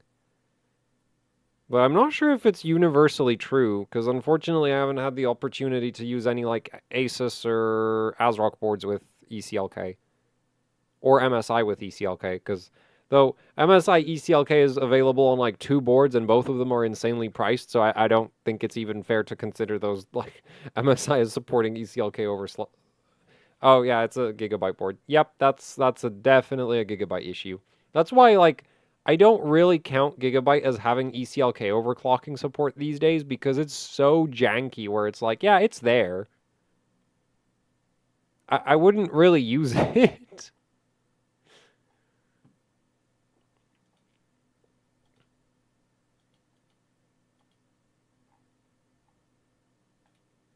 Because yeah, you have like so many Z790 boards.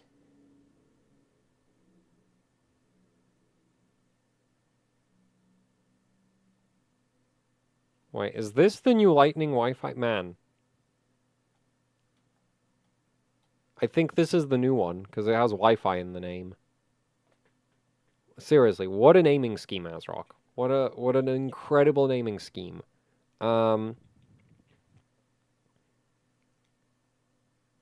But anyway.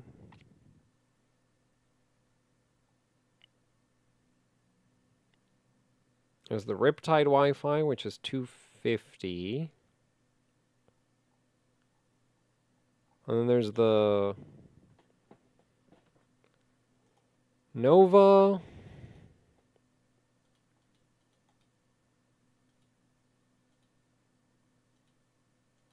I guess I should also include some budget Intel boards, but man, I don't have any idea like how any of them would behave.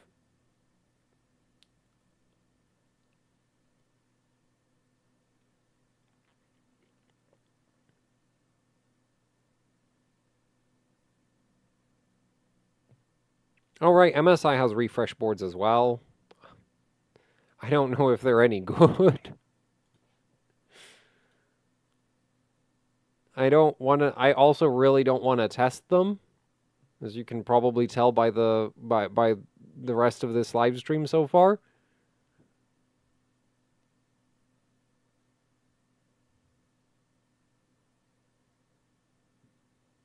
Z790 Taichi Lite. Is the Z790 Taichi Lite actually good, though? QVL seems to imply that it probably isn't. So that's fun.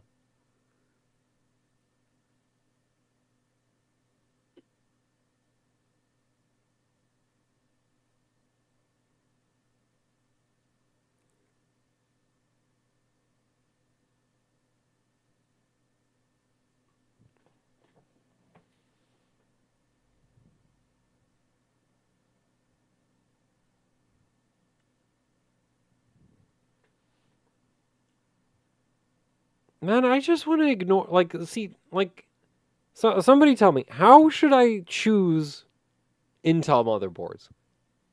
Because it's like, if I go by, like, the memory overclocking will probably not drive you insane, then it's just, like, buy an Apex.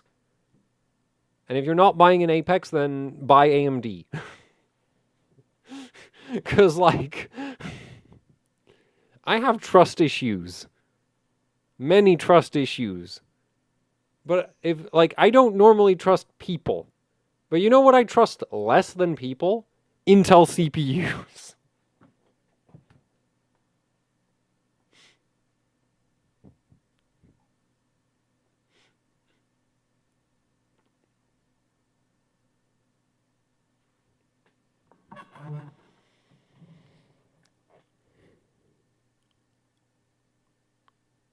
Because it's like you look at the QVLs for these things, right? And then it's like, but yeah, if I look at the and then I compare it to like my experience with actually like using these boards, and it's like the QVLs are like made of lies, like completely. They don't mean anything. And it's maybe it's because Intel, like, I just have bad CPUs, or maybe I don't know how to set the voltages or whatever. But like, how am I supposed to recommend a motherboard to someone, right? Especially if it's like, oh, you know, we have these high-speed memory kits these days. I want to build a 14th gen system. I want to run a high-speed memory kit. What do I buy? And you can't just say, buy an Apex.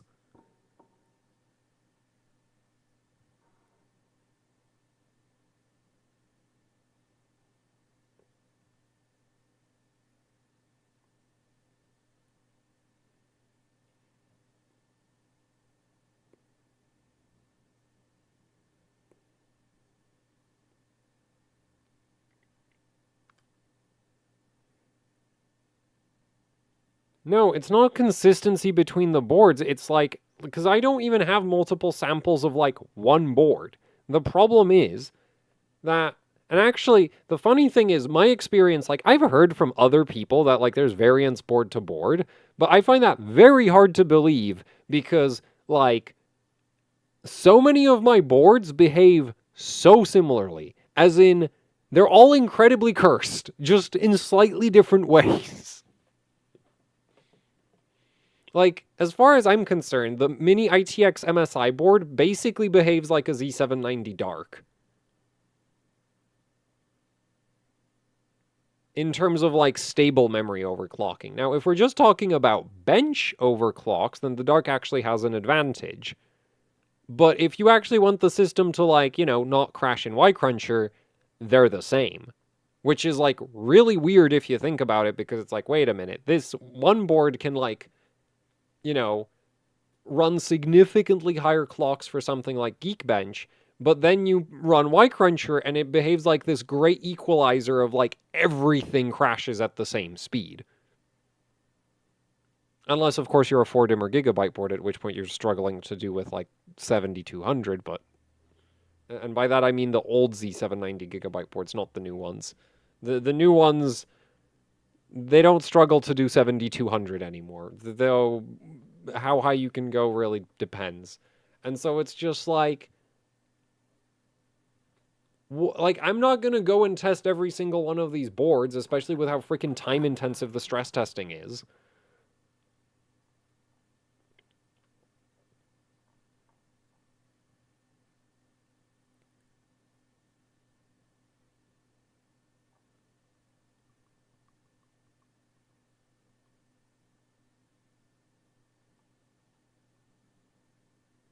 Like, so Nova is easy because it's the cheapest motherboard with a postcode. If you want an Intel with a Intel system with a postcode, you buy a Nova. Nice and simple. You actually want like great memory overclocking performance, you buy an Apex. And in between those two, it's like, what? I guess we rank motherboards by number of M.2 drives or something.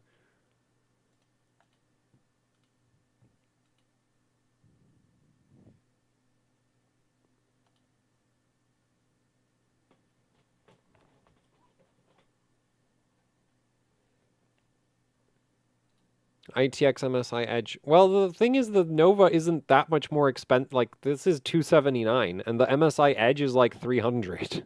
The ITX one. Is the MSI Z790 Carbon Wi-Fi good? I have no idea. If you're asking about memory overclocking, literally no idea. Actually no idea. This is why I hate Intel so much. I don't know. I don't have the board, and I honestly, at this, like, after how much time I've wasted dealing with memory stability on Intel CPUs, I don't want to know. Just buy a 7800X3D, and if you don't like the 7800X3D, then run your memory at DDR5 6800.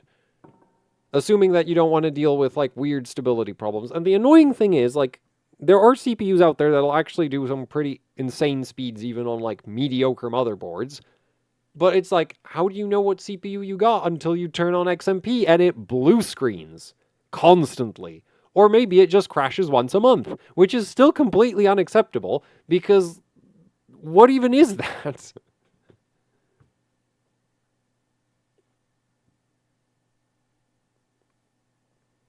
MSI 4-DIMM boards are the worst for DDR5 OC.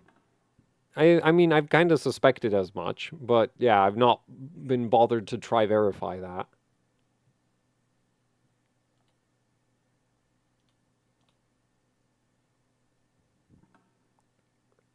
Z790 Nova is a good choice. If you just want a postcode, then yes. And it also looks like it might be good at memory overclocking, but I dare not say it is good at memory overclocking because I've heard other people claim things like, oh, the Z790i Edge is amazing at memory overclocking.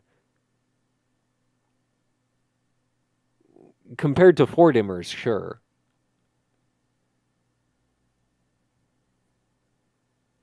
And I've also heard people say like, oh, the Tachyon does 8,000 easily. Mine doesn't. And the Dark does 8,000 easily. Mine doesn't. The Apex does 8,000 easily. Mine didn't until I got a 14900K. Yeah, then the XMP profile actually frickin' worked. For the first time ever. I was able to go and turn on a DDR5 8000 XMP and not have it immediately crash in absolutely everything. I didn't bother to check any other stress tests because at this point I have given up. It ran an hour of Y-Cruncher, and if it was unstable in Karhu or HCI, I do not care. I am not testing this anymore.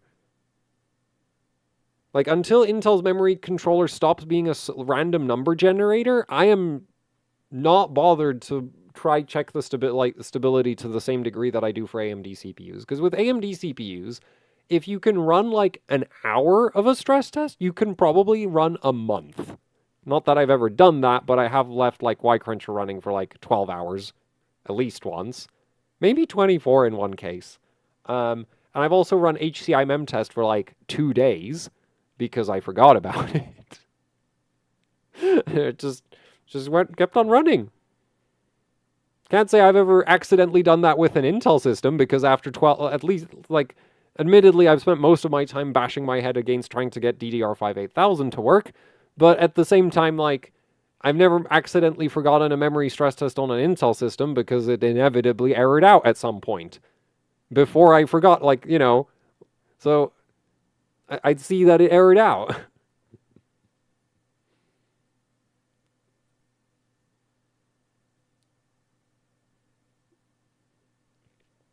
I have a godlike and it doesn't post above 7600, which, like, if there's one way, like, if there's, like, the laziest way of judging motherboard quality is, like, what speed can it boot? And the fact that the godlike doesn't boot above 7600 is like, okay, this is not good. Okay? Because, like, the good motherboards will generally boot, like, north of 8000. Like, well north of 8000. Even on trash CPUs. The bad motherboards don't will generally sort of brick wall somewhere between like 7200 and 7600. So not being able to post 7800 probably sucks.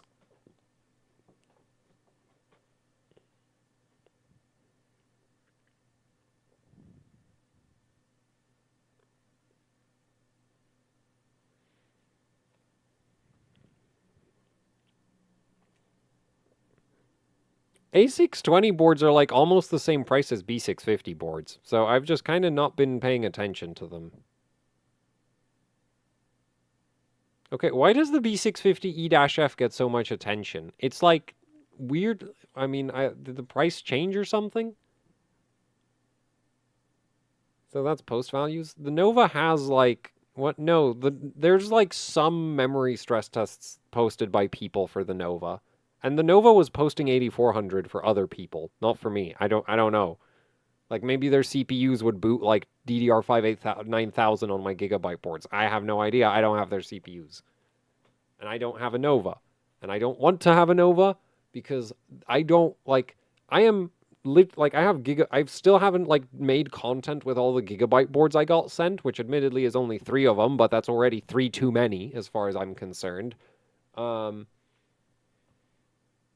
And so, like, yeah, I am not acquiring any more Intel stuff until I get done with the Intel stuff I already have, and then, like, probably not even acquiring Intel stuff after that anyway.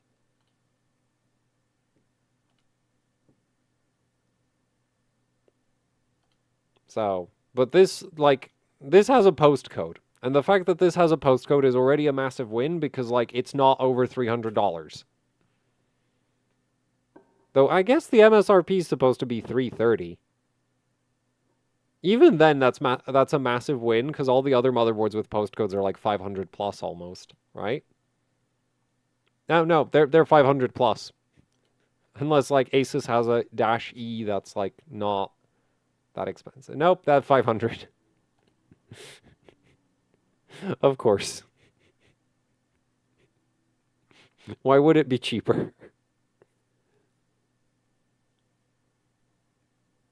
What did you get from Gigabyte? I got sent an Extreme, an Extreme X, a Master X, and a Pro X. I specifically requested the Pro X because white motherboards are kind of neat. And the Extreme X got sent against my wishes. Oh, you need to test our flagship. It's the same as the Master. It just costs more. But yeah, you need to like make... No.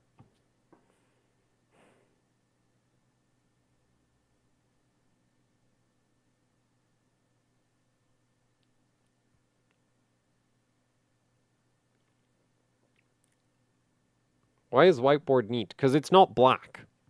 It's really that simple. Like, for me, it's just like all the modern motherboards are black. So if a motherboard is any color other than black, it's like, oh, this is actually kind of cool. I would really prefer it if it were orange, but that's never going to happen.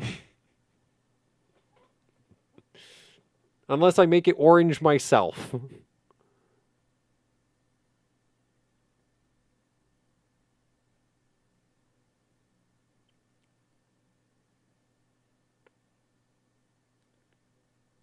No, but the Intel memory control, like the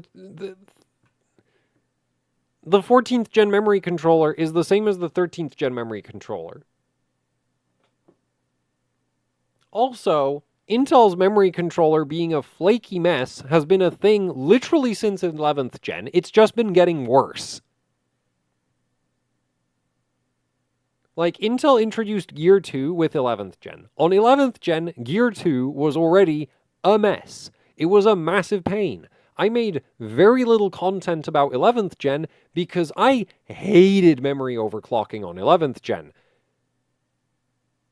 12th gen, I tolerated because 12th gen was just faster than everything at the time, right? So it was like, okay, the memory controller is still a mess, but it doesn't matter because even at like DDR5 6400 or 6000, this is just like, these are just better CPUs than everything else that you can get right now. And then we get to 13th gen and it's like the memory controller is still a freaking mess, but now the 7800X3D exists, and I'm no longer interested.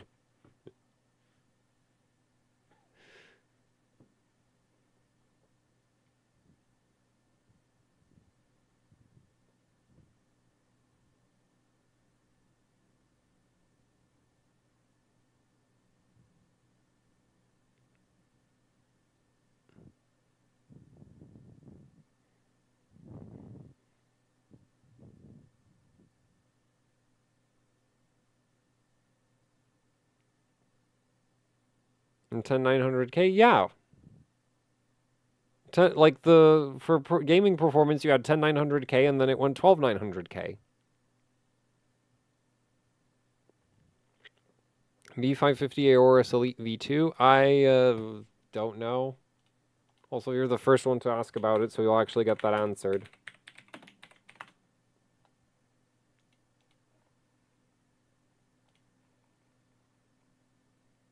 I'm gonna go with bad.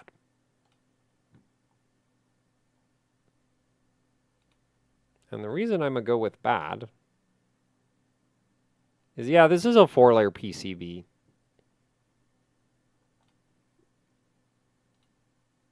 Wait, whoa, there's a lot of... Whoa, oh, I'm assuming there's like a bunch of different Wi-Fi cards. Yeah, this is a 4-layer PCB. I would not recommend this if you care about memory overclocking.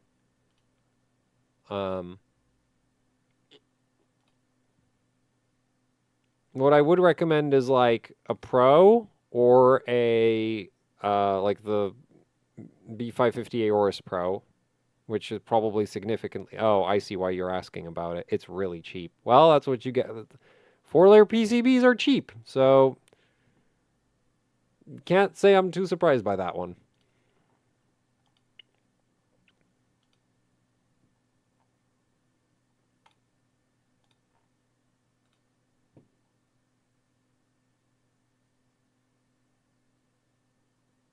Wait, is it even that cheap? It's not... Wait, it's not even that cheap. Like, get a... If it's still available, just get a B550 Steel Legend. Like, that board is actually, like, really good. Or one of the Steel Legend, like, lookalikes. B550. Not that one. Actually, I'm not... Oh, this, yes. This? Or... Because that is a Steel Legend, just like a reskin of it. This. This. Yeah, so these 3 boards are the same board. Just like different colors. This would be like my go-to B550 motherboards if you don't want to like spend more money. Because these are really good for the price in terms of overclocking. If you want other features, then I actually don't know. I haven't looked at AM4 boards in ages, and I don't plan to do that right now.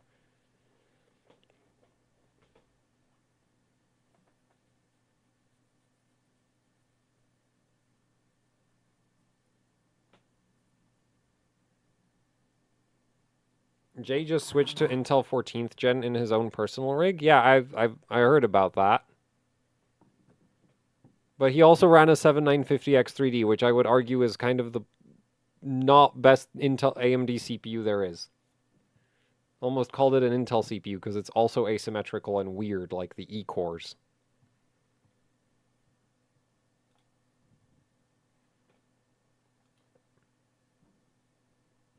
Actually, does anybody know what memory configuration he was running? Because, like, I didn't watch that video because, like, I saw that video show up on, like, the YouTube recommendations. And I didn't feel like sitting through it just to find out how much RAM he was running.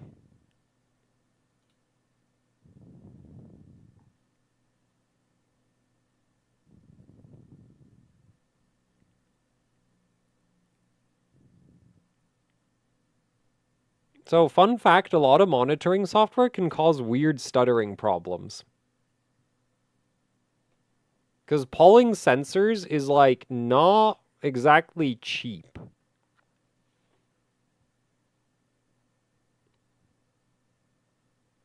And can cause, like, weird software conflicts. Did AMD's rig die from the AMD overvolt problem? Not as far as I know, unless he was, like, on some super ancient BIOS.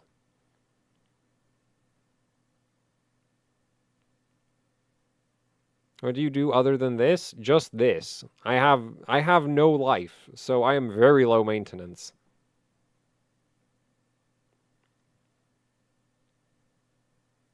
Budget ITX Z790 boards. Yes, the MSI ITX Z790 board. Wait, you said budget. Do you need your CPU to actually be able to use all its cores at 100% or no? Because the thing about ITX motherboards is there's not really enough space for power delivery on them. How much do BIOS versions impact RAM overclocking stability? It really depends, like, a lot. Like, some BIOS versions are unusable.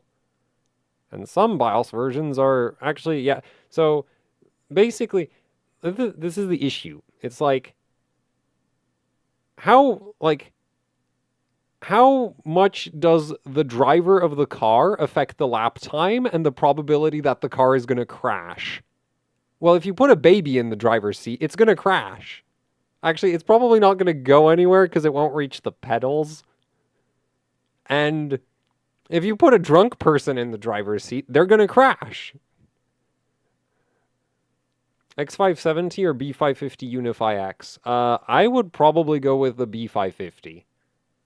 Like, memory overclocking wise, they're the same, and the X570 is worse for BCLK.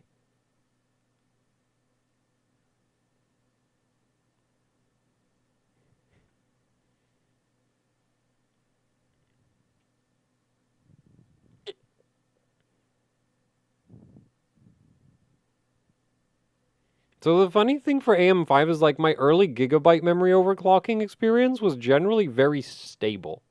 Like, memory training took a while, but, like, I even had, like, 4x16 working quite well, which it really shouldn't. But yeah, like, I remember stress testing that and being like, whoa, it just kind of works. It needed way too much SoC voltage, though. I think it was stress testing at 6200 or something. As well. It wasn't, like, even, like, basic 6000. It was, like, more than that, I think. Might have even had a BCLK overclock on it, or maybe I'm thinking of some other settings.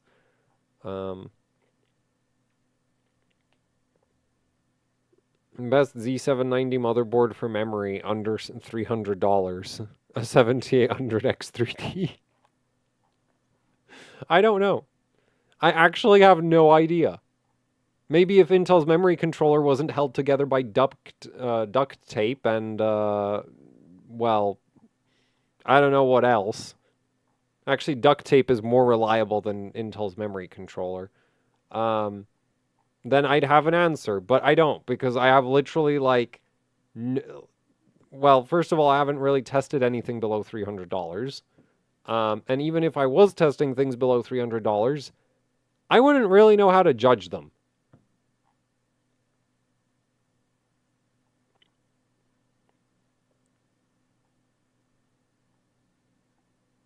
Like, at the very least, this is better than the previous Elite. But I don't know if that's like a big improvement or a small improvement. A lot of people a lot of people on overclock.net are praising the Nova, but I also didn't see a single Y-Cruncher VST run. So, I don't know. And then again, like, you might have, like, if your standards of memory stability are like, oh, I don't run any stress tests longer than 6 hours, then, like, this might be fine.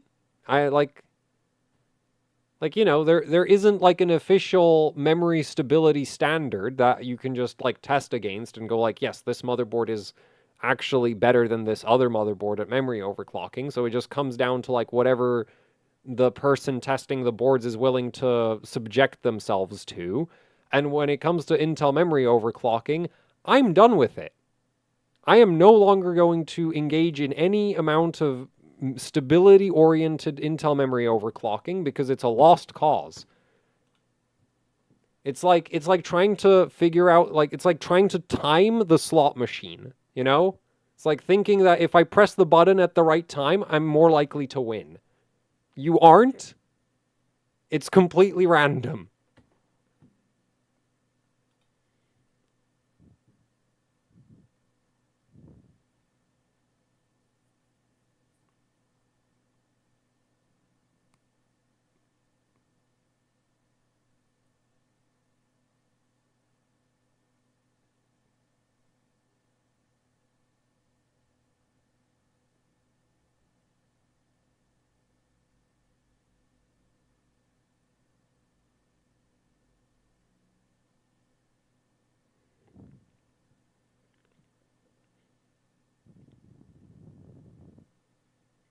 Tenth gen with DDR. No, if we put DDR5, if we put Intel's DDR5 memory controller on 10th gen would become cursed.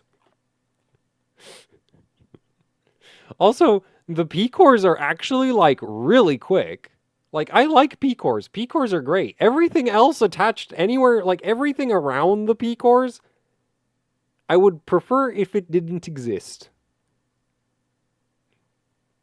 If we could just have P cores in isolation. The perfect CPU. No RAM, no motherboard, just the P core, right? And then, like, a lot of them. With a big heatsink.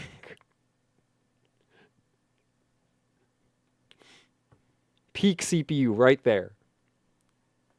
And then it just needs to, like, magic the processed data over to a 4090. Have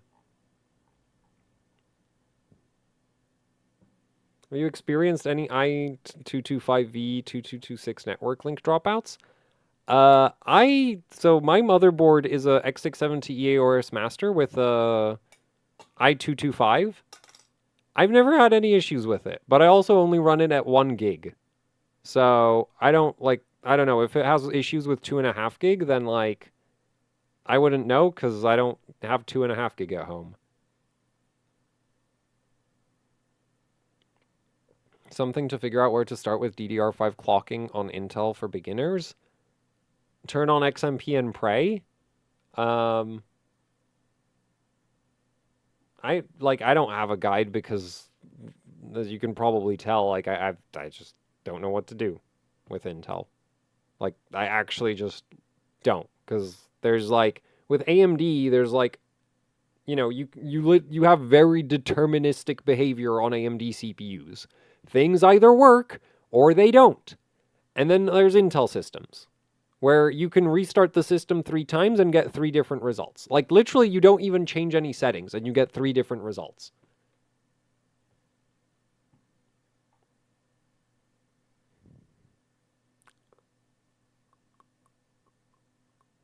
Though, if your XMP profile actually works, for the most part, you can just punch in a few timings and then you're kind of done.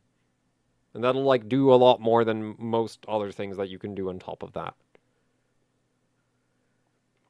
X670E-A. Man, Asus is going to run out of letters in the alphabet at this rate.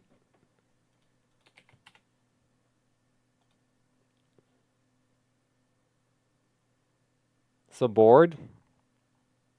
Got white heat sinks. Whoa, that is a really packed rear I/O. Got 4 M.2s. What's the price like?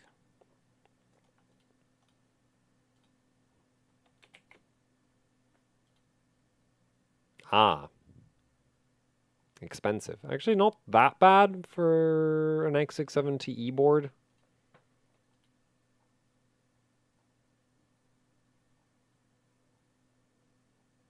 Why couldn't you just use a B650 instead?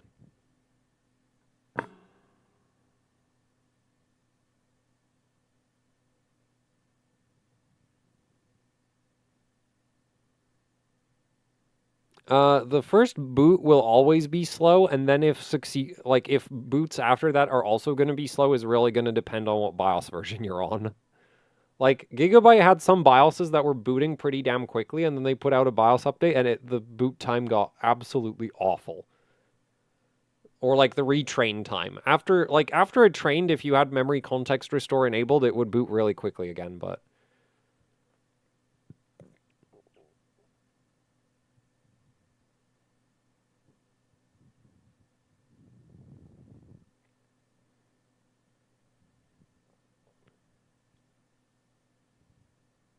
Why don't we have motherboards without chipsets like the X300 ASRock board? I don't know. Yeah, I actually have no idea. I mean, for Intel, you couldn't do it because the chipset handles literally all of the I/O. But for AMD, there is a bunch of I/O built into the CPU. So yeah, for AMD, I don't know why they couldn't do that.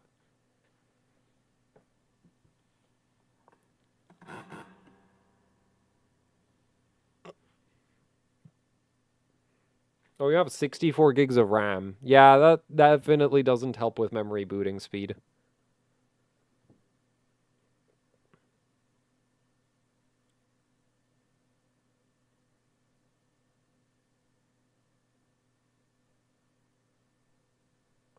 Z690 Aorus Extreme with pretty low memory speed. If you're on 13th gen, it should clock somewhat higher.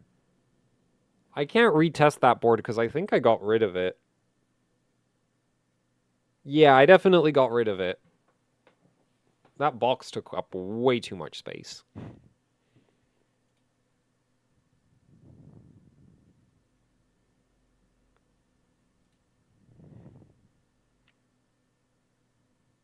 Oh yeah, also that was on M die versus A die, so yeah, it should clock higher these days.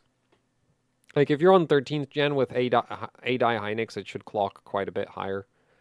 I wouldn't say it would necessarily do 7200 though, maybe like 6800. Like it might have gone much more better than that, but yeah, the other issue is like because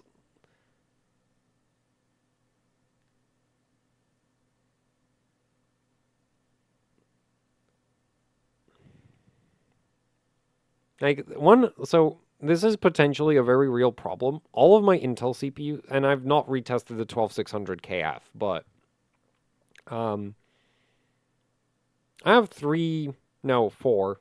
Admittedly, I never tried the 13900KS on any of the 4 dimmers.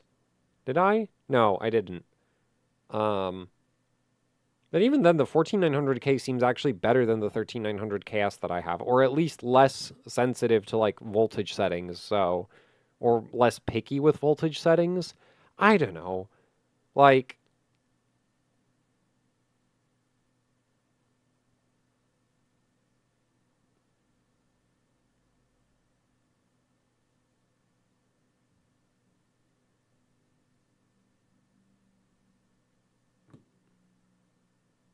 yeah, no, I don't know. LGA 1700 with DDR4 versus DDR5. DDR5 is literally the same price as like fast DDR4 these days. Because look, if you want DDR4 that doesn't suck in terms of performance, you need dual rank Samsung B die. The thing about dual rank Samsung B die is that it's not cheap. It's still over like $100. So, and then you need to manually overclock it yourself. Whereas you can get DDR5 rated at like 6800 or like you can get 6000 CL30 DDR5 for $100. It'll be Hynix. It'll probably do 7200. As long as your CPU doesn't suck too much and your motherboard doesn't suck too.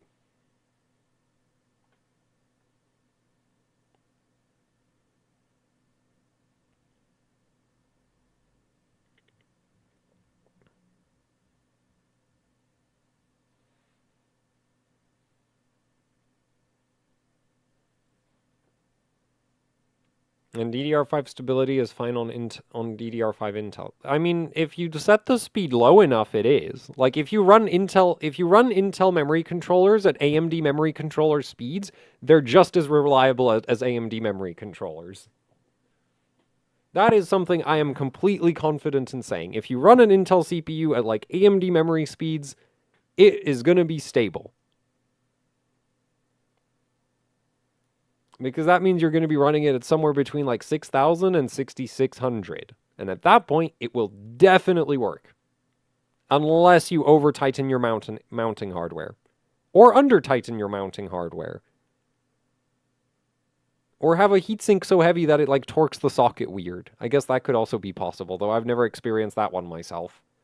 But I have definitely experienced not enough mounting pressure and too much mounting pressure with LGA 1700. And too much mounting pressure is just like, how does that even work?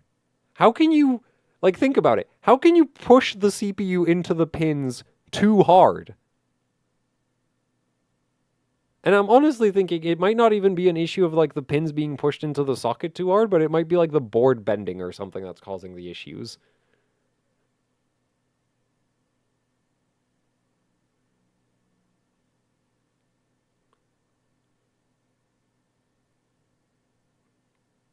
Dive into used server CPUs? No. Yeah, no, because I don't have a use for that kind of thing at all.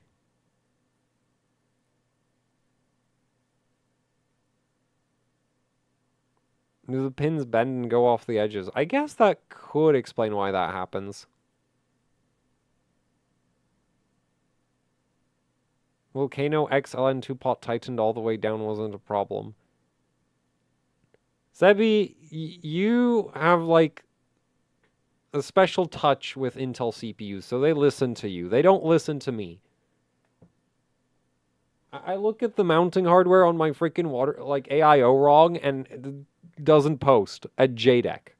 Like literally, I have managed to tighten the mounting hardware on an Intel board so hard that it literally wouldn't run JDEC. As in DDR5 4800 wouldn't work. How I managed that, I have no idea. It's not like I tried to be like super like, oh, I'm going to tighten this as hard as I can. I'm going to go get the pliers and then tighten it more. But I've got an Intel, like, and I think I've managed it with almost every Intel motherboard I own. Also, I tried the new Thermal Grizzly contact frame because Der Bauer was kind enough to send one over.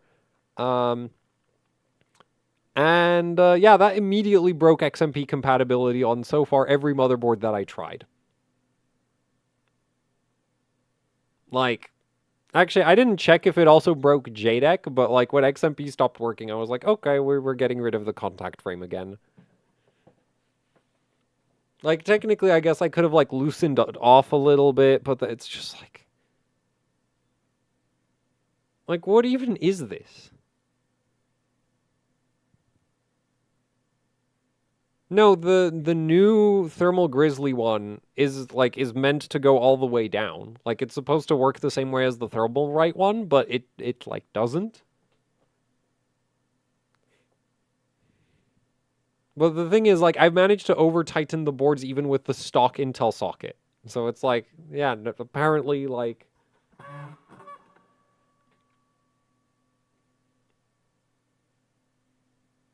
pre-built Lenovo 13900KF, nameless Z790 motherboard, 2x48, 6400 CL32 XMP, need capacity and stability. That might work. Yeah, that might actually work. If you can turn the XMP on, it might work. Because it's like 2x48, so it really shouldn't be too difficult to run.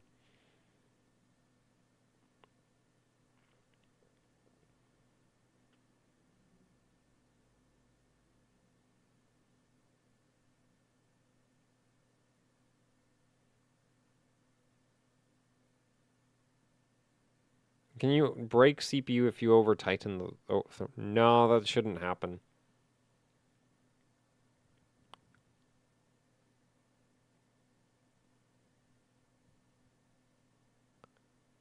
I'm not dealing with this anymore. I'm just gonna run the freaking stock mounting hard. Or like Apex, I use stock mounting hardware because the one time I tried to washer mod it, it got worse.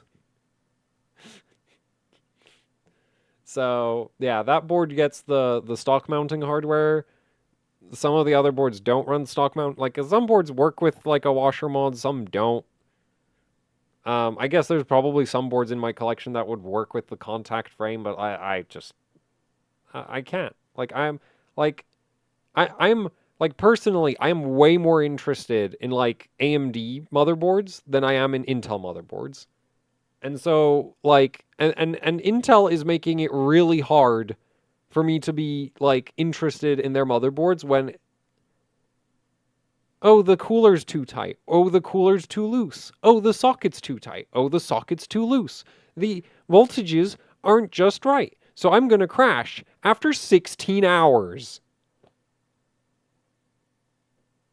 It's like, well, I'm just going to go play with CPUs that, you know, work. Never over tightened an AM5 socket yet. Admittedly, that's because for those, I actually have the official, like, Asetek mounting hardware, so you can't really over tighten it, but. Actually, no, that's not true. I've literally run a water block with, like, just like two bolts. So diagonally across an AMD socket. And the only reason I haven't done that on more motherboards is it tends to like interfere with one of the DIMM slots.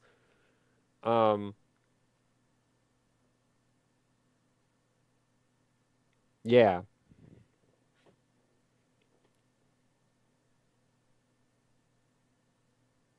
I mean, to be fair, I'm a very lazy enthusiast. I like fiddling things when with most of the fiddling involves if you do X, you know, like there's like a very clear correlation between input and result. And with Intel, like that just doesn't seem to be a thing. Cause like everything sweet spots. And I'm not the only person to say that. Everybody like on Intel will tell you like, oh, your system's not stable. You're not setting the voltages just right. And at that point, it's like, okay, so is there some kind of procedure for setting the voltages just right? And I've not heard of one. Maybe I haven't looked hard enough. But if there is one, why isn't it like relatively easy to find? And also most of I've looked at like memory overclocking threads on say like overclock.net and like like most of the screenshots you see is like, okay, they ran like an hour of a stress test, and it's like, I mean, I can do that. I can run an hour of a stress test. Like I mentioned, it crashes after 12 or 16 or just like right at the point where you think, okay, there's no possible way it could crash at this point. That's when it crashes. And also what I find really entertaining is like occasionally people will show up on a Discord that doesn't exist. With Intel systems and Apex boards and high-end memory kits, and they're going to post like, oh, I'm trying to stabilize like DDR5 8000. And then it's like, oh yeah, this ran like 1 hour of whatever stress test, and then it can't run like 30 minutes of this other one. Or I just finished all of my stress tests, and now it won't run basic benchmarks. Or, you know, like, and everything in between. And like, at this point, like, you know, I'm a terrible person for this, but when I see those kinds of posts, I feel so happy because it's like, yes, other people get to experience the pain that I've experienced.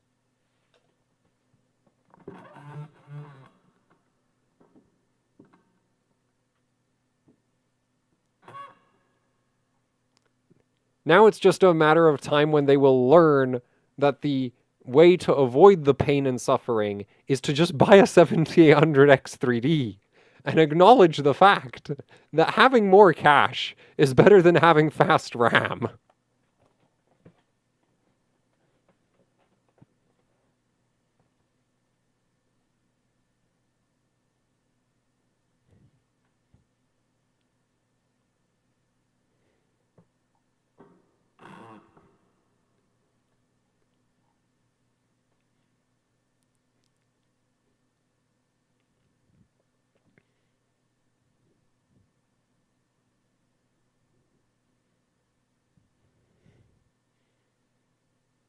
Like, to be fair, there are definitely scenarios in which Intel is still faster and the 7800X3D isn't the answer to all your problems. But man, I can solve so many problems with my 7800X3D.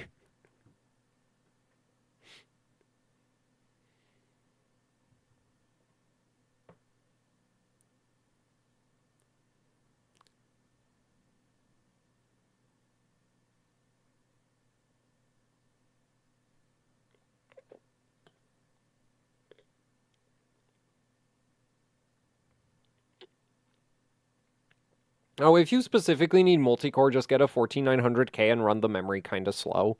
Like, if you're building an actual workstation and you need a lot of multi-core performance, 14900K with like DDR5 6400 or 6800 should just work. And the reason I say should just work is because I have trust issues, specifically directed towards Intel CPUs at this point. And it should, especially if you buy like a Gigabyte refresh or maybe I don't know about the Asus boards. I've never tried one. I don't want to try one. Like, I've suffered enough. Yeah, at this point I don't think you could pay me to do this again. Cuz it's so frustrating. Actually, if somebody was willing to pay for the amount of time that I spent stress testing Intel systems, and they didn't expect any actual stable results, it was just like, please run stress tests and report your findings. There is no requirement of those stress tests actually ever being stable. I would be okay with that. Or there was no requirement for an actual like target speed. It's like, you are free to lower the memory speed until the stress test pass. Cool. I am down to do that because we're probably going to end up running 6800 on like the vast majority of motherboards, and it will pass at that point. But then you can't talk about how Intel's memory controller is vastly superior to AMD's, is it?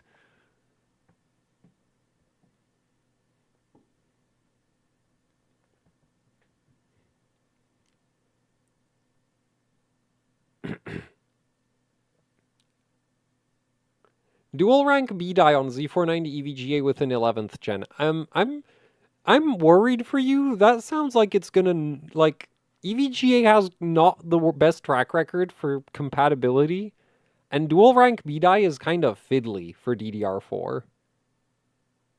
AMD promised to fix MCR on, power down mode off. Yeah, they do seem to have forgotten about that. But like, here's the thing. I will take something that is like known as broke. Like if I have a piece of hardware where it's like, yeah, do not do X. Okay, because X is broken. And X is always broken. That's cool. I'm cool with that. I can just not do X. That's great. I love not doing X. I can build my life around not doing X. But with the Intel system, it's like, so what does work? Because I don't know.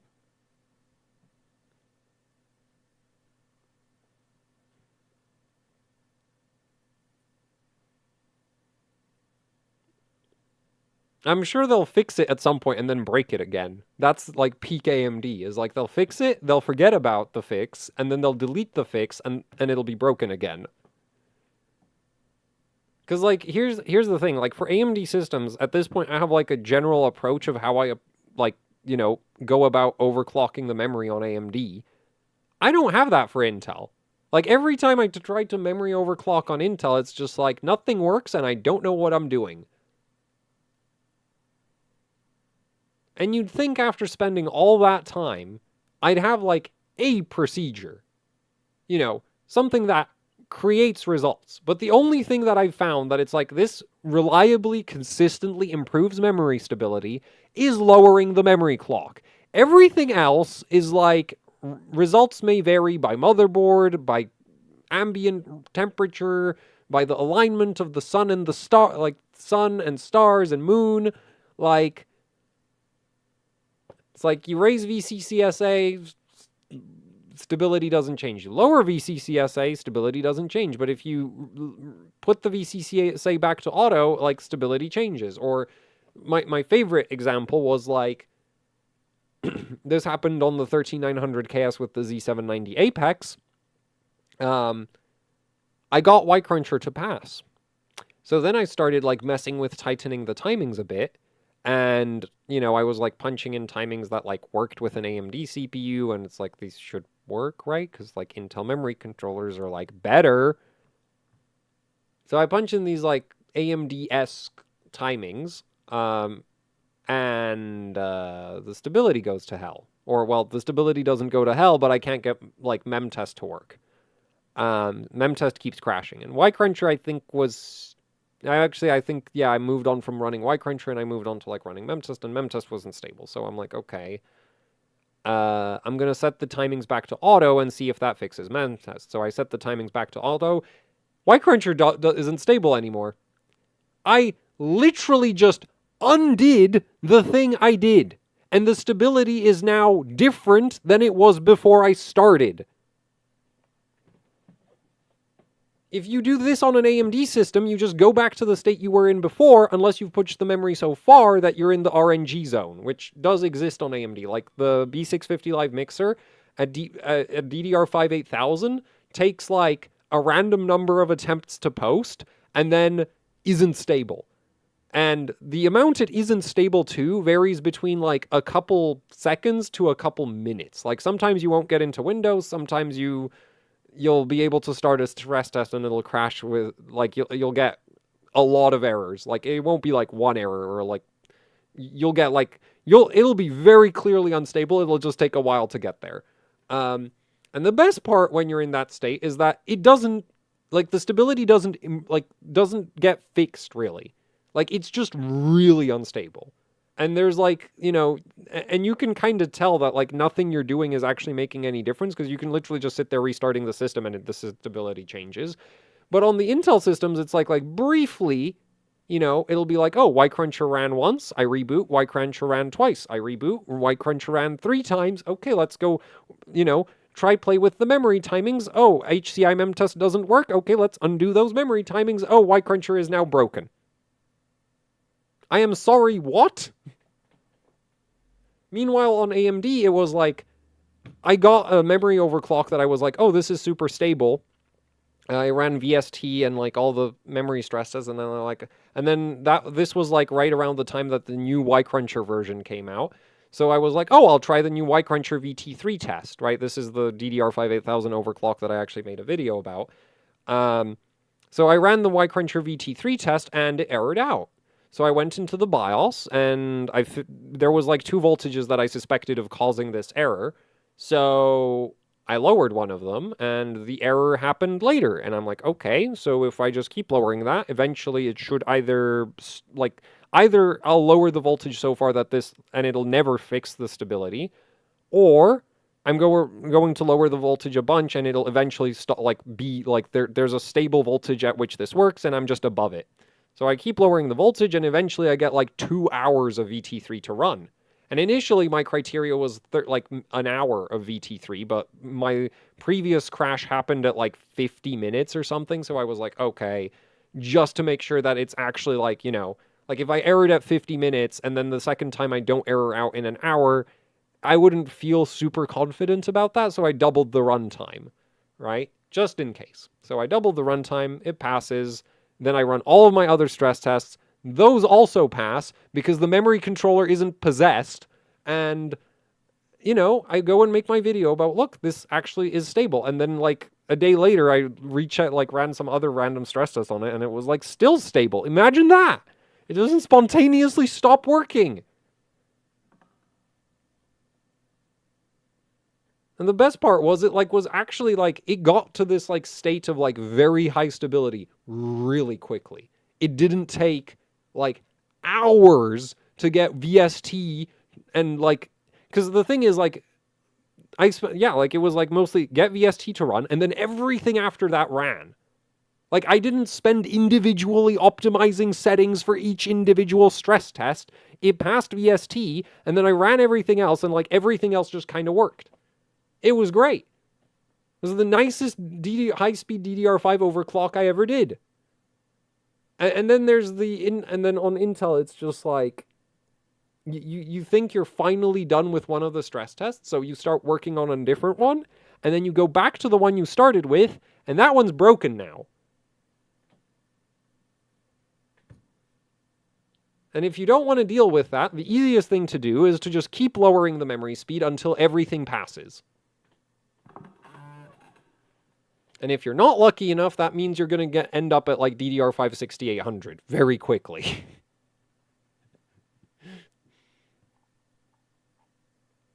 Or if your board sucks enough, you're going to end up at 6800. And it's just I'm done. I'm not dealing with this. This is a stupid waste of time. The best part is Intel memory controllers don't even scale with memory speed that much. Okay? Most of the performance gain you get with any memory overclock is from tightening the timings.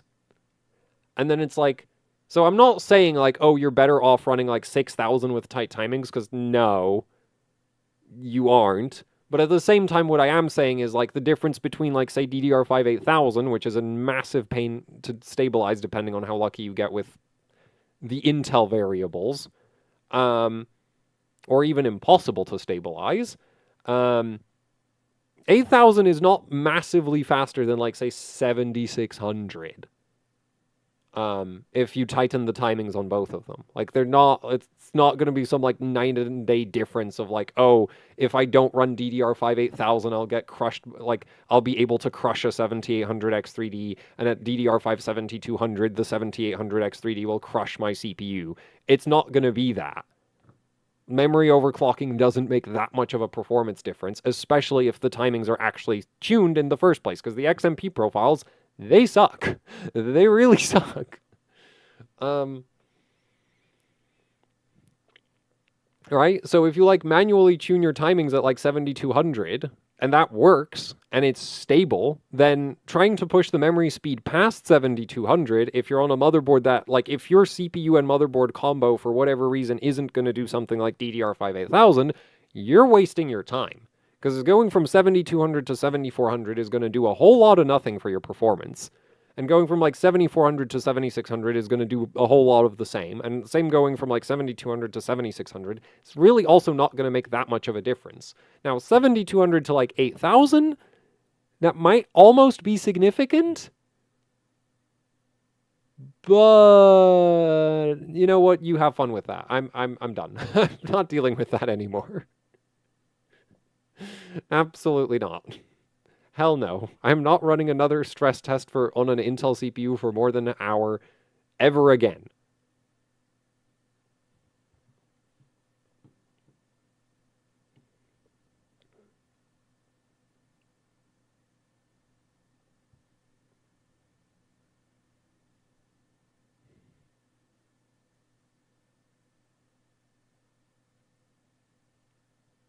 $14900K will do 6.3. Man, my 14900K can't even do Cinebench at 5.8 all core.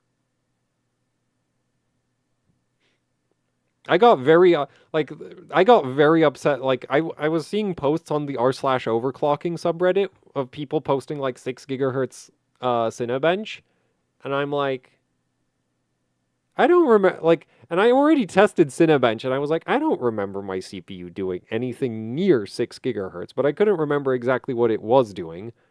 So yeah, I was like, okay, let's try Cinebench, and it's like, oh, it maxes out at 5.8. Admittedly, this isn't on like a custom loop, but like if I put it on a custom loop, it would probably max out at like 5.9.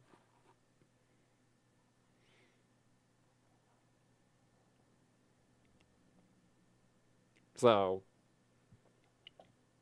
is it deleted? No, because like at some point in time, I might have wanted to run the CPU on LN2, though at this point, that's not gonna happen.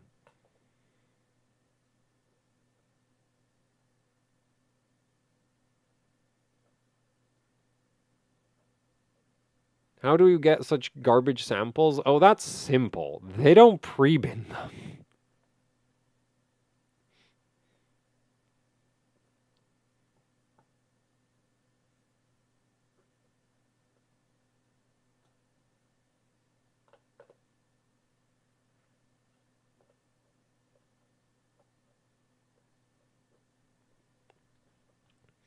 Actually, I'm gonna... Do I still have this? Oh, I do still have this. Wait, did they actually test frequency?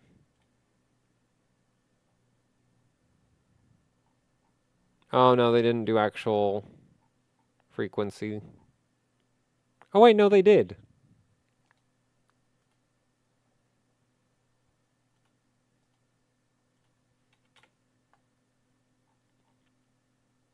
No, go away.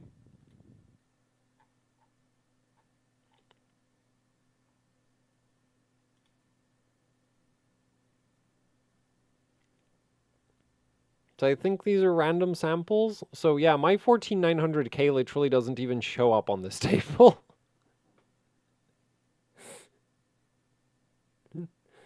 Okay, actually 5850 it might have done that if I had actually tried to BCLK overclock. So that this is probably roughly where I'm at in terms of like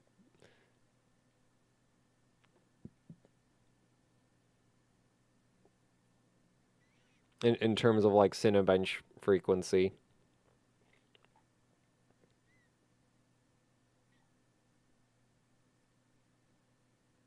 So at the very bottom of like the samples that they got at Igor's lab.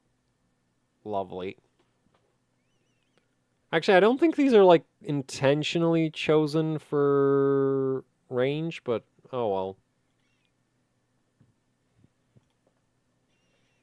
Also, the Igor's lab are not like they're not deleting the CPUs for those tests. So, and I think they're just running an AIO for convenience, not custom loops.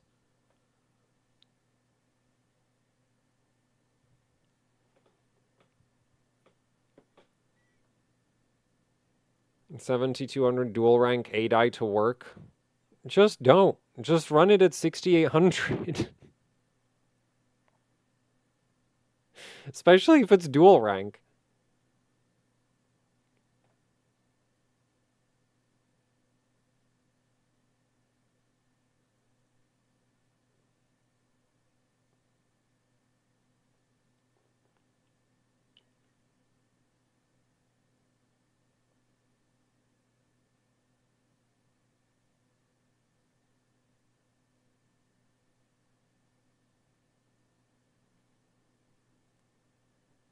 Also, mind you, when I was testing Cinebench, I turned off the E-cores.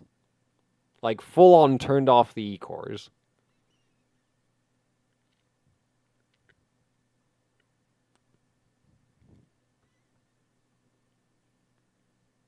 So, not that it should make too much of a difference to the frequency, but like, yeah. Also, that CPU won't even run 6 gigahertz on just the P cores for Firestrike, which makes sense because in my past experience with other Intel CPUs, the gap between Firestrike and Cinebench isn't really that big in terms of the frequencies that you can run. But man, that really, really hurts. It's like, I can't even run. Like, Firestrike is not heavy by any stretch of the imagination. And it's just like, yep, that tops out at 5.9. Why do I even try?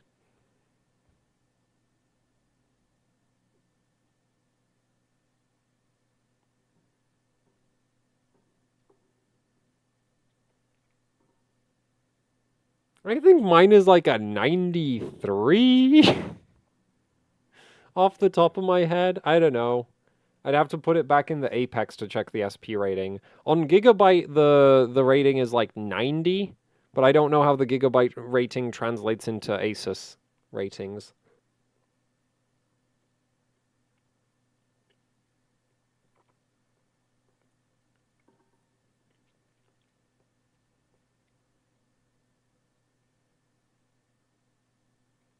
Will there be an overclocking stream soon? I did an overclocking stream of a GTX 960 on Twitch not that long ago. 100 on Giga equals 110 plus SP? That sounds like it might be correct. You trust the frequency vs voltage? You mean the vid settings from Intel? My CPU I think has its lowest vid at like 1.48. Off the top of my head. It's like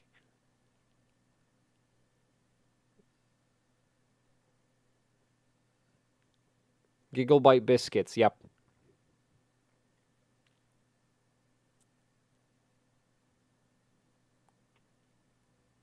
AIOs run glycol in their mixture, so they'll actually go below 0 without going completely solid. I don't know how far below 0, but you can like if it's 0 C outside, you can totally run your AIO at that temperature. It'll be fine. I think there's also a potential issue of like the glycol getting so thick that the pump might not be able to move it, but for that it would need to be really, really cold. 6800 is just working. Yeah, I called it.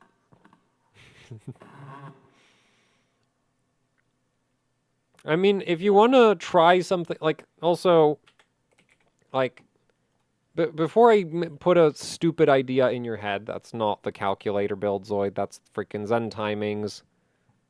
Anyway, before I put a stupid idea in your head, consider the following. 7200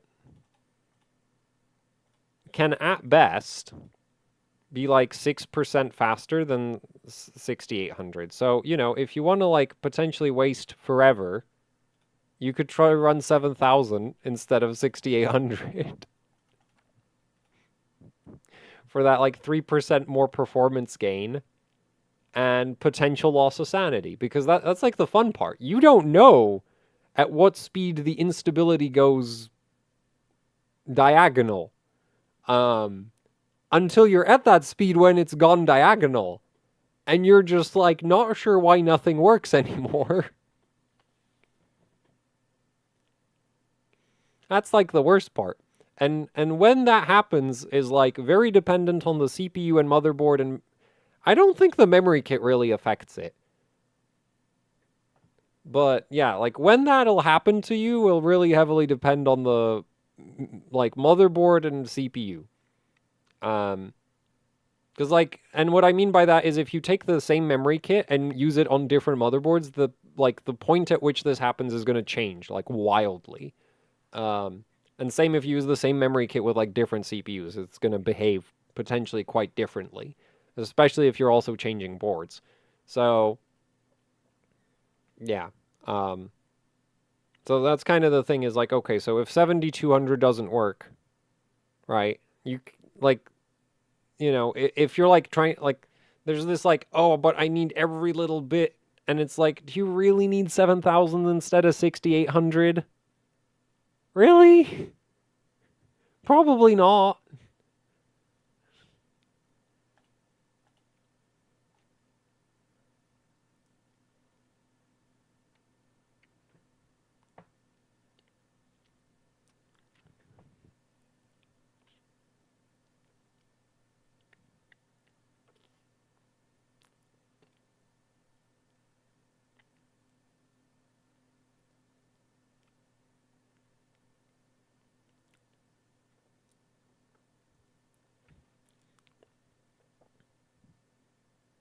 Not for normal use, isn't it better to use SPD?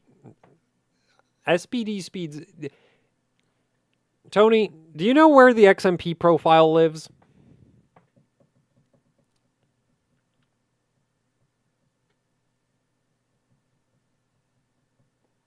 Because it lives on your SPD chip. So if you buy a DDR5 8000 kit, what is your SPD speed? I think you meant JEDEC speeds. And I mean, if you want to run your CPU at DDR5 5600, you're free to do that. It's your CPU. But I think you came to the wrong channel.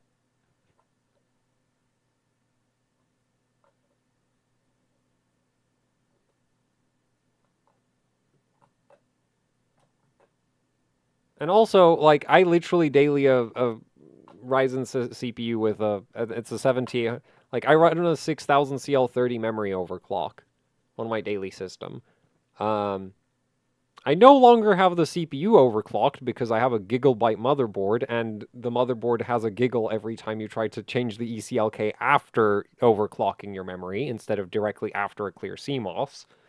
And I don't feel like going through resetting all of my settings just so that I can turn the ECLK overclock back on. So,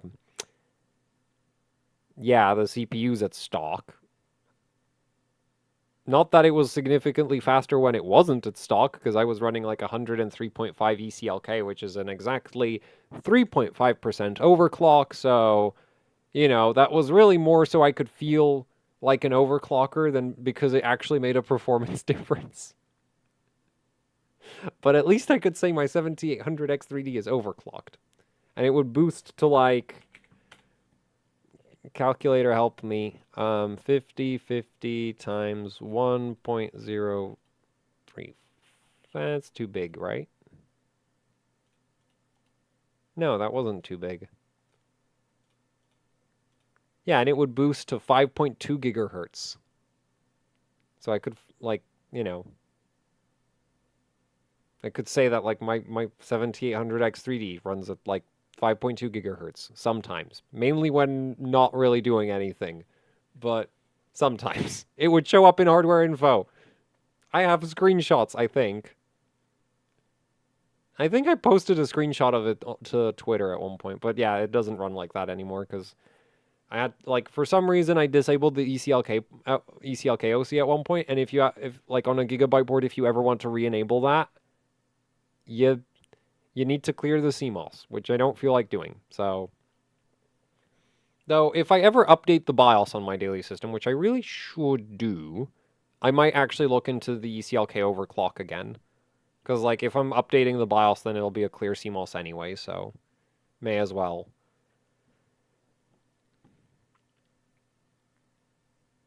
3800 gear down mode on, or 3733 1T on AM4? I'm relatively certain 1900 FCLK is gonna completely negate the 1T command rate compared to 1866. 9 hours, is this pre-recorded? No. I just have, like, really poor sense of time. So what tends to happen is like, oh, I'll just do like a short casual live stream. And then 9 hours later, I'm like, oh, I didn't actually achieve any of the goals for the live stream. And we're still here. And my vocal cords are not going to function tomorrow, but that's just fine.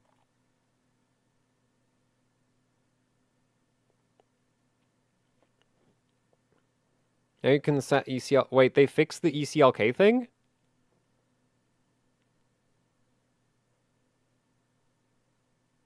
No, I know that you need to enable the ECLK overclocking mode after a clear CMOS, and then after that you can fiddle after you've enabled ECLK overclocking, you can freely adjust the ECLK. I know that. It's just that if you ever disable it, re-enabling it requires a clear CMOS, which is the state I'm at. It's like I have my memory timings in there, and like there isn't I'm not aware of a way that you could like save a memory timing profile separate from the rest of the BIOS profile, because like if I could, I mean, I actually remember the timings off the, I'm lazy. I'm very, very lazy. And that's why I can't, I'm too lazy to use an Intel CPU. There. I admit it. I'm entirely too lazy to overclock an Intel CPU's memory properly. And that's why I always, why I can't get them ever stable. There. And I like the 7800X3D because it's a CPU for lazy people who don't want to deal with the intricacies of their memory overclocking.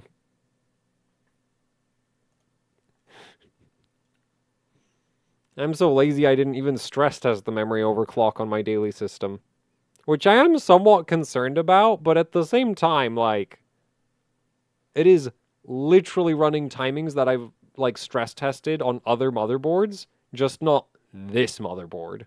And also, these are settings that I've technically run on other systems, and they've passed stress tests on other systems, just not this system. And if this was an Intel system, I'm sure at this point my file system would have, punished me for that, but... Actually, no, it wouldn't, because it's 6,000. Yeah. It's like the weird thing I have with the Intel system is, on one hand, if you just, surrender and accept that you're just not going to try to run speeds over, 7,000 or whatever, it behaves normally. It behaves pretty normally. You can just kind of punch things in, it'll pass stress tests, and you can go about your day. Yeah, you can just punch in some basic memory timings that are faster than XMP, and then run your stress tests, and it'll work. And then there's the oh, I want to run 7200 on an old 4-dimmer, and by an old 4-dimmer I mean say a Z, the non-refresh gigabyte boards for Z790. That really sucks. That, really, really sucks to do. And I'm not even sure it's possible with my 13900K. Because I've never done it. I've also never, and I'm not interested in checking. Did you eat today? Yeah, no, I'm not hungry. That's fine. Don't worry. Also, I have food.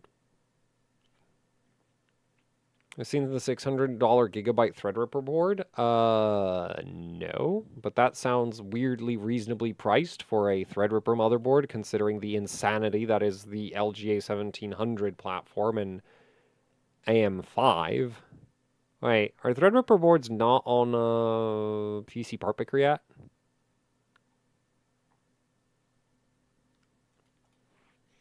I guess I could just go to Gigabyte's website.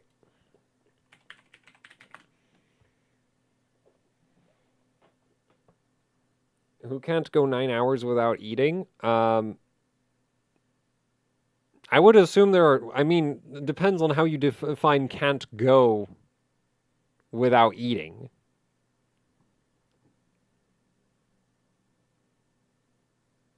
It's not gonna kill anybody unless they're severely malnourished. Unless they're already starving and 9 hours away from dying from starving, anyone can go 9 hours without eating, I would assume.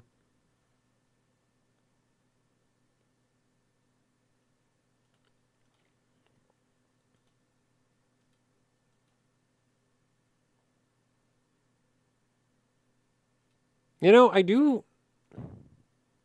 Oh, they have one board.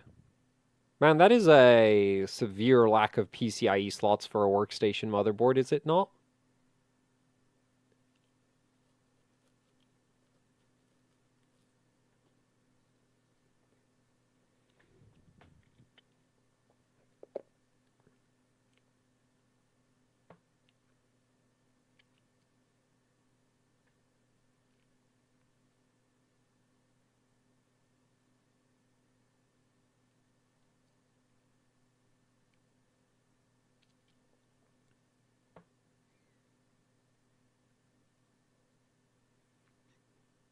Um,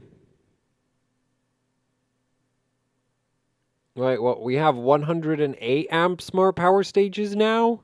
I swear they're just making up numbers at this point. This is still not the highest, like, nominal rating I've ever seen. Asus has the highest one at 110. Though, funnily enough, the one test I've done with those 110 amp smart power stages, I kind of suspect they're less efficient than, like, even 90 amps from other manufacturers, but it's really hard to prove that because you have too many differences between the boards. I bet this is a Renesas RAA 220105, but now they replace the 5 with an 8. I bet that's what this is. Because I've seen quite a few cases where it's like, man, these performance graphs look suspiciously similar for supposedly higher current rating parts. MOSFET process improvements. Yeah, I mean, there are certainly improvements in power stages, but like this, we already have 105 amp smart power stages that, as far as I can tell, don't actually perform better than like 90 amp parts. So 108s is like, okay, these are probably just like slightly newer revision 105s, and they perform the same, is my theory. Um,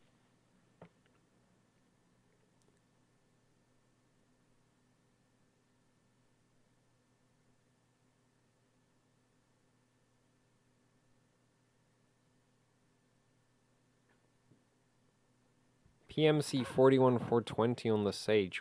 New part. I wonder if there's a public data sheet there. Oh, wait, what? Oh, Infineon. No photo, no data sheet. Well, that's upsetting.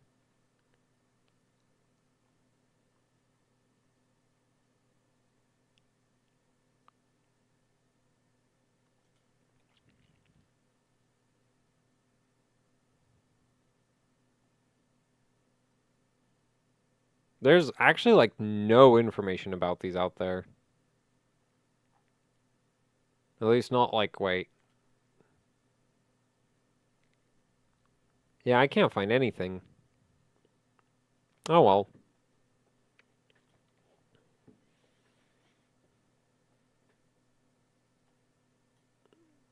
Safe operating.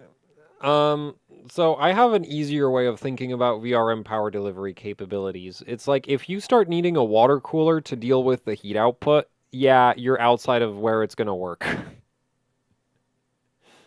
Like, because like technically with once, and this is true of even like 60 amp parts, like once you hit 60 amps on basically anything, like basically any power stage, the heat output gets so high that you almost need water cooling. So realistically, you're not doing that. And also, another problem that you really quickly run into is that once you're pushing this much current per phase, the board gets hot. Like, really hot. Because the power plane itself starts being a problem in terms of, like, heat dissipation.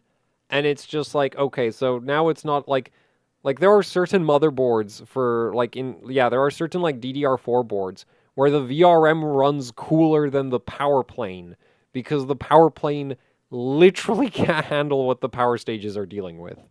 So it's like so the nominal current ratings are actually useless because the power plane will literally start producing more heat than the power stages do long before you get anywhere near the nominal current rating. So I guess if you're actually like building a custom board where, you can specify everything so that you can actually achieve that current rating, then sure, right? Like you have a inductor that can handle 100 amps and not require water cooling.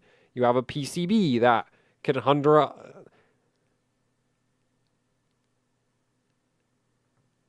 I don't think you can put enough vias under a power stage to put 100 amps through it. Okay, no, that's not true, but like consider how small the power stage is, and then like you need vias stitching it to the ground plane.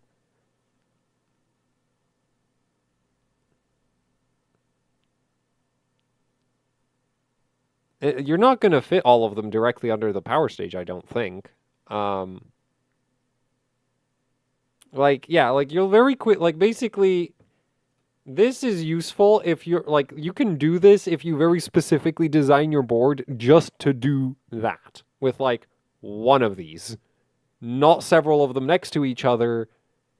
Because if you put several of them next to each other, like your thermal problems have just gotten so much worse.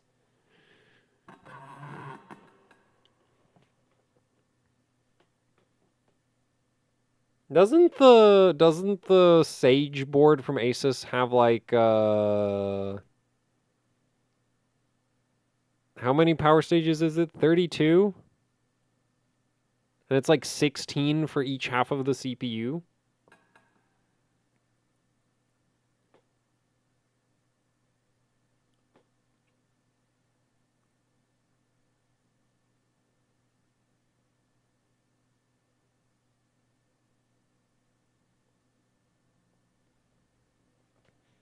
Also, if you're on liquid nitrogen, unless you're running that benchmark for like because the thing is you also have to consider like, well, as long as the power stage as long as the power stage internal temperature is below the thermal runaway point, you're good. Right? In terms of like how much current you can handle.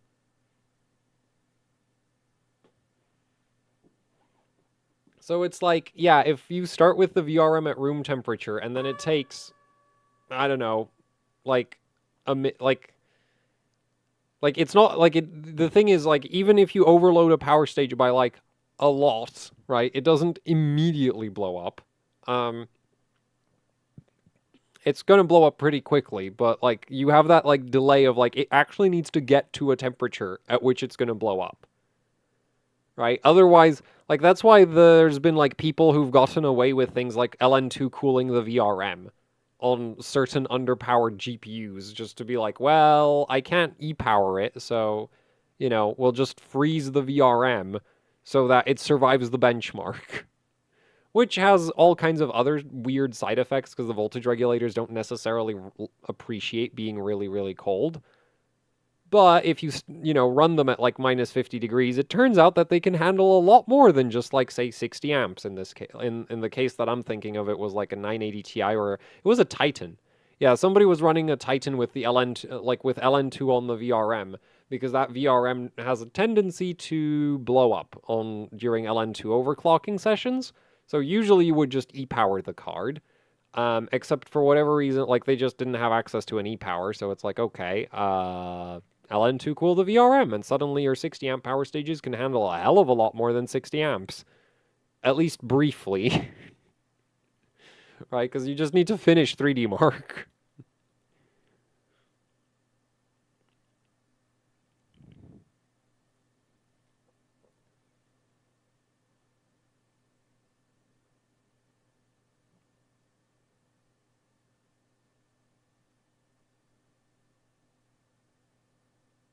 So all the boards have 2 separate large VRMs for V-Core. Which is really clever, actually.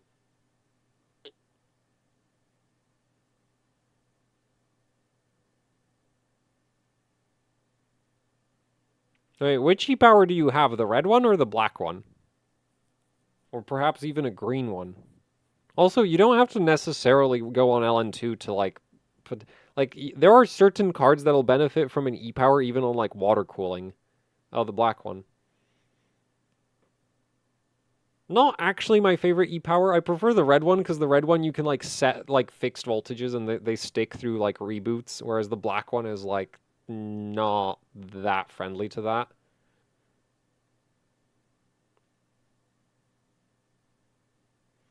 Yeah, I saw Bauer's video about the like the new Threadrippers and how they have the split V core and how he like clocked half the CPU super high and the other half. Well, actually, I think he only did one CCD and left the rest of the CPU low. But the one CCD that he did clock high, that one had like extra voltage along with all the other ones on that side.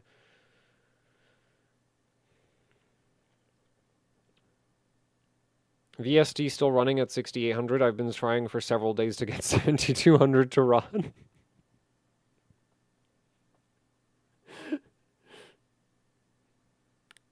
I'm sorry. I shouldn't be laughing because like you are going through like, but it's just I can't help it at this point. It's like, yep, that sounds like an Intel system to me. Definitely didn't have to deal with that.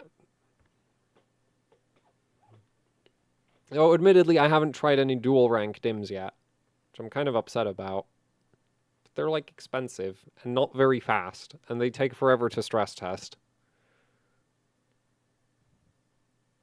Yeah, I also have an E-Power 5. It's like I have a red E-Power, a black E-Power, and the Hall of Fame E-Power. Um, out of those, the Hall of Fame is my favorite. Yeah. Like in terms of layout and like controls, it's my favorite. Not just because of like technically it has the most power stages. Yeah, that's actually not really the main reason. It's just the way the Hall of Fame has its connection points laid out. I like it the best. TR7000 with the latest Xeon W. Um, I don't know. TRX50 runs higher dual rank stable on Z79 than I can on Z798 pecs. Yeah, but it's using RDIMMs. I feel like that's basically cheating, right? When you have a register to handle the command address bus, that it's like, is it really the CPU's memory controller controlling those memory chips, or is it actually just the register?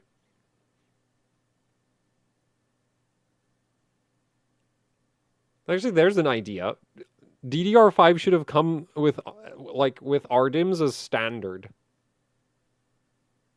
Wait, Sebi, have you tried quad rank, or do you not have a board with enough DIMM slots for that?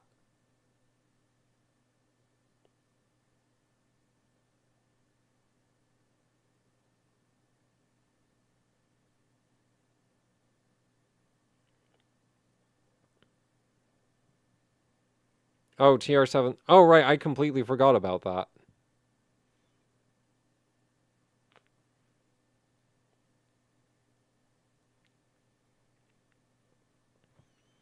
Okay, so for Z790, I have like Apex and the Nova and I guess the MSI ITX board.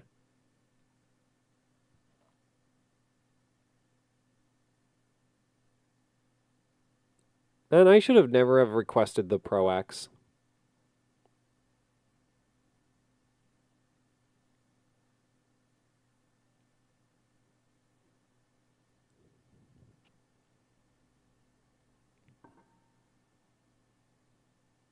I guess I should throw in some Z790 motherboard for like having 10 gig or something, right?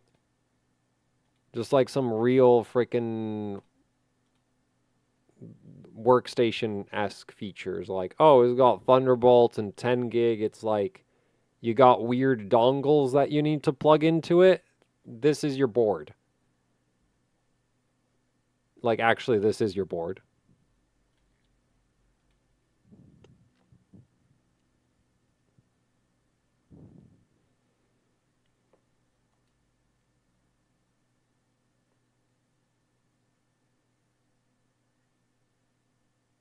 You cannot select the command rate on Xeon W's.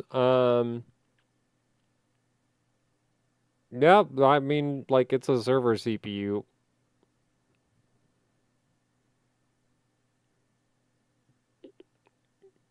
I wouldn't be too surprised if that wasn't supported.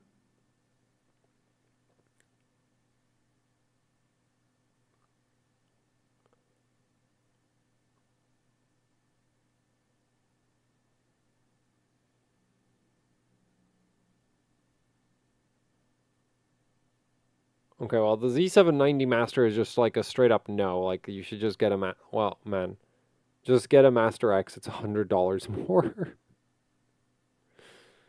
These boards are so expensive, and the only good ones are the Like, there's only one good one, and it's called the Apex.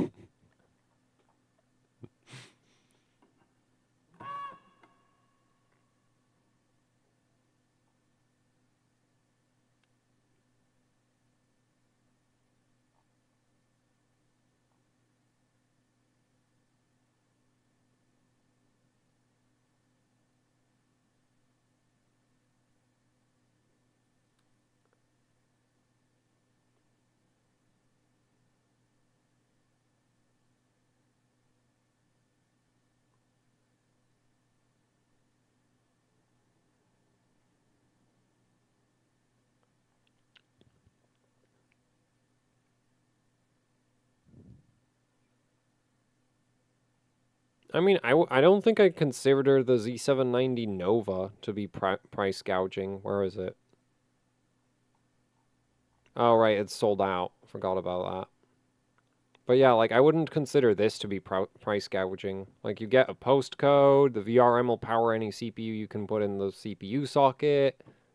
The memory overclocking seems decent based on other people's test results, not my own. I don't have one and I don't want one. Weird. So when I say, man, this really bugs me because this is how I always end up in that scenario where like some manufacturer comes along and is like, hey, you want to test whatever? And I'm like, sure, I'm down to test whatever. And then whatever turns out to be Intel. And it's like, oh, right. I don't like this.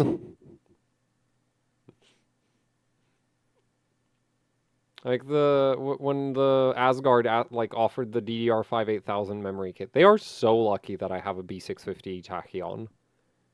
Cause like I mainly just wanted to test some 24 gigabit Hynix sticks, and I was really like I was thinking like, oh, they're gonna send like a 7200 rated kit, right? Like, you know, something sensible, something that'll actually work. And then the DDR5 8000 kit showed up, and it's like, you know, and there's this like idiot part of the brain where it's like, oh, maybe I'll finally have DDR5 8000 work because like it's Hynix 24 gigabit MDI. It's like lighter on the memory controller. This should work. Also, I have access to an Apex now.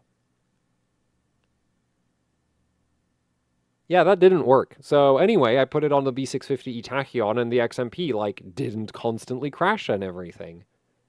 I mean, it wasn't perfectly stable, but, you know, with some slight adjustments, it was like, it works. It just works. How can this be? Why can't Intel motherboards be like this? You turn on the XMP and then you just tweak a few settings and things should work. Instead of madness. And so because of that, it's like when it comes to like you might have noticed that like I did a roundup for AM5 motherboards. I never did one for Z790 because it's just like I'm going to recommend Z790 motherboards to people when I can't even tell you what XMPs will work. Cuz I can't. And I still can't. I have literally no idea.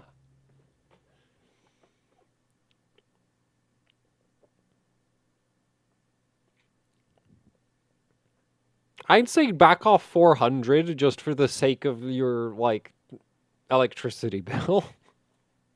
There's nothing quite like crashing 6 hours into a stress test.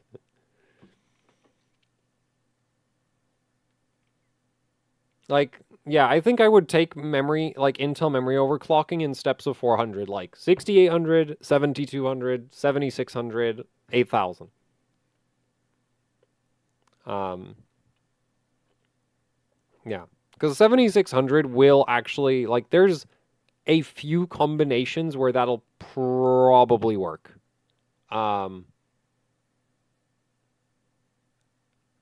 Without, like, hopefully too much difficulty. And then, like, and like 7400 technically is also relatively viable, but like 7400 isn't going to be drastically different from 7200, so it's like, why even take the risk?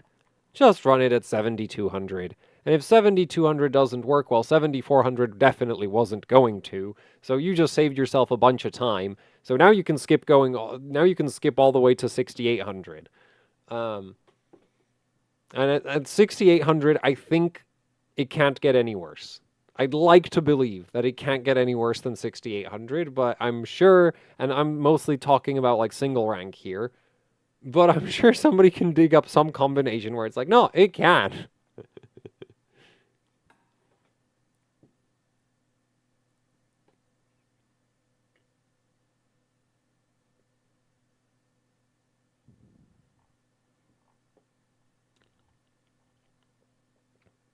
So yeah, Nova, and then like I guess a connector board, and I'll just call it a day for the Z790 roundup.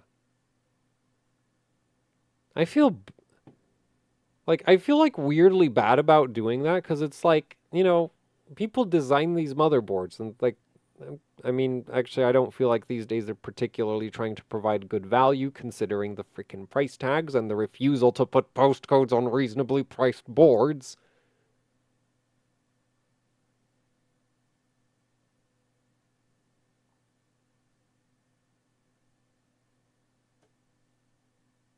Man, remember back in the DDR3 days where like they would just slap a postcode on like almost any motherboard, at least if they weren't Asus? Like you could get like an ASRock Extreme 4 with a postcode. Like a Z77 like let me just check. So not crazy. This actually happened, right? This had a postcode or something in this lineup had a postcode. Yeah, this had power buttons, socketed BIOS chip, postcode. I mean, I'm not sure how much those VRM heatsinks don't look particularly healthy, but it runs quad cores and probably, like, if you used a 3770K, it'll be fine. Less expensive X670E with optical out.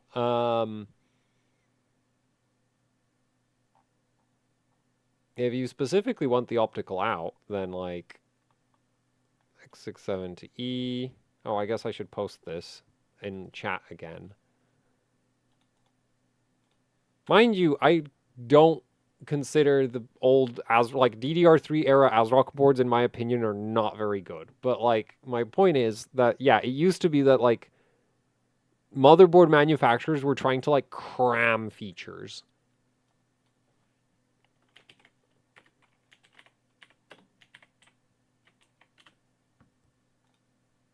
Oh, this didn't have a postcode. Yeah, so like ASRock was really just like stuffing features absolutely everywhere. The same cannot be said for the other vendors.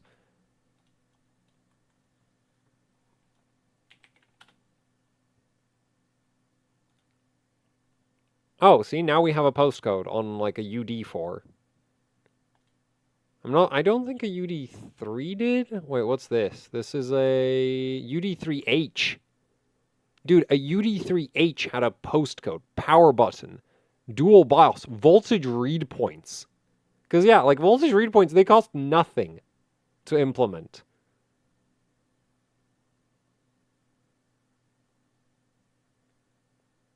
Right? You had all these, like the manufacturers were stuffing features into every board. At least for overclocking features. Yeah, I don't feel like motherboards really change that much. Like, no, like overclocking features. Yeah, like what else would you like? We've got PCIe slots. We still have PCIe slots. We got USB ports. So we still have USB ports. Back in the day, you had more SATA ports. I mean, most people don't use SATA ports these days, so that's not really much of a concern. But like, we did have more SATA ports back in the day. So like, why are postcodes $500 now? Like, seriously. Why are they $500? Actually, there's a very simple reason for that. How do you force somebody who wants a postcode to spend $500 on a motherboard? by not putting it on a cheaper motherboard. I swear they have like meetings between the designers of the motherboard manufacturers, and each generation they're like, so what feature are we moving up one up the product stack this time? Yeah, you just take the postcode hostage. But the thing is, this like postcode hostage situation only works when all of the motherboard vendors do it at the same time, right? ASRock is over here breaking rank on the postcode cartel, and they're offering postcodes for 300-ish dollars, let's say. Is this going to outsell a like $500 Z790 Master? Probably not.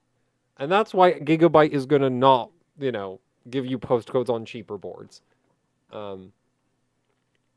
Because actually the B5, like the B550 Steel Legend was even cheaper for a postcode motherboard, right? That in like recent quotation marks history was like, that was $150-ish, $180 motherboard with a postcode. It was the cheapest AM4 motherboard with a postcode. Same goes for like the B550 Extreme 4 and the B550 Phantom Gaming Velocita, right? Those three boards, they're the same board. Very slight different color differences, maybe some different ports, but they're the same board. Cheapest motherboards on AM4 with postcodes. I would not be surprised if the Crosshair Hero outsold all three of them. Okay, maybe I would, because those were really cheap. No, actually, I don't think I would be.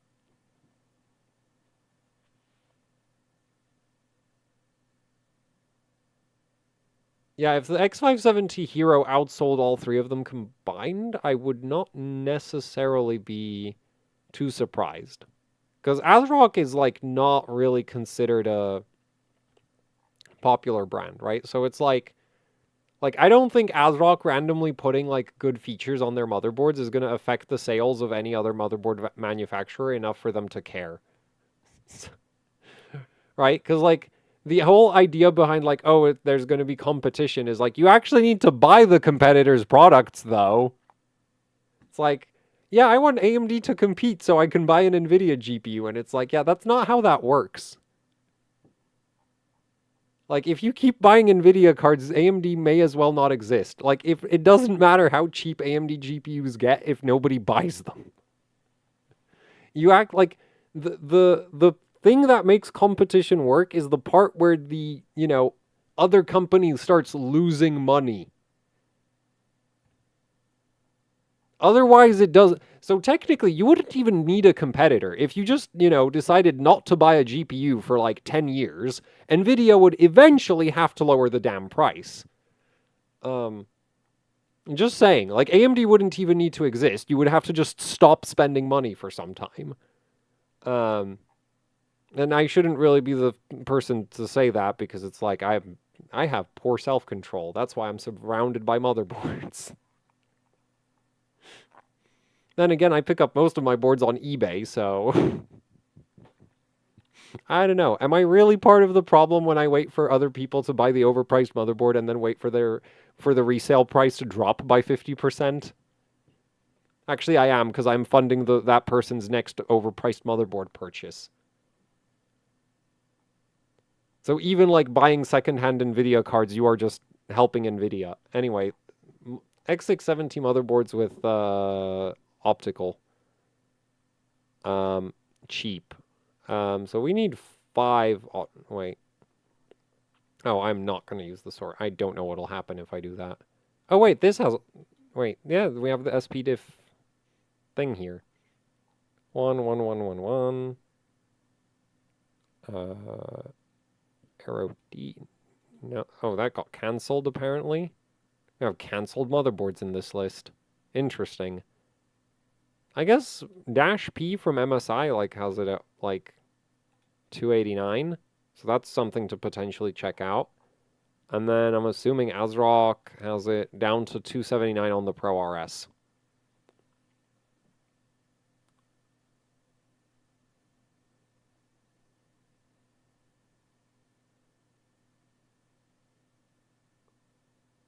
The thing is, the Unify X and the Tachyon are not in production anymore, as far as I know. So, like, I don't really feel like telling people, oh, you should go hunt down a motherboard that they don't even really produce anymore. Not because, like, you're gonna have, like, BIOS support issues or anything. Just, like, good luck finding one.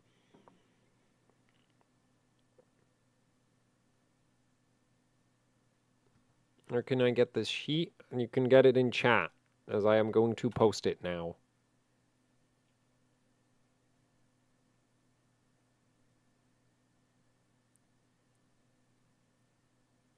GTX 1080 died? Actually, GTX 1080s will quite often die from, like, the memory VR. Well, what GTX 1080 model?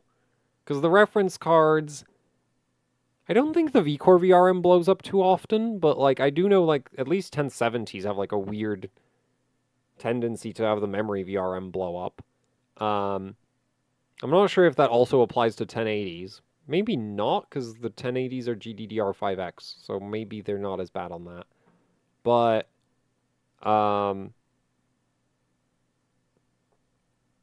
MSI Gaming X. That should be decent, I think.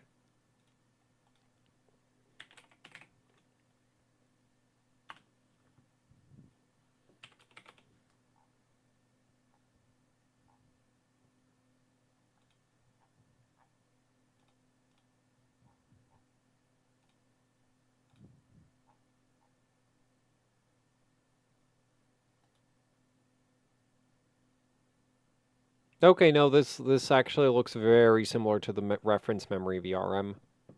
VCore is better than reference, but I'm not sure. Yeah, VCore is definitely better than reference. Memory VRM, not really, so it depends. Like, that doesn't rule out...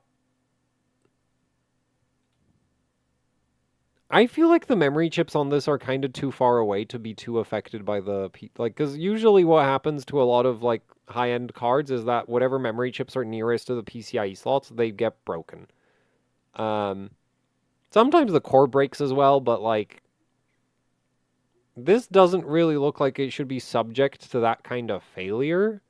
So I would suspect something else first.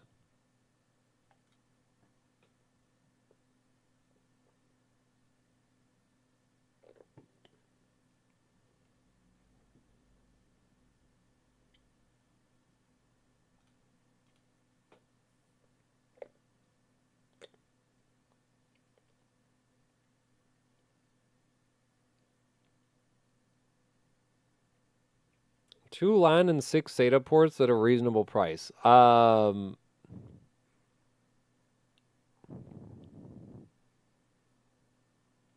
think you're going to be better off just buying an add-in card for your extra LAN port.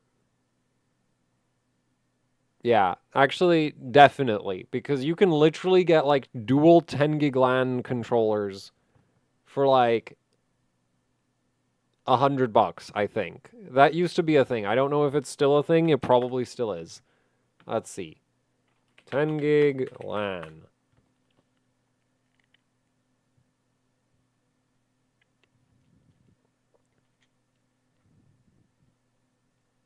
Yeah.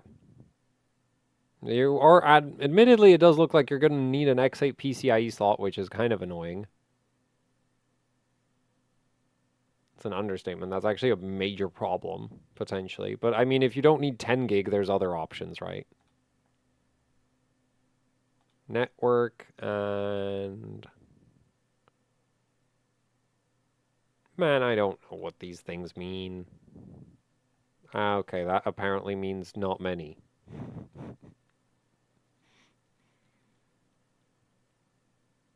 Wait, what?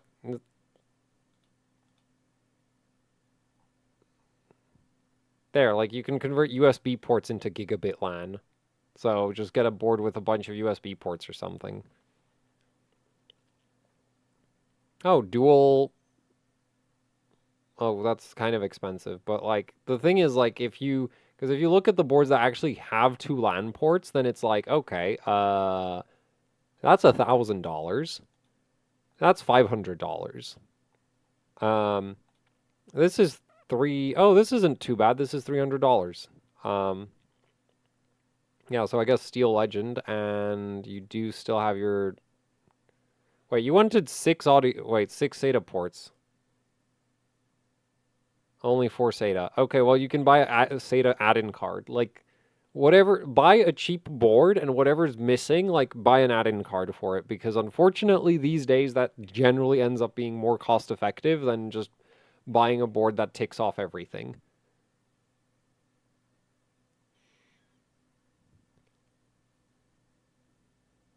Yeah, an MSI, you don't even get dual LAN to begin with, so it's... I think SATA adapter cards are cheaper than, like, LAN adapter cards, so yeah, I would probably go and buy a SATA adapter card. Is AM5 stability still an issue? Well, for me, AM5 stability was never a problem, so I don't know how it could, like, apparently some people had stability issues. I've been dailying a 7800X3D for months. I've literally not stress tested it. I've never actually had it crash while under use. I did have one instance of it like not wanting to restart after a Windows update, but I woke up to it not wanting to restart, or more like I woke up to it being turned off. So I'm going to assume that memory retrain failed. And that was just a matter of like forcing a memory retrain, which, like, you know, admittedly you shouldn't have to do that. But it hasn't done anything weird since. And also, I'm running a memory overclock that was, like, never actually properly stress tested. How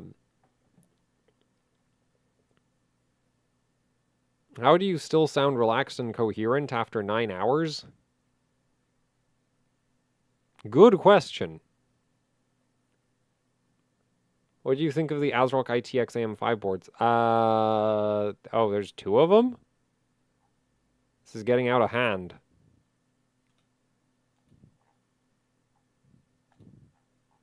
Why? Oh, I have Intel Z790 ticked off. It's like, well, they don't make boards with that chipset, do they? There's 2 of them. Oh, okay. So we have this one, which,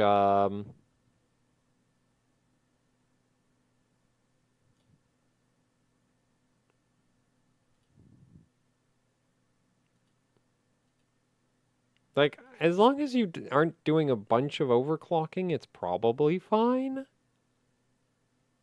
And then there's the like lightning, the bigger, wait, no, that's Wi-Fi, wait, no, what? What? Oh, that's A620.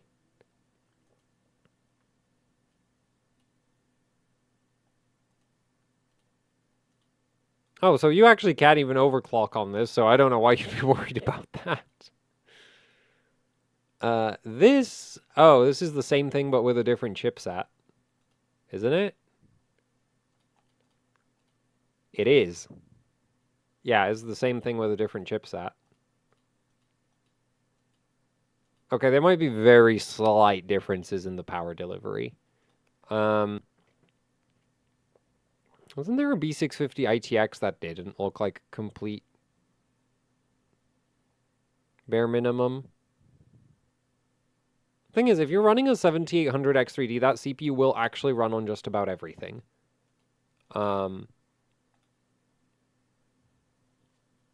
Actually, I say just about everything. It'll run literally on every AM5 motherboard that exists, because it just doesn't pull any power.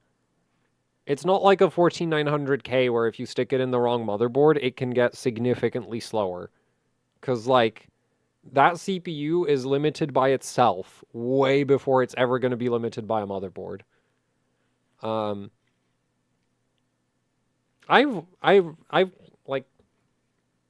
wanted to test one of these for a while now, but like I mentioned, I'm like super behind on testing Intel stuff, so that's not going to be happening anytime soon. Anyway, I should end this stream because this isn't going anywhere at this point, and my vocal cords are like not gonna function tomorrow like any at all. Is there any real use for Thunderbolt 4 on motherboards? I don't know. I've never used a Thunderbolt port. Apparently, I think there's like audio stuff that goes into Thunderbolt ports that like audio people like them for. And maybe some high-speed storage stuff. I think there's like also monitors that use Thunderbolt, but I'm not cool enough to use any of those devices. 9 hours and 30 minutes. Yeah, and fun fact, this isn't even my longest live stream. My longest ever live stream was, if I'm not mistaken, 12 hours. And it involved a whole lot of memory overclocking. You can probably guess on what platform and how productive that was.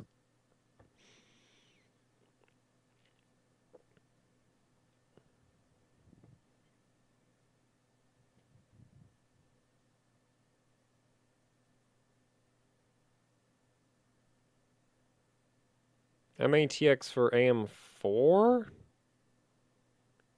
Oh man, I don't really have any B550 Mortar Max. Is that just... Oh no, brain is starting to fail. We'll keep going though. Man, should I keep going? It's not like I kind of feel guilty for not producing a video in like how many days? Like over a week. So this is like making up for lost time, is kill myself on a live stream by streaming for too long.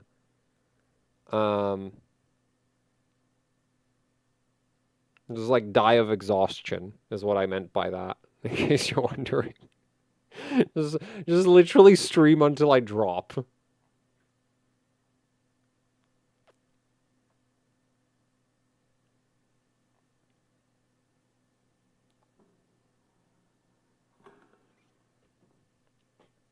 Wait, what was I supposed to check? Right, they want to run a 3950X, yeah, so brain actually just shutting down at this point. We are on autopilot and I am asleep. Oh yeah, this should run a 3950X just fine. Especially with heatsinks like that.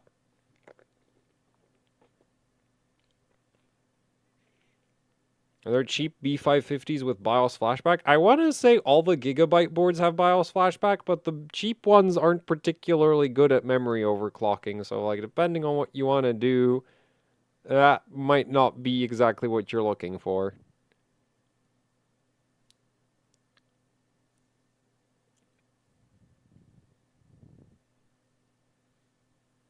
How do I know if I can't do a certain speed or if I need to reflash my BIOS due to bugs?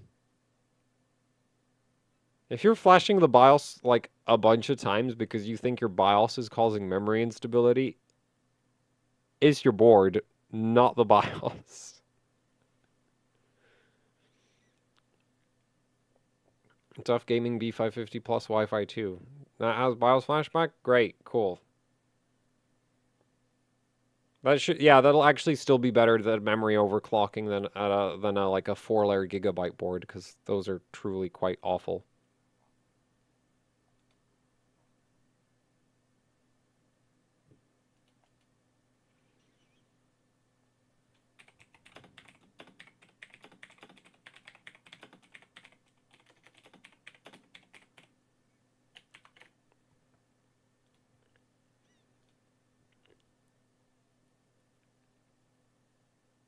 BattleBit is free. What, like a free trial or like free to keep?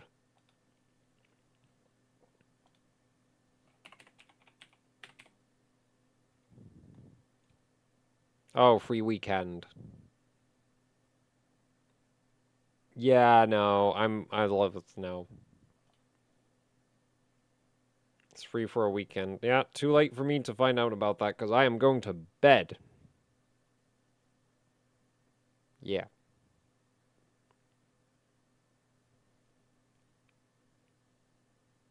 Are 2x48 kits actually overpriced? Like, I know they're expensive, but like for the density, are they... Like, price per gigabyte, is it too high?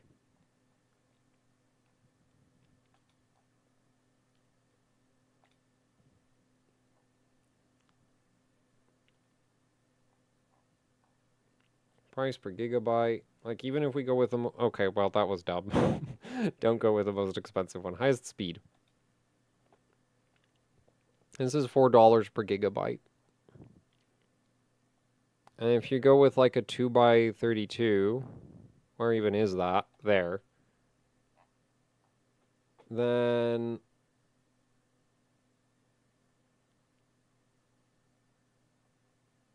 I don't know. I don't feel like that's that bad. I mean, if you're going for high-speed 2x32, if you're going for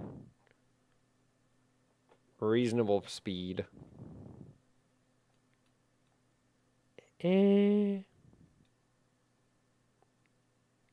Yeah, I'm not seeing the argument. Like the 96 gig kits, like look really expensive, but it's like it is, you know, like 50% more RAM, so the price should be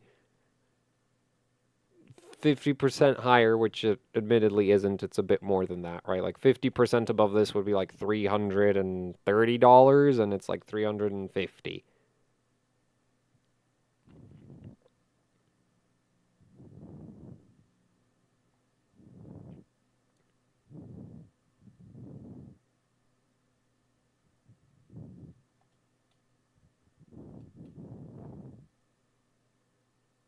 I guess I could have sorted by price per gigabyte, but the thing is, like, we're just going to end up with a bunch of garbage memory kits at the bottom, aren't we?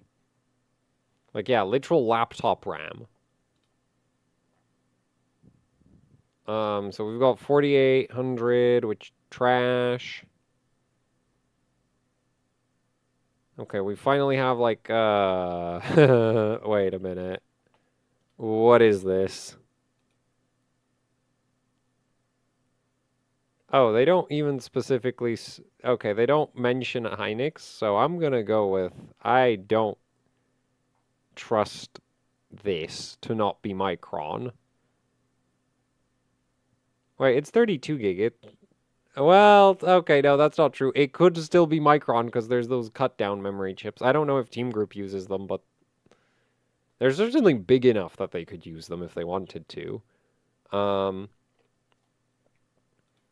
okay, so is this actually like real memory instead of... Okay, this actually looks like a real kit of RAM that I would consider. And for comparison, okay, yeah, you have a point. Wait.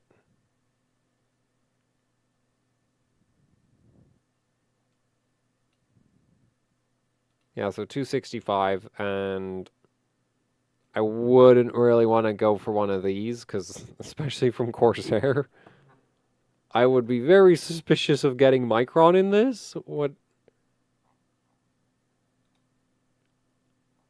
Wait a minute, is this another one of these memory kits where they don't even mention what freaking timings it runs? Oh, yeah, it is, of course. Why am I not surprised? Wait, so what's the spec on this?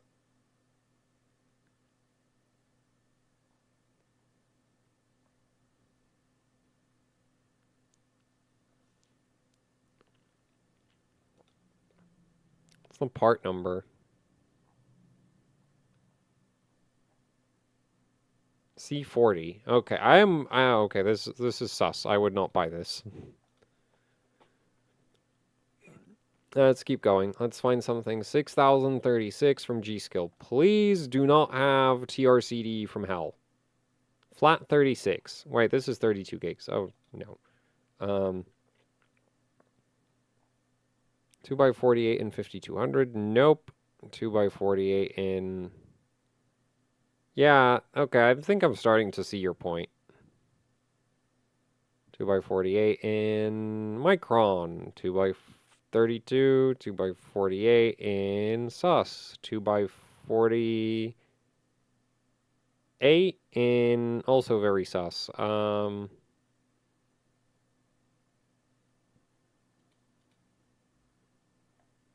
32, 32, 32, 32, 32. 48. 6400. Not sus. Yay. And that is 347. So, yeah, okay. Yeah, there is quite a price premium on that. Because, like, this was the... Yeah, like, I wouldn't... I mean, it's not... You know, I'm not thrilled about this XMP profile, but this isn't the worst thing I've ever seen, and it probably isn't Micron. The TRCD is too tight for that. Have some noodles to keep the energy up. No, I'm gonna go straight to bed. Like, eating before going to bed, not particularly great. And I'm gonna wake up, like, hungry. And that's gonna actually be pretty cool. Yeah. I don't know why, but, like, so, you know, like, sometimes just, like, waking up feeling very, like, empty feels good. At least it does for me. It's like, wake up after not eating for several hours, and it's like, yep. And the funny thing is, I don't necessarily even wake up like hungry. It's just like, yeah. Anyway, so yeah, I think I see your point. 2x42, 48 kits. I mean, on one hand, like, the thing is, this is like a nice spec. Um, so I don't like, yeah, but you like, yeah, if you wanted the absolute cheapest possible 2x48 Hynix, you don't really have a lot of options. I will, that is true.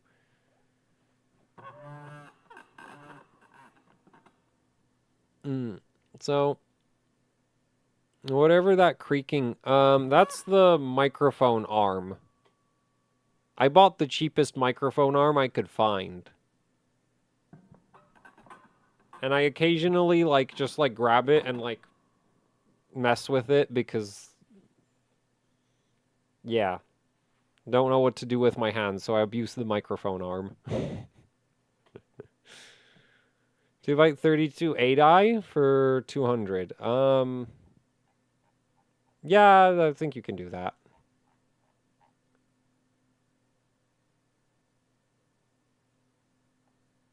I mean, if you want to go a little bit extra safe, you can go with like a 6400, and it's like, there's no way this is anything other than 8i.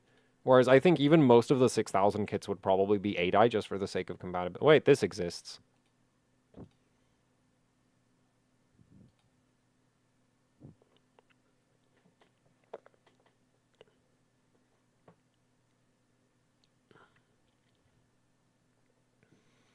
Anyway, so... Well, this was really unproductive in terms of actually generating a list of motherboards, which I should have kind of expected when it was like, oh, well, I'm going to make a list of Intel motherboards to recommend.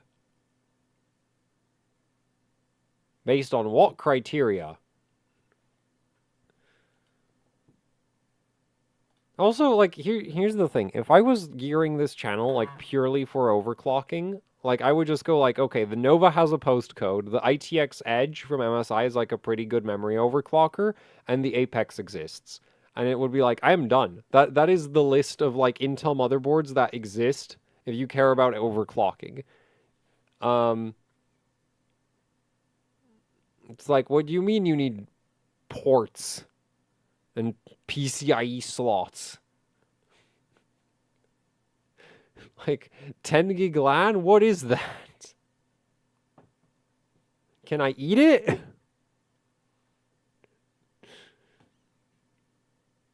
Because, yeah, like,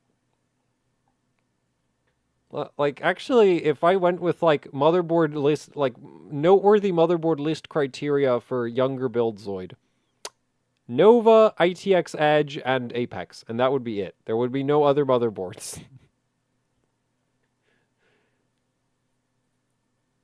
And then on the AM5 side of things, it's like HDV. Actually, AM5 would be even worse because it would be like the Taichi Lite exists and the Gene exists. And oh, the Gene isn't in production anymore? Well, I guess you're going to have to find one on eBay.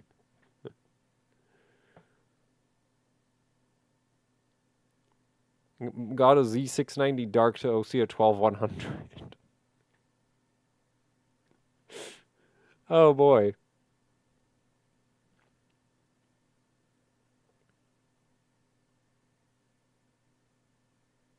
One PCIe, two SATA, two NVMe, four USB Type A's, and one PS2 port, one USB-C. What? You need too many M.2 slots. I only need like 4 SATA ports and 2 PCIe slots and like 7 Type A's? 8? Something like that. A lot of Type A.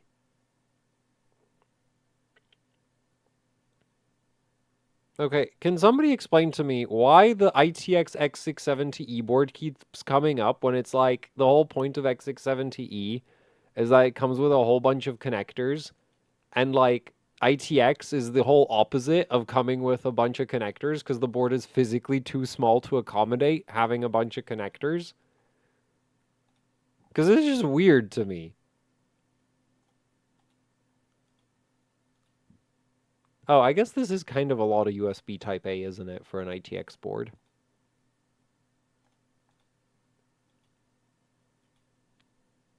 Yeah. Okay. Wait, what about the B650 version from Asus?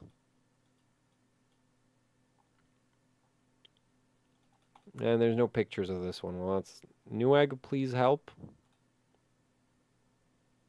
I did say I want to end the stream. No, I want answers. I don't need sleep.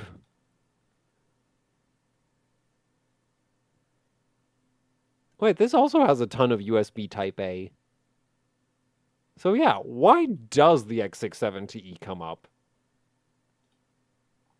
It's like ludicrously expensive for an ITX board. You sure you don't work at Asus Marketing?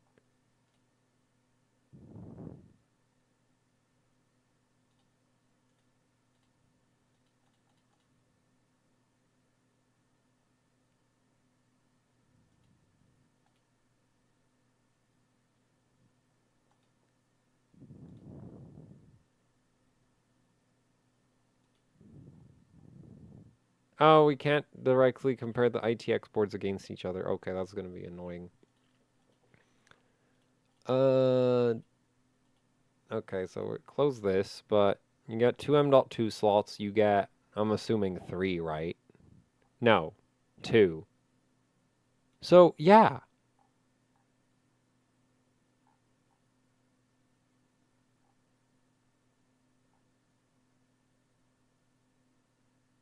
Wait, this only has 2 SATA. What?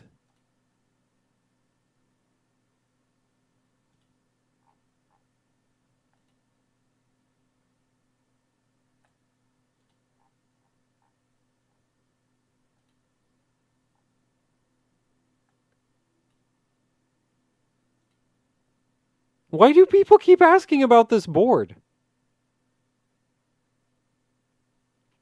It has 2 M.2 slots. Guess what else has 2 M.2 slots?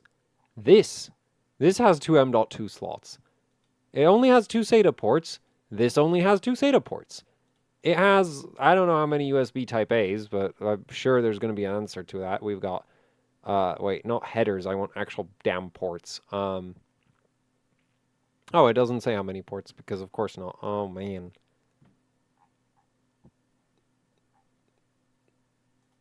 Okay, Newegg, save us. We've got, what, 1, 2, 3, 4, 5, 6 Type A.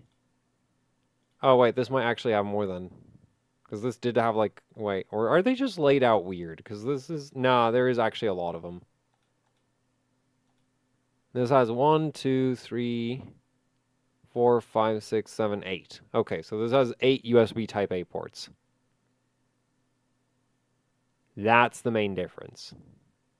Because there's also 2 USB Type Cs, but, you know, who else has 2 USB Type Cs? This does. Oh, you get a flex key button and a BIOS flashback, so I'm assuming you can rebind that to a safe boot. Man, that would actually be really convenient. I wonder if this is any good at memory overclocking. Actually, no, if you can rebind that to safe boot, it'll never work, because it's a AMD motherboard. Whoa, I am so tired. Anyway, there's a USB Type-C internal. Honestly, the fact that you don't have this weird add-on card, I would consider that is a weird add-on card, right? That's not permanently attached to the board. Or is it? Because if it's permanently attached to the board, that's like almost less annoying in a way, because like you can't lose it. Compared to like, you know, when the board comes with a bunch of dongles and it's like you accidentally lose them and now it's like, oh, I've just destroyed the resale value of the motherboard in like one easy step. I mean, if you don't plan to resell the board, I guess that's not a problem. I'm assuming that seems to be actually just soldered into place. Okay, so you can't lose that. So at least that much. That's nice, I think. Um, I'd get this.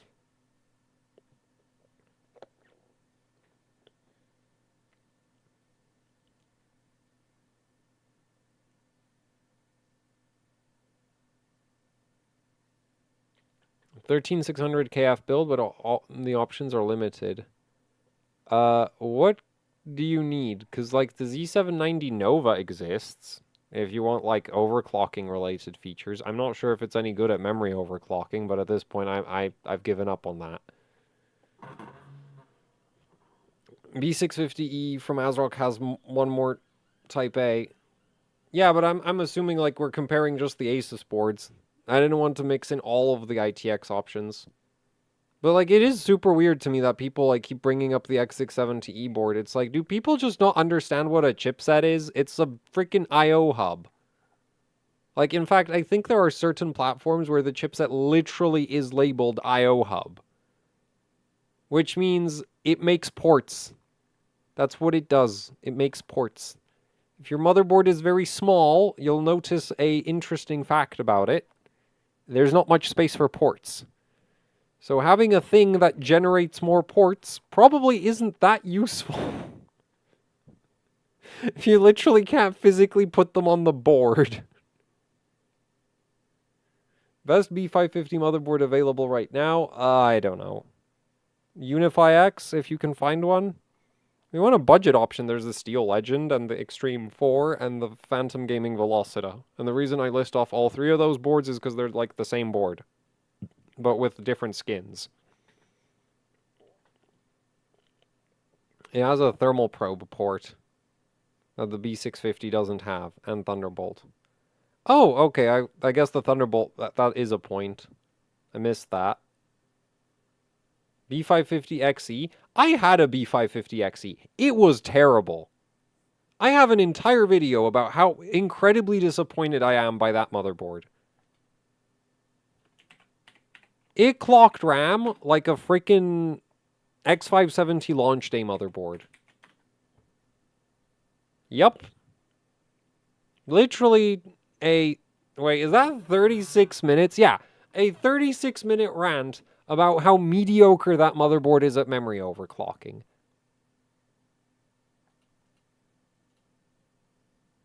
And it was like $300 too. I don't think I paid full retail for it. Like, I think I got it on a sale or something. I hope I got it on a sale. Man, I really hope I didn't pay full price for that thing. It was such a disappointment.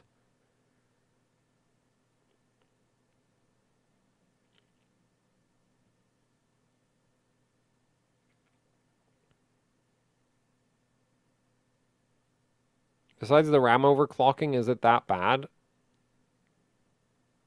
I mean, no, but if you don't care about the RAM overclocking, you could get like a B550 Steel Legend.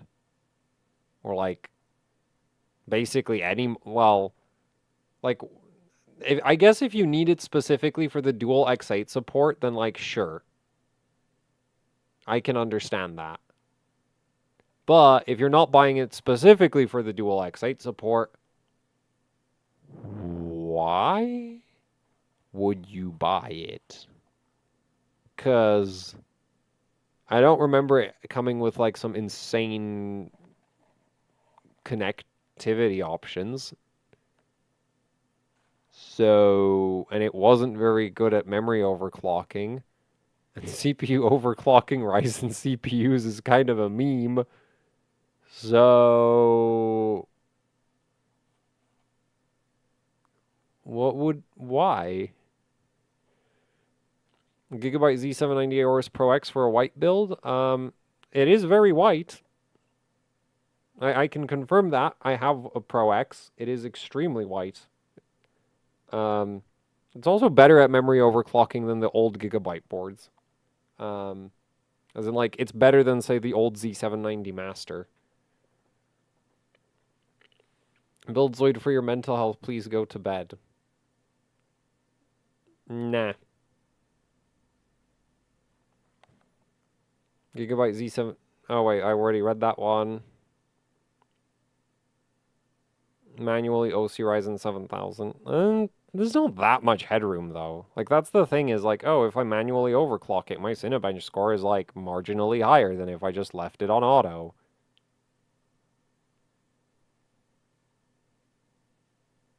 Like, yeah, like, that's the, like, the funny thing with modern CPUs is, like, you have all these, like, extra overclocking, like, oh, you have, like, per core overclocking and dynamic overclocking and precision boost overdrive. You know, back in the day, we didn't need, like, half a dozen convoluted auto overclocking features to get a 50% performance increase. You know why? Because the CPU came at 3 gigahertz. So when you overclocked it to 4.5, it was 50% faster. But today, your CPU comes with a frequency of like 5 point whatever gigahertz and overclocks to like 5 point slightly more gigahertz. So, guess what it does to the performance? Not much.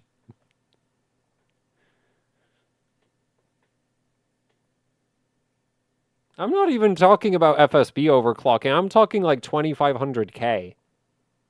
Right? Like a 2500K came at like 3.2 gigahertz stock, and if you had a big enough cooler, it could run like 4.8.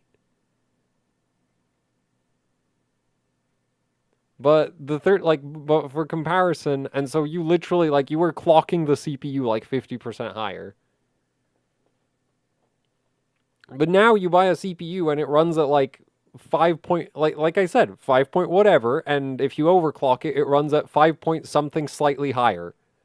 And it's like, whoa. Such performance gains.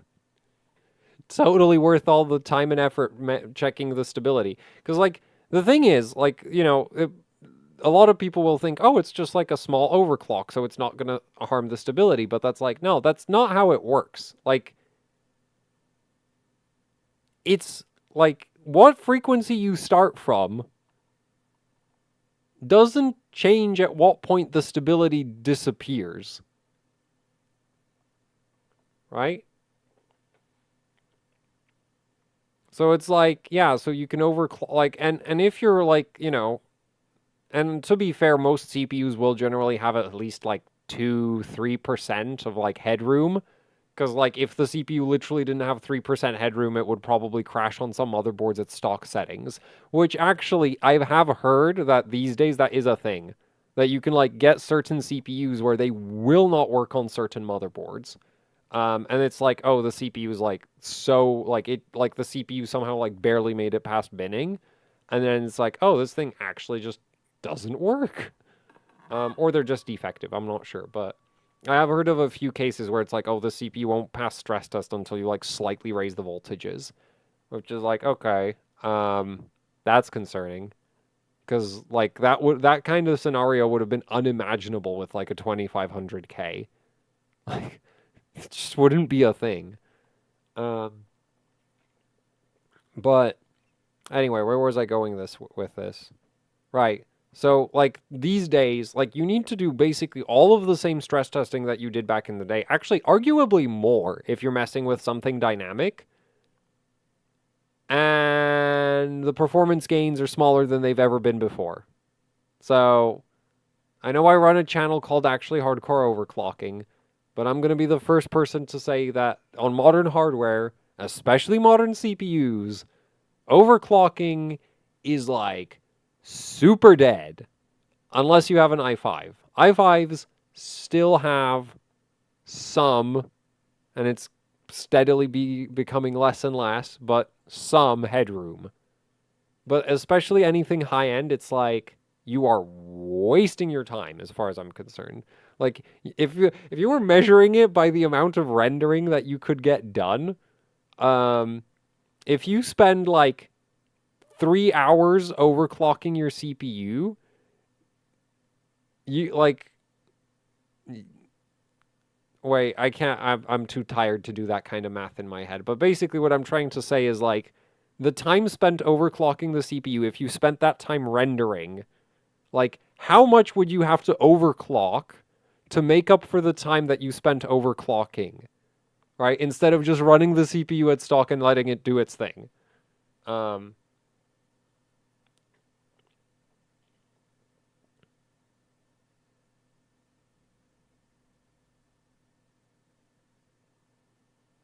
Some people do it for fun, though. Yeah, if you're doing it for fun, then fair enough. Like, I do it for fun. Like, I ran a 14900K at 5.9 gigahertz for Firestrike physics.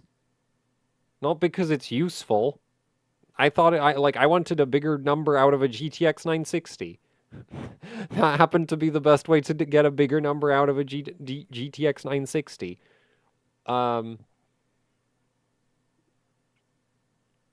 The worst part of that is that configuration of the 14900K specifically for the physics test was technically slower because I turned the E-cores off.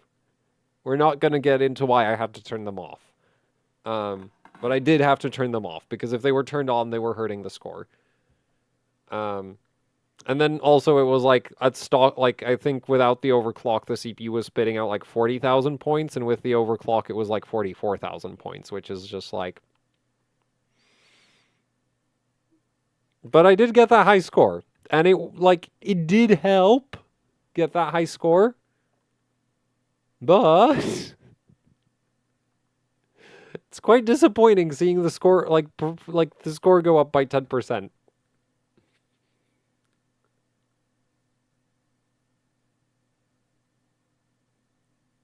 Yeah, the thing is the HEDT CPUs are the only ones that are still constrained by the power limit. On mainstream, we've just kind of accepted that, hey, we just run the CPU at like absolute red line. 200-watt stock power consumption. Yes. All of the Cinebench points.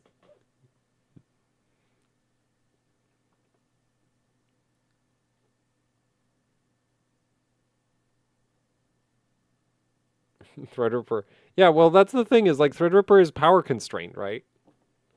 But, like, you can, like, stock Threadripper is what, like, 350 watts? Whereas, like, a 7950X is 225 watts. So, Threadripper has, like, not even twice the power limit, but more than twice the cores. So, of course, a Threadripper is going to have overclocking headroom. 12th gen BCLKOC is kind of fun. Yeah, but, you know, Intel felt very, Intel really appreciated that being a thing, which is why it isn't anymore. But also, like, yeah, unlike, like, that's the thing is, like, if you had overclockable CPUs that actually had, like, low stock performance, there would be headroom. But it's like, no, all the overclockable chips also come with the highest stock clock speeds. So they're the least overclockable CPUs you can buy. If we're talking about like how much performance you actually gain. Right? Which is why like it's way more fun overclocking I would rather overclock a GTX 570 than literally any modern Nvidia card. Much more interesting. They're actually like big performance gains, scales with voltage, doesn't constantly and actually, GTX 570s wouldn't even be my first choice. My first choice would be like 28 nanometer 28 nanometer AMD, or Kepler. Man, Kepler and yeah, early 28 nanometer GPUs, best overclocking GPUs, and like 32 nanometer and 45 nanometer, like everything before 22 nanometer, because with FinFETs becoming a thing. CPU architecture started to get more and more heavily dominated by hotspots and less by, well, actually, I don't know why the 32 nanometer chips came with such low clock speeds. That's one thing I've always wondered about is like, why couldn't Intel ship a 2600K at like 4.5 gigahertz? I think about it. They could have done that years ago. AMD would have been so dead. Imagine the FX 9590 imagine the FX 8150, right? Because that was the first FX chip. Imagine the 8150 having to go up against a 4.5 gigahertz 2600K instead of a like 3.5 gigahertz 2600K. Like, it was already bad when the 2600K was 3.5 gigahertz.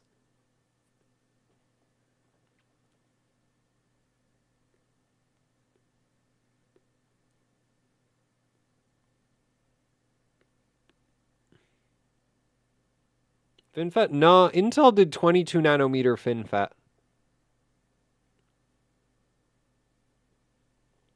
That's why the first gen of Haswell CPUs has a tendency. Actually, no, it's partially some of them have like 5 fully integrated voltage regulator-ish views or something.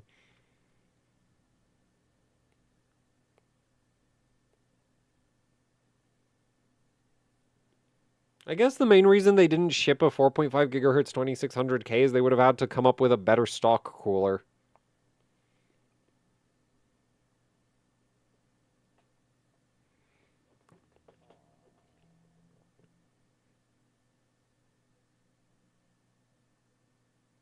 Anyway, I should really stop this stream at this point. We've been going for over 10 hours. Thank you so much for all of the super chats. There was like a lot of them.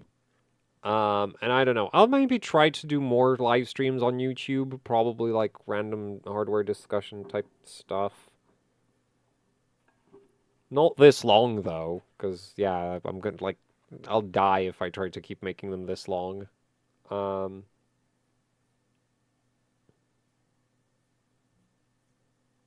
And yeah, so I think I'm gonna leave this one public, for for lack of better judgment. Anyway, where's the stop button? Man, I want to just collapse at my desk at this point. Like, I feel like I'm gonna press that stop button, and my like muscles are just gonna give out, and I'm just gonna sleep on the keyboard, which I've never done before. Mostly because keyboards aren't very comfortable. Anyway, yeah, so that's it for the stream.